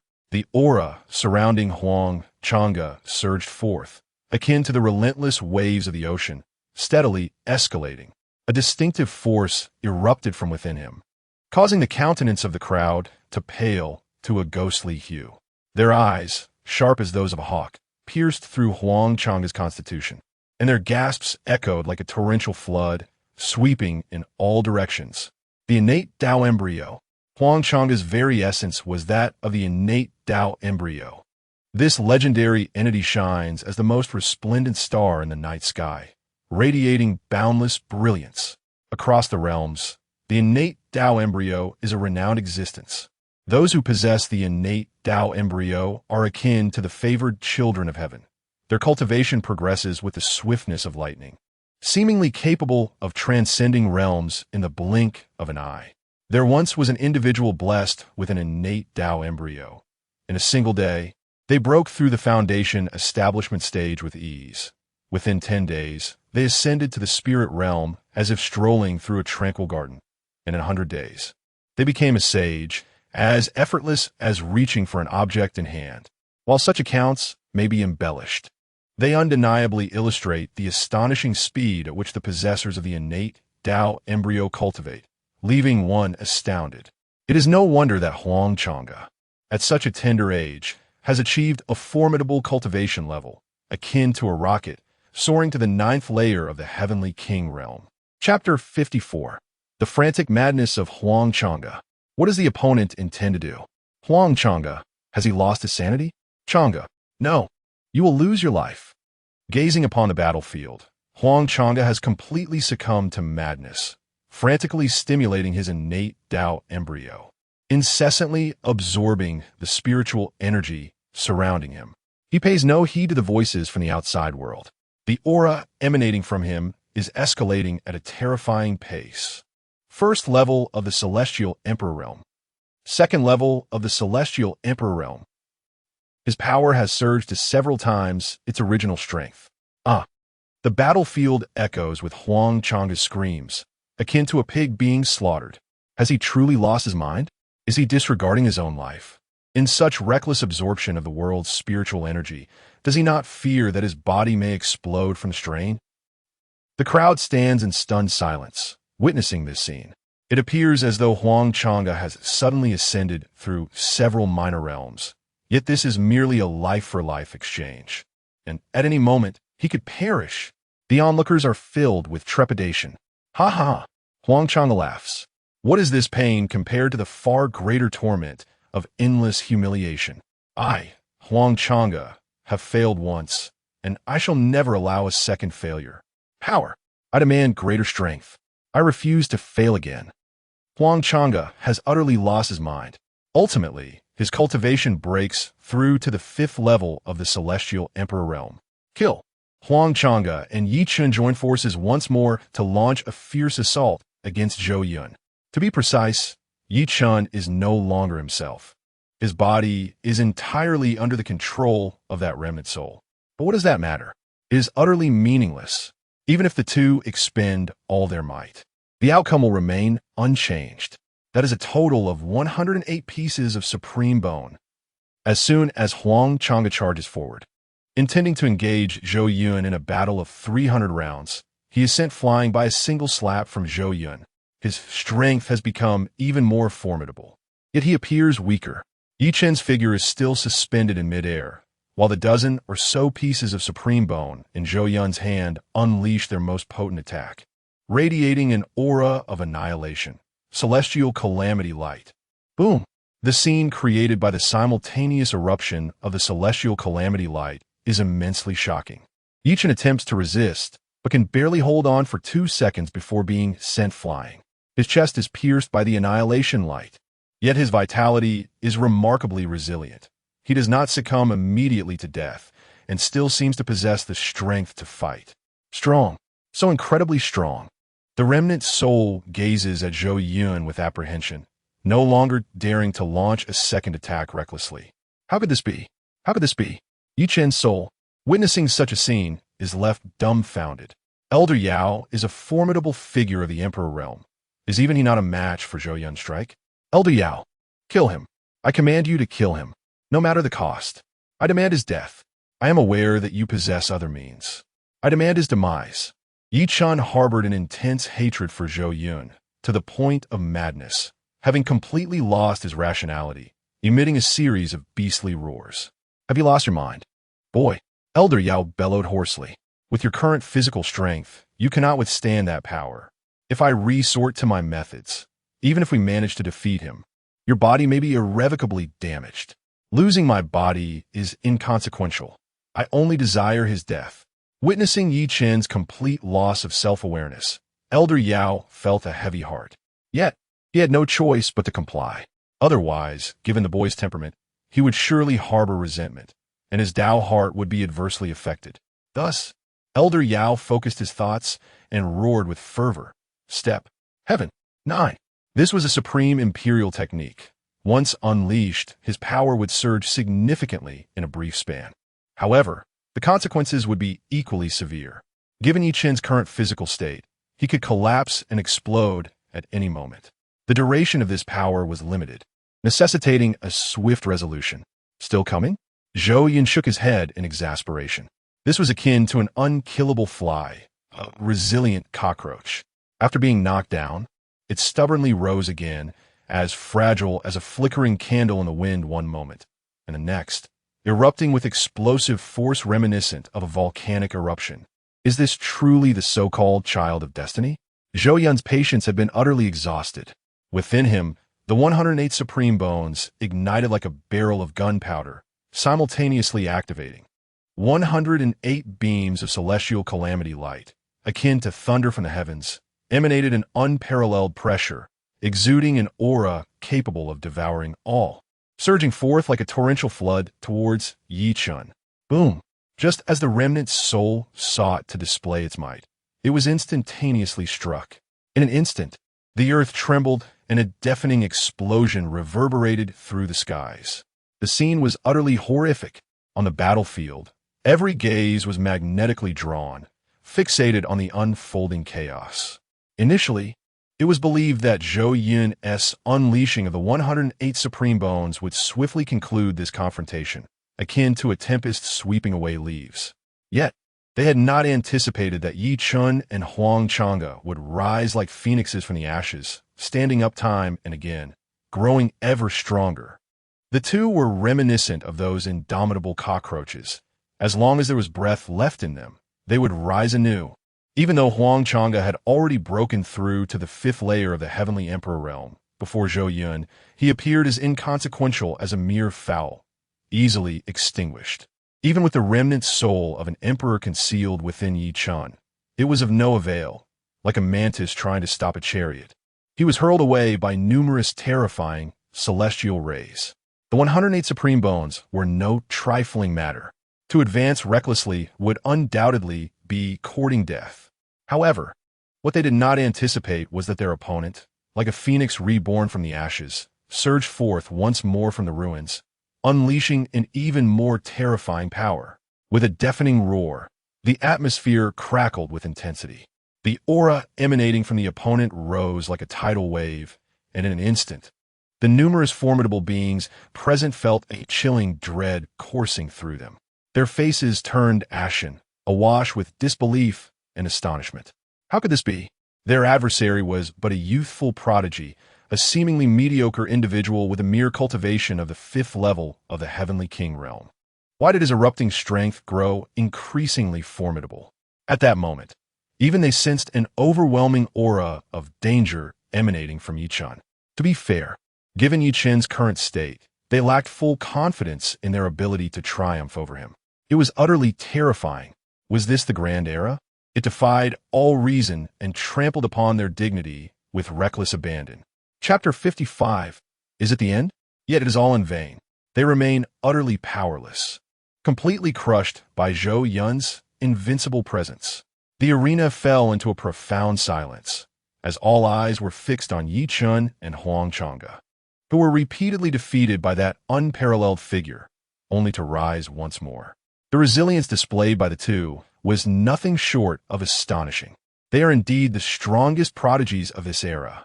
Truly, Huang Chang'e is remarkable. The strength they unleashed was increasingly formidable, and their terrifying talent only further underscored the sheer magnitude of Zhou Yun's power.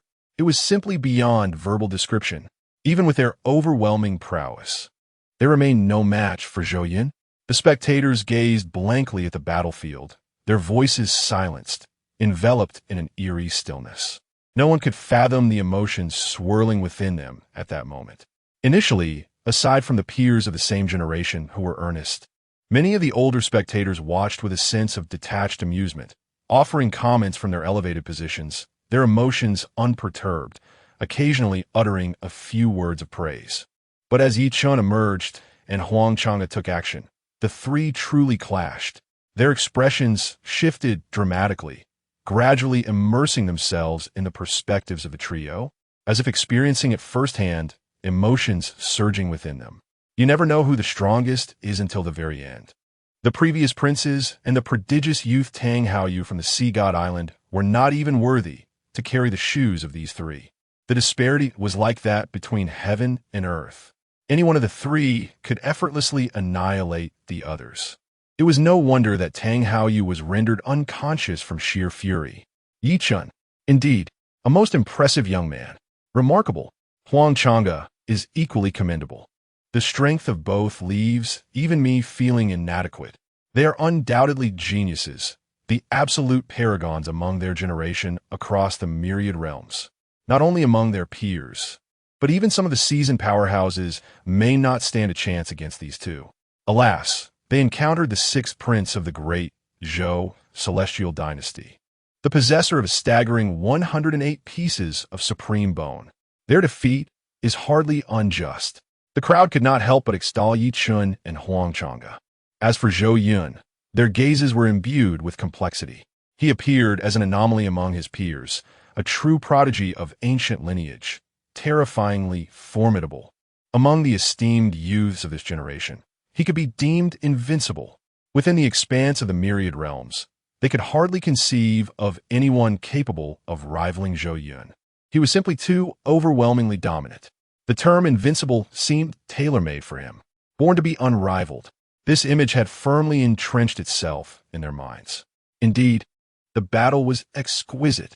Zhou Yun's performance was extraordinarily powerful, so much so that it was suffocating. In the face of such overwhelming strength, the fact that the two could endure for so long, even in defeat, was a testament to their honor. Though they fell, they did so with distinction. Many formidable warriors nodded in agreement. Indeed, this battle had been quite favorable for both Huang Chang'e and Yi Chun, though victory had eluded them. They retained their honor in defeat. Yet, a defeat is still a defeat. Huang Chang'e's breath was feeble. I, Huang Chang'e, shall not yield. He charged forward, aiming to strike Zhou Yun.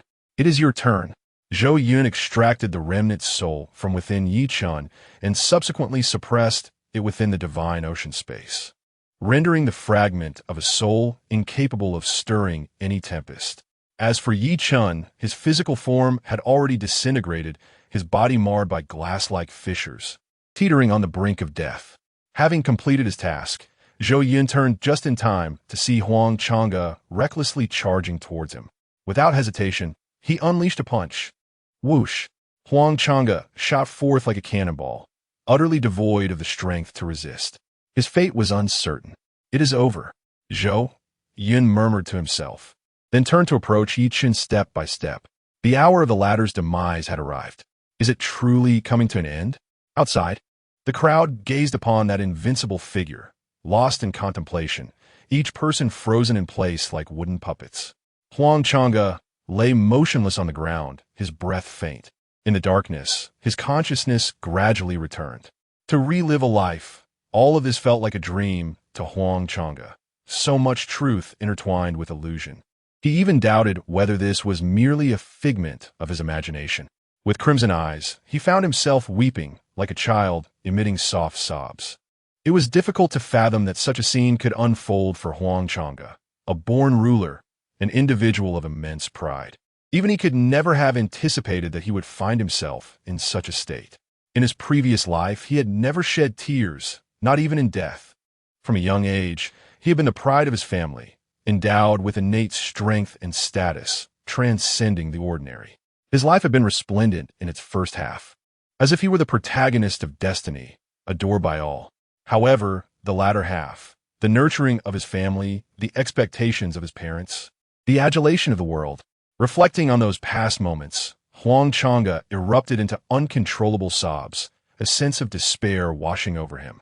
No one wished to listen to his innermost thoughts. No one would cherish a person of his ilk, a self-serving villain, willing to sacrifice anything to achieve his goals. He was indeed an antagonist, a nefarious figure.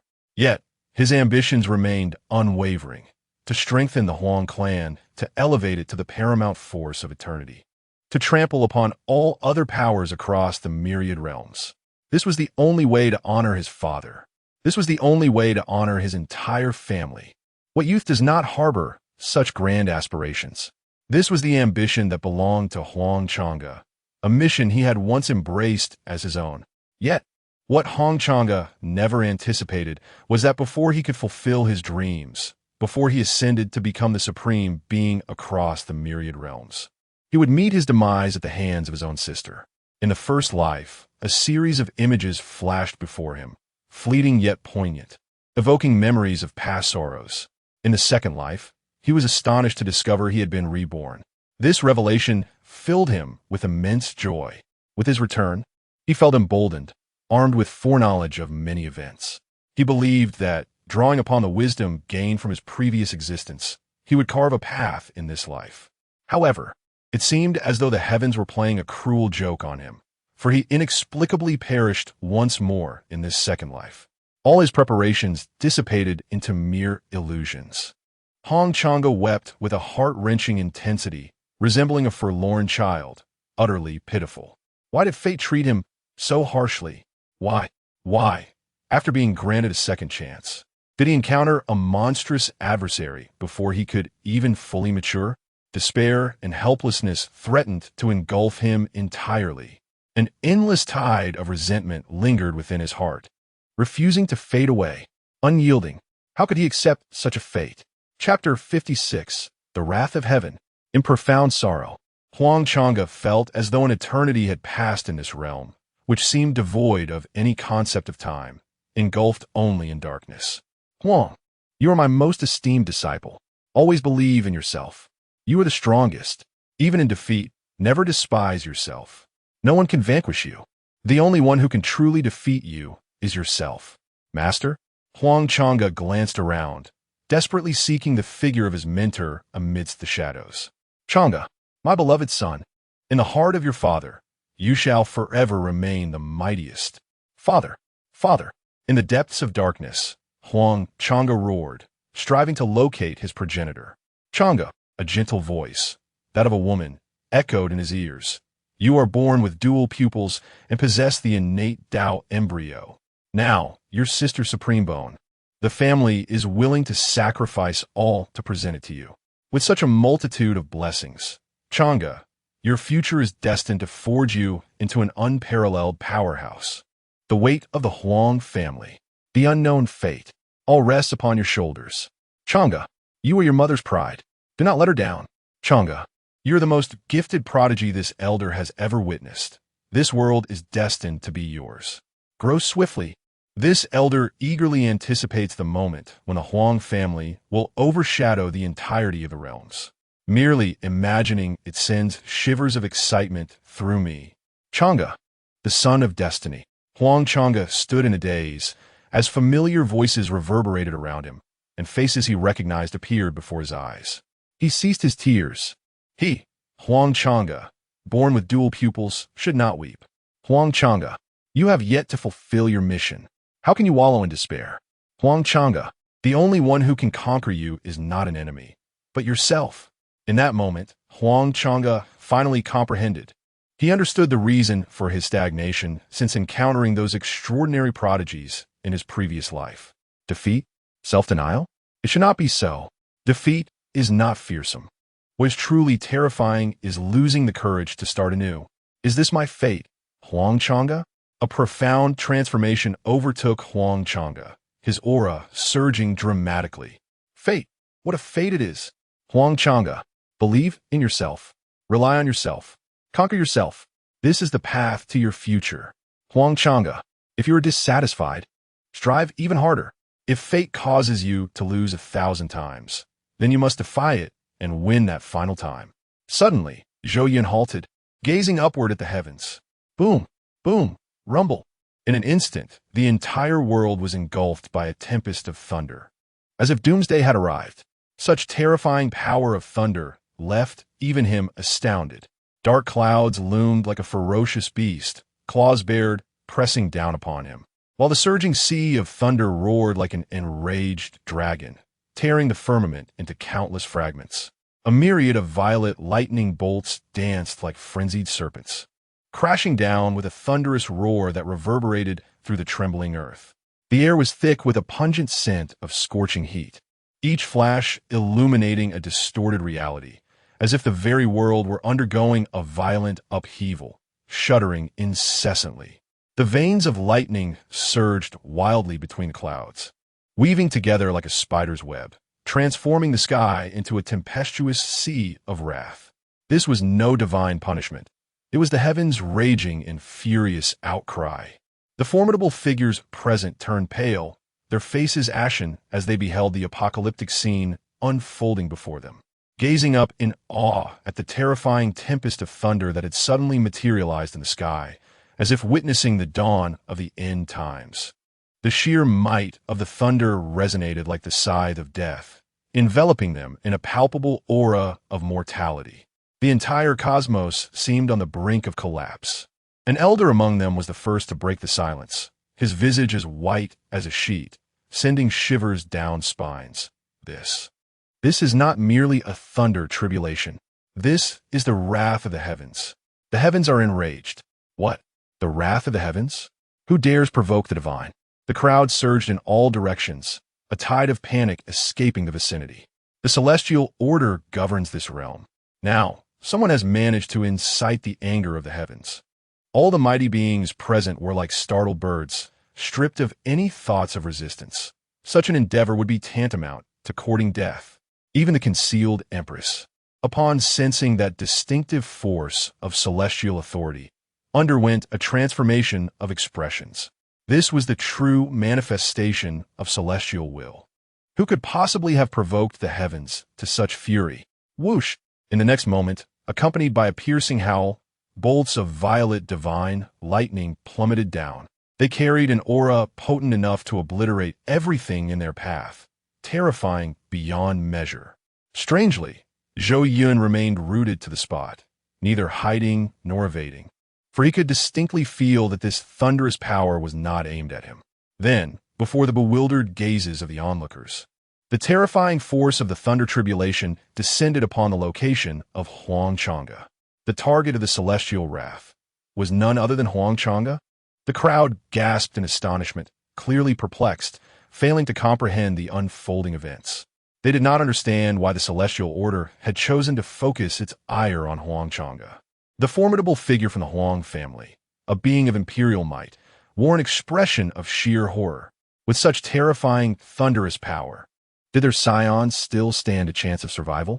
Yet in the next instant, an even more inconceivable scene transpired.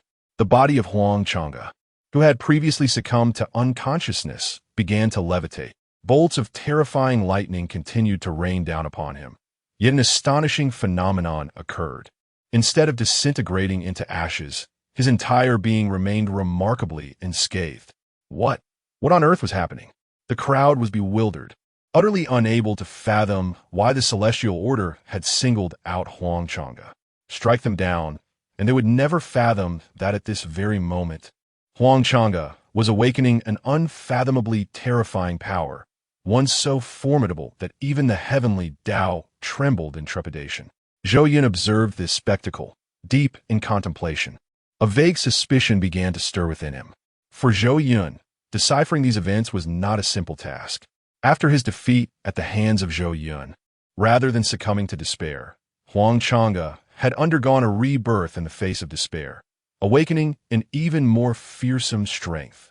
This power was exceedingly formidable, perhaps surpassing the boundaries of this world, instilling fear even in the heavenly Tao.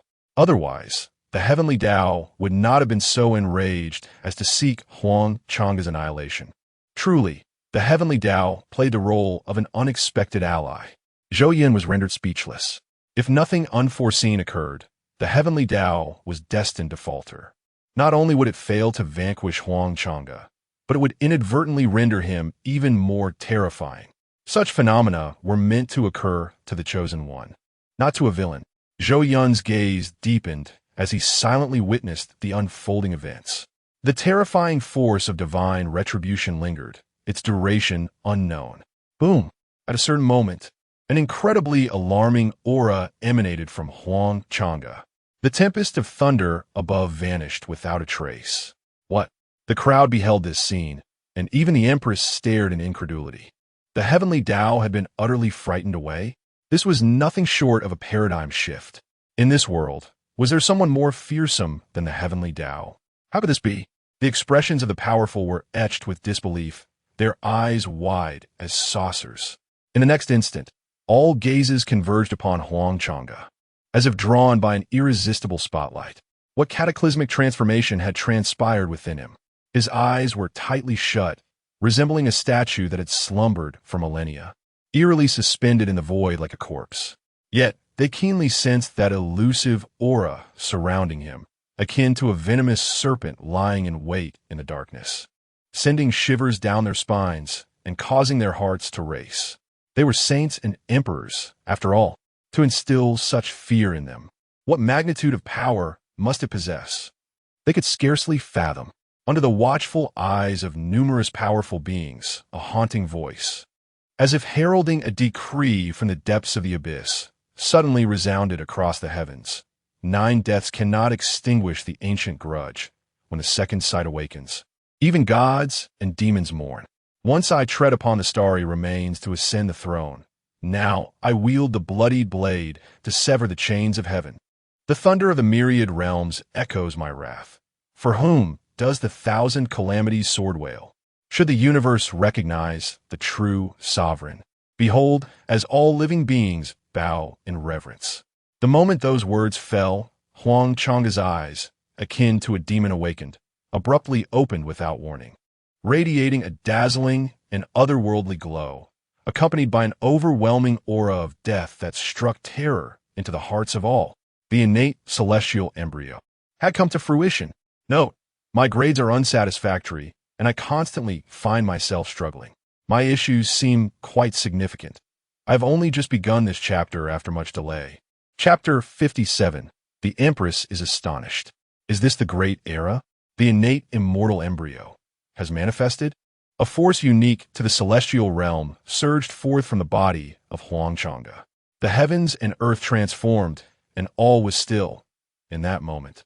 Time seemed to halt. Under the gaze of countless heroes, Huang Chang'e appeared as if a fallen immortal had descended to the world, enveloped in radiant celestial light, emanating a terrifying aura that was unfathomably more powerful than before. Hiss, hiss. Throughout the cosmos, one could only faintly hear the sound of cold breaths being drawn in. The eyes of all those present, including the saints and emperors, widened in disbelief, fixed intently upon Huang Chang'e in the sky. The expression of shock on their faces could scarcely convey the depth of their astonishment. What? What kind of power is this? Impossible. How can this be? In the great Zhou, Celestial Dynasty, an emperor-level expert clutched his head in disbelief. The Divine Kingdom's Zhou Qingquan was equally struck dumb. Even as an emperor, he could not conceal the shock within his heart. In that moment, all the formidable beings of the great Zhou, Celestial Dynasty, the 12 war gods, the 8 divine palaces, the 9 clan elders, were rendered speechless. Not only them, but also the myriad powerful entities from various realms who had gathered today were equally taken aback. Huang Chang'e, what kind of power has he just awakened? Even I sense an overwhelming aura of death. How can this be? I am a peak saint-level expert. Even if Huang Chang'e possesses extraordinary talent, he remains a mere youthful prodigy. How can he instill such a feeling within me? This is utterly impossible. A peak saint-level expert nearly roared in disbelief. With that exclamation, the previously serene atmosphere was shattered. At this moment, all their hearts were filled with the same question. Indeed, among so many powerful figures present, many veteran experts far surpassed Huang Chang'e in cultivation. They were either saints or even higher. They were incomparably stronger than Huang Chang'e. Yet just moments ago, they all felt a lethal danger emanating from him, a mysterious and potent force that seemed to transcend them all, standing above everything. This was truly terrifying. As that peak saint-level expert had just articulated, no matter how formidable Huang Chang'e's talent might be, he was still merely an unformed prodigy in their eyes. To be frank, he was akin to an ant in their presence. Yet why just now? Did even many of those at the saint and emperor levels feel a lingering dread from his presence? In terms of cultivation, it was simply impossible. Therefore, there could only be one explanation for all of this. Celestial energy. After much hesitation, a powerful being finally managed to stammer out those 2 words. Indeed, aside from this reason, there appears to be no other possibility. The ethereal essence transcends the spiritual energy. Beneath the great emperor, all are but mere ants. Yet, in the presence of those legendary beings of the immortal realm, what significance does a great emperor hold? Each ascension in cultivation amplifies the disparity. In the face of those exalted figures, who command the heavens and the myriad realms with a mere gesture, a great emperor would likely be deemed lesser than an ant. The concept of immortals exists merely as a legend within the vast multiverse. Throughout countless epochs, no records have ever documented the emergence of such so-called immortal beings. Even if some mysterious entities have quietly ascended to that realm, they have surely departed this world for the more magnificent and splendid immortal realm, indulging in its delights. How could they possibly remain in the lower realms? In summary, no one has ever encountered an immortal. Immortals seem to be nothing more than an elusive myth, forever out of reach. Yet, across countless ages, every great emperor has yearned for the day they might transcend to become an immortal. They steadfastly believe that beyond the great emperor lies an even higher realm. Over the years, the obsession of so many powerful beings may suggest that perhaps immortals truly exist. The legends of immortals are not mere fabrications. It is conceivable that the great emperors possess more knowledge. Aware of certain clandestine truths regarding the existence of immortals, affirming that such beings must inhabit this world. However, the chasm between immortals and great emperors is so vast that, after all these years, no one in the multiverse has managed to bridge that gap. Yet now, the spiritual energy of Huang Chang'e has completely transformed into ethereal essence. What does this signify? It indicates that as long as Huang Chang'e remains alive, there exists a substantial probability that he may become a transcendent being far beyond the great emperor, an unparalleled immortal. Initially thought to be mere myth, Huang Chang'e now stands before them, despite possessing only the cultivation of the heavenly king.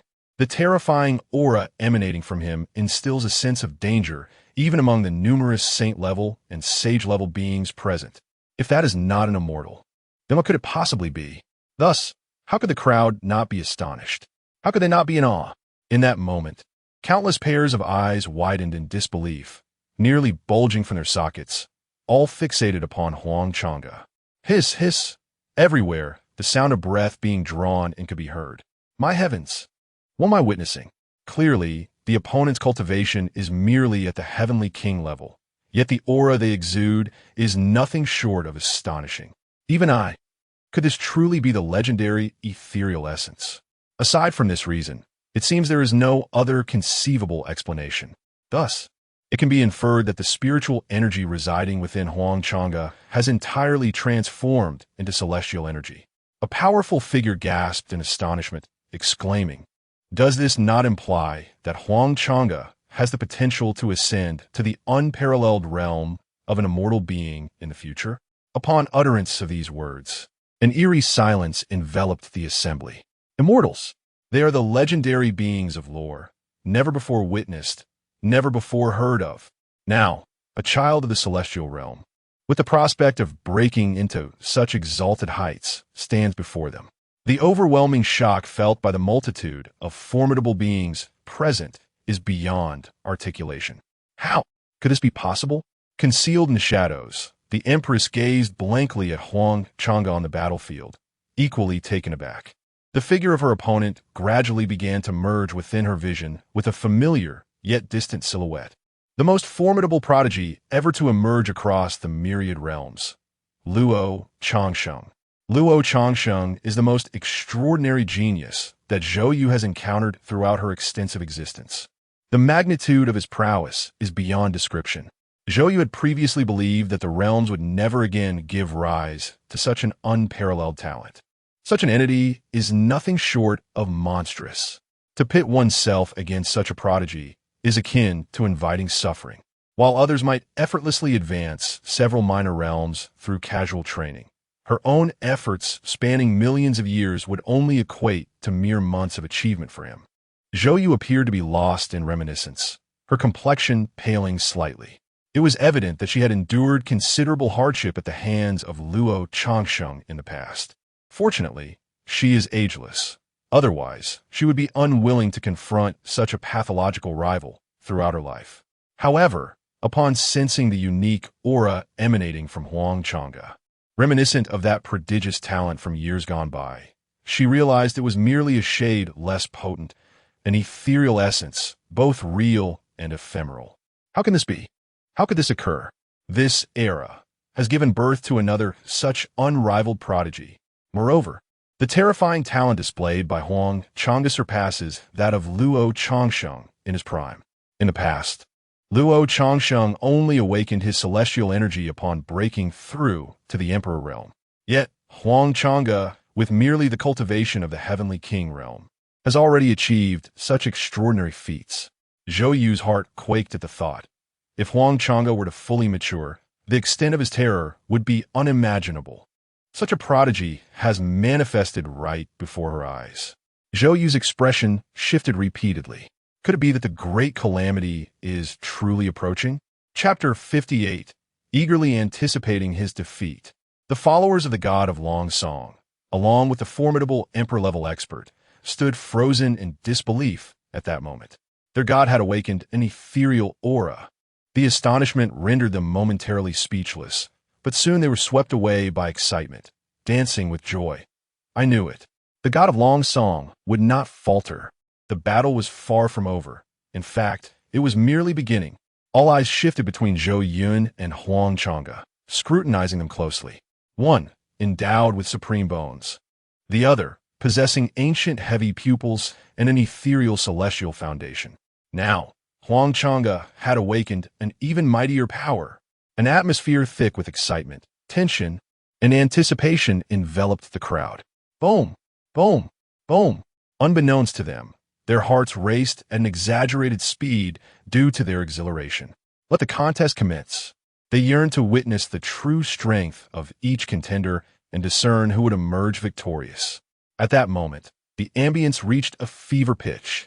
From the outset of the battle, Zhou Yun single-handedly overwhelmed the 9 formidable princes, culminating in a spectacular clash with the genius from the Sea God Island, Tang Haoyu, and the Grand Princess of the Great Zhou Celestial Dynasty, Zhou Yueli. The terrifying combat prowess displayed by both far surpassed that of the 7 inept princes of the Great Zhou. The assembled powerful beings gasped in shock. Initially, it was believed that after Zhou Yueli's defeat, Tang Haoyu would effortlessly dominate all the talents of his generation, mercilessly trampling the dignity of the Great Zhou. However, no one anticipated the emergence of a dark horse, Zhou Yun, that seemingly ordinary 6th prince, who had long concealed his true potential, astonished them within just a few hours. With a single strike, he vanquished the prodigy Tang Haoyu of Sea God Island, followed by an enthralling duel of brilliance. Yi Chun was indeed remarkable, having achieved an astounding cultivation level at such a young age, reaching the 5th stage of the Heavenly King realm, coupled with the ability to combat foes of higher tiers. In addition to mastering terrifying sacred techniques, he also wielded otherworldly flames. In a life-and-death moment, he unleashed an even more formidable trump card, the remnant soul of an emperor. It would not be an exaggeration to declare him an unparalleled prodigy of the ages. As long as he survived, he was destined to become an emperor. As for Huang Chang'e, his prowess needed no elaboration. The phrase heavy pupils signify an invincible path sufficed to attest to his might. Beyond the ancient heavy pupils, he also possessed an unparalleled sacred body and a primordial celestial foundation. Yet guess what? Despite the terrifying abilities of these two in Zhou Yun's hands, they were as easily dispatched as mere chickens and dogs. Throughout the battle, Zhou Yun sustained not a single wound. Even the hem of his garments remained pristine. Yi Chun and Huang Chang'e unleashed a formidable strength that surpassed their previous displays. However, the multitude of powerful figures present remained utterly unfazed. Regardless of the intensity of their prowess or the terrifying cards they played, they were perpetually unable to contend with Zhou Yun. The struggle, the desperation, the unwavering resistance of both men merely served to highlight the unparalleled might of another. The radiance of this singular individual eclipsed that of the duo. What does it mean to embody invincibility? They had been oblivious before, but now clarity dawned upon them. The term invincible was tailor-made for Zhou Yun. While others may possess a single supreme bone, marking them as extraordinary geniuses, he was an entity forged entirely from supreme bones. It was as if he was born a sovereign, destined to surpass all, to transcend everything, to be omnipotent by nature. It was as if it were simply meant to be. Zhou Yun stood as if he were the fated protagonist of this realm, an indomitable deity. The crowd, beyond mere admiration, could not help but feel a twinge of envy. Why him? Why should he be born invincible? Why should he possess 108 supreme bones, while they were left with mere ordinary physiques? Why was he not one of them? Why? Was this not divine favoritism? Heaven favored him. Thus he was destined to be unparalleled. While others awakened a single supreme bone, Zhou Yun was endowed with them all. As if that were not enough, he was born into a celestial dynasty, naturally superior. Why? They longed to witness him falter. They yearned to see him defeated, to behold the disarray on his face post-defeat. Such is the nature of humanity, especially among so many talented peers. Despite their immense admiration for Zhou Yun's terrifying talents, they harbored an even stronger desire to witness his downfall. This fervent wish nearly consumed their hearts. There are no born kings in this world. With effort and perseverance, one can reap rewards and conquer adversaries. The notion of invincibility is a fallacy. Huang Chang'e, you must triumph over Zhou Yun. At some point, a voice rose from the crowd. There has never been an absolute powerhouse in this world, nor has there ever been an invincible prodigy. Huang Chang'e, I believe in you. I am confident that you can vanquish Zhou Yun. Go forth. You have now mastered even greater power. Defeat Zhou Yun this time. You will surely overcome him. Chang'e, you will forever be the most formidable prodigy in my heart. Zhou Yun is nothing before you. What does it matter if he possesses an abundance of supreme bones? I, the scion of the Huang family, will undoubtedly not be inferior. As a voice resonated, the crowd erupted in fervent shouts. Their sentiments were not born from any disdain towards Zhou Yun, but rather a palpable inclination towards Huang Chang'e. Indeed, the majority of the assembly comprised ordinary individuals. When one stands towering above the rest, when one exhibits an overwhelming prowess, who among them would not wish to witness the spectacle of that individual's downfall? The answer is unequivocally affirmative. Such is the nature of human thought. Yet, they were destined to be disappointed. Chapter 59. The terrifying nature of silent abuse. Listening to the jubilant cheers and shouts emanating from all directions, Zhou Yun maintained an expression devoid of emotion. Initially, he pondered whether he had committed some egregious act that incited such widespread disdain, as everyone rallied in support of Huang Chang'e, with not a single soul championing his cause. However, clarity began to dawn upon him. What was the matter? What peculiar thought processes did these individuals possess? Did they desire to witness his defeat simply because he exhibited overwhelming prowess? Zhou Yun could not help but shake his head in bitter amusement. As Huang Chang'e rose once more, awakened to an even more formidable power, the innate immortal path, the crowd's reaction unfolded in a mere instant. Zhou Yun's gaze collided with Huang Chang'e's anew. Sparks ignited, and the battle was on the verge of erupting. The atmosphere surged to a fever pitch. In the face of the crowd's fervor, confronting an empowered and newly awakened Huang Chang'e, Zhou Yun remained steadfastly impassive. Silence. The stillness was palpable. How could it be so? Was it possible that Zhou Yun possessed an even more formidable foundation? Such a notion was utterly implausible, one strong contender declared with resolute certainty. Zhou Yun had already unleashed the full might of his supreme bones. What power could possibly eclipse that?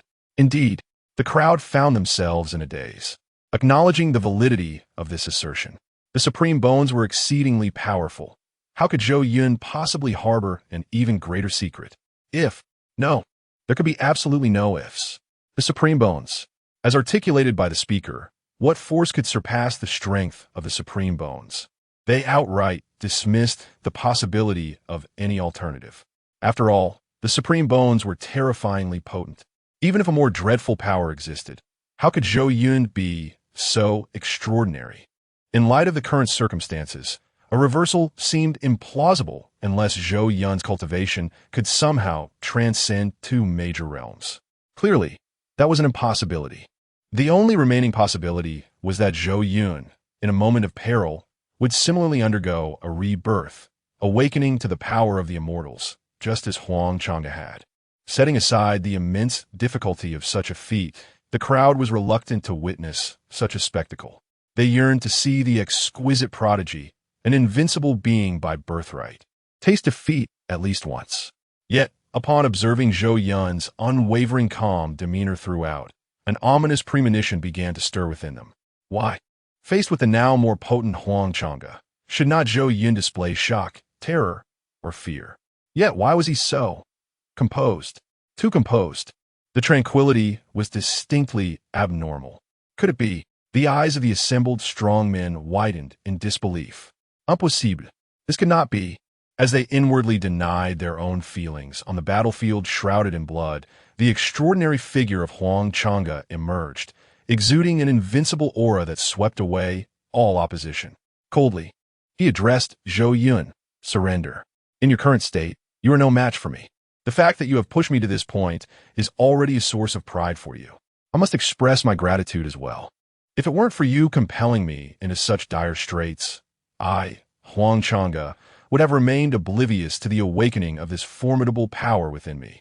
Huang Chang'e spoke at a deliberate pace. After the innate Tao embryo evolved into the celestial Tao embryo, his confidence surged exponentially. It felt as though victory was already assured. This was not arrogance, nor was it vanity. Rather, at this moment, having endured a defeat, his Tao heart had solidified into something unbreakable, awakening the innate celestial embryo. Far from feeling the slightest hint of pride, he regarded Zhou Yun with a gaze of profound admiration. In this moment, Zhou Yun had earned his recognition.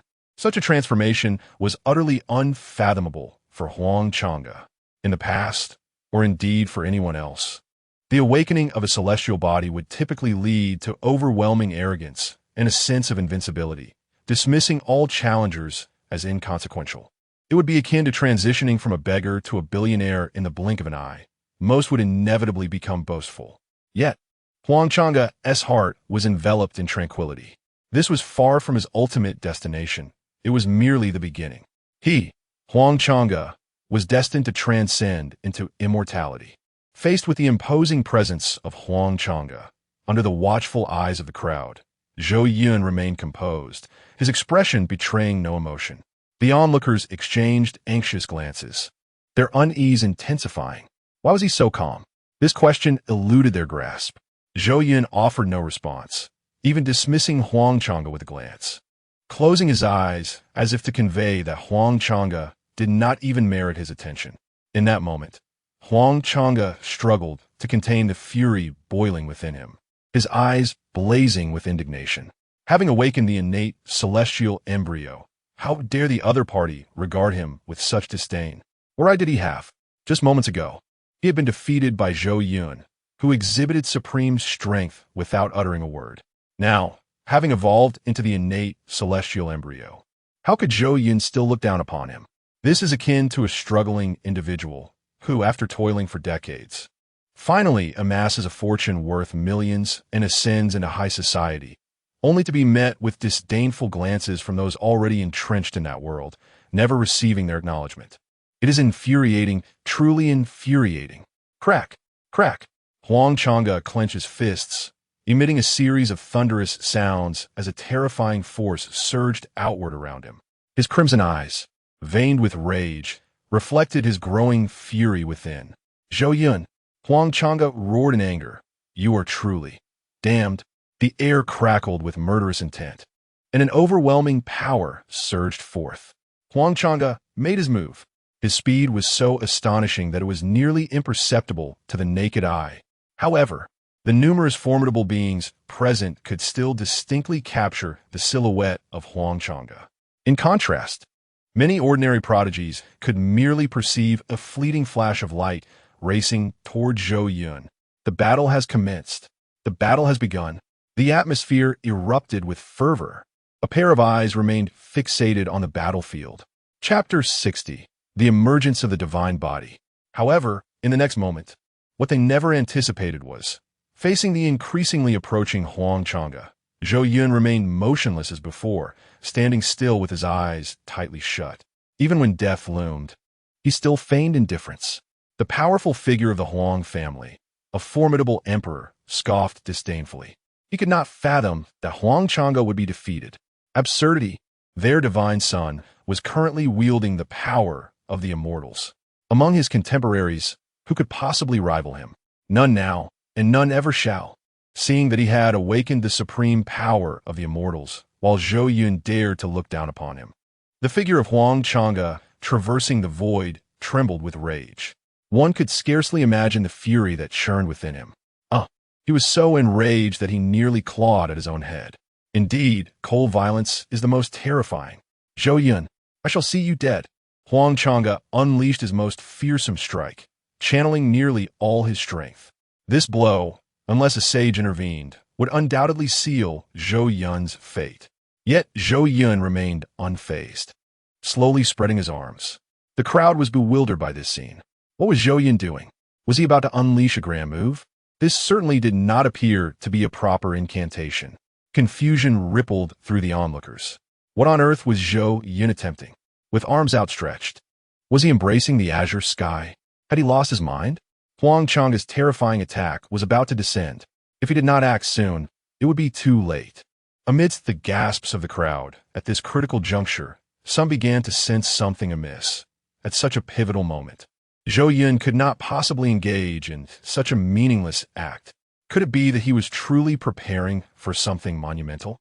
The powerful individuals exchanged glances, utterly perplexed by Zhou Yun's intentions.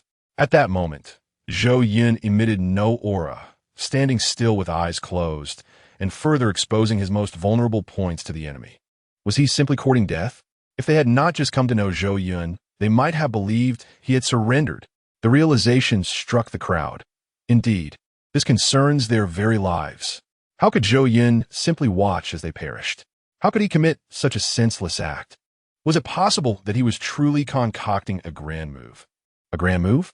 The crowd's eyes began to widen in disbelief, their pupils reflecting a singular image, a youth clad in white, enveloped in swirling ice, akin to a child of the ice god, eyes tightly shut, arms widely spread, as if embracing the entirety of heaven and earth, or perhaps relishing the long-lost freedom of a prisoner confined for millennia. The wind howled past their ears. Ice danced around them. Whoosh, whoosh, whoosh. The wild wind roared, reverberating ominously. At this moment, Zhou Yun began to harness the formidable power of the ancient ice spirit body within him. Huang Changgong, merely an inconsequential celestial body, possessed a physique that was distinctly ranked. In this realm, a sacred body could be regarded as an unparalleled prodigy. The celestial body, even more so, was a phenomenon never before witnessed. The power emanating from Huang Changgong now appeared to others as celestial strength. They were utterly unaware that his innate Tao had evolved into a primordial celestial. All that was evident was that the force he unleashed was terrifying in its magnitude. Without a sage to contend, none could hope to match him. However, Zhou Yun stood above the celestial body, embodying an even more superior and exalted form, the ancient ice spirit body. Zhou Yun called forth. Gradually, the power of the ancient ice spirit responded to him.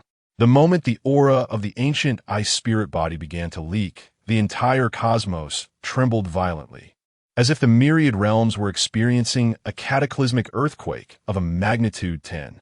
Boom! Boom! The sound of Tao resonated, and the void quaked. The laws unraveled, and the heavens began to collapse. Roars of beasts echoed, resounding through the heavens and the earth, relentless in their intensity. Within those cries, there lay an undercurrent of terror. What was happening? The hidden powerhouses, long withdrawn from the world, were startled awake, their pallid faces gazing upwards at a sky that seemed on the verge of collapse, their expressions filled with dread. What had transpired to cause the very Tao of the myriad realms to tremble? The endless mountain range among the myriad realms. It was the most colossal of mountains. Its scale rivaled that of the galaxies. Even a sage-level powerhouse would require several days to traverse its entirety. Whoosh! A sharp sound of air being split suddenly echoed. A group of figures appeared across the sky. At the forefront was a robust man, appearing to be in his 40s or 50s. He exuded a terrifying aura that sent shivers down the spine. Unmistakably a sage-level powerhouse. Following closely behind him were a group of youths, seemingly 17 or 18 years of age. Uncle Feng, is this the endless mountain range?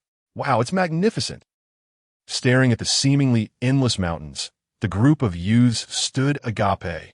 This was the first time they had ever witnessed such an expansive mountain range. Today was truly an eye-opening experience. Their identities were those of the direct bloodline members of the Feng family, adjacent to the boundless mountains. Although the Feng family could not compare to the 18 immortal factions, it was a deeply rooted semi-immortal force, renowned among hundreds of semi-immortal entities and ranked among the top. As long as the immortal factions remained absent, the Feng family could undoubtedly be considered a top-tier presence. The Feng family had always operated discreetly, rarely drawing attention. Yet none dared to underestimate them. Behind them, dozens of children curiously surveyed their surroundings. Such an enormous mountain range? The beast within must surely be exceedingly powerful. Upon reflection, a chill inevitably crept into their hearts. The endless mountain range evoked an air of profound mystery and an eerie sense of terror. Occasional roars of wild beasts echoed from within the mountains, causing their faces to pale and instilling an inexplicable urge to flee. For at any moment, a fearsome beast could emerge from the underbrush and devour them whole. However, when their gazes converged upon the leading man, all fears and anxieties dissipated into thin air. Uncle Feng was a formidable sage. Despite the might of the beasts, they were no match for him. The robust man, affectionately referred to as Uncle Feng by the children, was Feng Tianyong, a powerful sage of the Feng family, possessing terrifying prowess at the late stage of the sage realm. Moreover, his extraordinary talent meant that, aside from figures of the ancestral level, there was scarcely a handful within the entire Feng family who could be regarded as his equals. His mastery of the wind path had reached an extraordinary level, and even when facing a peak sage, Feng Tianyong was confident in his ability to engage in battle. Within the vast and boundless expanse of the endless mountains, he was invincible, provided he did not encounter a terrifying monster at the Emperor level, of which there were only a few in the entire mountain range. The odds of such an encounter were exceedingly slim, perhaps 1 in 10,000. Furthermore, having concealed any formidable aura, the likelihood of being discovered was nearly zero. Thus, Feng Tianyong was assured in leading a group of exceptionally gifted youths from his family into the endless mountains to hunt for the necessary demon cores and materials. To the onlookers, the endless mountains represented a forbidden zone for humanity. Yet, Feng Tianyong traversed this perilous realm with several dozen young prodigies, maintaining an air of composure and ease. This clearly illustrated his immense confidence in his own strength. He refused to believe that his luck would be so unfortunate as to encounter an emperor-level beast. Whoosh! The sound of slicing through the air resonated continuously in the heavens. Feng Tianyong, accompanied by this generation's most outstanding talents from the Feng family, journeyed deeper into the endless mountains. The further they ventured, the more unsettling the atmosphere became. What could be amiss? Feng Tianyong furrowed his brow. Why do these beasts seem so unusual today? Chapter 61. The Anomaly of the Endless Mountains. Gazing at the trembling beast cowering on the ground, Feng Tianyong furrowed his brow. Uncle Feng, as expected, had yet to make a move, and this creature was already rendered senseless with fear. How formidable Uncle Feng is! This beast, based on its aura, must be several times more powerful than myself. At least a minor beast king of the divine soul realm or higher. Yet, in the presence of Uncle Feng, it lacked even the courage to act, completely petrified. In my estimation, this beast must be at least at the heavenly king level. Uncle Feng is truly extraordinary. Is this the essence of a sage? When I grow up, I aspire to be as powerful as Uncle Feng. Behind him, the young prodigies of the Feng family gazed in awe at this incredible scene, gasping in astonishment. Their eyes were filled with admiration as they looked towards Feng Tianyong. The beast before them exuded an aura that was utterly terrifying. Even the faintest hints of its presence sent shivers down the spines of these top-tier talents among their generation, leaving them without the courage to confront it. With their current cultivation, they could not discern the true level of the beast's prowess. Yet this formidable creature, without Uncle Feng having to lift a finger, was already quaking in fear, cold sweat pouring down its form, kneeling on the ground, utterly motionless. It was a picture of sheer terror. This is the undeniable might that commands such intimidation. Not only could they not contemplate resisting, but in the presence of their Uncle Feng, even this fearsome beast king had been thoroughly cowed. Indeed, the strength of a sage is frightfully immense. However, within Feng Tianyong's heart lingered a profound confusion. This beast, possessing the cultivation of a sage-level being, should not have been so easily frightened. Although he held the esteemed position of a peak sage, the disparity between them was not as vast as one might assume. Shouldn't the creature have fled in panic upon encountering him?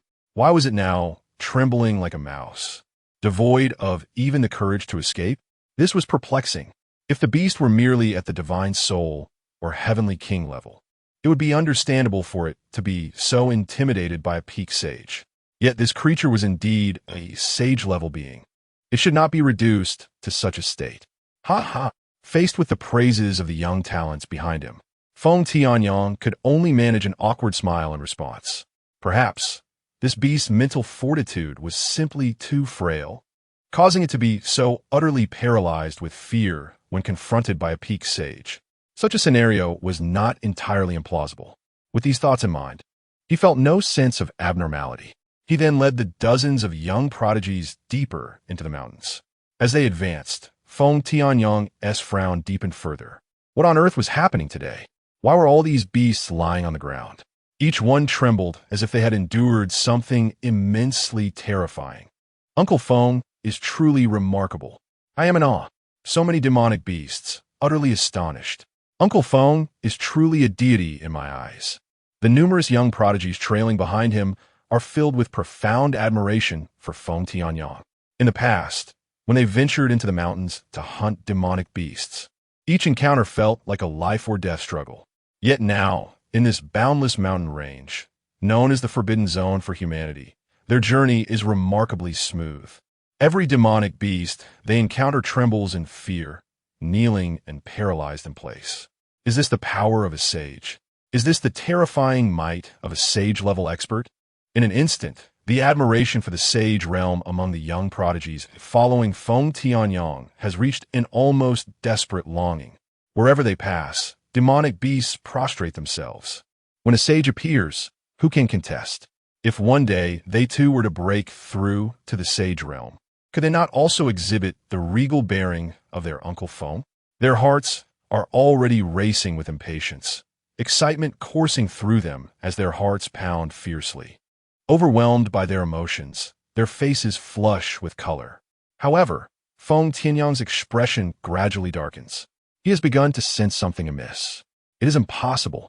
Although his strength is formidable, he cannot achieve such an effect.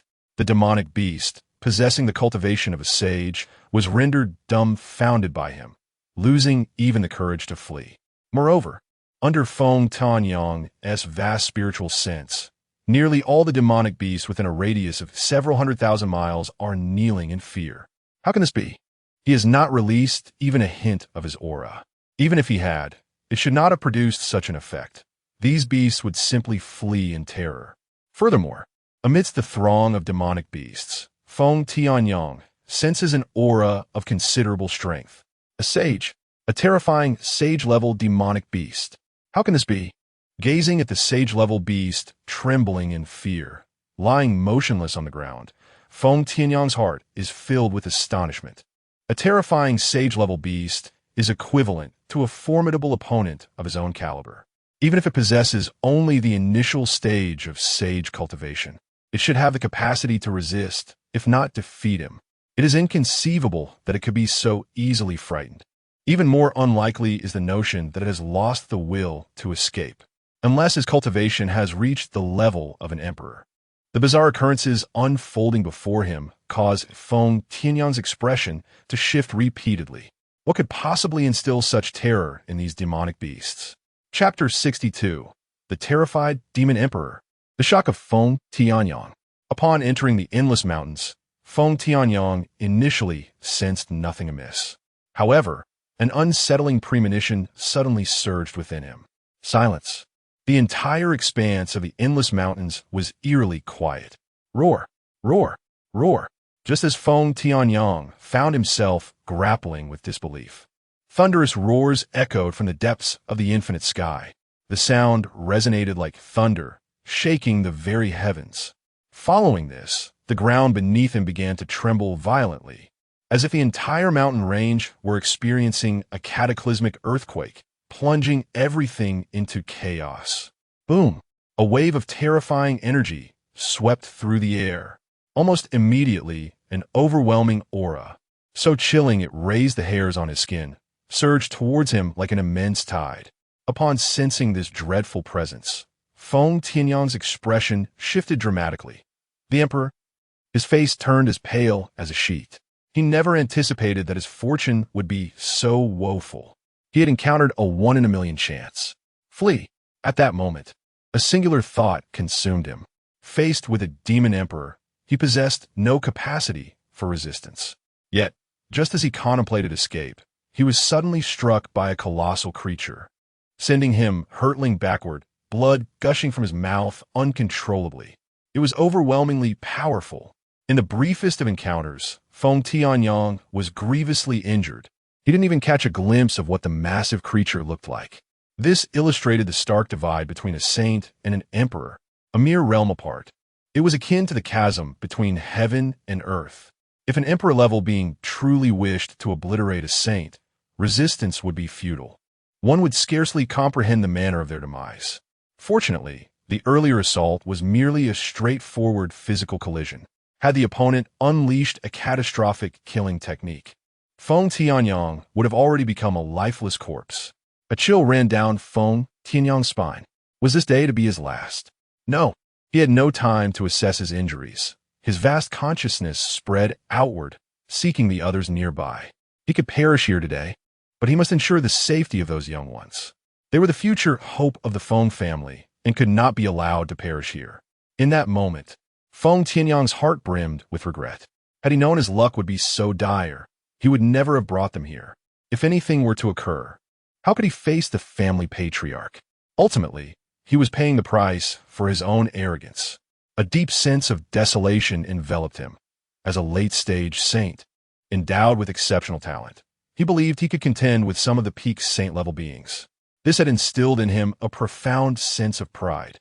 After all, once one's cultivation reaches the realm of a saint, striving to surpass even a minor boundary is akin to traversing the heavens. Among all the saints across the myriad realms, few possess the capability to achieve such a feat. How could one not feel a sense of pride? This realization has rendered his disposition increasingly haughty, leading him to surmise that even an emperor may not be so extraordinary. It is only now, when confronted with a formidable being of the emperor realm, that Feng Tianyang comprehends how utterly ludicrous his previous notions truly were. This is an entity of the emperor realm. The power hierarchy is not even on the same level. It is never something a saint can dare to provoke. In an instant, Feng Tianyang feels as if he has become a sinner to his entire clan. The several prodigies he has brought with him, all of whom are the Armée de la Armée of the Feng family, including the most gifted among them, are destined for greatness, potentially reaching at least the saint realm, provided they survive. Yet now, if his arrogance and pride were to jeopardize the future of the Feng family, he would never forgive himself, even in the depths of hell. The next moment, upon reassessing his surroundings, Feng Tianyang lets out a silent sigh of relief. The demon emperor has not targeted his companions. The massive form of the demon merely brushed past them in a chance encounter, a stroke of fortune amidst misfortune. What is happening? In the blink of an eye, Feng Tianyang is rendered speechless. The demon emperor, in its colossal form, rampages through the endless mountains, having knocked him aside. Yet it does not launch a second assault. It appears to have merely collided with him by happenstance. Upon closer inspection, Feng Tianyang notices the horrifying crimson glow in the demon emperor's eyes, completely devoid of consciousness, lost in a state of wild frenzy. What on earth is going on? Feng Tianyang struggles to comprehend the situation. Why is a demon emperor inexplicably transformed in such a manner? Could it be that it has succumbed to madness? Unlikely. An emperor, under normal circumstances, would not descend into such a state. Among 10,000 emperors, such a rare occurrence is virtually impossible, and he considers it inconceivable that he would witness it firsthand. Feng Tianyang remains rooted in place for quite some time, his expression growing increasingly peculiar, transitioning from fear to shock, and finally to a state of numb disbelief. Reflecting on the earlier encounters with the other demonic beasts, all of whom trembled in terror, kneeling in submission, he finally grasps the gravity of the situation. The demon emperor has likely undergone some horrific ordeal, driven to madness by sheer fright. In a short span, it has lost its self-awareness. How can this be possible? Feng Tianyang stands there, as if turned to stone, his eyes wide with disbelief as he gazes upon the scene before him. That is an emperor, a being that stands at the pinnacle of all realms. What manner of terrifying entity could possibly drive a supreme being of imperial might to the brink of madness, were it not for his own eyes bearing witness? Feng Tianyang would scarcely believe it. The more he pondered, the more his heart raced, sending shivers down his spine. It was nearly unfathomable to conceive of a presence so fearsome that it could unhinge an unrivaled emperor. Could it be, perhaps, the legendary Immortals? The thought filled Feng Tianyang with an escalating dread. Seizing the opportunity, he hastily led his talented companions away from this place. At that moment, the Tianhe sacred lake, renowned as the premier sea of the realm, stretched out before them. The boundless waters appeared to stretch infinitely, engulfing the horizon, as if the very world were submerged beneath an oceanic expanse. Here, at the source of the celestial waters, the vast and enigmatic azure lake was adorned with fragments of shattered stars, each droplet reflecting the myriad worlds beyond. The waves danced endlessly, their brilliance touching the heavens, while the surface of the lake mirrored the constellations of countless realms. When the waves surged, they roared like mountains collapsing under the weight of snow, reverberating throughout the universe. In moments of calm, the waters became an ethereal mist, shrouded in an ancient whisper. Gazing into the distance, the horizon melded with the sky, presenting an endless vista where the unfathomable depths consumed time itself, flowing eternally. Daily, throngs of cultivators flocked to this site, eager to behold the grandeur of the Tianhe sacred lake. To catch even a fleeting glimpse of its majesty was a reward beyond compare. At this time, on the fringes of the Tianhe sacred lake, countless cultivators gathered in anticipation. Suddenly, a blade of light, dozens of yards in length, descended from the heavens with a thunderous crash. The waters erupted, churning into tumultuous waves that soared thousands of feet high. In the sky above, a remarkably youthful figure gazed upon his creation with satisfaction. The crowd erupted in a frenzy of excitement. Who is this individual, so young yet wielding such terrifying power? Incredible! An astounding height of 82,000 feet. One anomaly. Chapter 63, Frozen. Frozen? As the crowd erupted in excitement, at the riverbank, within a pavilion, two middle-aged men sat poised in their seats, each holding a cup of tea, exuding an aura befitting their esteemed status. Clearly, their identities were nothing short of remarkable. One was named Feng Changhai, the master of the near-water pavilion, a formidable force in its own right, a veritable sovereign of this maritime realm. The other, Hong Xiaotian, the leader of the Falling Mountain Sword Sect, also a power of significant standing. The Falling Mountain Sword Sect was located in a distant star domain, far removed from this sea, and Hong Xiaotian typically refrained from venturing far unless compelled by extraordinary circumstances. However, the two had forged a friendship in their youth, and with a rare opportunity at hand, he traversed countless miles to reunite with his old companion. Any force of half-immortal status invariably boasted a supreme powerhouse of emperor rank presiding over it. Otherwise, no other faction would hold such merit. Though they referred to their gathering as a reunion, it was, in truth, merely an occasion for one-upmanship. On this visit, Hong Xiaotian brought his most prized disciple along, eager to showcase his prowess before his esteemed friend. Observing his disciple's performance, Hong Xiaotian nodded in satisfaction. Indeed, he is worthy of being my disciple. Feng Changhai, the master of the near-water pavilion, donned an expression of feigned acknowledgement. Though he appeared calm, he likely reveled in his own quiet triumph. Yet, Feng Changhai paid little heed to the old man's posturing. Old fellow, you think you can impress me? You still have much to learn. Both men had seen through each other's facades. Feng Changhai remarked, truly, he is a fine talent, yet there remains a considerable gap when compared to my own disciple. As these words fell, outside, at the celestial river Divine Lake, a sudden, violent sound of rupture pierced the heavens.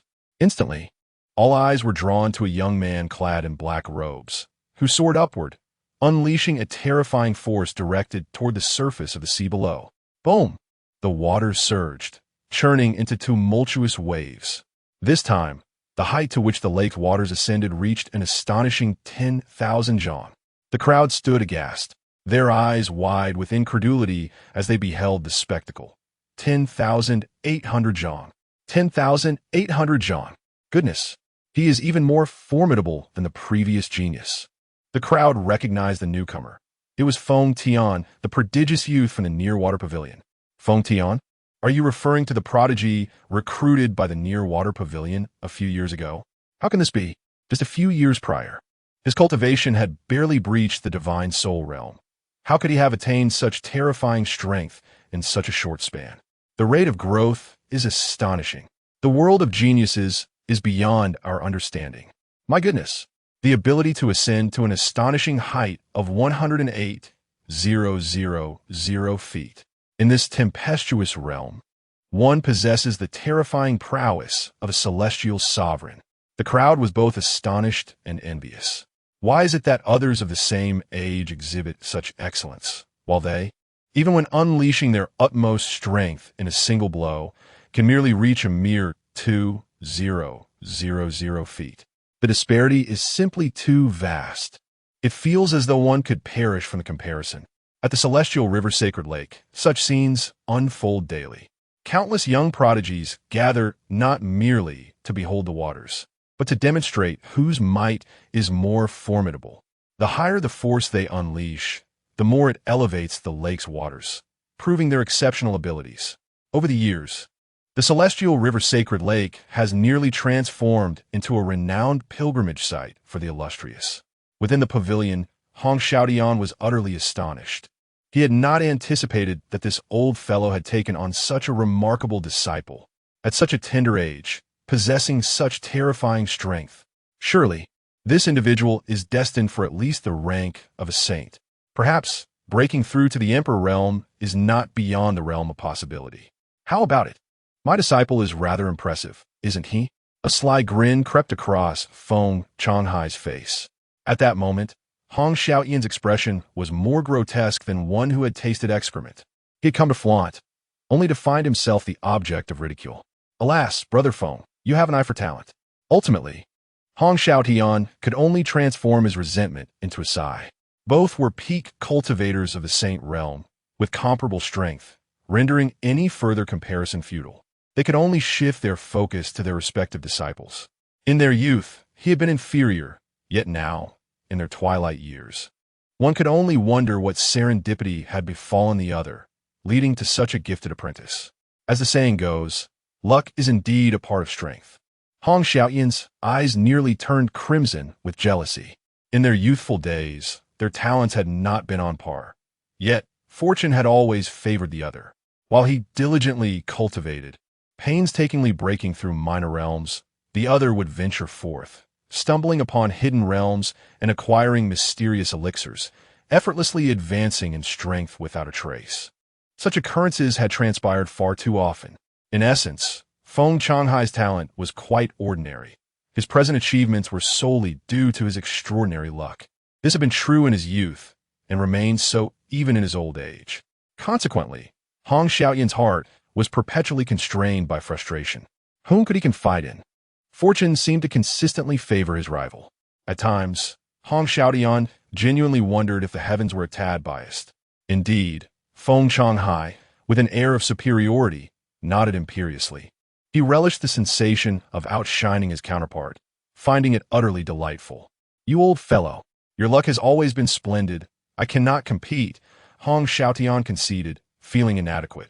This caused the originally proud Feng Changhai's expression to shift dramatically, as if he had suddenly lost his essence. What was wrong with the other party today? Why this sudden capitulation? Hadn't he always been so resolute, vying to outdo him in every aspect? Brother Hong, this is uncharacteristic of you. Aren't you the one who never admits defeat? Hong Xiaotian's gaze turned introspective as he stared out the window, his penetrating eyes cast over the vast, boundless sea, reflecting an indescribable complexity. This era belongs to the youth. As he observed Hong Xiaotian, once so spirited and defiant before him, Feng Changhai felt as though a sharp dagger had plunged deeply into his heart. In his youth, he had been naive and unaware. Now, in his old age, he was struck by the stark realization. Time, like a merciless butcher's knife, effortlessly strips away everything in this world, be it life, character, or fate. None can escape the judgment of time. Gazing at the white hair cascading from his shoulders like snowflakes, Feng Changhai awoke from his reverie. It dawned on him that he had indeed aged. He couldn't help but join in the laughter. Their laughter echoed throughout the pavilion, momentarily dispelling all worries. As if in that instant, all troubles had vanished into thin air. Suddenly, Feng Changhai's brow furrowed in concern. What was happening? Hong Xiaotian also sensed the anomaly.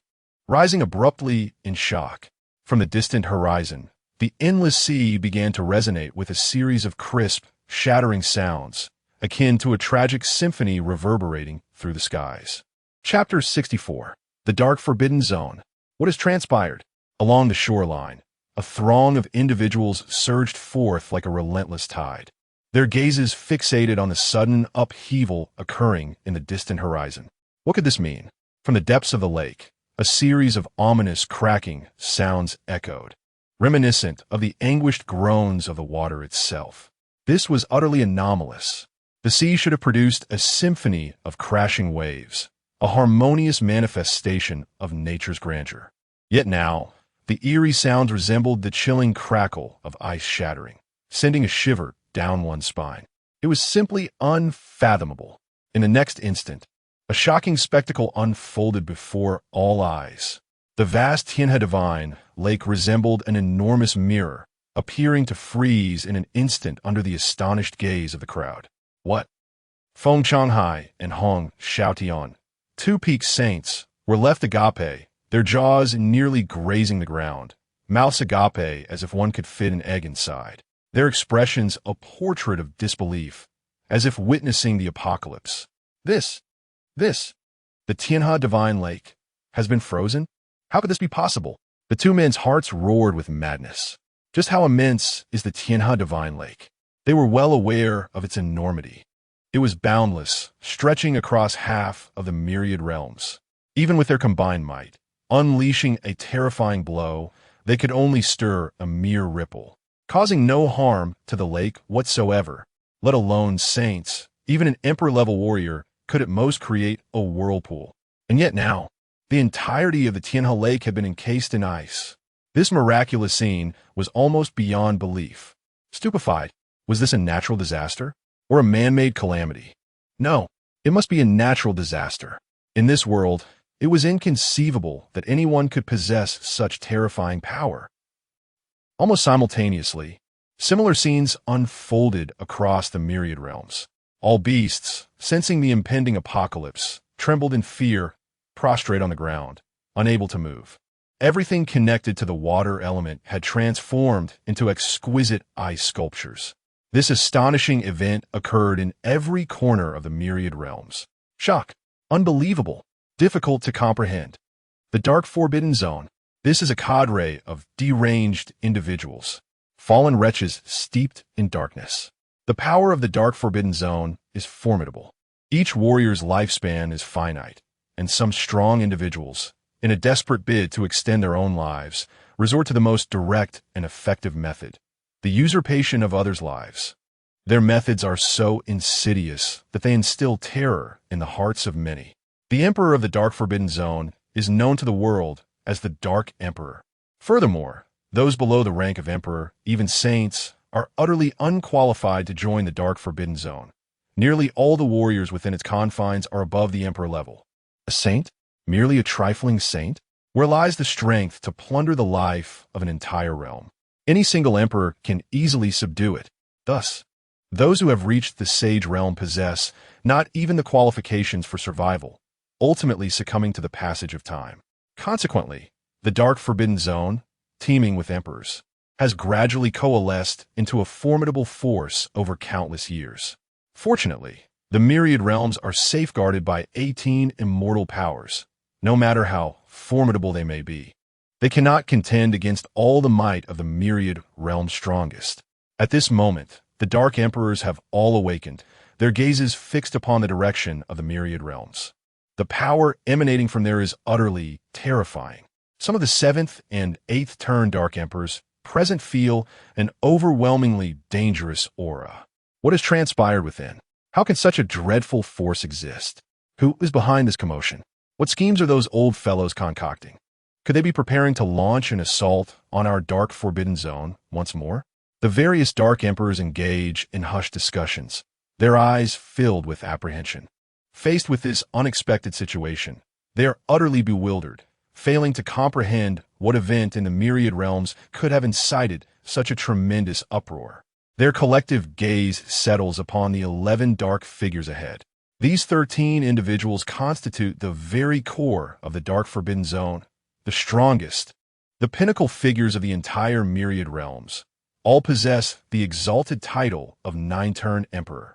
The first figure is the North Abyss Emperor. Born in the frigid desolation of the North Abyss mystic realm, he wields the power of absolute zero, having once encased 3,000 worlds in ice, rendering countless beings into eternal sculptures of frost. He is the supreme master of the ice path. In the entirety of the myriad realms, no one possesses a deeper understanding of the ice path than he does. It is worth mentioning that the North Abyss Emperor was once part of the myriad realms, a proud figure of his era, a hero revered by all. However, as his lifespan waned, he too succumbed to darkness, joining the dark forbidden zone, and thus bore the stigma for eternity. The opinions of the outside world hold no weight in his heart. He seeks only to survive. The second figure is the Black Sky Emperor.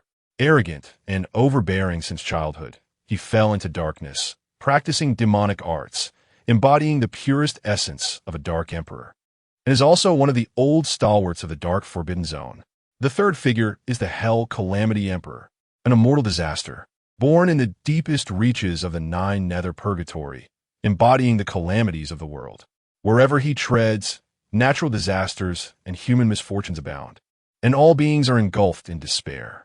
He is the very incarnation of calamity, capable of invoking divine retribution, inner demons, and all manner of disaster. His strength is immensely formidable. None who have broken through to the 9-turn Emperor rank are to be taken lightly. The fourth figure is the Demon Abyss Emperor, the creator of the endless demon domain. Forged from the chaotic, demonic essence, an unfathomable abyss of darkness was created, devouring countless formidable beings and shaping an invincible demonic form. The foremost figure of the demonic path across myriad realms, the fifth incarnation, known as the Abyssal Emperor, born in the realm of reversed yin and yang. He inherently wields the power of supreme darkness, capable of manipulating life and death and reversing the cycle of reincarnation. However, it must be noted that there exists an element of exaggeration in this narrative. The Abyssal Emperor can resurrect only those whose strength pales in comparison to his own, and he must endure excruciating costs as a result. Rarely would the Abyssal Emperor resurrect another unless absolutely necessary. Throughout his extensive existence, he has never revived anyone, for the price is beyond his endurance. The sixth incarnation is the Celestial Annihilator. He has carved his path through the doctrine of slaughter, having once bloodied countless grand realms. As his lifespan waned, he was reluctantly drawn into the dark abyss. The remaining 5 are as follows: the Malevolent Heart Emperor, the Black Wind Emperor, the Corpse Sovereign, the Blood Nightmare Emperor, and the Primordial Emperor. Among these, the Corpse Sovereign is the weakest. The 3 strongest are undoubtedly the North Sea Emperor, the Abyssal Emperor, and the Malevolent Heart Emperor. The Abyssal Emperor, the most ancient and authoritative of the Dark Emperors, possesses prowess that speaks for itself. The Malevolent Heart Emperor is also an enigmatic being whose age is unfathomable. Meanwhile, the North Sea Emperor, though a rising star, has garnered recognition from many Dark Emperors for his unparalleled strength, truly a prodigious genius. These 11 Dark Emperors have once made the heavens tremble and the worlds mourn. They may wage war against one another or join forces to annihilate worlds. They are the true adversaries of the entire celestial realm. Chapter 65, The Shifting Realms. The Abyssal Emperor loomed large, nearly a towering figure of 10 feet, his skin forged from black iron, adorned with dark purple demonic runes. His eyes burned a crimson hue, void of pupils or whites, exuding an abyssal intent to kill. His wild hair danced as if animated, entwined with chaotic demonic energy, and wherever he tread, the very fabric of space rotted and shattered. Clad in shattered armor, forged from the bones of countless formidable beings, he gazed into the vastness of the myriad realms, his expression occasionally flickering, at times lowering, lost in contemplation. After a moment, the Abyssal Emperor shifted his gaze to another figure, resembling a man of the human race. The man's visage was as stern as eternal ice, his brows etched with frost that would not melt. His hair, as white as snow, cascaded to his waist, each strand radiating a chilling aura. His eyes, deep blue like an endless frozen sea, froze the very air with his gaze. Draped in an imperial robe of azure ice, embroidered with the patterns of the extreme north. With every movement, ice crystals spread from beneath his feet, freezing the void. This man was none other than the Northern Emperor. Northern Emperor, what are your thoughts on this matter? Inquired the Abyssal Emperor. The Northern Emperor's gaze, imbued with a frigid intensity, remained fixed upon the myriad realms. His silence profound. Could it be that Gu Zhongxing has comprehended some terrifying power? Mused the corpse sovereign. As these words fell, the expressions of the other Dark Emperors shifted, their unease palpable. With the departure of Luo Changsheng from the myriad realms, a new figure, Gu Zhongxing, had emerged in this era. This development troubled them deeply in their dark dominion. Gu Zhongxing, possessing formidable strength with an unmatched cultivation at the peak of the 9 transformations, left the Dark Emperors in a precarious position. Only the Abyssal Emperor could hope to match him, and perhaps the Northern Emperor, a rising star, could barely contend with him. The prospect seemed rather slim. At that moment, a sultry voice, enchanting yet menacing, echoed through the air. The gathered eyes turned to behold a woman of captivating beauty.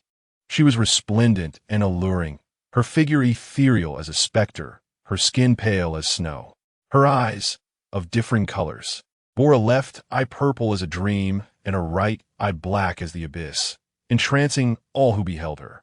With a slight smile, her ruby lips curled mysteriously. Her long hair flowed like the dark night, its tips intertwined with threads of desire. Clad in a semi-transparent black gauze gown, the hem undulated as if alive, revealing glimpses of countless twisted faces wailing within. She was none other than the sinister Heart Emperor. Among the 11 9 transformations Dark Emperors present, each bore a distinctive presence. The Abyssal Emperor exuded an aura of dominance, while the Northern Emperor, though ordinary in appearance and devoid of any revealing energy, was not to be underestimated. The other Dark Emperors had witnessed his grotesque combat prowess, capable of facing 2 foes alone. The sinister Heart Emperor, on the other hand, resembled a poisonous rose. Beware of being deceived by her beauty. It was rumored that the sinister Heart Emperor had grown up in a brothel, ascending step by step, having ensnared countless men enamored by her beauty, a true scorpion and a female one at that. Among the 11 Dark Emperors present, only the Evil Heart Emperor is a woman. From a once feeble and powerless being, she has ascended step by step to become the Evil Heart Emperor, a figure that instills trepidation across all realms. This woman is far from being as simple as she appears. Much like a venomous snake lurking in the shadows, she may strike at any moment. Within the dark forbidden zone, a saying circulates: it is better to offend the demon Abyss Emperor than to cross this woman. For the demon Abyss Emperor would simply kill you outright, while this woman would make you regret ever entering this world. There was once a powerful emperor who fell afoul of her, and when they beheld the ghastly aftermath of that encounter, they were filled with dread. What manner of fiend could torment a soul to such a degree? Indeed, it affirms the adage that when a woman turns ruthless, men stand no chance. Thus, the reputation of the Evil Heart Emperor, the mighty fiend, reverberates throughout the dark forbidden zone, and no one across the myriad realms dares to provoke her. As the lifespan of Gu Zhongxing dwindles, it is evident that in his youth he did not possess such splendor, awakening such terrifying power in old age. With diminished talent and deteriorating bloodlines, what remains of his abilities barely amounts to 1% of his former peak. To merely survive is a feat, and the Evil Heart Emperor's laughter drips with mockery. The other Dark Emperors nod in agreement. Indeed, the Evil Heart Emperor speaks with undeniable truth. Gu Zhongxing, even at his zenith, was not extraordinary, and now, near the end of his lifespan, how could he possibly create such a commotion? They all resonate with this sentiment. The Dark Emperors present find their lifespans nearly exhausted, leaving them with a profound sense of helplessness as time slips away. This is akin to being able to lift a 10-pound weight effortlessly in youth, only to struggle to lift a watermelon in old age, exhausting all one's strength. In a similar vein, Gu Zhongxing, having never reached such accomplishments in his youth, now faces the degradation of his bloodline and dwindling strength, making a resurgence to greatness all the more improbable. Apart from Gu Zhongxing, they cannot fathom another entity capable of stirring such upheaval across the myriad realms? Perhaps it is the ancient beings of the Dragon Clan? Or could it be that some extraordinary treasure has emerged? The Blood Nightmare Emperor exclaimed in excitement, his thoughts racing, eyes turning crimson, betraying an insatiable greed. Such a disturbance must indicate the preciousness of the treasure involved. It could only be a celestial artifact.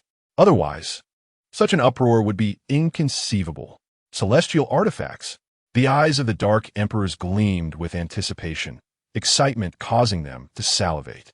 It is no wonder their hearts are so fervently stirred. Ah, but this is the legendary celestial artifact. If such a divine object were to descend upon the world, how could they possibly let such a once-in-a-millennium opportunity slip away?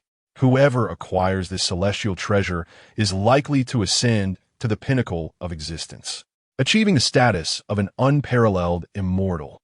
The allure of the divine is simply irresistible. Among those present, only the North Sea Emperor and the Demon Abyss Emperor maintained their impassive expressions. The Evil Heart Emperor, however, wore a knowing smile that exuded an eerie charm, her breathtaking beauty intensifying the enigma she presented. A mere glance could ensnare one's soul, rendering them utterly captivated, overwhelmed by an uncontrollable allure. In this moment, although the Evil Heart Emperor remained within the confines of the Forbidden Zone, she possessed an unparalleled divine ability, allowing her to observe the movements of the myriad realms at all times. Any disturbance would instantly reach her ears. If a celestial artifact truly were to manifest, the entire multiverse would surely be in turmoil. Everyone, driven by the desire for the artifact, would clash violently, leaving them bloodied and battered. Yet at this very moment, the multiverse appeared eerily tranquil. The unsettling power that loomed above, which instilled a lingering dread within all, seemed to materialize from thin air, its terrifying essence unknown to anyone. Even the heavenly Tao exhibited unusual fluctuations. This only deepened the Evil Heart Emperor's curiosity regarding the changes unfolding within the multiverse. The dark Forbidden Zone had long been ensnared by the mighty beings of the multiverse, with every entrance guarded by formidable sentinels. Thus, her desire to enter the multiverse with her true form was akin to a fool's dream.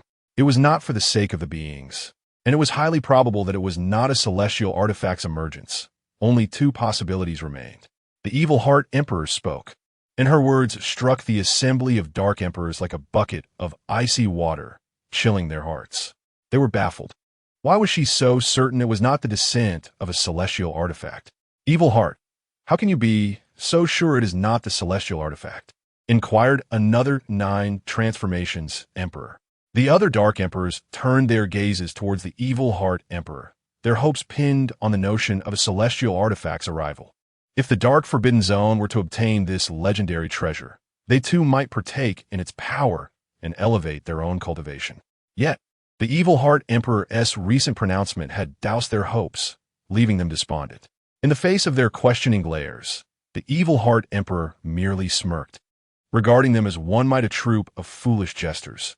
Believe it or not, I owe you no explanations. Evil Heart Emperor, do you possess some hidden knowledge? We are all part of the same family. Why the secrecy? Evil Heart Emperor, we are all Dark Emperors here. Mind your tone. Chapter 66. The arrogant and malevolent heart. The crowd erupted with discontent, their dissatisfaction with the malevolent Heart Emperor palpable. The tone in which he addressed them resembled that of a superior speaking to inferiors, exuding nothing but disdain, which ignited their inner rebellion. Who does he think he is? Merely a 9-transformation emperor? Beyond him, there are still 10 others within the Dark Forbidden Zone. What gives him the audacity to behave so brazenly? The malevolent Heart Emperor merely chuckled coldly. Boom! In the next instant, a deafening explosion reverberated throughout the air, under the incredulous and fearful gazes of the other Dark Emperors. The one who had dared to voice a challenge was obliterated before he could even react, reduced to mere ashes. A powerful figure of the Emperor realm could neither resist nor comprehend his demise at the hands of the adversary. Malevolent Heart, you! The crowd seethed with indignation. Yet they found themselves utterly powerless. The might displayed by the malevolent Heart Emperor was overwhelmingly formidable, rendering them speechless and instilling fear that silenced any thoughts of rebellion. The fate of the Dark Emperor who had spoken out served as a grim warning. Their frustration mounted as they clenched their fists in anger. The malevolent Heart Emperor's readiness to kill without hesitation was excessively tyrannical.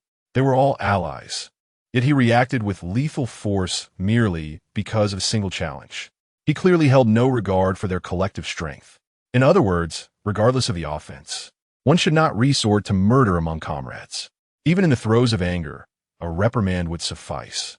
The malevolent Heart Emperor's indiscriminate brutality left the assembled Dark Emperors visibly shaken, their very beings quivering with rage.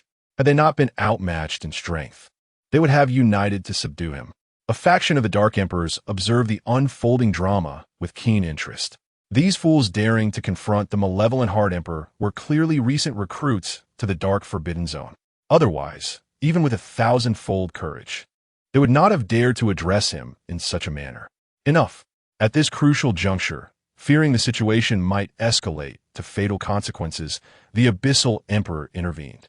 Upon hearing his voice, the audacious challengers believed he would advocate on their behalf, leading to a chorus of enraged shouts. Abyssal Elder, you must stand with us. Look at this vast, dark, forbidden zone. Who truly wields authority? Your esteemed self, or that vile woman, the malevolent Heart? Indeed, Elder, you are the genuine strongest in the dark forbidden zone, the true leader. Why should she have the audacity to kill without provocation? Isn't the other party slapping your esteemed face? Aren't they treading upon the head of the Tai Sui? Upon hearing these words, the face of the demon Abyss Emperor contorted with displeasure.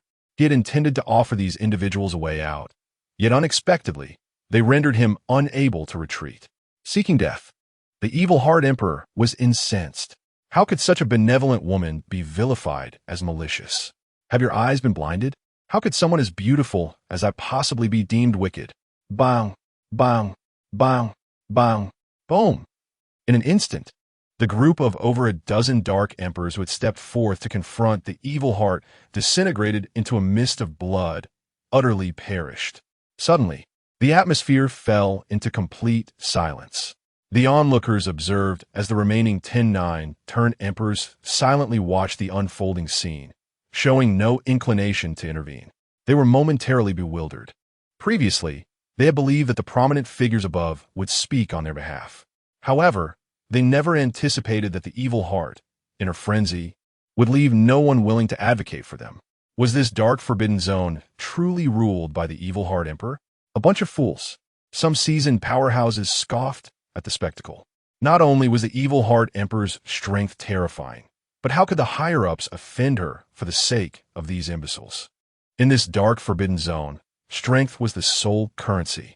Regardless of how formidable your background or status was across the myriad realms, within this dark sanctuary, without power, you could only submit. If others take a disliking to you and possess greater strength, you would indeed meet your demise. Thus, among the many veteran emperors in the dark forbidden zone, those who have survived thus far are all cunning foxes. To thrive here, one must remember a single principle: develop cautiously and refrain from recklessness. In the myriad realms, emperors possess their share of pride. They stand at the pinnacle of all creation. Yet within this dark forbidden zone, where everyone starts as an emperor, one truly lacks the capital to be arrogant. Here, those below the 5th turn are mere ants. Only at the 7th and 8th turns does one earn the right to speak. The entire cosmos was shrouded in silence. Not even the slightest whisper of wind could be heard. Ahem! The demon Abyss Emperor coughed twice, shattering the previously awkward atmosphere. Chapter 67. The Ultimate Primordial Ice Soul Body. Present were formidable beings of the Emperor realm, ancient monsters who had lived countless years. Even the dimmest among them could discern the current predicament. The Dark Forbidden Zone was not governed by a single individual. Even if the Abyssal Emperor possessed the strength to vanquish several other 9 Transformations Emperors, he would never risk offending a peer of his caliber for the sake of insignificant characters. Evil Heart spoke with great insight. The Abyssal Emperor nodded in agreement. Evil Heart had his methods for covertly observing the dynamics of the myriad realms. As the renowned Abyssal Emperor, hailed as the mightiest in the dark Forbidden Zone, he naturally possessed his own means. If indeed some celestial artifact were to descend upon the world, it would not remain so eerily tranquil. The previously reticent North Ming Emperor now spoke. Firstly, another Gu Zhongxing has emerged in the myriad realms. Moreover, this being is even more terrifying. Secondly, an extraordinary prodigy has been born, resulting in such a formidable cosmic phenomenon. In all my years, I have never witnessed such a breathtaking spectacle throughout the history of the myriad realms. If this is true, at this point, the North Ming Emperor paused, his expression tinged with a hint of nostalgia. Since his inception, he had been invincible, cutting down all who stood before him, never encountering a worthy adversary. Having only recently joined the Dark Forbidden Zone, he had yet to engage with Gu Zhongxing. Yet now, a phenomenon of such magnitude had erupted, causing the very Tao of the myriad realms to resonate. How extraordinary this being must be! Their terrifying talent would surely rival his own, if not surpass it by far. Should such a prodigious entity truly arise within the myriad realms, the consequences would be unfathomable. The powerful beings of the Dark Forbidden Zone, in their quest to prolong their existence, would not allow such a being to flourish. They must be obliterated in their cradle before they could mature. Among the strong, there exists an unspoken understanding. The North Ming Emperor's thoughts mirrored those of Evil Heart almost perfectly. Upon hearing these words, the Abyssal Emperor furrowed his brow, and an endless dark radiance ignited in his eyes. Billowing demonic energy surged from his being, enveloping the sky above in an expansive sea of darkness. With murderous intent, his shadowy gaze fixated on the direction of the myriad realms. If the second possibility indeed materializes, we must eliminate this child before he can ever grow. We absolutely cannot allow another Gu Zhongxing to emerge in the myriad realms. We have already waited too long. Before the next hunt, this child must be removed. On the other side of the myriad realms, the great Zhou Immortal Dynasty. Zhou Yun hovered in the air, arms outstretched wide, eyes firmly shut. Beneath him, a cataclysmic storm of annihilation unfurled, sweeping across the entirety of heaven and earth. As each second passes, the blizzard grows exponentially more formidable. The aura it emanates becomes increasingly terrifying.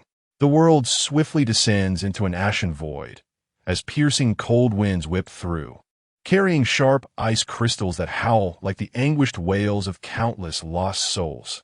The air crystallizes in the frigid atmosphere, rendering each breath akin to inhaling thousands of icy needles, tearing through the lungs. A heavy veil of snow obscures the light of day, with pale waves surging as if the entire realm has been dragged into a chilling abyss. A deep, thunderous roar resonates from the eye of the storm, akin to the bellow of an ancient beast, instilling a bone-chilling sense of oppression that crushes all vitality, freezing even the soul in tremors. The entire cosmos seems on the verge of crystallization. It feels as though the world is poised for an apocalyptic end. That seemingly annihilating force sends shivers down the spines of all present, instilling a profound dread.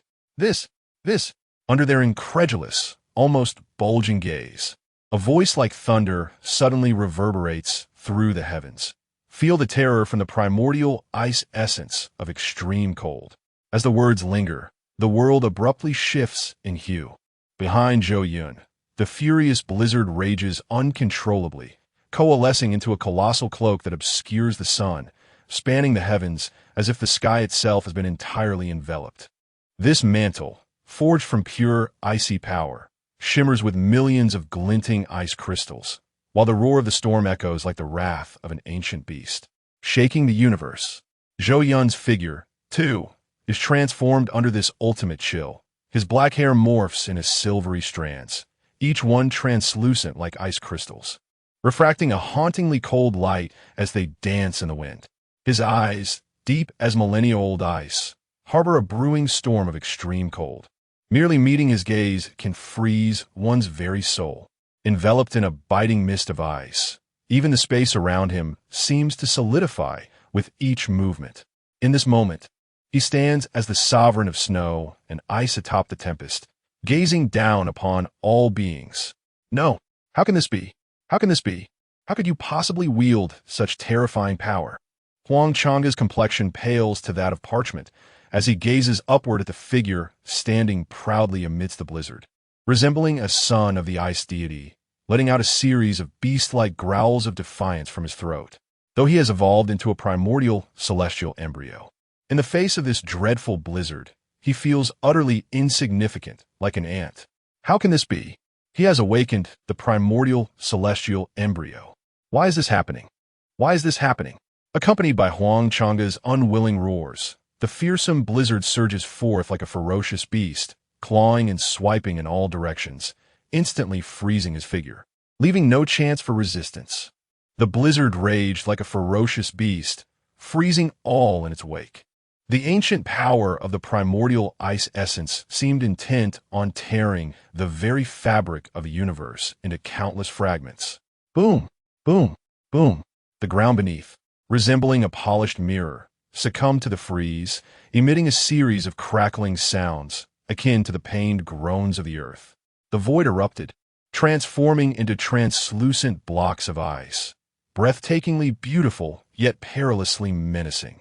The crowd stood frozen in terror, as if transformed into statues. In the next moment, a thunderous roar echoed, rumbling through the heavens. A deafening explosion reverberated like the roar of thunder across the sky. The blood-soaked battlefield, ravaged by the terrifying force, could not escape the fate of freezing, shattering into countless shards like a broken mirror. With a sudden impact, Zhou Qinquan was struck down, instantly afflicted by a backlash, spewing forth a torrent of blood. As the battlefield erupted, the relentless blizzard surged forth like a wild stallion, a crashing tide sweeping in all directions. The icy tide surged like an unstoppable force. The power it contained seemed capable of annihilating everything. This is dire. The powerful warriors present were thrown into a panic, flailing about like headless flies, their voices lost in terrified cries. Chapter 68. The Wrath of the Abandoned House. Bang! The curtain of blood shattered, unleashing a terrifying chill that surged forth with the ferocity of ancient ice spirits, sweeping across the landscape like tumultuous waves. In an instant, the atmosphere became monumental, as the relentless cold threatened to encase the world in ice. The gathered prodigies, even those of the King realm, found themselves utterly powerless against this horrific force, instantly transformed into mere ice sculptures. Their faces bore the lingering expression of disbelief, forever frozen within the icy prison. The formidable beings of the Emperor realm, caught off guard by this sudden onslaught, were violently hurled away, spewing blood and turning pale as if made of parchment. The entire arena descended into chaos. Oh no! The expressions of the powerful beings above the Saint realm shifted dramatically. With no time for shock, they swiftly took action to counter this dreadfully frigid storm. United, they managed to dissolve the frozen sculptures, one by one, with an unseen force. Huff! Huff! Upon regaining their composure, many of the prodigies appeared as pale as ghosts, collapsing to the ground, gasping for breath, feeling as though they were enveloped in a layer of ice and snow, shivering uncontrollably. An overwhelming fear lingered in their hearts. How terrifying! Indeed, too terrifying. Reflecting on the perilous scene they had just witnessed, the faces of all the prodigies were marked by horror. Was this the extent of power a prodigy could unleash? That moment, merely a wisp of the dreadful force's aura, had rendered nearly all the formidable beings below the King realm powerless, transforming them into ice sculptures. Even those of the Emperor realm fared little better. The entire blood-soaked battlefield erupted in chaos. My goodness! Oh heavens! This was the battlefield personally arranged by the Emperor of the Great Zhou Celestial Dynasty, Zhou Qinquan, whose defenses were unparalleled. Not even prodigies of the Divine Spirit realm or supreme monsters of the Saint realm could hope to shake it.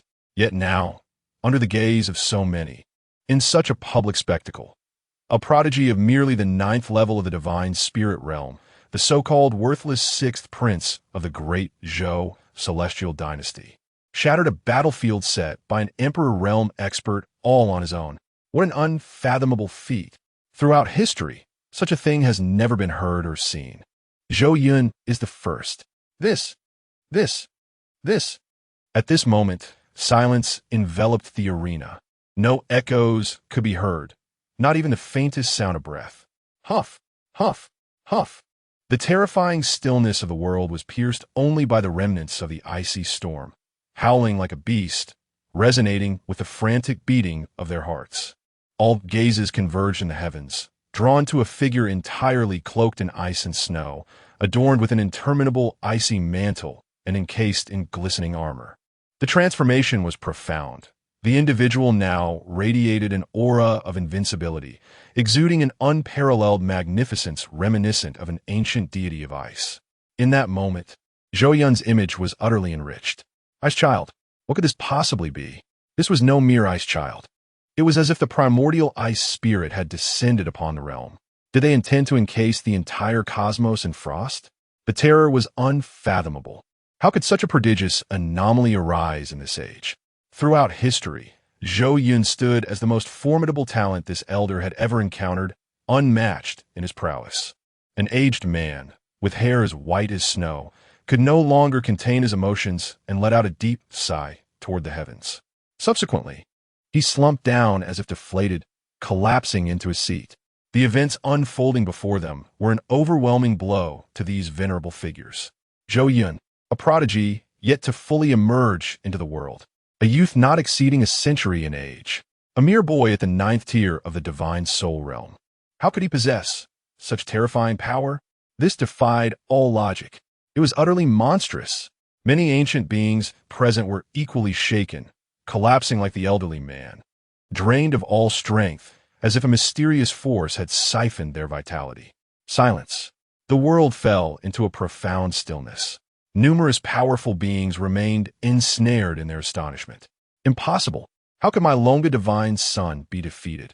Time passed unmeasured, and from the direction of the Huang family, a prodigy shouted in disbelief. In his subconscious, Huang Longa was the epitome of invincibility.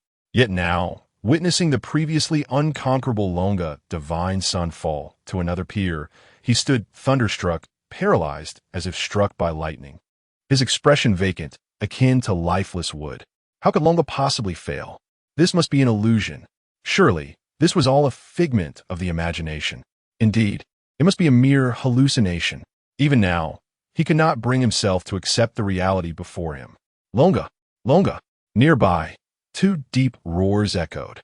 Gazing at the once celebrated prodigy, the youth who had once deemed himself extraordinary, the very one who, regardless of the enormity of the requests made of him, would exhaust every effort to fulfill the desires of the one he cherished, the young submaster. Over the years, Emperor Wuheng had regarded Huang Longa as his own son. His affection for his biological child paled in comparison to that bestowed upon Huang Longa. If one were to claim that anyone treated Huang Longa better than family, it would undoubtedly be Emperor Wuheng himself, whether in the first or the second generation.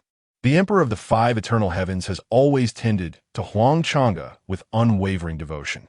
Whenever the latter desired a woman, he would readily procure her. Regardless of the consequences, even if it meant your demise, it mattered not to him. The Emperor would unhesitatingly deliver your lifeless body to Huang Chang'e.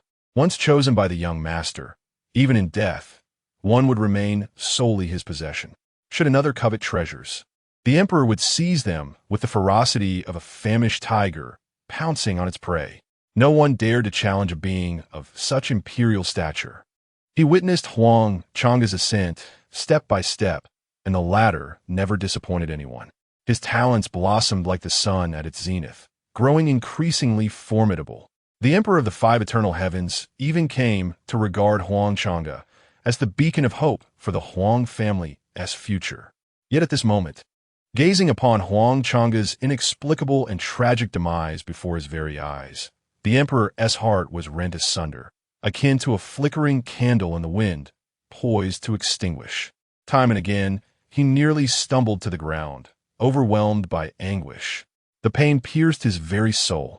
His eyes glowed crimson, on the brink of being consumed by boundless hatred. "You wretched fool!" The Emperor's chest swelled with fury, akin to a balloon on the verge of bursting. As the unique, unparalleled majesty of an imperial being spread forth like a torrent breaching its dam, the imperial might surged forth, sweeping across the heavens and the earth. Chapter 69. The Emergence of the Empress. In an instant, the entire realm dimmed, as the once clear sky succumbed to a twisted expanse.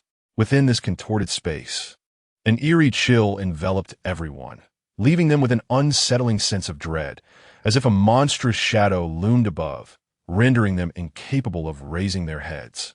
A heavy aura of death permeated the atmosphere, causing the formidable warriors present to tremble like mice before a cat, drenched in cold sweat, too terrified to move. What a terror! Indeed, what an unspeakable terror! Is this the might of an emperor? Merely a trace of their overwhelming pressure was enough to leave them gasping for breath. It is unfathomable to consider the cataclysmic devastation that would ensue if they were to unleash their power. The death of Huang Chang'e ignited the wrath of the Emperor Wuong, catching everyone off guard. Yet, upon reflection, they quickly regained their composure. Indeed, Huang Chang'e was the scion of the Huang family, and his inexplicable demise in the Dazhou Xianqiao would undoubtedly provoke the emperor's fury. On the island of the sea gods, the Emperor Haitian gradually emerged from his initial shock, a glimmer of joy illuminating his heart. This was splendid. Just moments ago, he pondered how to incite discord between the Dazhou Xianqiao and the Huang family. But he never imagined that such a rift would arise so swiftly without his intervention. Given the current circumstances, the Huang family would not easily rest until they sought vengeance. The possibility of reconciliation between the two families was utterly extinguished. The talent displayed by Huang Chang'e had far surpassed everyone's expectations. To speak candidly, as long as Huang Chang'e remained alive, his future achievements could easily elevate him to the status of an 8-turn emperor. Moreover, there existed a profound likelihood that he could ascend to the exalted rank of a 9-turn emperor. What an astonishing concept! The Emperor Haitian could scarcely fathom it. Throughout his life, he had barely managed to break through to the 2nd turn, and any further progress seemed nearly impossible. Once one reaches the level of emperor, advancing even a single minor realm is akin to traversing a vast chasm. It is not merely a matter of desire or will. In addition to talent and diligence, fortune plays an indispensable role. Otherwise, one might find themselves forever trapped in a single realm. Many of the young prodigies present may not fully grasp the immense significance of Huang Chang'e's potential. Yet the sages and powerful emperors understood all too well what his extraordinary talent meant for the Huang family. It was nothing short of a beacon of hope. And now, to have met such an untimely demise, even if it were an unintentional act by Zhou Yun, ultimately, it was he who had committed the act of murder. The Huang family would undoubtedly direct their wrath towards the Dazhou Xianqiao. Thus, splendid. This was precisely the outcome the Emperor Haitian had longed to see. Yet, at this very moment, the Emperor Haitian found himself devoid of any joy. He gazed upward, his expression a tapestry of complexity, as he beheld the ethereal figure of Zhou Yun, enveloped in an icy aura, resembling the offspring of an ice deity. The mere thought of the already terrifying arrogant Longsong paled in comparison to the potential menace that Zhou Yun could become. If this youth were to mature, it would herald the doom of the entire Sea God Island. The Sea Sky Emperor pondered deeply. Upon my return, I must relay every detail of the events that transpired here to the esteemed figures behind me, ensuring that they grasp the gravity of this situation. Under no circumstances must this youth be allowed to flourish. The Sea Sky Emperor cast a cold, calculating glance at Zhou Yun, akin to a venomous serpent lurking in the shadows, poised to strike. Should an opportunity arise to eliminate Zhou Yun today, he would not hesitate to act. He understood the consequences of such an action. Survival outside the great Zhou Immortal Dynasty was far from guaranteed. Yet, if that chance were to materialize, the Sea Sky Emperor would not let it slip away. Zhou Yun was simply too monstrous. He must be eradicated at all costs. However, at present, the multitude of formidable beings within the great Zhou Immortal Dynasty observed intently, leaving little room for opportunity. The emperor of the arrogant clan glared with ferocious, crimson eyes. Fixated on Zhou Yun above, his murderous intent barely concealed, uttering each word with chilling resolve. "Dare you slay my arrogant clan's divine son, the pride of our lineage, arrogant Longsong. I shall ensure you meet a fate worse than death, a tribute to the soul of my fallen progeny." As the final, icy word fell, the emperor surged forth towards Zhou Yun with a speed that left the assembled saints in disbelief. His velocity was such that not even a sage could react in time. They would be obliterated in an instant. Just as the situation reached a critical juncture, a figure in a crimson robe flashed into view, intercepting the emperor's devastating strike. The newcomer possessed strength surpassing that of the emperor, and as their formidable forces clashed, the emperor was sent careening away. A deafening roar echoed through the heavens, and as vision cleared, the onlookers beheld a striking figure in the sky, their collective gaze drawn irresistibly towards her. Beauty. She was breathtakingly beautiful. What manner of woman was she? Draped in a fiery red robe, adorned with golden phoenix embroidery that spiraled from her hem. Her sleeves fluttered as if the birds sought to take flight. Her raven hair cascaded like a waterfall, secured by a golden phoenix crown, with delicate strands of beaded curtains cascading down, partially veiling her cold, star-like eyes. Her skin rivaled snow, lips resembling brushed vermilion, and a vermilion mark upon her brow, akin to a bloodstain, only heightened her regal visage. The wide sleeves of her robe danced gracefully in the wind, and her jade belt shimmered with brilliance. Each step she took seemed to tread upon clouds, exuding an air of nobility that commanded reverence. In that moment, all were captivated by the woman's beauty, ensnared in its allure, unable to extricate themselves from its enchantment. They have lived for so long, yet this is the first time they have encountered such a beautiful woman. Truly, she is extraordinarily beautiful. How can there exist such a flawless woman in this world? Chapter 70. Delivering Zhou Yun to the Huang family. The crowd could not help but exclaim, their minds wandering into the realm of imagination. The thought of being able to dominate such a beautiful woman was beyond their wildest dreams.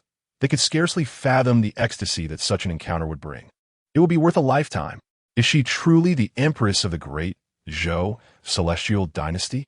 The onlookers speculated about her identity.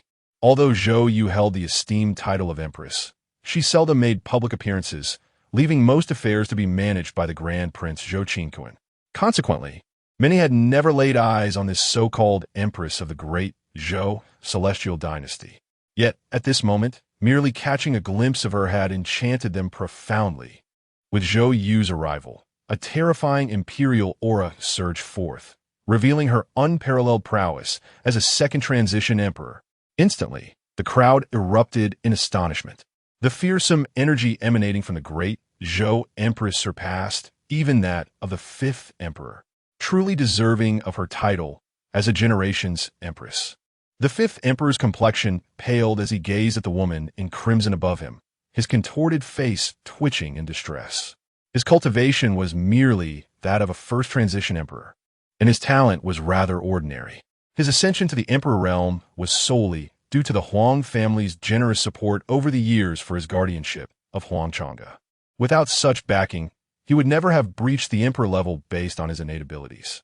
Faced with a powerful adversary of the same realm, the fifth emperor was likely no match, let alone when confronting the second transition emperor of the great Zhou Celestial Dynasty. The two were simply not on the same level.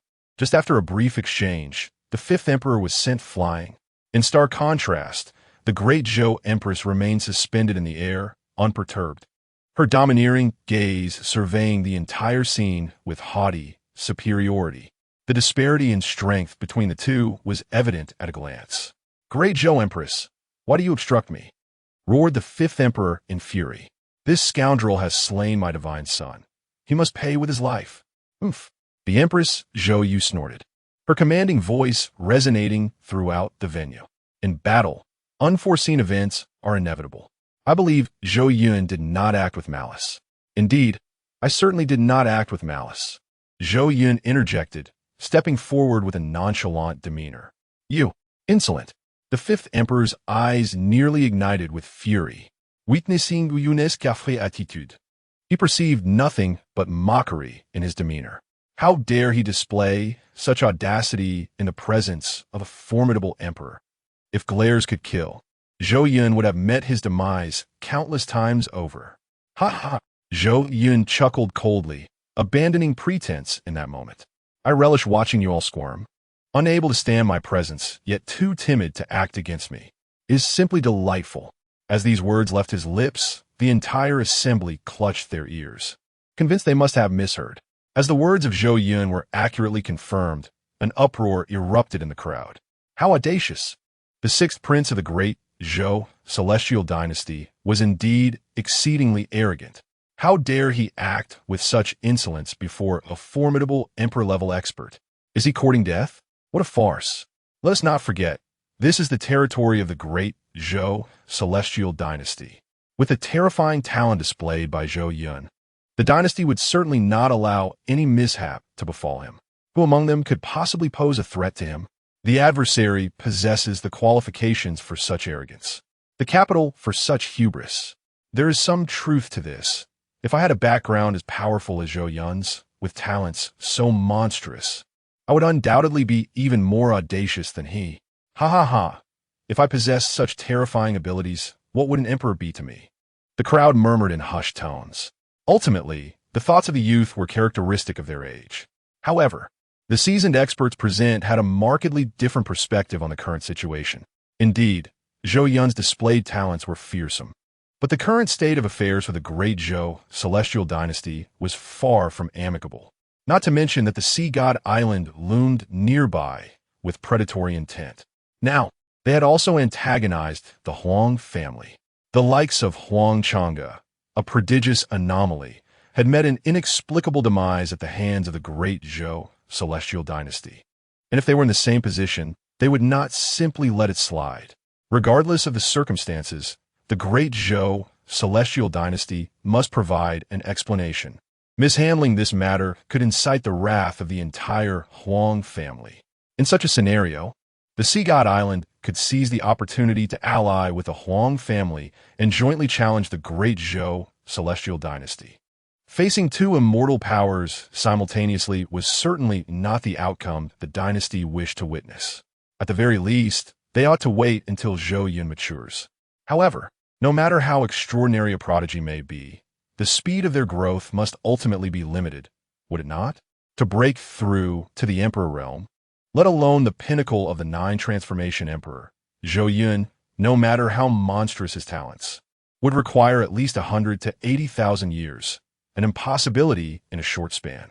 In the immediate term, if they were to offend another immortal power due to an undeveloped prodigy, it would surely be an unwise choice. Yet, such a scenario was precisely what Zhou Yun yearned for. He vividly recalled his system mechanism. With each powerful adversary he vanquished, he could obtain a summoning card of the same rank, and even fuse them infinitely. Truth be told, having the nine-transformation Emperor Zhang Jiao held little significance for the sage summoning card. He now only wished to swiftly gather a celestial summoning card, for then he could rest assured in this world. The other 11 immortal powers had long since come under Zhou Yun's scrutiny. Eliminating Huang Chang'e, to be honest, held little weight for Zhou Yun. It was merely a matter of convenience. After all, Huang Chang'e was just another prodigy, with his system in hand. If Zhou Yun were to fear that a peer's growth might overshadow him, he might as well resign himself to fate. With the system at his disposal, how could he possibly face defeat? With Zhang Jiao and the two esteemed nine-transmutation emperors from the great Zhou Immortal Dynasty joining forces, it should pose no significant challenge to confront the Sea God Island and the Huang family, or so Zhou Yun pondered, as he listened to the murmurs around him. The face of the Emperor of the Five Harmonies turned increasingly ashen. When had his Huang family ever suffered such humiliation? Yet, the Emperor understood that this was ultimately the territory of the great Zhou Immortal Dynasty. Attempting to retrieve Zhou Yun alone for atonement would be akin to chasing a mirage. Not only would the female emperor in front of him refuse, but the hidden ancestors would undoubtedly disallow it as well. With a grim expression, the Emperor of the Five Harmonies suppressed the fury boiling within him and addressed the Empress in the sky. Those skirmishes may lead to unintended consequences. This matter fundamentally stems from the errors of your great Zhou Immortal Dynasty. Should my family's divine son die in vain? Today, if your great Zhou Immortal Dynasty does not provide an explanation, the Huang family shall not rest easily. You must consider carefully, for the wrath of the Huang family is not something to be trifled with. The ominous tone of his words did not go unnoticed, and the atmosphere in the hall turned palpably tense. No one had anticipated that the current adult ceremony of the great Zhou Immortal Dynasty would unfold in such a dramatic manner. Nor could they foresee the situation evolving into this predicament. A misstep here could ignite an immortal war, leading to chaos across the realms. After all, how could one so extraordinary as Huang Chang'e meet such an untimely demise? Had they been in his position, they would undoubtedly seek retribution against the great Zhou Immortal Dynasty. The great Zhou Immortal Dynasty must furnish an explanation, and that explanation, everyone's gaze turned in unison towards Zhou Yun, as the only viable solution was to leave the matter to the Huang family. This was the most prudent course of action they could conceive. The Empress remained silent, deep in thought. She had recognized Zhou Yun's immense potential. The image of him as a reckless scion had been irrevocably shattered in Zhou Yu's mind. He was a prodigy of terrifying talent. Indeed, the Empress could never relinquish Zhou Yun. However, a grave dilemma now confronted her. To be honest, before attaining immortality, Zhou Yu had never considered revealing her identity as a long-living being. Over the years, she had maintained confidence in her abilities, unafraid even when besieged by several formidable adversaries of the same realm. The Sea God Island posed no true threat, and the Huang family was merely of moderate concern. Together, they amounted to little more than a minor annoyance to the great Zhou Immortal Dynasty. Yet, should she intervene, her secret of immortality would inevitably be exposed.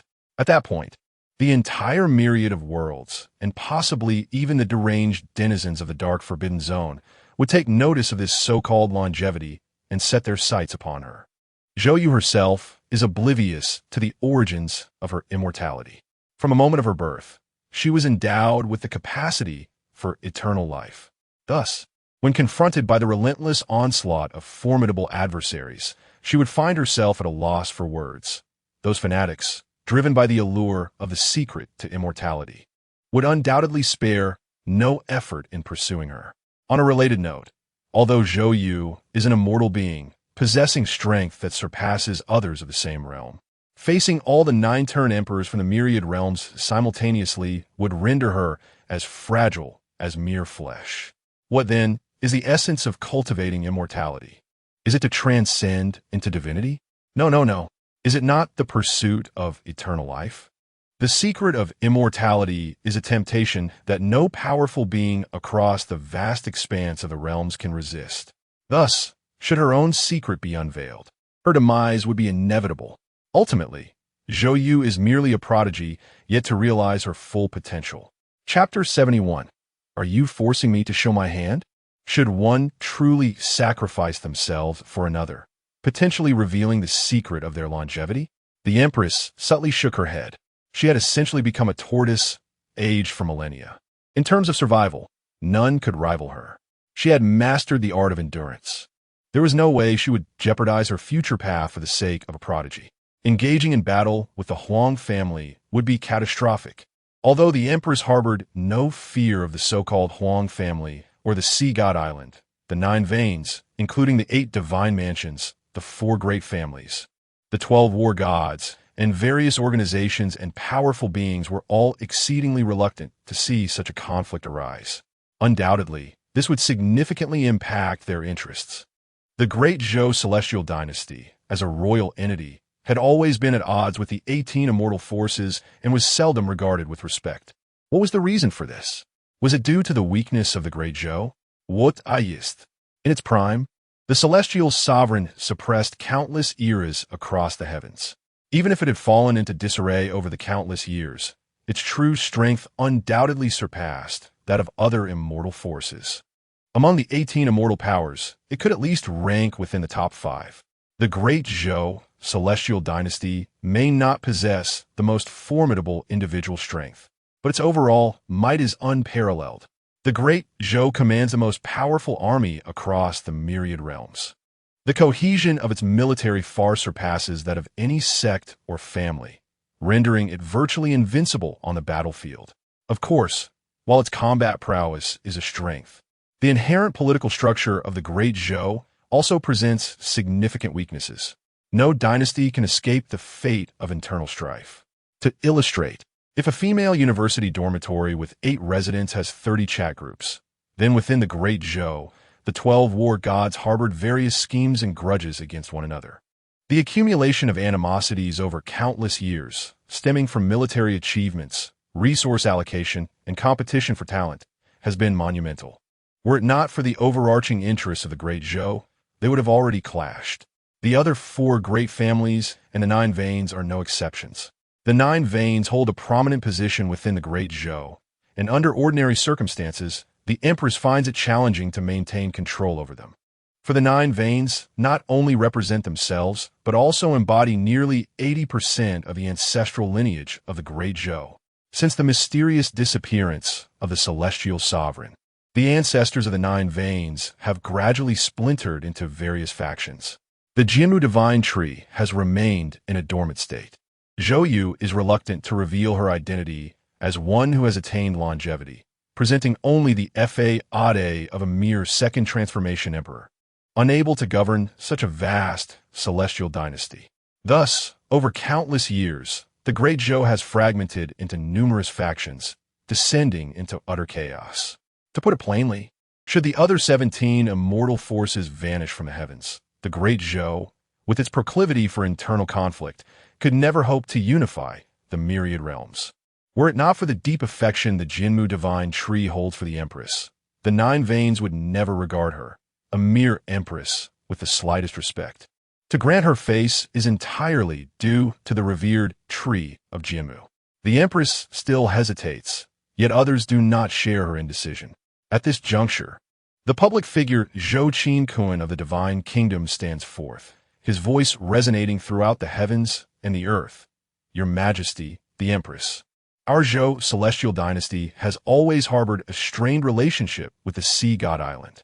If we were to become adversaries with the Huang family now, he pauses, fully aware that the Empress comprehends his intent and would refrain from making any foolish decisions. Zhou Yun, regrettably, this young man possesses an extraordinary talent. However, to offend the entire Huang family over a prodigy yet to reach his full potential would be utterly unacceptable for the Zhou Celestial Dynasty in the near term. If blame must be assigned, let it be for Zhou Yun being merely a prodigy still in the making. Your Majesty, to quell the wrath of the Huang family, might it be prudent to surrender, Zhou Yun? Suggested one of the clan leaders. I concur. I second this motion. This leader also wholeheartedly agrees. Within mere moments, several clan leaders expressed their stances. Initially, Zhou Yun was perceived simply as an unremarkable sixth prince, drawing no ire. Yet now, with his talents unveiled, he stands poised to become the next sovereign of the Zhou Celestial Dynasty. The 9 clans could hardly allow this opportunity to pass without seizing Zhou Yun, especially since he had slain their heir. They hesitated before, but now they must leverage this chance to bring him down. Ideally, they would hand him over to the Huang family. Once Zhou Yun is gone, the position of the Divine Son may need to be re-elected, presenting them with an opportunity. Of course, Zhou Yun's extraordinary talents have garnered recognition from many within the Zhou Celestial Dynasty, particularly among his peers. How could they bear to see their most gifted and extraordinary divine son handed over to another? The Zhou Celestial Dynasty has only recently birthed such a prodigious entity. He is undoubtedly far superior to that giant Xiao from the Jun family. Even the ancient demon tribes would think twice before confronting him. Such a figure, belonging to their own, how could they possibly surrender Zhou Yun? Given the terrifying talents he has displayed, would the Huang family show him mercy? The answer is a resounding no. Your Majesty, this must not happen. It simply cannot, exclaimed an elderly man with white hair, his expression fervent. After so many years, our Zhou celestial dynasty has scarcely produced such an ageless prodigy. How can we send him to his demise? His emotions surged, and his body trembled with tension. For years, he had felt a deep frustration. He had just witnessed Zhou Yun's formidable gifts. To have such a talent born in the Zhou celestial dynasty is a tremendous blessing. This realization nearly brought him to tears in his excitement. Yet, he never anticipated that events would escalate to this point. The elderly man's eyes reddened, filled with both rage and despair. He was none other than the saint of heavenly fire. He simply could not comprehend how those ancient ancestors could allow a fool to lead their clan, sending their own prodigy away so willingly. It infuriated him to no end. The heavenly fire sage was nearly overwhelmed by indignation. Clearly, the sage had always been genuinely concerned for the future of the great Zhou celestial dynasty. If only there were a few more individuals like him, the grand dynasty would not have fallen into such decline. Alas, such noble souls are a rarity. Apart from the heavenly fire sage, no other seasoned power dared to voice their opinions. A few young talents attempted to defend the honor of their clan, only to be silenced by the icy glares of their elders. The onlookers, eager to witness the unfolding drama, remained silent. The great Zhou celestial dynasty was notorious for its chaos, and today they bore witness to it firsthand. No wonder so many forces across the realms looked down upon them. With such cowardice, who would wish to join the great Zhou celestial dynasty? To resolve the issue with Zhou Yun seemed far from difficult. After all, did he not possess 108 pieces of supreme bone? Perfect. He had just slain the heir of our lineage. We could exchange 10 pieces of supreme bone as compensation. Each lineage could contribute 10 pieces, and there would be no objections, right? The leader of the Hidden Sky clan glanced at the other clan leaders, who nodded in agreement. The remaining 18 pieces of supreme bone could serve as compensation for the Huang family. What say you, Emperor Wuheng? The Hidden Sky clan leader inquired with a smile. Currently, Emperor Wuheng was unable to contact his family and was uncertain of his patriarch's stance on the matter. However, for the time being, he could only acquiesce and nodded silently. 18 pieces of supreme bone were too good to pass up, and they could help alleviate the patriarch's wrath. Seeing everyone in agreement, the leader of the Hidden Sky clan laughed triumphantly, declaring, "Thus, Zhou Yun, stripped of all his supreme bones, shall naturally become a useless being, and his sacrifice would be of no consequence, merely a waste." At this proclamation, the surrounding crowd gasped in shock. How ruthless! It was unfathomable that this elder could be so harsh towards his own clan's prodigy. Were they in his place, they would rather die than serve such a family. No wonder the great Zhou celestial dynasty continued its descent into ruin. They cowered before their enemies while striking hard against their own kin, revealing a despicable facade of bullying the weak and fearing the strong. They had no shame. It was a pity for Zhou Yun, such a stunning and talented individual, who had yet to fully blossom. They had not even had the chance to witness him overshadowing all other young talents in his generation, shining brightly. Was he destined to fall today? Faced with the imposing presence of the clan elders, Zhou Yun was merely a slightly more powerful prodigy, with no capacity for resistance, only to become mere prey, a garment for others, a victim of this struggle. Alas, the crowd sighed in unison, filled with lament for Zhou Yun. If blame were to be cast, it would fall upon those who should not have descended upon the great Zhou celestial dynasty. Encountering a group of bullies preying on the weak. Is this not a cruel jest of fate? Meanwhile, the patriarch of the hidden god lineage wore a face of sorrow and indignation. Yet, he found himself powerless in the face of this predicament. It was impossible for him to step forward. His reason, unclouded by rage, dictated that, 1. With merely the strength of his lineage, he could not save Zhou Yun, and 2. To act would only incite the ire of the prominent forces, a loss outweighing any potential gain. At this moment, the Empress remained silent, and the hidden god lineage could only place their hopes upon her. Under the gazes of many, the Empress's countenance darkened further. Zhou Yu hesitated, caught in a moment of indecision on how to choose. Zhou Yun exclaimed, "What is happening? Am I not the strongest son of God of the great Zhou celestial dynasty?" Why is it that everyone is abandoning me? In disbelief, Zhou Yun's eyes widened, realizing that these elders of the great Zhou celestial dynasty were nothing but spineless fools, utterly incomprehensible. Having revealed such terrifying talent, they still chose to forsake him? This was no longer a matter of cowardice. It was akin to being utterly worthless. Good, good, good. Zhou Yun silently repeated these words. Is this how it is to be played? I had intended to interact with you as an ordinary person, yet what I received in return was estrangement and betrayal. No more pretense. It is time for me to lay my cards on the table. Chapter 72. I initially wished to coexist with you in harmony. Yet what have I received in return? A complete revelation. Zhou Yun, are you aware of your transgressions? After our arduous efforts to cultivate you within the great Zhou celestial dynasty, is this how you choose to repay us? Are you oblivious to the current predicament of our dynasty? We are struggling even with the challenges posed by the Sea God Island, and now you dare to slay the heir of the Huang family. Do you intend to pit the great Zhou celestial dynasty against the entire Huang clan? Do you wish to plunge our dynasty into irretrievable ruin? Exceptional talent is not a license for your arrogance.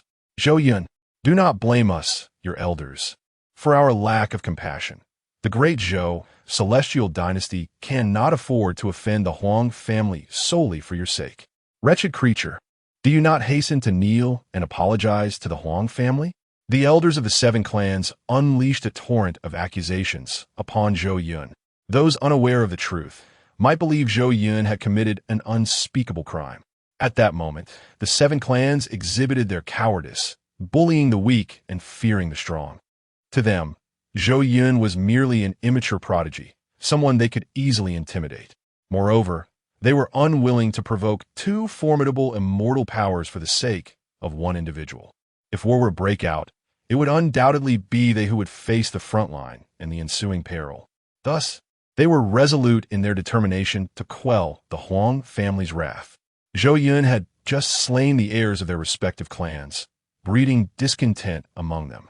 Now, for the greater good of the great Zhou celestial dynasty, they wasted no time in sacrificing Zhou Yun. The onlookers were left utterly speechless. Unbelievable. This was truly unprecedented.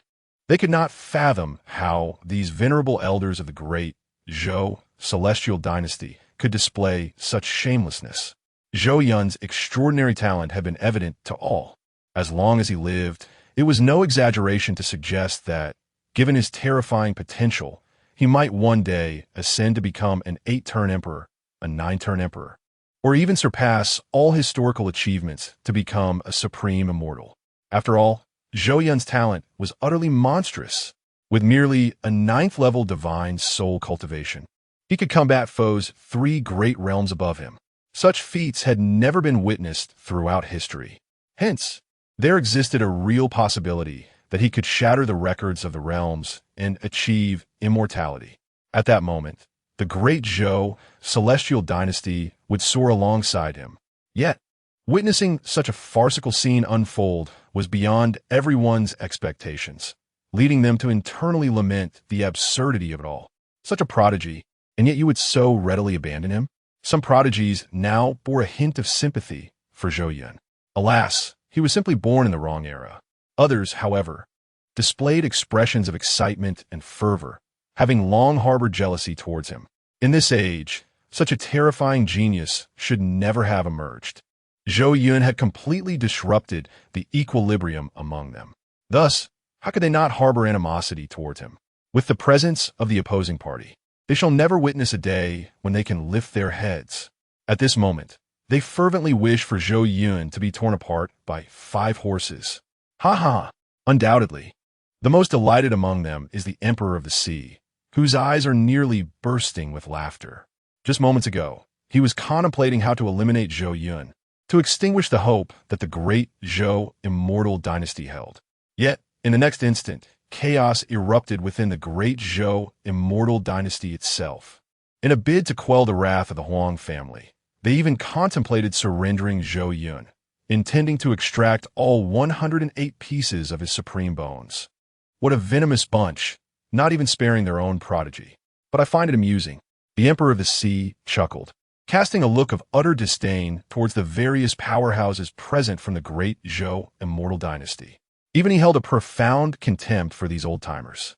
To speak candidly, no matter how monstrous or devoid of humanity he may be, the Emperor of the Sea would never stoop to such depths.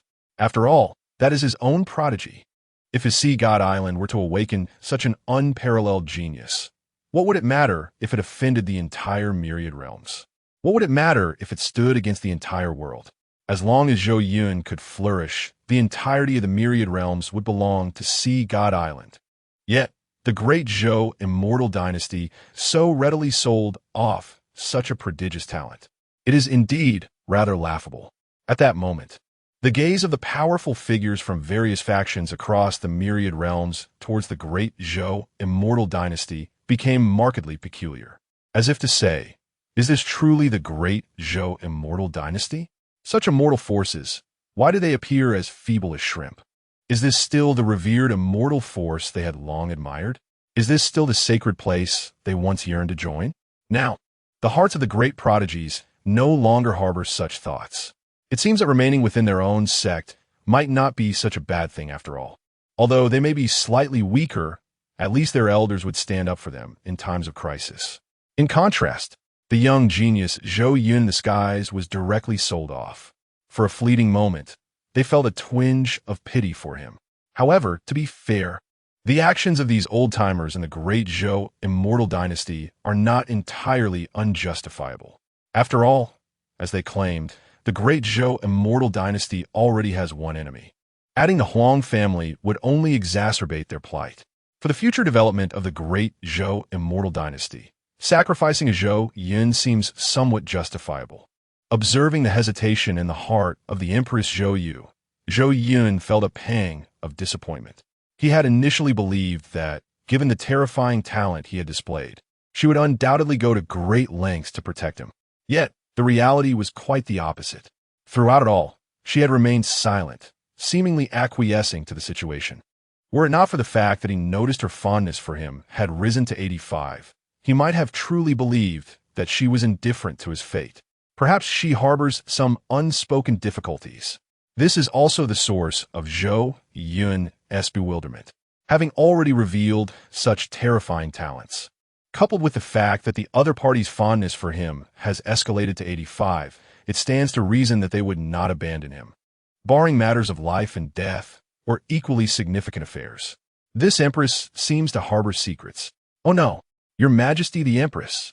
The horrifying talent of Zhou Yun is indeed extraordinary, and to refer to him as an ancient prodigy is not an exaggeration. Our great Zhou Celestial Dynasty must not forsake Zhou Yun. At this juncture, it was Zhou Yuli who stepped forward to speak. As a manifestation of the Empress, she did not contemplate the broader implications. She merely understood that Zhou Yun's talent was formidable, and the great Zhou Celestial Dynasty could not afford to lose him, even if it meant offending both the Sea God Island and the Huang family. Ultimately, she was just a projection, her capacity for thought limited. However, Empress Zhou Yu was different. She was the original. Should her projection perish, her essence would persist, granting her the ability to create countless more manifestations in the future. Yet, if she were to offend both the Huang family and Sea God Island simultaneously, a great conflict would inevitably erupt, jeopardizing the secret of her longevity, leading to catastrophic consequences. The Empress Zhou Yu's expression was one of profound struggle. For a moment, she found herself unable to make a decision. On one hand, Zhou Yun's displayed talent was indeed frightening, and she could not bear to abandon such an ancient marvel. On the other hand, she had to consider her own life. As an immortal, she possessed limitless potential for growth in the future. Weighing these factors, Empress Zhou Yu leaned towards the former. Alas, must you force me to reveal my hand? Zhou Yun inwardly lamented. He had intended to develop discreetly, waiting for the day he could merge a celestial summoning card before unleashing his full potential. Yet, he had not anticipated that the soft-hearted individuals of the great Zhou Celestial Dynasty would not only fail to support him, but would also betray him so readily. Zhou Yun understood all too well that once Zhang Jiao was exposed, his future path would undoubtedly be one of high visibility. Listening to the cacophony of seasoned powerhouses from the great Zhou, Celestial Dynasty, cursing him, their eyes greedily fixed on the supreme bone he possessed, Zhou Yun smiled.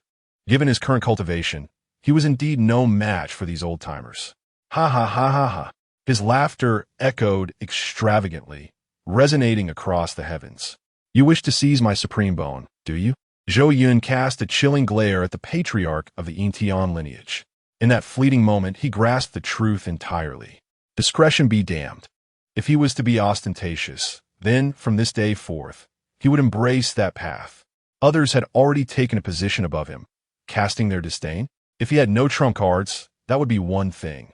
But standing behind him was a formidable 9-transformation emperor. If he continued to endure like an ancient tortoise, Zhou Yun might as well resign himself to death. Zhang Jiao, where are you? Whoosh! In the next instant, a soft sound of air being sliced through echoed across the sky. Before the gathered crowd could react, an elderly figure clad in a golden robe, exuding an air of antiquity and an extraordinary demeanor, suddenly appeared above them. "Seize that old man," commanded Zhou Yun coldly, directing his words at the leader of the Hidden Sky clan. Just moments ago, this very old fellow had been the most vociferous. A palpable aura of menace surrounded Zhou Yun, as if he had transformed entirely. "I care not for your status as a clan leader. Today I, Zhou Yun, shall make my presence known in no uncertain terms. Anyone who has wronged me, regardless of how noble their lineage or formidable their strength, shall perish here today. No one can rival a 9-transformation emperor." Chapter 73. I implore the ancestor to prioritize the greater good. Initially, the leader of the Hidden Sky clan was oblivious to the gravity of the situation. He found himself fixated by Zhou Yun's piercing gaze, which seemed to challenge him as he roared defiantly at the heavens. Suddenly, an elder materialized above them, yet the leader could not discern the elder's cultivation level, nor did he deem it worthy of concern. After all, this was the territory of the great Zhou Celestial Dynasty, and he himself was an unparalleled figure at the pinnacle of the Saint Realm. As long as the Emperor did not intervene, who could possibly stand against him? Before such a multitude, that wretched creature had the audacity to threaten to extract every bone from his body, piece by piece. A wave of shame washed over the leader, and his fury bubbled within him like molten lava, threatening to erupt at any moment. "Good, good, good," he exclaimed thrice, his body bristling with indignation. After all these years, had he ever endured such humiliation, especially in front of so many witnesses? In an instant, his face flushed crimson with rage, a searing pain coursing through him. Unable to contain his boundless wrath any longer, he unleashed a roar akin to that of a wild beast. "You insolent wretch! What gives you the right to speak to this leader in such a tone?" He chuckled coldly. "You wish to extract my bones? Then today, before all these witnesses, I shall personally pluck your supreme bones, one by one. Stripped of your bones, you shall be no different from an ordinary person. Let this serve as a lesson for those who dare to offend me." The leader was engulfed in murderous intent, a sinister smile gracing his lips as he envisioned the torment he would inflict upon Zhou Yun. He believed that, in the face of a Saint Realm powerhouse like himself, Zhou Yun would have no capacity for resistance.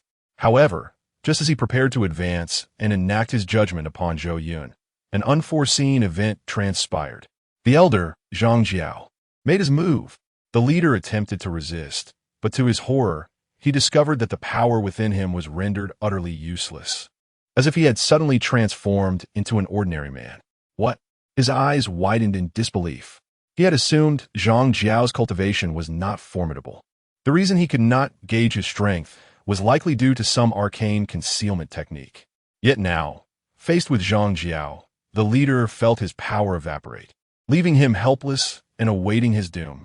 The Emperor, such a vast disparity in strength. The opponent must be an unparalleled figure at the Emperor realm, and certainly not an ordinary one. Otherwise, how could he have been stripped of all chances for resistance? Elder, in that moment, the leader capitulated, yearning to plead for mercy.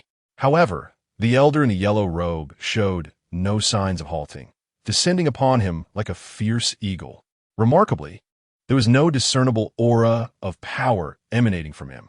However, the leader of the Hidden Sky clan felt as though he had plunged into an endless abyss. Cold sweat cascading from his brow. The terror was overwhelming. Only by confronting the situation could he comprehend the true extent of the dread emanating from the aged figure clad in yellow robes above him. In the next instant, an unforeseen spectacle unfolded before the eyes of all present, including the incredulous leader of the Hidden Sky clan. His form was effortlessly lifted by the enigmatic elder in yellow, akin to a hapless dog, and unceremoniously tossed onto the ground beside Zhou Yun. What was happening? Why did the leader not resist? The crowd, witnessing this scene, found themselves momentarily bewildered. They sensed no formidable aura emanating from the elder in yellow. Rather, the overwhelming presence of the leader, who had just moments ago radiated the unparalleled essence of a pinnacle saint, rendered their faces ashen with shock. What they had anticipated as a fierce confrontation between two seasoned powerhouses had turned into an unexpected spectacle, as the leader of the Hidden Sky clan was seemingly subdued in an instant. To be precise, it was not merely a defeat, rather in their line of sight. The leader offered no resistance whatsoever, watching helplessly as his body was hoisted by the elder and then discarded like a stray dog beside Zhou Yun. What was happening? The onlookers exchanged perplexed glances, still struggling to grasp the unfolding events. Yet, before they could ponder further, the scene took another astonishing turn. Their expressions shifted to one of increasing astonishment. Bang! The leader of the Hidden Sky clan was unceremoniously dropped to the ground, and as he lifted his head, he collided with Zhou Yun's piercing gaze. "Old man, were you not intent on extracting my supreme bone? Let us see you try now. Zhou Yun, what are you planning?" As Zhou Yun approached, the leader's pallor turned ghastly. His power had been thoroughly suppressed, leaving him as vulnerable as an ordinary man. He could not even contemplate the idea of extracting Zhou Yun's supreme bone. Any one of the formidable beings present could easily dispatch him. The shadow of Zhou Yun, illuminated by the sun, gradually enveloped the leader, who felt as though he had truly descended into an unfathomable abyss, a wave of foreboding washing over him. "Zhou Yun, what do you intend to do? Have you lost your mind? I am a clan leader. You, a mere divine child, what do you seek?" A sinister smile crept across Zhou Yun's face as he crouched down, his hand reaching toward the leader. Crack! The sound of shattering bones echoed through the air. Under the incredulous gaze of all present, Zhou Yun ruthlessly tore the leader's arm from his body, leaving a gruesome scene of blood and flesh. "Ah!" The leader let out a harrowing scream, the intense pain surging through him like a torrent. A piercing scream reverberated through the air, jolting the myriad of formidable beings from their stupor. One by one, their astonished gazes converged upon the extraordinary scene unfolding before them. A being of saint realm stature was rendered as helpless as a lifeless dog, his arm ruthlessly torn away by Zhou Yun. Goodness, was he truly that formidable? They stared incredulously at Zhou Yun, a peak saint realm powerhouse, and a revered elder of their clan. How could he so casually rip off another's limb? Who, indeed, was the clan leader here? It was utterly unprecedented. At this juncture, the crowd began to discern the underlying intricacies of the situation, their eyes shifting towards the venerable elder clad in yellow beside Zhou Yun. To have ensnared the leader of the Hidden Sky clan without any semblance of resistance signified that this figure was an unparalleled being of the Emperor realm. There was no need for speculation regarding the elder's identity. He was undoubtedly a protector dispatched by the Hidden Divine lineage to safeguard Zhou Yun. What were the Hidden Divine clan's intentions? A few elder figures glowered furiously at the leader of the Hidden Sky clan. They dared not voice their ire towards the ancestor, but instead unleashed their frustration upon the leader of the Hidden Divine clan. The Hidden Divine leader found himself at a loss for words, unable to comprehend that the elder in yellow attending Zhou Yun was a transcendent emperor realm powerhouse. Moreover, he was not just any emperor. He was certainly of at least the second transition. He understood well the vehement outcries directed at him from the elder figures. Yet within the Hidden Divine lineage, there was no such ancestor present. The emergence of an ancestral figure from the Hidden Divine lineage left all present in a state of shock. Had an emperor personally intervened?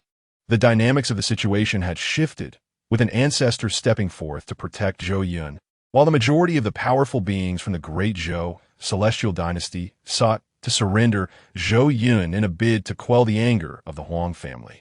The scenario was spiraling into an uncontrollable trajectory, and no one could foresee what might transpire next or what the ultimate outcome would be. "Ancestor, what are you doing?" Another clan elder admonished Zhang Jiao, fervently urging, "While Zhou Yun's talent is undoubtedly formidable, our Great Zhou Celestial Dynasty has already acquired one adversary. Should we antagonize the Huang family further, it could lead to our irrevocable downfall. Indeed, Ancestor, Zhou Yun's talent is terrifying, yet we must not offend the Huang family over a prodigy who is yet to fully mature. We implore you to prioritize the greater good. Please, Ancestor, consider the larger picture." Zhang Jiao, bewildered, responded, "Who is your ancestor?" Chapter 74. The Demise of the Hidden Sky Clan Leader. The other clan elders echoed in unison. "Get lost." Zhang Jiao merely uttered a single, frigid word, a thunderous roar that resonated throughout the air, disregarding their intentions entirely. As for Zhou Yun, he became even more audacious, fully embracing his newfound boldness. Crack, crack, crack. The chilling sound of bones fracturing echoed through the heavens and earth. In the blink of an eye, Zhou Yun had extracted several ribs from the Hidden Sky clan leader's body. His visage was splattered with blood, his hands drenched in crimson. Yet his expression was one of unrestrained elation. "Old fool, day deeper. Were you not intent on extracting my supreme bone?" Zhou Yun sneered, relentlessly continuing his gruesome task. With each thrust of his hands, he meticulously unearthed yet another bone. Before long, dozens of bones lay strewn across the ground, a gory spectacle of flesh and blood. The anguished screams of the Hidden Sky clan leader filled the air, reverberating throughout the world. Those surrounding the scene were left in a state of shock, their scalps prickling with fear. Merely witnessing such horror was enough to send shivers down their spines. They could scarcely fathom the excruciating torment the clan leader was enduring, eliciting such heart-wrenching cries. Brutal, unbelievably brutal. All eyes fixated on Zhou Yun, filled with terror akin to that reserved for a demon. Among the young prodigies, a flicker of fear crept into their gazes. They were still inexperienced, akin to delicate flowers in a greenhouse. Though they had taken lives, it was often swift and devoid of emotion. They could hardly comprehend the depravity displayed by Zhou Yun, methodically extracting bones one by one. Was this truly a human? This was nothing short of demonic. Even more shocking was the fact that the victim was a pinnacle saint, an unparalleled powerhouse. At that moment, the bones of a peak saint were being systematically excavated by Zhou Yun, a scene so grotesque that the onlookers were rendered utterly astonished and incredulous. Like specters, they stared wide-eyed, grappling with disbelief. Was this truly the invincible, omnipotent saint they had envisioned? Their perceptions were utterly shattered. As for the seasoned experts, their lips twitched involuntarily. They had never anticipated that Zhou Yun, so young yet endowed with terrifying talent, would possess a heart so malevolent, showing no mercy in his actions. With such exceptional gifts, coupled with his audacity and ruthlessness, he appeared to harbor no weaknesses. If this child were to survive, he would undoubtedly become a formidable force in the future. The gaze of the Sea Sky Emperor grew colder, filled with malice.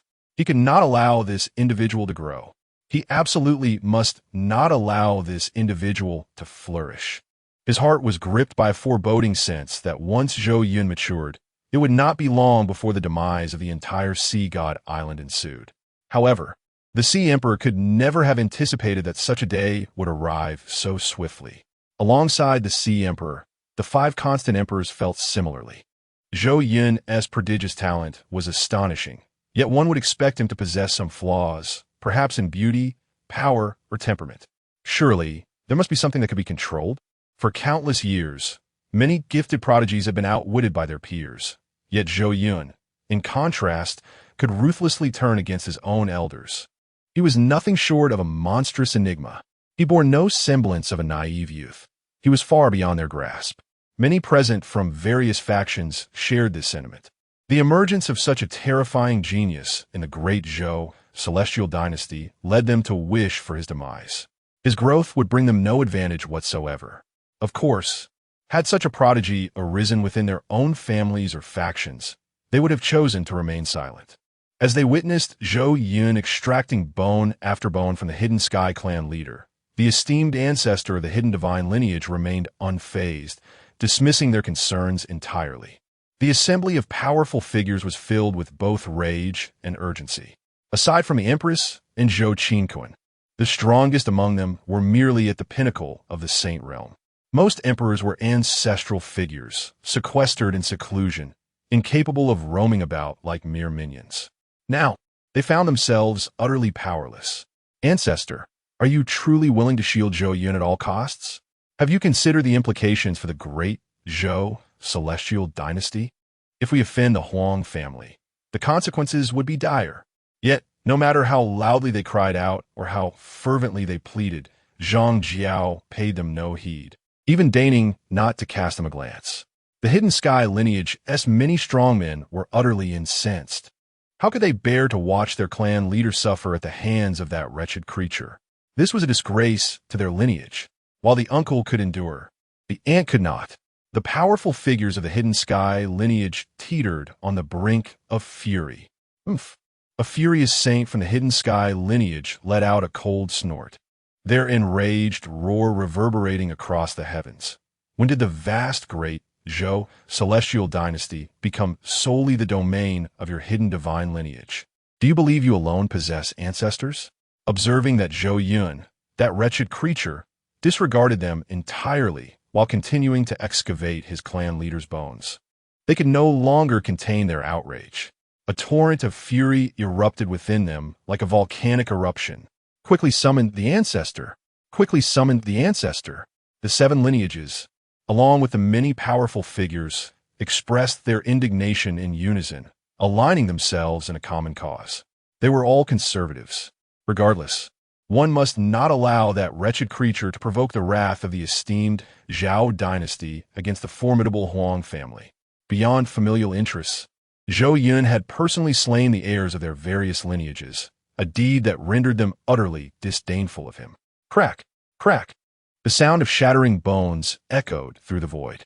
In the gaze of countless astonished onlookers, the venerable patriarch of the Hidden Sky clan, a being of unparalleled prowess at the pinnacle of the Saint Realm, found himself at the mercy of Zhou Yun, an inconspicuous youth whose cultivation barely reached the 9th level of the Divine Soul Realm, as he methodically extracted each bone from his body.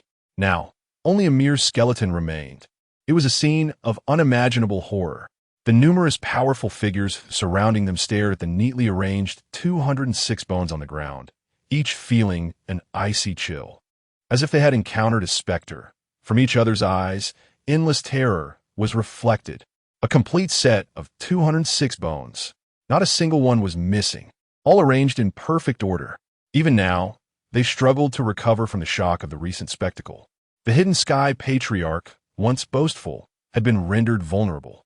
Even when restrained, he wore a contemptuous expression, unable to believe that Zhou Yun dared to excavate the bones of a clan leader. Yet, as the first bone was unearthed, the patriarch's fury escalated. He could scarcely fathom that this despicable child would actually dare to desecrate him in such a manner. Utterly outrageous. Instantly, he unleashed a torrent of curses upon Zhou Yun's ancestors for generations. The harsher his invectives, the more leisurely Zhou Yun's pace became, as if he relished the very act, a true embodiment of sadism. The patriarch's agony prolonged with each passing moment. Eventually, as the patriarch's bones dwindled and his vitality waned, he sensed the encroaching specter of death, and fear gripped him. Desperately, he began to plead for mercy from Zhou Yun, acknowledging his errors and imploring for his life, admitting his lack of discernment regarding the formidable youth before him. The scene had taken a dramatic turn. Until now, the Hidden Sky patriarch had completely succumbed to the void of life. Hiss, hiss. The air was filled with the sound of gasps, reverberating through the heavens and the earth. Chapter 75. the situation becomes uncontrollable. How could a venerable supreme being of the sage realm perish just like that, right before their very eyes? At this moment, one can hardly describe the incredulity and shock that enveloped their hearts. A sage, a pinnacle of power beneath the emperor. And yet, they simply died? Chief, great chief, great chief. The members of the Hidden Sky lineage roared in anguish, their hearts shattered. With eyes ablaze in crimson fury, they glared at Zhou Yun, their wrath nearly igniting the air. If murderous intent could slay, Zhou Yun would have perished countless times over. How dare you? How dare you kill our clan leader? Well done, Zhou Yun. Well done, esteemed ancestor. Well done, Hidden Sky lineage. You dare to harm our clan leader. We, the Hidden Sky lineage, will ensure you pay dearly for this. Our esteemed ancestor shall awaken soon, and then it will be your demise. The other 6 clan leaders trembled as they gazed upon the 206 bones strewn across the ground. How could their peer, the equally powerful leader of the Hidden Sky clan, die so gruesomely before them? They were instantly overcome with fury. Zhou Yun, do you intend to rebel? One elder shouted in rage. Numerous powerful figures glared at Zhang Jiao with seething anger. Well done, hidden god lineage. Is this the outcome you desired? His voice dripped with anger, showing no respect for the esteemed ancestor. You, revered ancestor, allow your kin to slay a clan leader. Do you comprehend the implications of this? You are inciting civil war within the great Zhou celestial dynasty. The audacity of the hidden god lineage is evident for all to see. They have completely disregarded us, the great Zhou and Lord Jianmu.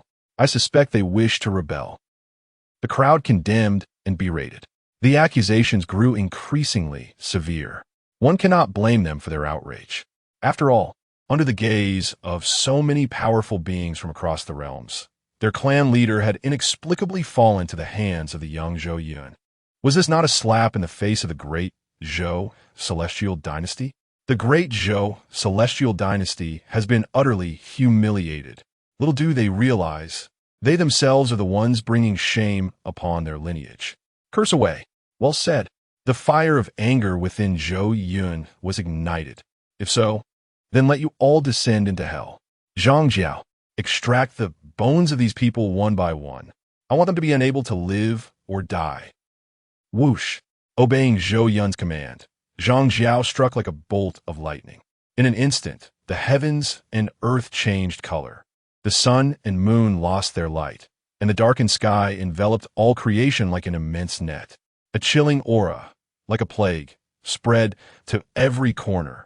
In that moment, the entire world seemed to transform into hell. An ominous, terrifying, and bone-chilling atmosphere weighed heavily upon everyone, rendering their faces pale and their breaths rapid.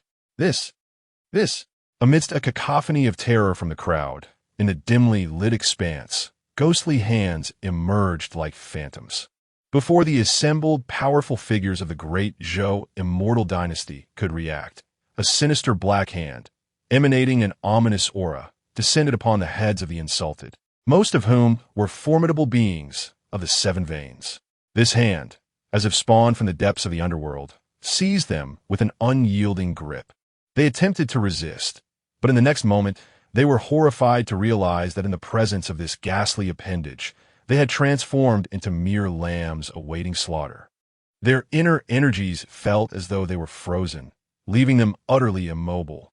They could only watch in dread as the hand, akin to a butcher dissecting meat, methodically extracted their bones, one by one. The air was filled with blood-curdling screams, reminiscent of a slaughterhouse. Numerous powerful beings were firmly ensnared by countless ghostly hands, truly trapped in a plight where survival was impossible and death was elusive. Such a terrifying spectacle left the onlookers, including the most formidable of warriors, utterly astounded, shocked, in disbelief.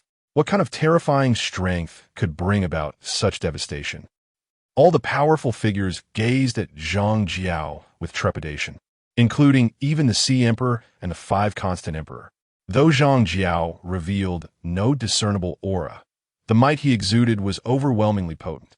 Could he possibly be another second transition emperor? The five constant emperors speculated. The Sea Emperor, unable to discern Zhang Jiao's true cultivation level, was equally perplexed about his rank.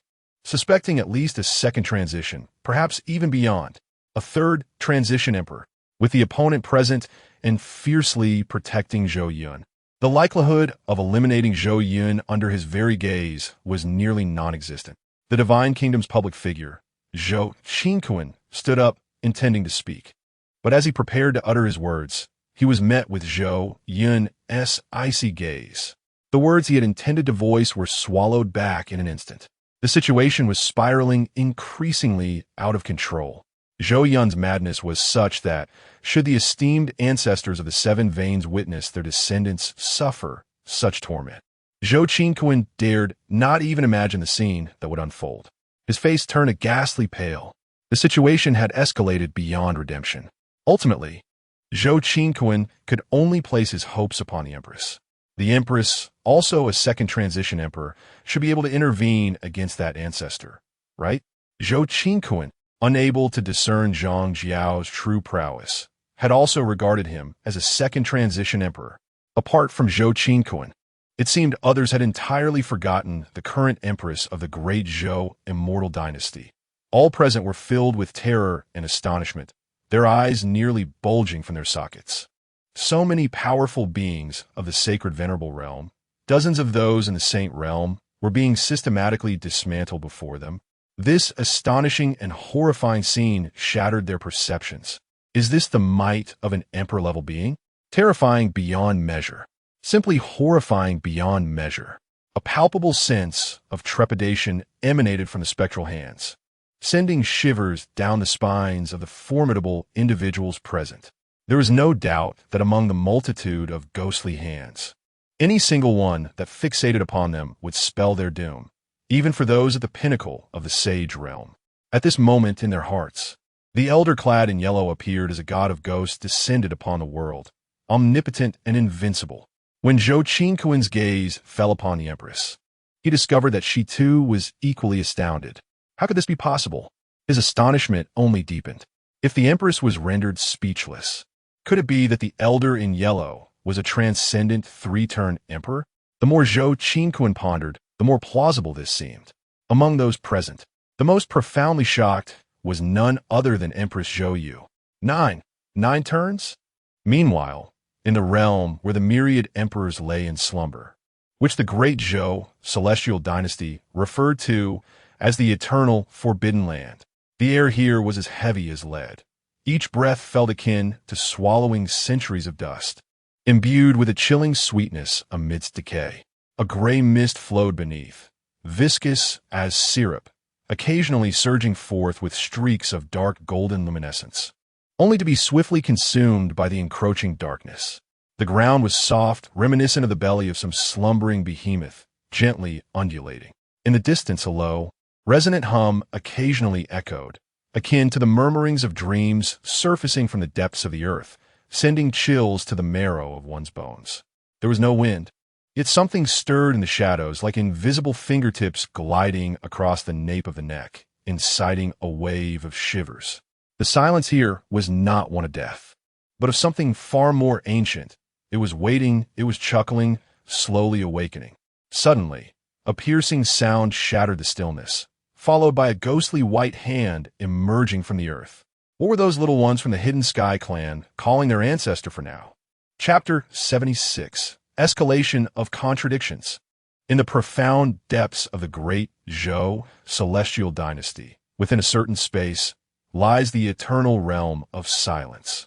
Suddenly, amidst the long-awaited tranquility of the void, a series of piercing sounds echoed. Following this, several ancient figures, their bodies somewhat stiff, slowly emerged from the depths of the earth. The dormant memories began to resurface. They gazed at each other, observing a hint of astonishment on one another's faces. What is happening today? Why have these old fellows awakened simultaneously?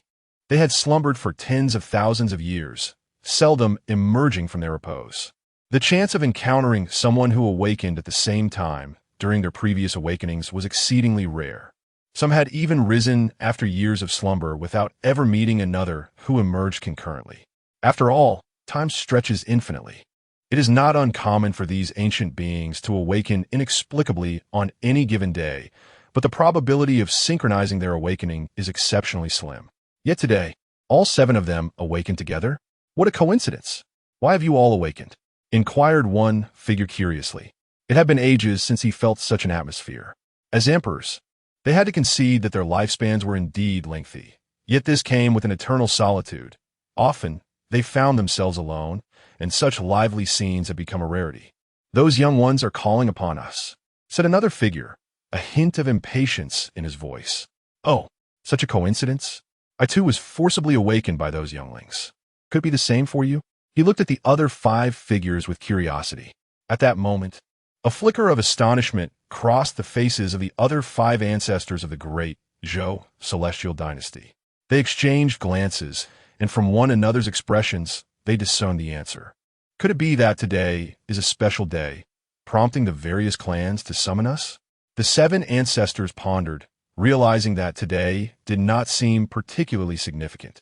An unsettling premonition began to stir within their hearts. What could have transpired that led the clans to awaken them simultaneously? Typically, any issues could be resolved by a single one of them awakening. However, the decision to rouse all 7 signified the gravity of the situation. Could it be that those rascals from the Sea God Island are causing trouble again? One of the ancestors of the great Zhou celestial dynasty exclaimed coldly, a fierce killing intent flashing in his demeanor. He could hardly conceive of any other possibility. Surely, those old rascals dared to create chaos again. His heart was nearly certain. If indeed those old fellows dared to wreak havoc, with all 7 of us present today, we shall ensure they return empty-handed. Another ancestor's expression was equally frigid as he spoke. The enmity between the great Zhou Immortal Dynasty and the Sea God Island has long escalated to an irreconcilable state. Both the younger generations and the esteemed ancestors from each side regard one another as their most formidable foes, harboring grudges from childhood to old age, vowing to remember their hatred for as long as they draw breath. The 7 revered ancestors suddenly felt their expressions harden, an overwhelming aura of murderous intent emanating from them, distorting the very fabric of the surrounding void. In the next moment, their vast consciousness expanded outward, probing the realm of the great Zhou Immortal Dynasty. They anticipated witnessing the scene of the old foes from Sea God Island arriving to provoke them, fully prepared for battle. Yet they were utterly unprepared for the spectacle that lay before them, enveloped in their formidable awareness. They could perceive every occurrence within the great Zhou Immortal Dynasty at that very moment. Their attention was immediately captured by the vast throngs of people, as the strong and powerful observed in incredulity. The formidable warriors from the 7 lineages found themselves ensnared like lambs awaiting slaughter, entangled by ghostly hands that resembled serpents, rendering them utterly immobile. They could only watch in horror as these spectral appendages relentlessly penetrated their bodies. With each ghostly hand that withdrew, a bone was extracted from their flesh. The bones fell to the ground in a cascade, echoing like raindrops, while the earth was already soaked with blood, the air thick with the pungent scent of carnage. The anguished cries, reminiscent of slaughtered swine, reverberated through the heavens. A profound silence enveloped the world, as all the powerful beings present were rendered speechless. A chill coursed through their spines, a frigid dread seeping from their heels to the crown of their heads. Such brutality! Indeed, it was unfathomably cruel. The multitude of formidable warriors from the 7 lineages stood helplessly as their bones were vivisected before the public eye, each emitting heart-wrenching shrieks akin to hunted dogs. At this moment, all semblance of their earlier arrogance had vanished. Hiss! Hiss! The atmosphere echoed with gasps of disbelief. All eyes turned toward Zhou Yun with a gaze reserved for monsters. This young man demonstrated a ruthlessness that was both shocking and resolute. Initially, they had thought Zhou Yun was boasting, but they could hardly fathom that he would dare to lay hands on a clan leader. Even more astonishing was the realization that they believed the matter would conclude there, that the demonstration of power would suffice. Yet what transpired next left them utterly aghast. Before their very eyes, the bones of the formidable warriors from the 7 lineages were being extracted with grim vivacity. An ancestor-level being from the great Zhou Immortal Dynasty had descended into such madness for the sake of Zhou Yun. It was imperative to recognize that this represented no small force. The 7 clans have long held an unequivocal position of supremacy within the great Zhou Immortal Dynasty, reaping boundless resources, with most of their formidable members being of the Saint's sovereign realm or above, and a considerable number even at the Saint level. Such a formidable force, regardless of its affiliation, cannot be underestimated. Now, they have come to perceive the great Zhou Immortal Dynasty's stance toward Zhou Yun. More precisely, it is the hidden god lineage's attitude towards Zhou Yun that has been revealed. It is hardly surprising, as Zhou Yun's displayed talents are nothing short of extraordinary. Had they been the patriarchs of the hidden god lineage, they would undoubtedly never forsake such an ancient prodigy as Zhou Yun. Clearly, the powerful figures present have regarded Zhang Jiao as the venerable ancestor of the hidden god lineage. Ha ha ha! The Sea Emperor, observing the scene before him, found himself not disheartened despite Zhou Yun having temporarily alleviated his crisis. Rather, he was overwhelmed with exhilaration, bursting into hearty laughter. Words cannot encapsulate the joy swelling within him. After years of dealings with the old-timers of the great Zhou Immortal Dynasty, he possesses an intimate understanding of their ways. Now, Zhou Yun and the hidden god lineage daring to strike against the 7 clans, with so many high-ranking officials publicly having their very bones extracted, what this signifies is clearer to him than anyone else. How will those ancient figures behind the 7 clans react upon learning of this event? Merely contemplating this ignites a wave of excitement within the Sea Emperor. This, without a doubt, is a declaration of war. To preserve their own dignity, the other 7 clans will undoubtedly retaliate against the hidden god lineage. In that case, there will be no need for the Sea God Island to intervene. The great Zhou Immortal Dynasty will descend into a chaotic internal strife of its own making. And this is no ordinary conflict. It has escalated to the level of the ancestors. This is a matter of utmost gravity for the entirety of Sea God Island. This is undoubtedly a momentous piece of news. Perhaps they can seize the opportunity presented by this internal strife within the great Zhou Immortal Dynasty to turn the situation upside down, even to potentially annihilate the entire great Zhou Immortal Dynasty. Chapter 77. The Awakening of the Divine Tree. In the realm of eternal silence, the esteemed ancestors of the 7 lineages gazed upon the unfolding scenes in the outside world, their bodies trembling with rage. From the murmurs of the crowd, they gleaned the entire sequence of events. The lineage of the hidden deity had birthed an extraordinary prodigy, which led to a conflict with the 7 lineages. However, an elder from behind had intervened, resulting in the current predicament. The lineage of the hidden deity. What a formidable lineage it is. One elder's eyes blazed crimson, nearly ablaze with fury. His being was consumed by an overwhelming hatred. His own grandson, right before his very eyes, had been subjected to the brutal extraction of his bones by another. One can only imagine the depths of his rage at this moment. The other elders were equally perturbed, their faces dark with horror. They could scarcely bear the sight before them. Had the lineage of the hidden deity merely sought to teach their juniors a lesson, they might have remained silent. Perhaps, even if their bloodline had been directly extinguished, they would not feel the furious indignation they now harbored. What was utterly unacceptable to them was the retaliatory measures employed by the opponent, the cruel and malicious tactics displayed before the eyes of countless powerful beings across the realms, torturing their bloodline to the point of unrecognizability. Each bone extracted was akin to a sharp blade thrusting deep into their hearts. At that moment, the elders of the 7 lineages could no longer contain the inferno of rage within them.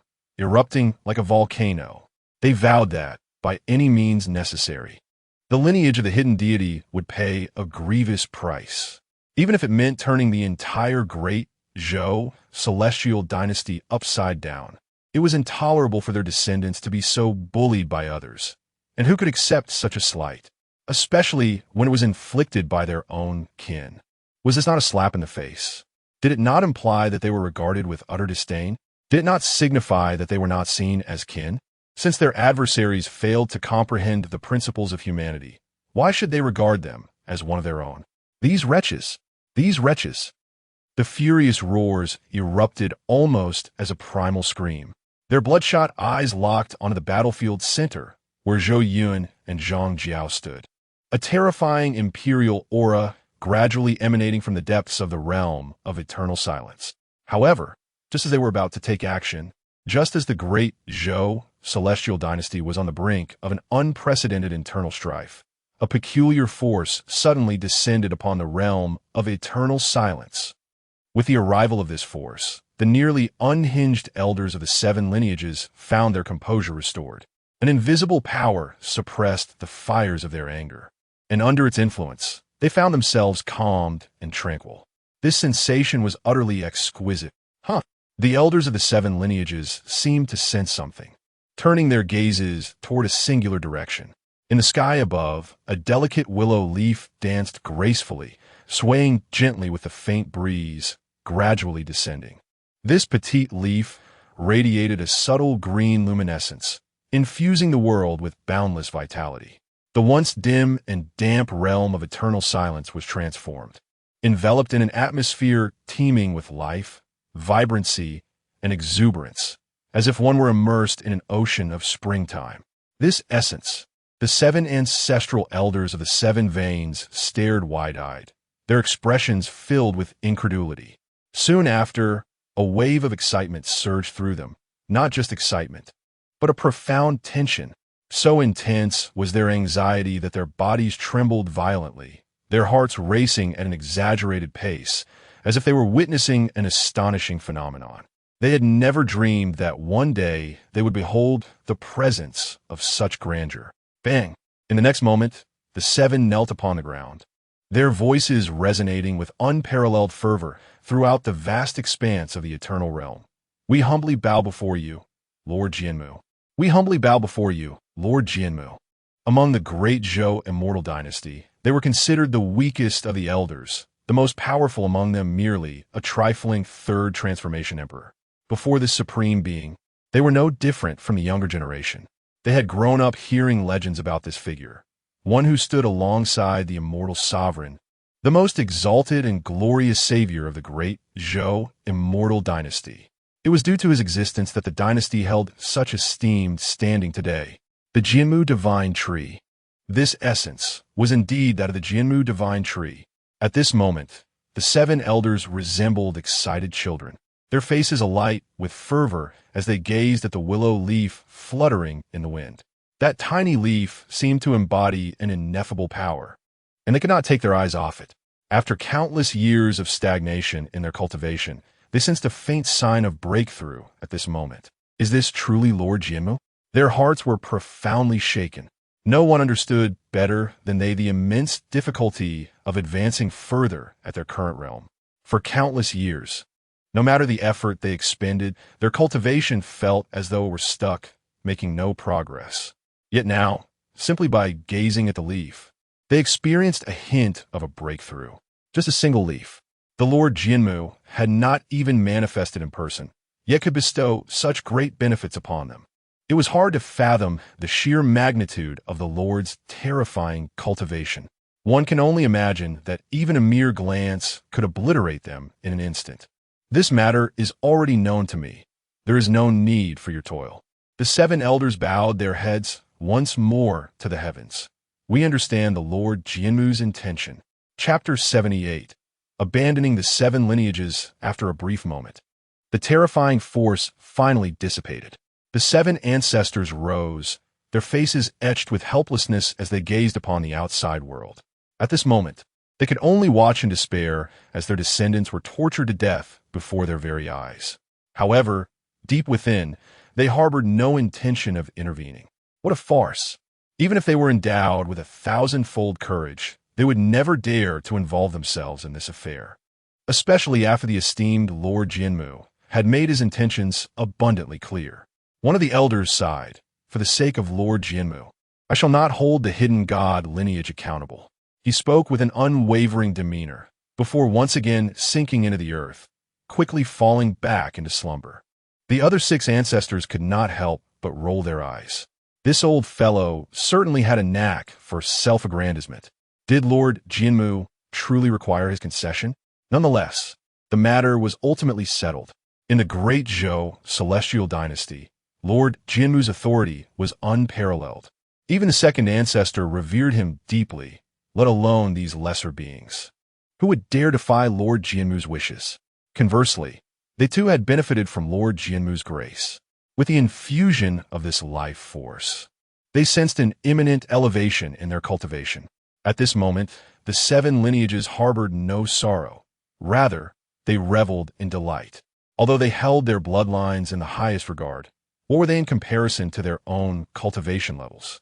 If such occurrences were to repeat, they would welcome the torment of their descendants with open arms. After all, they were all kin, were they not? Ha ha! One elder, overwhelmed with excitement, burst into laughter before burrowing into the ground, eager to enter a state of seclusion.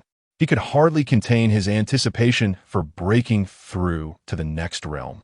Dear descendants, you have bestowed upon me a grand surprise.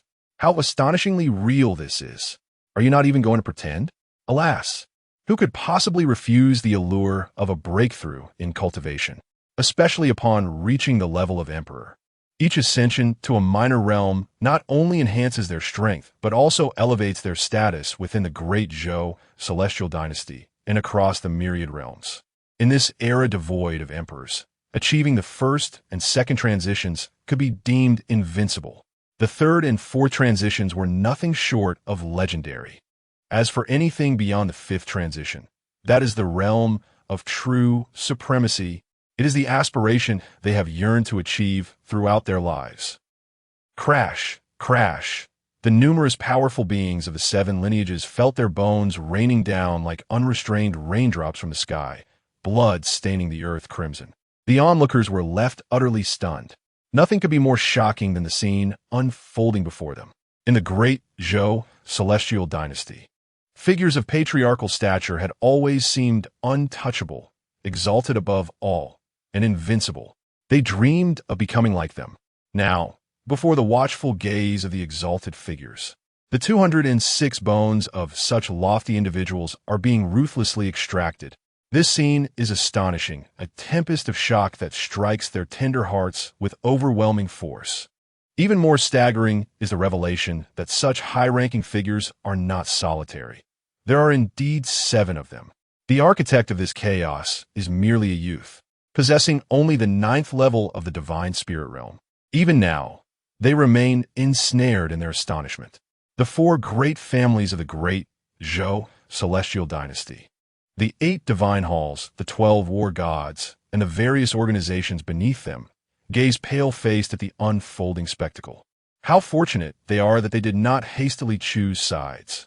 Otherwise, the fate of the 7 veins would have been their own. A chill of dread courses through them. At this moment, the other 6 clan leaders have been reduced to mere shadows of themselves, their bodies transformed into vessels of blood. With only a handful of bones remaining from the original 208, their vitality wanes. It will not be long before they meet their demise alongside the last bone extracted. They are acutely aware of their impending doom. With the leader of the Hidden Heaven clan already slain, Zhou Yun will undoubtedly not spare them. They have relinquished hope for mercy, their faces contorted in terrifying grimaces. Perhaps they never expected that such distinguished clan leaders, once revered as pinnacle entities of the Holy Realm, would meet their end at the hands of a mere junior at the 9th level of the divine spirit realm. Such bitterness, such resentment. Their lives have only just begun. They are of noble lineage, possessing wealth, power, and beauty in abundance. They have yet to savor the fullness of life. And now they face a death shrouded in ambiguity. How could they possibly accept this fate? Were they to perish at the hands of a powerful emperor, or for the sake of the Great Zhou Celestial Dynasty, their hearts might find some solace, even a touch of pride. But now, to die at the hands of a mere youth is an unparalleled humiliation for those who have grown accustomed to standing atop the world. All this turmoil is the fault of Zhou Yun. Their scarlet eyes fixate on him, seething with resentment, their voices a cacophony of anguished howls and furious roars, bombarding Zhou Yun like relentless waves. Zhou Yun, you shall not escape unscathed. Zhou Yun, my ancestors will never allow you to go free. When the time comes, not only shall you perish, but the entire hidden god clan shall fall. Our ancestors will undoubtedly seek vengeance for us. Zhou Yun, spare me. I beg you. Do not take my life. I truly do not wish to die. I realize my mistakes. Damn it. I have been stripped of my bones, and yet still plead for mercy from this vile wretch. Are you not a man? Yet I truly fear death. Zhou Yun, may your grandmother be cursed. You have destroyed everything. I shall not die in vain. Zhou Yun, your arrogance cannot endure much longer. When my ancestor emerges from seclusion, your end shall be nigh. I await you beneath the depths of the nine nether hell. Ha ha ha! The divine tree of Jianmu has awakened, and Zhang Jiao immediately sensed it with acute awareness. He informed Zhou Yun of this revelation. Listening to the roars of the formidable beings from the seven veins, Zhou Yun's expression bore an even more pronounced smirk. He understood that no one would intervene to rescue these individuals today. As long as the Jinmu divine tree was not foolish, it would never forsake its own exquisite beauty and challenge a nine-turn emperor for the sake of these people. Anyone in its position would know how to choose.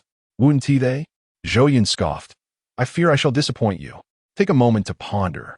If your ancestor truly wished to save you, they would have acted long ago. Why delay until now? Do you think your ancestors stand on the same ground as you? Do you believe that because you share their bloodline, they are obligated to assist you? Or do you presume that the esteemed ancestors are as foolish as you?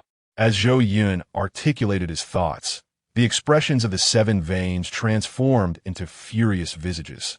Eyes wide with realization, they pondered deeply and began to see the truth in Zhou Yun's words. Not one to miss an opportunity for derision. Zhou Yun's mocking voice resonated once more. You might as well resign yourselves to death. No one will avenge you. No, Zhou Yun, you speak nonsense. You have no comprehension of how benevolent my ancestor is towards me. They will surely seek vengeance. A disdainful smile curled at the corner of Zhou Yun's lips.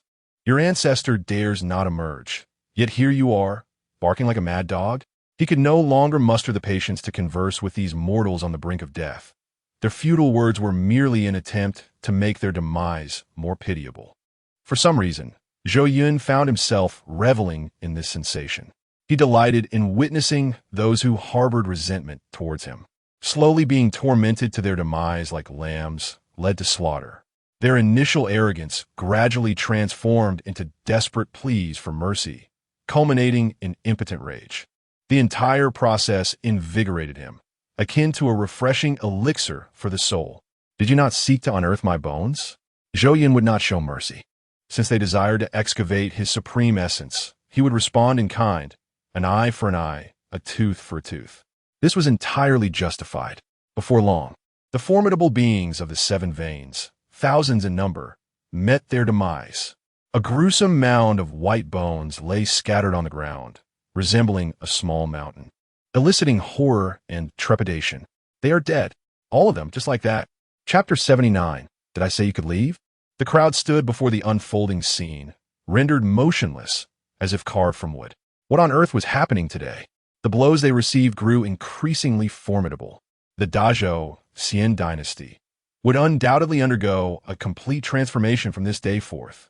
Within Zhou Yun's system space, a multitude of summoning cards of the Saint Realm and the Holy Lord Realm had appeared, numbering in the dozens and hundreds respectively. As for the lower-tier summoning cards, Zhou Yun could hardly muster the interest to glance at them.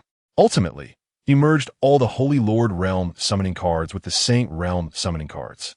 100 Holy Lord Realm summoning cards could coalesce into a single Saint Realm summoning card, resulting in Zhou Yun acquiring 3 additional Saint Realm summoning cards. In total, he now possessed 35 Saint Realm summoning cards. Suddenly, a flicker of doubt crossed Zhou Yun's mind. Among the Holy Lord Realm powerhouses he had vanquished, there existed a spectrum of strengths.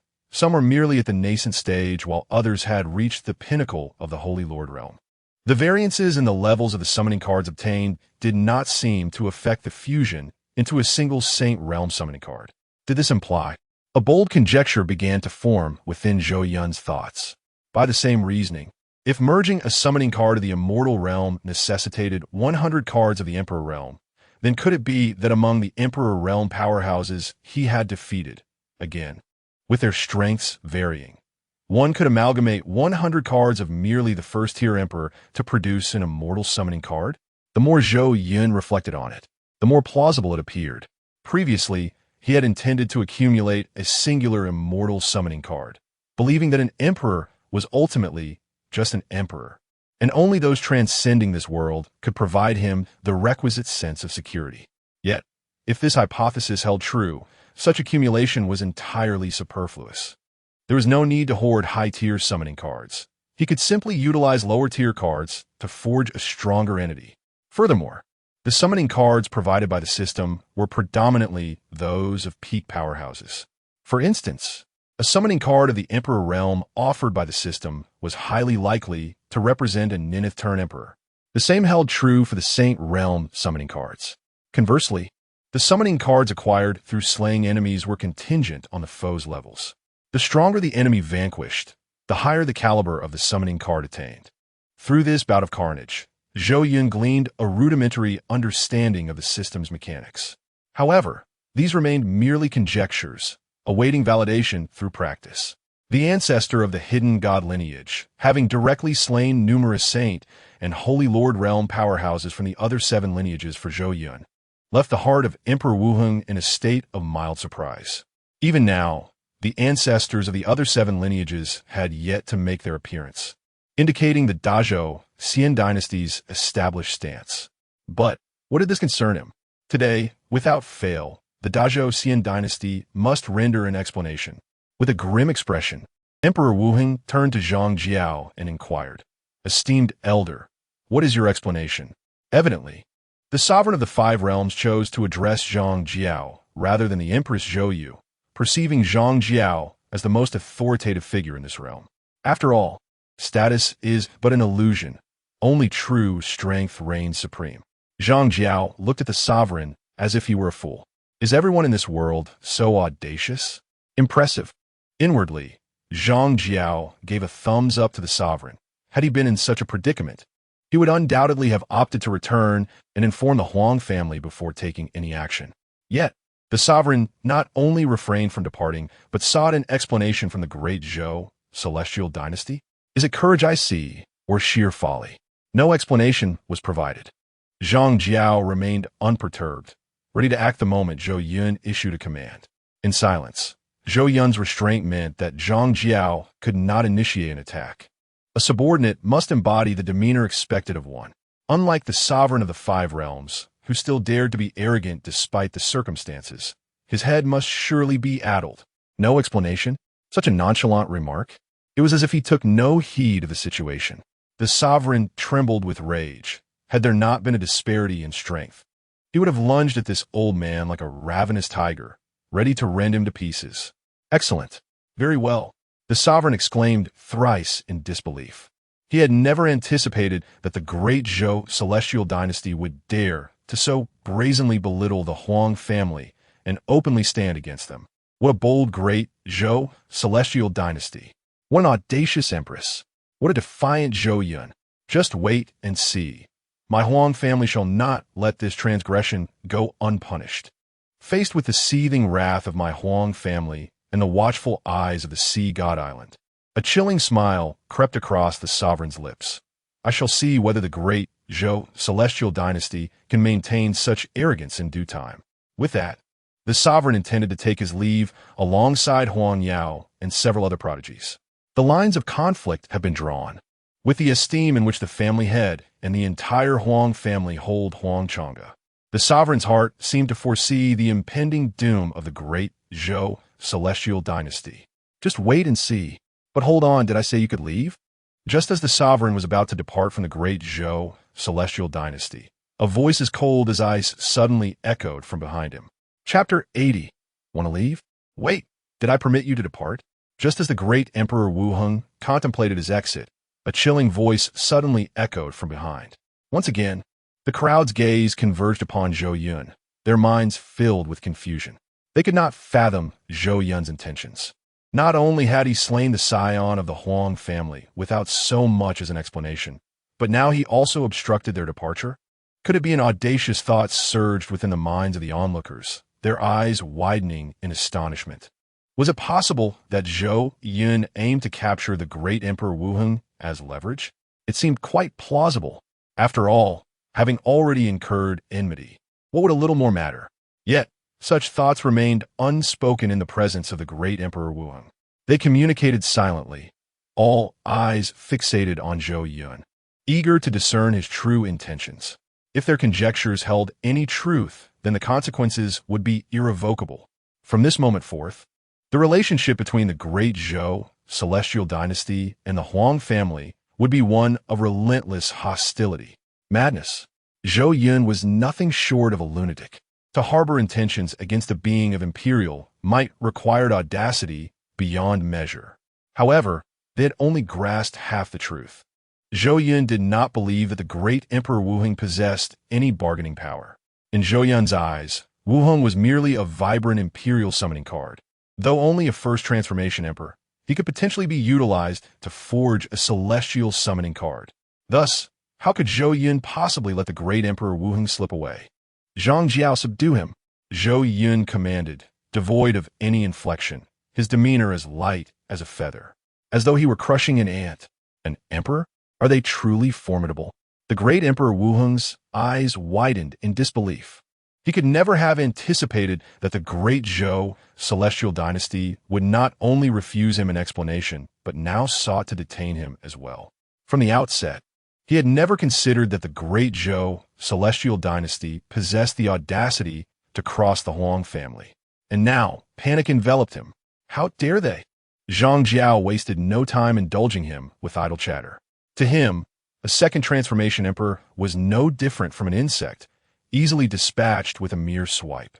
In a flash, Zhang Jiao moved, with a speed so astonishing that even the great Emperor Wuheng had scarcely any time to react.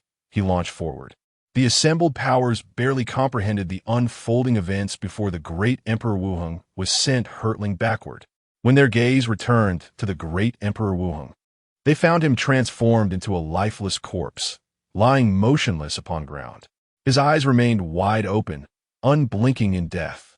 In his final moments, the great Emperor Wuheng's thoughts echoed. I have already transcended to imperial status. How could I be slain in an instant? Unwillingness. Had he known this would transpire, he ought to have refrained from idle chatter and hurried back to inform the family head of these events. What? With a single strike, did he perish so abruptly? That was an emperor. How could he fall like an ant? This is inconceivable. Even a second transformation emperor would not be so effortlessly vanquished by a first transformation emperor, would they? Could it truly be that the chasm between emperors is so vast?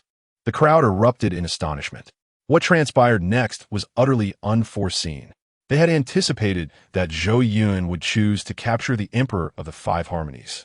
Yet they could never have imagined that the great Zhou Celestial Dynasty would dare to slay the Emperor directly. This was a complete upheaval. With the death of the Emperor of the Five Harmonies, any possibility of reconciliation between the two factions had vanished. Now, was it not too late to retreat? Zhou Yun's cold voice reverberated through the heavens, as he cast a sidelong glance at the individuals from the Sea God Island who were preparing to stealthily escape. A playful smile flickering across his face. At this moment, the Sea Sky Emperor was engulfed in panic, witnessing the Emperor of the Five Harmonies perish right before his eyes, and in such a swift manner, only solidified his belief that Zhang Jiao was undoubtedly a supreme powerhouse of the third transformation. He was simply not someone he could contend with. The great Zhou Celestial Dynasty, the Huang family, and my Sea God Island would never let you off easily. Prepare for the impending wrath. The Sea Sky Emperor howled like a maddened beast, his escape swift and frantic. He glanced back intermittently, fixating on a particular direction. The most threatening presence to him was undoubtedly the enigmatic elder in the yellow robe, to whom he devoted all his attention. Previously, the elder had remained stationary, but in the mere instant he turned his head, the figure vanished. The Sea Sky Emperor felt a chill run down his spine, as if a dagger had lodged in his throat. His divine consciousness surged outward like a tidal wave, expanding in all directions. He feared that in the next moment, he would meet the same fate as the Emperor of the Five Harmonies, being eliminated before he even had time to react. However, within the range of his divine consciousness, he sensed no trace of Zhang Jiao. It was utterly bizarre. What kind of method was this? How could his consciousness fail to detect even the slightest hint of the other as presence? Ancestor, save me. The young prodigies of the sea god island cried out for help, their gazes fixed on the yellow-robed elder standing before them, who wore a mischievous grin. Tang Haoyu nearly collapsed in terror. It was too horrifying. An emperor had been dispatched in an instant. With his meager cultivation, was he not vulnerable to being killed with a mere glance? Chapter 81.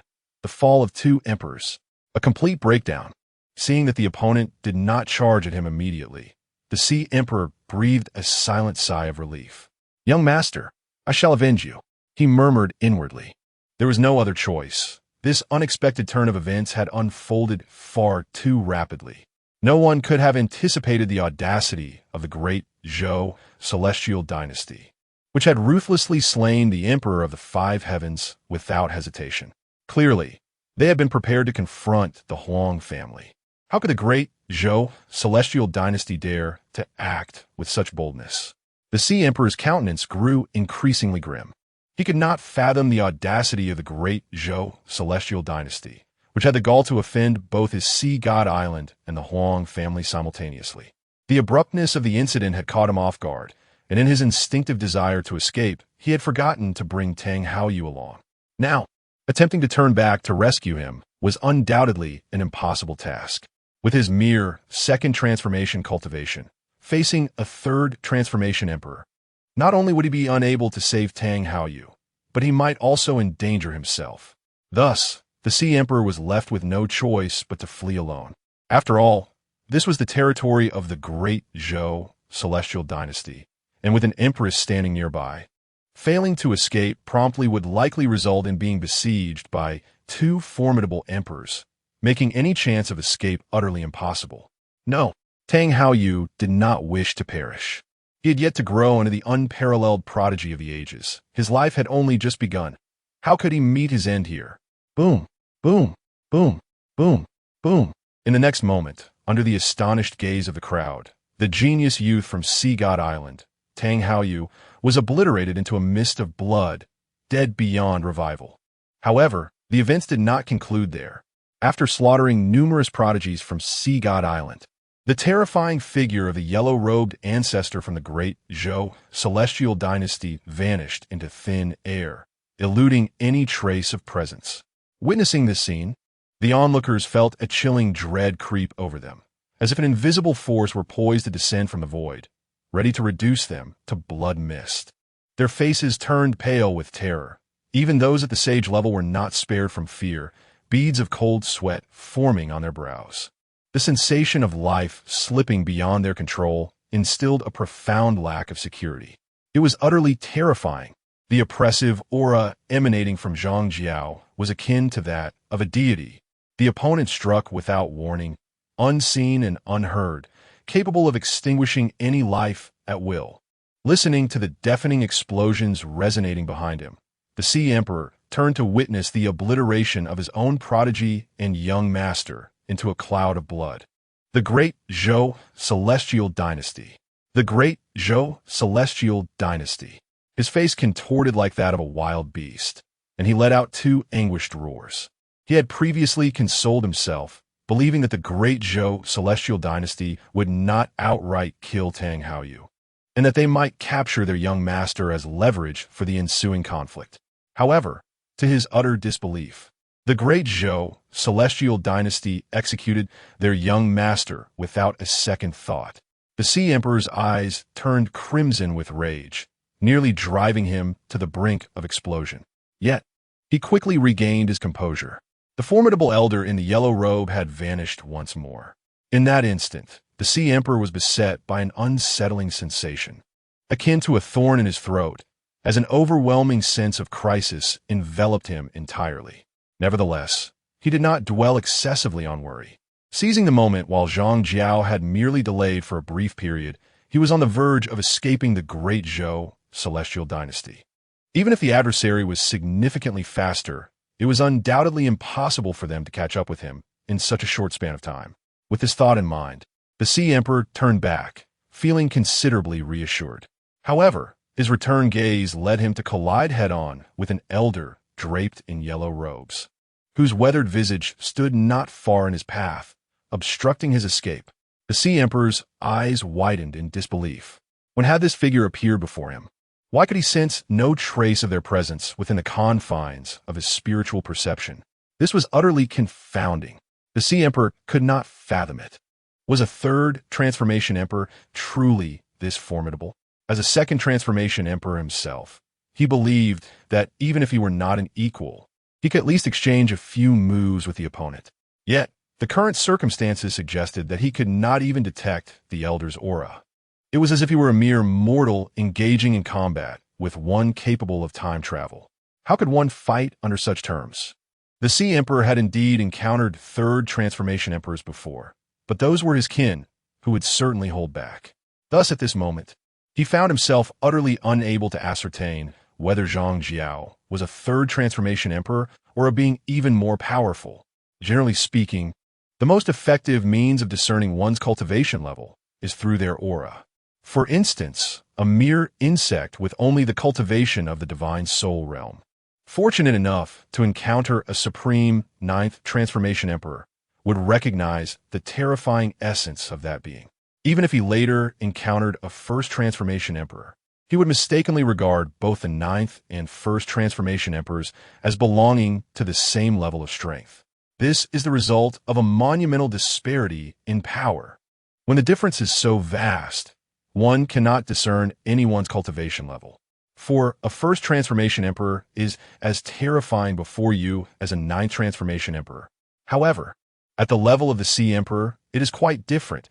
He is an authentic second transformation emperor capable of distinguishing between some third and fourth transformation emperors. Up until now, he had yet to encounter a fifth transformation emperor. Nonetheless, he could accurately discern the presence of a fifth transformation emperor. It is quite simple. If the aura emanating from that individual is significantly more terrifying than that of the four-turn Great Emperor he has previously encountered, then the other must undoubtedly be a being of strength surpassing that of a four-turn Great Emperor. Presently, however, the Sea Heaven Great Emperor finds himself in a quandary, as there is not the slightest fluctuation of energy radiating from Zhang Jiao, rendering him incapable of accurately discerning the latter's cultivation level. Even he himself cannot fathom the reason behind this anomaly. Why would a person in combat exude no trace of energy whatsoever? This defies all logic. The Sea Heaven Great Emperor is utterly perplexed by this enigma. Nevertheless, this matter has become inconsequential. The paramount concern now is to escape the Dezhou Immortal Dynasty alive. Upon the sudden appearance of Zhang Jiao before him, the Sea Heaven Great Emperor resembled a startled mouse, neither opting to flee nor to strike. Instead, he bellowed towards the distant horizon, "Ji Tian, save me!" Whoosh! At the moment he called out, Zhang Jiao's massive fist came crashing down. The Sea Heaven Great Emperor attempted to evade, but by the time he regained his senses, he found his body immobilized, powerless to escape the glimmering yellow fist descending upon his forehead. Boom! Contrary to his expectations of being sent flying, the Sea Heaven Great Emperor erupted in place like a resplendent red rose, blood splattering in all directions. How dare you! In the distant sky, Ji Tian's figure materialized. Yet he was ultimately a moment too late, witnessing the Sea Heaven Great Emperor reduced to mere fragments beneath a single strike. Oh! Zhang Jiao's eyes gleamed upon seeing Ji Tian. Another ally? The individual before him possessed a cultivation level slightly superior to that of the Sea Heaven Great Emperor, being an unparalleled three-turn Great Emperor. This time, the two had come together to the Dezhou Immortal Dynasty. Ji Tian had been lurking at the periphery of the dynasty's void, prepared to prevent any unforeseen events. With fury etched upon his face, Ji Tian gazed at Zhang Jiao, his eyes burning with rage. A great emperor, indeed, a two-turn Great Emperor. Such a formidable being is an absolute powerhouse in any faction. and the loss of a general like this would naturally incite Ji Tian's wrath. Though Ji Tian had never encountered Zhang Jiao during his long life, he could surmise that the latter was undoubtedly one of the hidden ancestors of the Zhou Immortal Dynasty. Yet despite his fury, Ji Tian did not immediately choose to strike. The recent scene was still fresh in his memory. The ability to effortlessly slay the Sea Heaven Great Emperor suggested that the adversary was at least of equal caliber. While Ji Tian was confident in his capacity to vanquish the Sea Heaven Great Emperor, he could not achieve such instantaneous destruction as Zhang Jiao had. Thus, Ji Tian surmised that the elderly figure in the yellow robe from afar was likely slightly more powerful than himself. The Sea Heaven Great Emperor has perished. The heavens lament, and the sovereign rain cascades. Each emperor represents the pride of an era. The demise of even one is an immense loss to this realm. When an area is graced by imperial reign, a sanguine downpour signifies that a formidable emperor has recently perished here. Could this be the fabled imperial reign? Has the great emperor of the sea truly fallen in such a manner? Chapter 82. A gift to the island of the sea god. The crowd stood in a daze, gazing at the scene unfolding in the distant sky. They were on the verge of numbness. Initially, they had believed today would merely be a simple adult ceremony of the great Zhou Immortal Dynasty, attending with a casual curiosity. However, they never anticipated that this year's ceremony would create such a tremendous uproar. The great Zhou Immortal Dynasty had simultaneously offended both the island of the sea god and the Huang family. With the two supreme emperors, Emperor Wu Hong and Emperor Hai Tian, figures usually exalted and untouchable, meeting their demise before their very eyes in such a public spectacle. How could this not provoke shock? How could it not evoke disbelief? It was utterly unexpected that the situation would escalate to this degree. At this moment, everyone felt a palpable sense of impending turmoil. It would not be long before the great Zhou Immortal Dynasty faced an immense upheaval. The island of the sea god and the Huang family would undoubtedly not let this pass so easily. If only Huang Chang'e had perished, there might have been room for negotiation. Yet now, with both Emperor Wu Hong of the Huang family and Emperor Hai Tian of the island of the sea god dead in the great Zhou Immortal Dynasty, the situation likely left no possibility for reconciliation. The great Zhou Immortal Dynasty was no longer merely courageous. It had descended into madness, actively provoking war. The appearance of Emperor Ji Tian jolted the crowd from their brief stupor.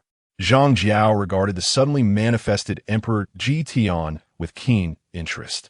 Who was this newcomer? Why did they keep appearing, seemingly to their demise? If Zhang Jiao were to grasp the true thoughts of Emperor Ji Tian at that moment, he would surely burst into laughter. Was it truly just a matter of a slight miscalculation?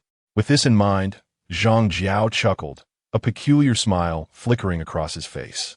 Upon witnessing that strange smile, an inexplicable chill crept into the heart of Emperor Ji Tian. What had transpired?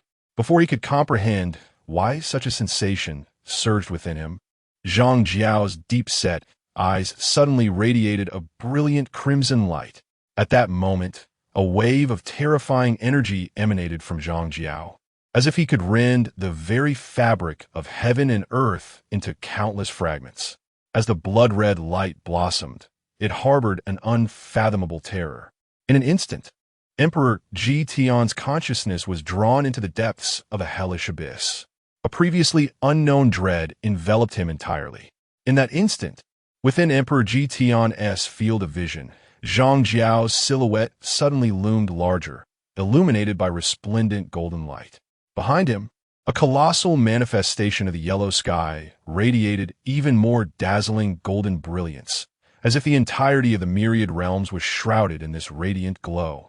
Under the resplendent illumination of the immense yellow celestial image, Zhang Jiao appeared almost divine. The visage of the other transformed as well. Adorned with a nine heavens yellow turban crown, cloaked in a dark yellow Taoist robe, intricately embroidered with the patterns of heavenly generals and earthly spirits. Each talisman seemed to breathe, exhaling chaotic energy. His long hair, as dark as ink, danced wildly in the wind, while a crimson vertical mark between his brows resembled an opened heavenly eye, brimming with the essence of thunder, grasping a 9-section withered staff. The staff was entwined with a scarlet-scaled demon dragon, its eyes gleaming with an eerie green light. Beneath his feet lay the phantom of a tortoise entwined with a serpent, while yellow mist surged around him, within which the wails of a million vengeful spirits could be faintly discerned. His aura was unparalleled, terrifying to the utmost. Like the supreme deity of the world, he gazed down upon all creation with disdain, particularly at this moment, those eyes radiating a blood-red glow. The great Emperor Jitian felt as if he were plummeting into an unfathomable abyss, an unprecedented terror coursing throughout his entire being. How could this be? How could this be? He howled frantically, his lips quivering. This was no mere third transformation emperor. Such a terrifying presence, even among the esteemed ancestors. Jitian had never encountered anything so dreadful. A fifth transformation. The opponent was at least an extraordinary powerhouse of fifth transformation or beyond. Once one's cultivation transcended to the level of emperor, each transformation crossed a celestial river, rendering them unattainable. Although Jitian himself possessed the supreme cultivation of a third transformation emperor, faced with a fifth transformation emperor, he felt no inclination to resist, only boundless terror. He curled into a ball, trembling uncontrollably, cold sweat pouring forth. He wished to flee, yet found no escape. The scene shifted. The heavens and earth trembled. Within Jitian's pupils reflected a vision that shattered his very soul.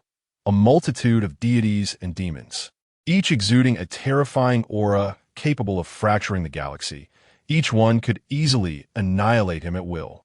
Yet in this moment, they knelt like ants at the feet of the elder in yellow robes, their bodies convulsed and distorted, their throats emitting heart-wrenching wails, as if enduring the most extreme tortures of existence. An 8-armed Azura furiously tore at its own body, its skin crawling with strange black patterns that writhed and spread like living things. Flesh was shredded, stark white bones piercing through the skin, yet it continued to claw at itself, nails deeply embedded in its own entrails, black blood splattering. Nearby, a 9-headed demon dragon writhed and roared, large patches of scales flaking off to reveal putrid flesh beneath. Its 18 dragon eyes burst, thick pus and blood streaming from the sockets, while it continued to claw at its neck until the vertebrae cracked. Oh dear. Kill me. Please. Just kill me. A towering golden giant knelt, pounding its chest, its once proud immortal body now marred with moldy black stains. Each strike of its massive palm sent chunks of decaying flesh flying, exposing the melting bones within its chest cavity. The elder in yellow robes gazed indifferently upon this gruesome spectacle. His emaciated fingers lightly caressed a bronze lamp, its wick burning with a ghostly green flame. With each flicker, the dark patterns on the divine beings deepened. Suddenly, a skeleton collapsed before the great Emperor of Heaven. It was a former divine entity that had utterly consumed its own flesh and blood. Yet, even in skeletal form, its bony claws continued to mechanically claw at what remained of its corporeal being, producing a nauseating scraping sound. How could this be possible? The great Emperor's eyes widened in terror, nearly paralyzed by fear. In an instant, the scene shattered, like an illusion torn apart by an invisible hand. The great Emperor was drenched in cold sweat, his heart nearly pounding through his chest. He dared not look back, nor linger, as he transformed into a fleeting shadow, desperately tearing through the void to escape. A step covered 1,000 miles, 10,000, a million. He traversed the fabric of space, burning his essence, even sacrificing his foundational strength, all in a frantic bid to distance himself from that horrifying presence. Behind him lay emptiness.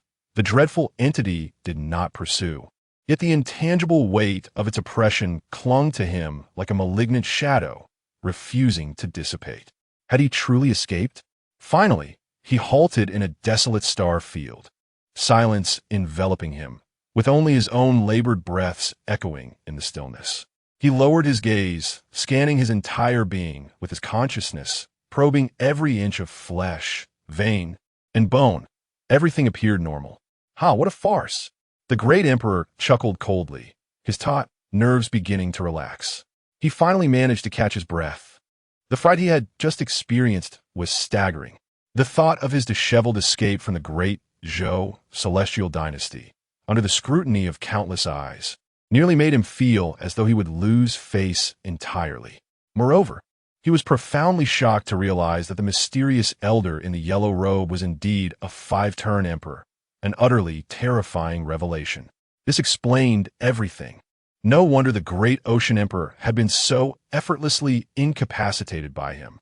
Even now, the memory sent shivers down the great emperor's spine, making him tremble uncontrollably.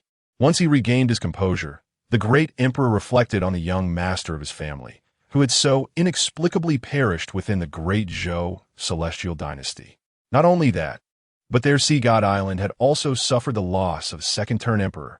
The great Zhou celestial dynasty would pay dearly for this. The great emperor growled, barely concealing the fury in his gaze. He was certain that the esteemed ancestors of Sea God Island would erupt in wrath upon learning of this incident. When the time came, it would herald the end of the great Zhou celestial dynasty. A sudden sound pierced the air as the great emperor continued his journey towards Sea God Island. His heart began to envision the moments of vengeance yet to come. The more he pondered, the more exhilarated he became. The recollection of his recent disarray before Zhang Jiao ignited a blaze of anger within him. There would come a day when he would summon his ancestors to reclaim his honor and deliver a proper lesson to that elder in the yellow robe. The great Zhou celestial dynasty possesses a five-turn powerhouse. How could Sea God Island lack one? However, at this moment, the Emperor of Heaven remained utterly oblivious. As a minute black spot suddenly appeared on the skin of his thigh, this tiny blemish gradually expanded, evolving into a dark stain. It was none other than the most terrifying curse of Zhang Jiao, the plague. In the great Zhou celestial dynasty, gazing in the direction where the Emperor of Heaven had vanished, Zhang Jiao's lips curled into a cold smile. His curse possessed an exceptionally dreadful, contagious nature. Any warrior beneath the realm of a sage who fell victim to it had almost no chance of survival. The island of the sea god is but the first gift bestowed upon you by my esteemed master. There is no need for thanks, Zhang Jiao remarked nonchalantly. Chapter 83. Farewell, Yi Chun. Have they escaped? Gazing at the vanishing figure of the formidable emperor-level being from the sea god island, the crowd fell into a stunned silence. It is evident that the emperor-level powerhouse who emerged behind Sea God Island possessed terrifying strength, likely on par with the enigmatic yellow-robed ancestor of the great Zhou celestial dynasty. Otherwise, given the ruthlessness of their character, they would never have allowed the opponent to depart unscathed. However, they remained unaware that this was all orchestrated by Zhang Jiao. With the escape of the Emperor Ji Tian, the entire great Zhou celestial dynasty descended once more into an eerie silence. The atmosphere was so quiet it was almost palpable. Strong individuals exchanged glances, their eyes reflecting an unmistakable and unparalleled awe. Ultimately, their gazes converged upon the yellow-robed elder hovering above them, filled with reverence and boundless yearning. When would they ever reach such a realm? To command the clouds and summon the rain. With a mere gesture, the once mighty emperor-level being fell without a struggle, meeting a tragic end. At that moment, the flames of ambition ignited within the hearts of the many young prodigies present. They had never desired strength more fervently than at this instant. They yearned deeply to become beings of such immense power. If they could attain such formidable and supreme cultivation, all their worries would vanish into thin air. The incessant nagging of family would finally be silenced. Those elders who habitually sought to oppress them would no longer dare harbor any malicious thoughts. Even the heads of families would treat them with the utmost respect. Just the thought of it filled them with exhilarating delight. The desire to become stronger intensified within them. Cursed power, as Zhang Jiao's voice echoed in her mind. Zhou Yin wore a look of realization.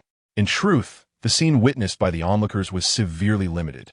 They had only seen the Emperor Hai Tian being struck down by Zhang Jiao's fist, followed by the sudden appearance of another emperor-level being from Sea God Island. attempting to rescue Hai Tian, yet arriving a moment too late. Their eyes met, and the Emperor from Sea God Island was instantly frightened into retreat.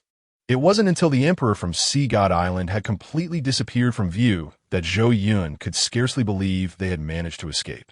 Indeed, it was all part of Zhang Jiao's design. The curse of Nine-Turn Emperor. Zhou Yun chuckled inwardly, as if already envisioning the upcoming scenes on Sea God Island. Before you seek revenge, allow me to present you with a small surprise.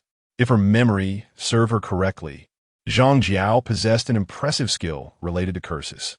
The Emperor from Sea God Island, becoming the first pathogen of a Nine-Turn Emperor, was an unparalleled honor, one that would be worthy of pride even in death. Within the confines of Zhou Yun's system space, 2 summoning cards of the Emperor realm appeared, alongside another entity that would not endure for long. Once the curse of Zhang Jiao descends upon the entirety of the Sea God Island, Zhou Yun is bound to acquire a multitude of summoning cards from those beneath the Saint Realm. Though they may lack significant value, their sheer quantity could allow for the synthesis of an emperor. As the adage goes, when quality is deficient, let quantity suffice. With all the members of the Huang clan perished, only the solitary figure of Huang Yao remained, casting a gaze filled with boundless fury toward Zhou Yun. She would never forget.